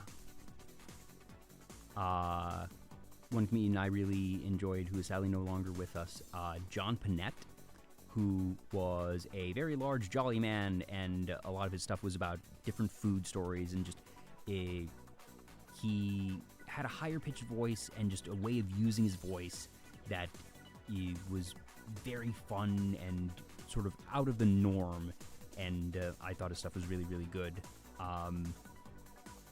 Dimitri Martin has a really fun, just sort of dry humor about him. Yes. I remember seeing a lot of his stand-up as well. Robin Williams, of course. Oh, yes. Yeah, rest in peace, his soul, but, you know, he had some of the best as well. Yeah, and, you know, so many of his movies just hold up today. Obviously, you have Aladdin, Mrs. Doubtfire. Yep. Just classics. It's been a while, now that I think about it, since I actually saw a new stand-up, or at least a new stand-up for me. Because come to think of it, I'm kind of surprised that, obviously, in VTubing you see improv comedy in a sense every day. Yeah. But I've never seen a VTuber attempt stand-up. You know, I don't think I have as well. I mean, stand-up, I feel like would be a little hard to do, I guess, on a regular thing. constantly creating. Oh new yeah, well no, I'm content. not suggesting that somebody Yeah. make their bread and butter content daily stand-up routines. Goodness no. Yeah. No, but I'm like that would be incredibly hard. No, well, the professionals don't do that. That they have. That's why tours are going to have mostly the same stuff. But that I've never seen somebody do even as a one-off of just prepared stuff. That I know some folks will write a joke or two in advance if they know they're going to be doing a particular thing, that they'll have a gag or a skit. But I don't know, that I wonder how many have considered stand-up at all, because I know some people who are incredibly comedically gifted, and that I think if they wanted to, they might be able to do stand-up. And obviously stand-up takes work, that a lot of prep goes into it, that it's not just something that you can churn out. But it's also, I think, something that not many are necessarily going to think of off the top of their head. So that's one of the broader things of VTubing in general, that we're still in the wild west of VTubing. It feels like it's been around forever, but it's still so new that I consider the dawn of VTubing to be 2019. That's not when VTubing first existed, but that's about when it became publicly accessible. That in 2016 or so, Keys and I, you need a $10,000 rig and very specialized equipment to be able to VTube. And it's only when things like VCFace, VTube Studio, I am blanking on the name of one of the 3D programs, but that you can just get a free royalty-free model, or you can have your own, but that the programs themselves are free or very accessible and cheap, and that VTubing becomes something that basically any streamer can do. And we're seeing so much rapid growth in the VTubing space, both in terms of popularity, but also technologically. Right now, we're, I think, at the start of a big 3D boom. That there's been 3D tech out already, but we're seeing Sony's Mocapi, which, similar to things like VTube Studio, it's taking this technology and making it more accessible at a lower price point. We have Vive and some other things. Some are still expensive, but technology is getting better and it's getting cheaper. And goodness knows, 2 years ago, we could not imagine where VTubing would be now, and we cannot imagine now where VTubing will be in 2 years. Yeah, exactly. We don't know how the technology is going to change. We don't know if it's going to get cheaper, or if there's going to be even more new tech. Yeah, if someone's going to make something that we haven't even thought of yet. What are we missing that we don't know we're missing? That's a good question. Besides full body tracking, I don't know. Just, when are we going to be able to...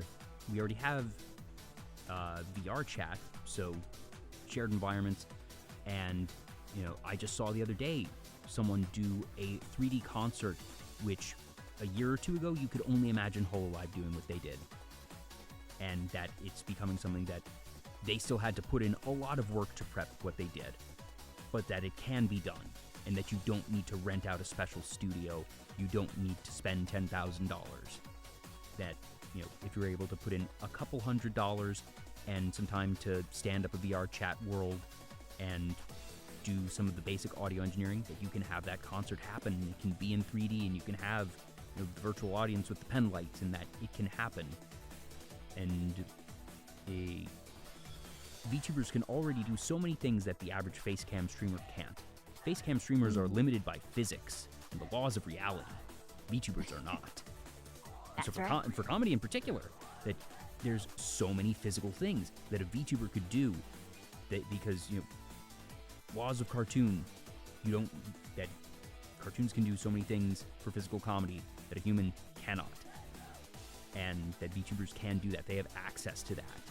Makes me wonder, what could some of these established comedians do, that if you set them up with a VTuber model, give them the basics, all right, here are how you work your toggles, and this is how you drag around different assets. What could they do? Yeah, we could have definitely new stand-up. I mean, just having props just out of nowhere. The Twitch having, integrated throwing pictures system, and one of the media. greatest slapstick inventions of the past 5 years. Yeah, it's great. I can bonk myself right now if I wanted to, but I don't have tits up. I had a guest one time who didn't know that they still had their Twitch redeems active. So we're just talking, and at a random point, they get bonked on the head, and I recognize this as their bonk redeem. And she's like, wait, did you mean to do that? And she's like, wait, what happened? And he's like, a bonk just happened. And she goes to glance at her thing and was like, wait, oh no, it's still on. And that alone, that moment of realization, I'll send you the clip later. I don't know if I've ever laughed harder on stream of just that realization, and naturally then afterwards folks went to town. They all brought up her chat and started redeeming anything they could get. I'm gonna be real, I thought that people were gonna do that, but I hid the tits thing on this screen. So hopefully I don't get bonked. I mean, I still have my OBS up, so I have like alerts and stuff that are on, but not on the screen either. But I hear the alerts physically. Yes, yeah. So I would hear the sound go off, but I wouldn't actually get bonked. But we wouldn't see it over here. Yes. And just, who knows? There's so much that the Vtuber Talk has been around for 2.5 years, and I was still late to the game in my own way, but VTubing's not going anywhere, and it's going to be interesting to see when we really hit that public consciousness level, because I think it is a when, not an if. I don't necessarily think it's around the corner, and I don't know what it will be, when it will be. But I think that we're going to hit something in the next, I think it'll be between 3 to 6 years from now. Not around the corner in this decade, though. That either a VTuber is going to really make it big in terms of, obviously we have some very big VTubers already, but one that, like I said, public consciousness level, whether it be that they just, go absolutely crazy on YouTube, even more so than what we have now, and they hit mainstream that way, a la, Mr. Beast or whatever, or will there be one that gets picked up by a major network for a show that, there's the whole running gag of HoloLive is just a bunch of comedians.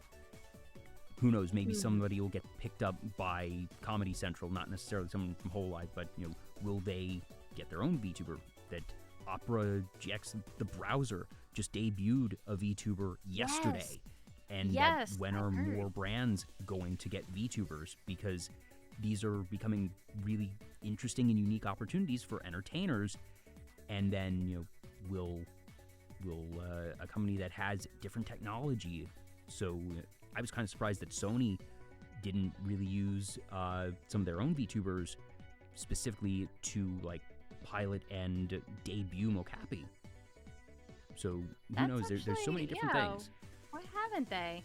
And when it comes to other VTubers and stuff like that, I consider even HoloLive streamers to be a part of the big top being used for stuff. I remember I saw a clip of them doing a collab song for a baseball game. Yep. Yeah. Stadium. They had a big thing with the Japanese Pacific League, I believe it was, where 2 of their talents were the commentators for the game, the CEO of HoloLive throughout the first pitch. They had a whole bunch of things, standees around the stadium. They had stuff on the video boards, and they had promo merch and whatnot. So that's been done there, and I think VTubers are public consciousness in Japan. But when is it going to be public consciousness in North America and more so around the world? I think it's going to take a lot for the U.S. market to warm up to stuff like that, to be honest with you. To think about that. Japan is more free about mascots and stuff like that, and cute girls as a selling point. So that it's part of their culture. I very much agree, and I do think there's a big difference there, and that's why it was sort of pioneered there and certainly first took root there. And I think we will hit public consciousness level in 3 to 6 years. Yeah. Public consciousness does not necessarily mean broad societal acceptance or eagerness that when I think public consciousness, I think has a cashier at the grocery store heard of something. Has just random person on the street heard of something. They don't necessarily need to be a fan of the thing, but if you say, do you know what VTuber is, that they say, oh yeah, I know what that is. And that we aren't quite at that point with mere awareness, and then after that awareness becomes, all right, how popular are they in the public sphere at that point? That's a whole other thing, and I agree it'll take much longer than that. But at the same time, I'd say, 10, 15 years. That's a long time. It's a long time, but heck, that's less than Pokemon's been around. Oh. Pokemon hitting 25 was weird. That's true. Oh, man. It's gonna hit 30. It's gonna hit 30. My guess is that they will try to align Generation 10 with 30. Honestly, they can take their time with Generation 10. I don't want that yet. Oh yes, I agree. I want them to take their time, but my guess is that they'll try and coordinate it. I think so as well. Or they'll do something special again for the big 30. Yeah. But hey, that's the whole thing. So public consciousness, Pokemon hit public consciousness pretty quickly because Pokemania, that you could, the cashier at the grocery store would know what Pokemon was, even if they weren't a fan of Pokemon. But yeah. Pokemon has now gone on to public acceptance, in that not everybody's a fan of Pokemon, but generally speaking, most people are going to have a neutral to positive opinion of Pokemon. People accept that Pokemon is not a fad because goodness knows how many people back in the day, how many parents said, this is a fad, it's going to be gone in a little bit. And to be fair, there were a lot of fads in the 90s and 2000s. That statistically speaking, most things were fads, and there were a lot of things that we got told were fads that were indeed fads. But Pokemon survived. It did. The highest grossing media of all time. Mm-hmm. Yep. Pokemon, literally Satan. Definitely. Maybe that's why I like it so much. Well, you're a demon. That's true. Right here. Yes. See, kids, this is what happens if you enjoy Pokemon. It's true. You become a luck demon on the internet, or just a demon, Satan, blah, hell, meh. I don't know. all of that, all rolled up. That's me. There you go. I enjoyed Pokemon a little too much, and now look at me. Now she's demon, well-dressed demon girl on the internet. Wait, dang it, that's not going to dissuade anybody. I'm a Pokemon master. Goodness, it's... Because you're in Eastern time zone. Yeah, it's almost 5 in the morning. Because it's Central, I'm in Central. So it's almost 4 a.m. We are at 8 hours, 40 minutes broadcast. That's about 8.5 hours for the show itself. I feel like I could keep going, but I feel like I should probably call it for myself and also for you as well, because Lisa, it's 5 a.m. for you.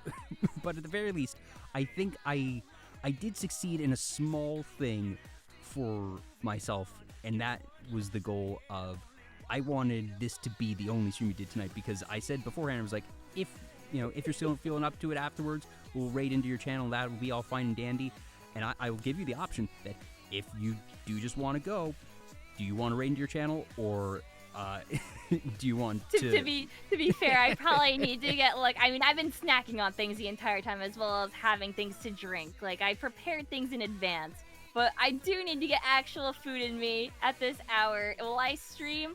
I have no idea. We'll see, TM, and if not, well, I'm just gonna push my sleep schedule back far enough so I can be on my regular streaming schedule again.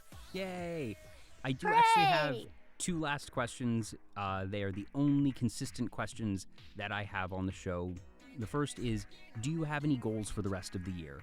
So whether that be doing a certain project, finishing a particular game, trying to reach some sort of goal. Is there anything you want to do before the end of 2023? Because that gives you, we're in the latter half of the year now, that gives you approximately a bit over 4 months.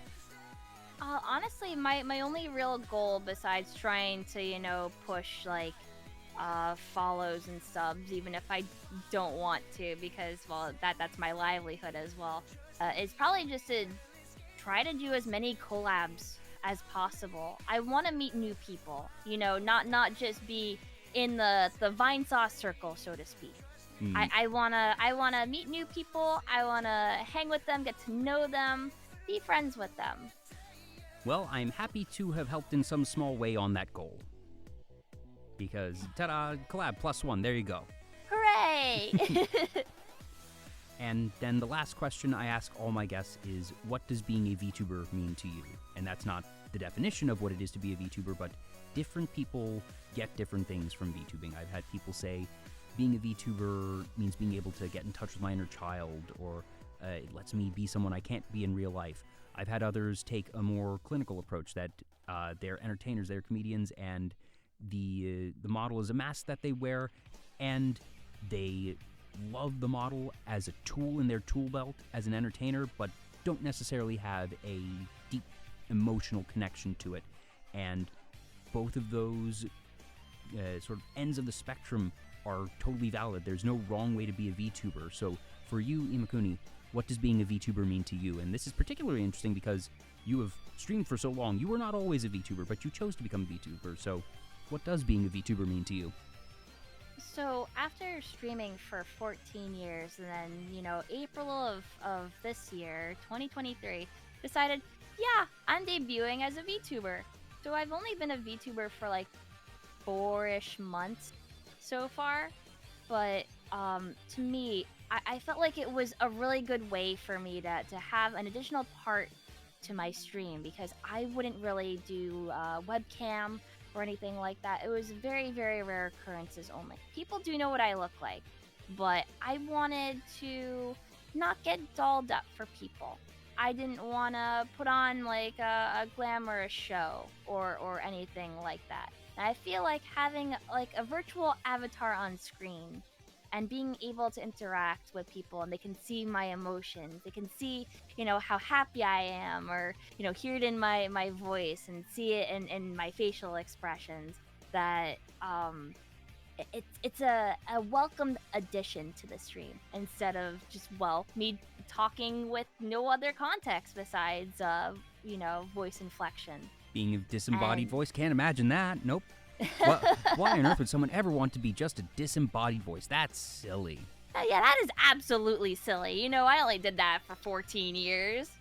It's okay to be a disembodied voice, but I figured that having a face to match the voice would help.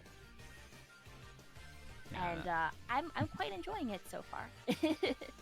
Well, I'm very glad you are, and I'm very glad that you were willing to spend this time with me. Like I said, congratulations. You have not only beaten the record, you have blown past it at 8 hours, 45 minutes run time. That's probably going to be about what it'll be for the show even after chopping out the starting soon screen once all is said and done. So congratulations. I had a blast. I hope you enjoyed yourself. I hope I wasn't just keeping you prisoner for almost 9 hours. Oh no, I completely enjoyed this. Like how John was saying in chat, where it's like, oh, Arissa will just keep on talking for hours as long as she has like something like interesting to to go back and forth with. That's why I want to do like collabs with people, because I feel like I work better when I bounce off of someone, because then I have other topics and stuff that I can like share with people and have like an actual conversation with, than just kind of just talking at my screen in a way. That's why I did this. That's why Vtuber Talk exists. That's why I chose a talk show and to not be a more conventional streamer myself. So at the end of the day, I told you this when we spoke earlier, that the biggest thing for me as a host is being able to provide a good time for my guests, and that I'm happy that I was able to do that tonight, because goodness knows this was an absolute blast. That I glanced down at the stream timer somewhere around like the first time. I was like, that hour was fast. Glanced down again, that's 2.5 hours. Okay, oh, we're at 4 hours now. And then I was at like 6:45. I was like, oh gosh, I think we're gonna beat the record. And then I glanced down again, and it was 7:40. I was like, oh, we just passed it. It's gone. I would like to have it on the record that I would have gone longer, but you're giving up. That's the thing. I have no doubt that if we had started a couple hours earlier in the day, we very well could have. But still, this has been such a blast, and like I said, you'll definitely hear from me for charity marathon. And obviously, if there's ever anything I can do to contribute to any charity effort that you are involved with, please do not hesitate to reach out to me. Thank you to everyone who's been in chat for any amount of time. If you came in with the raids, if you're staying up super late, or if you're waking up in the morning, happy new day, good morning, and all that jazz. It's not a new day until they go to sleep and wake up. So if you're still up from yesterday, it's not a new day. Not happy new day to you. Well, the technical those are my rules. The technical actual last question, since we are not going to raid into you right away, who would you like us to raid? That's a good question. Typically, I like looking who is live out of the people that I know, or looking through the VTuber tag. Go on and pick a target for us. I'll take care of some last housekeeping as you do. Again, thank you to everybody in chat who's been here. I'm realizing I'm a terrible, terrible host because of all the things that I did tonight. I never actually gave Imakuni a shout out. Oops.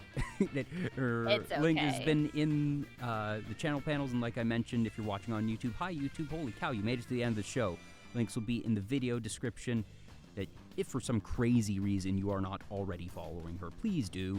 If you are interested in more shows like this, I usually do these about once a week. There's not quite regularity to it. I try to schedule around my guests, but this is episode 119 of Vtuber Talk. I have episode 120 scheduled for Friday evening. It's Friday evening, I believe, and I think the next one's on Tuesday, so no real regularity. But if you're interested, follow me here on Twitch and Twitter. It's just Vtuber Talk both places, and you can keep up to date for when I have shows. But, thank you for being here for any amount of time. I sincerely appreciate it. Hope you all had a good time as well. And thank you to all the folks that have been chatting, that I know John, X-Sheep, and a couple others have been particularly active in chat. So thank you for, chiming in, contributing. Really appreciate you being a bit of part of the show as well. All right, I think I picked my target. I think that you know them. Could we please host Callie Calico? Absolutely, yes. Callie was on the show a while back. That sounds great. Okay, well, we will head on over to Callie. So, I guess I don't have any emotes of my own, so use some of Cooney's, and I guess, what are we thinking, like, record-breaking raid?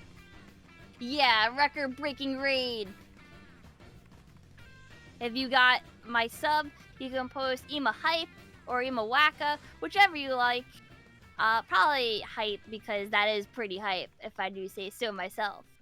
Yes, and if not, then... Whoop, no, why'd that go away there? Let's go.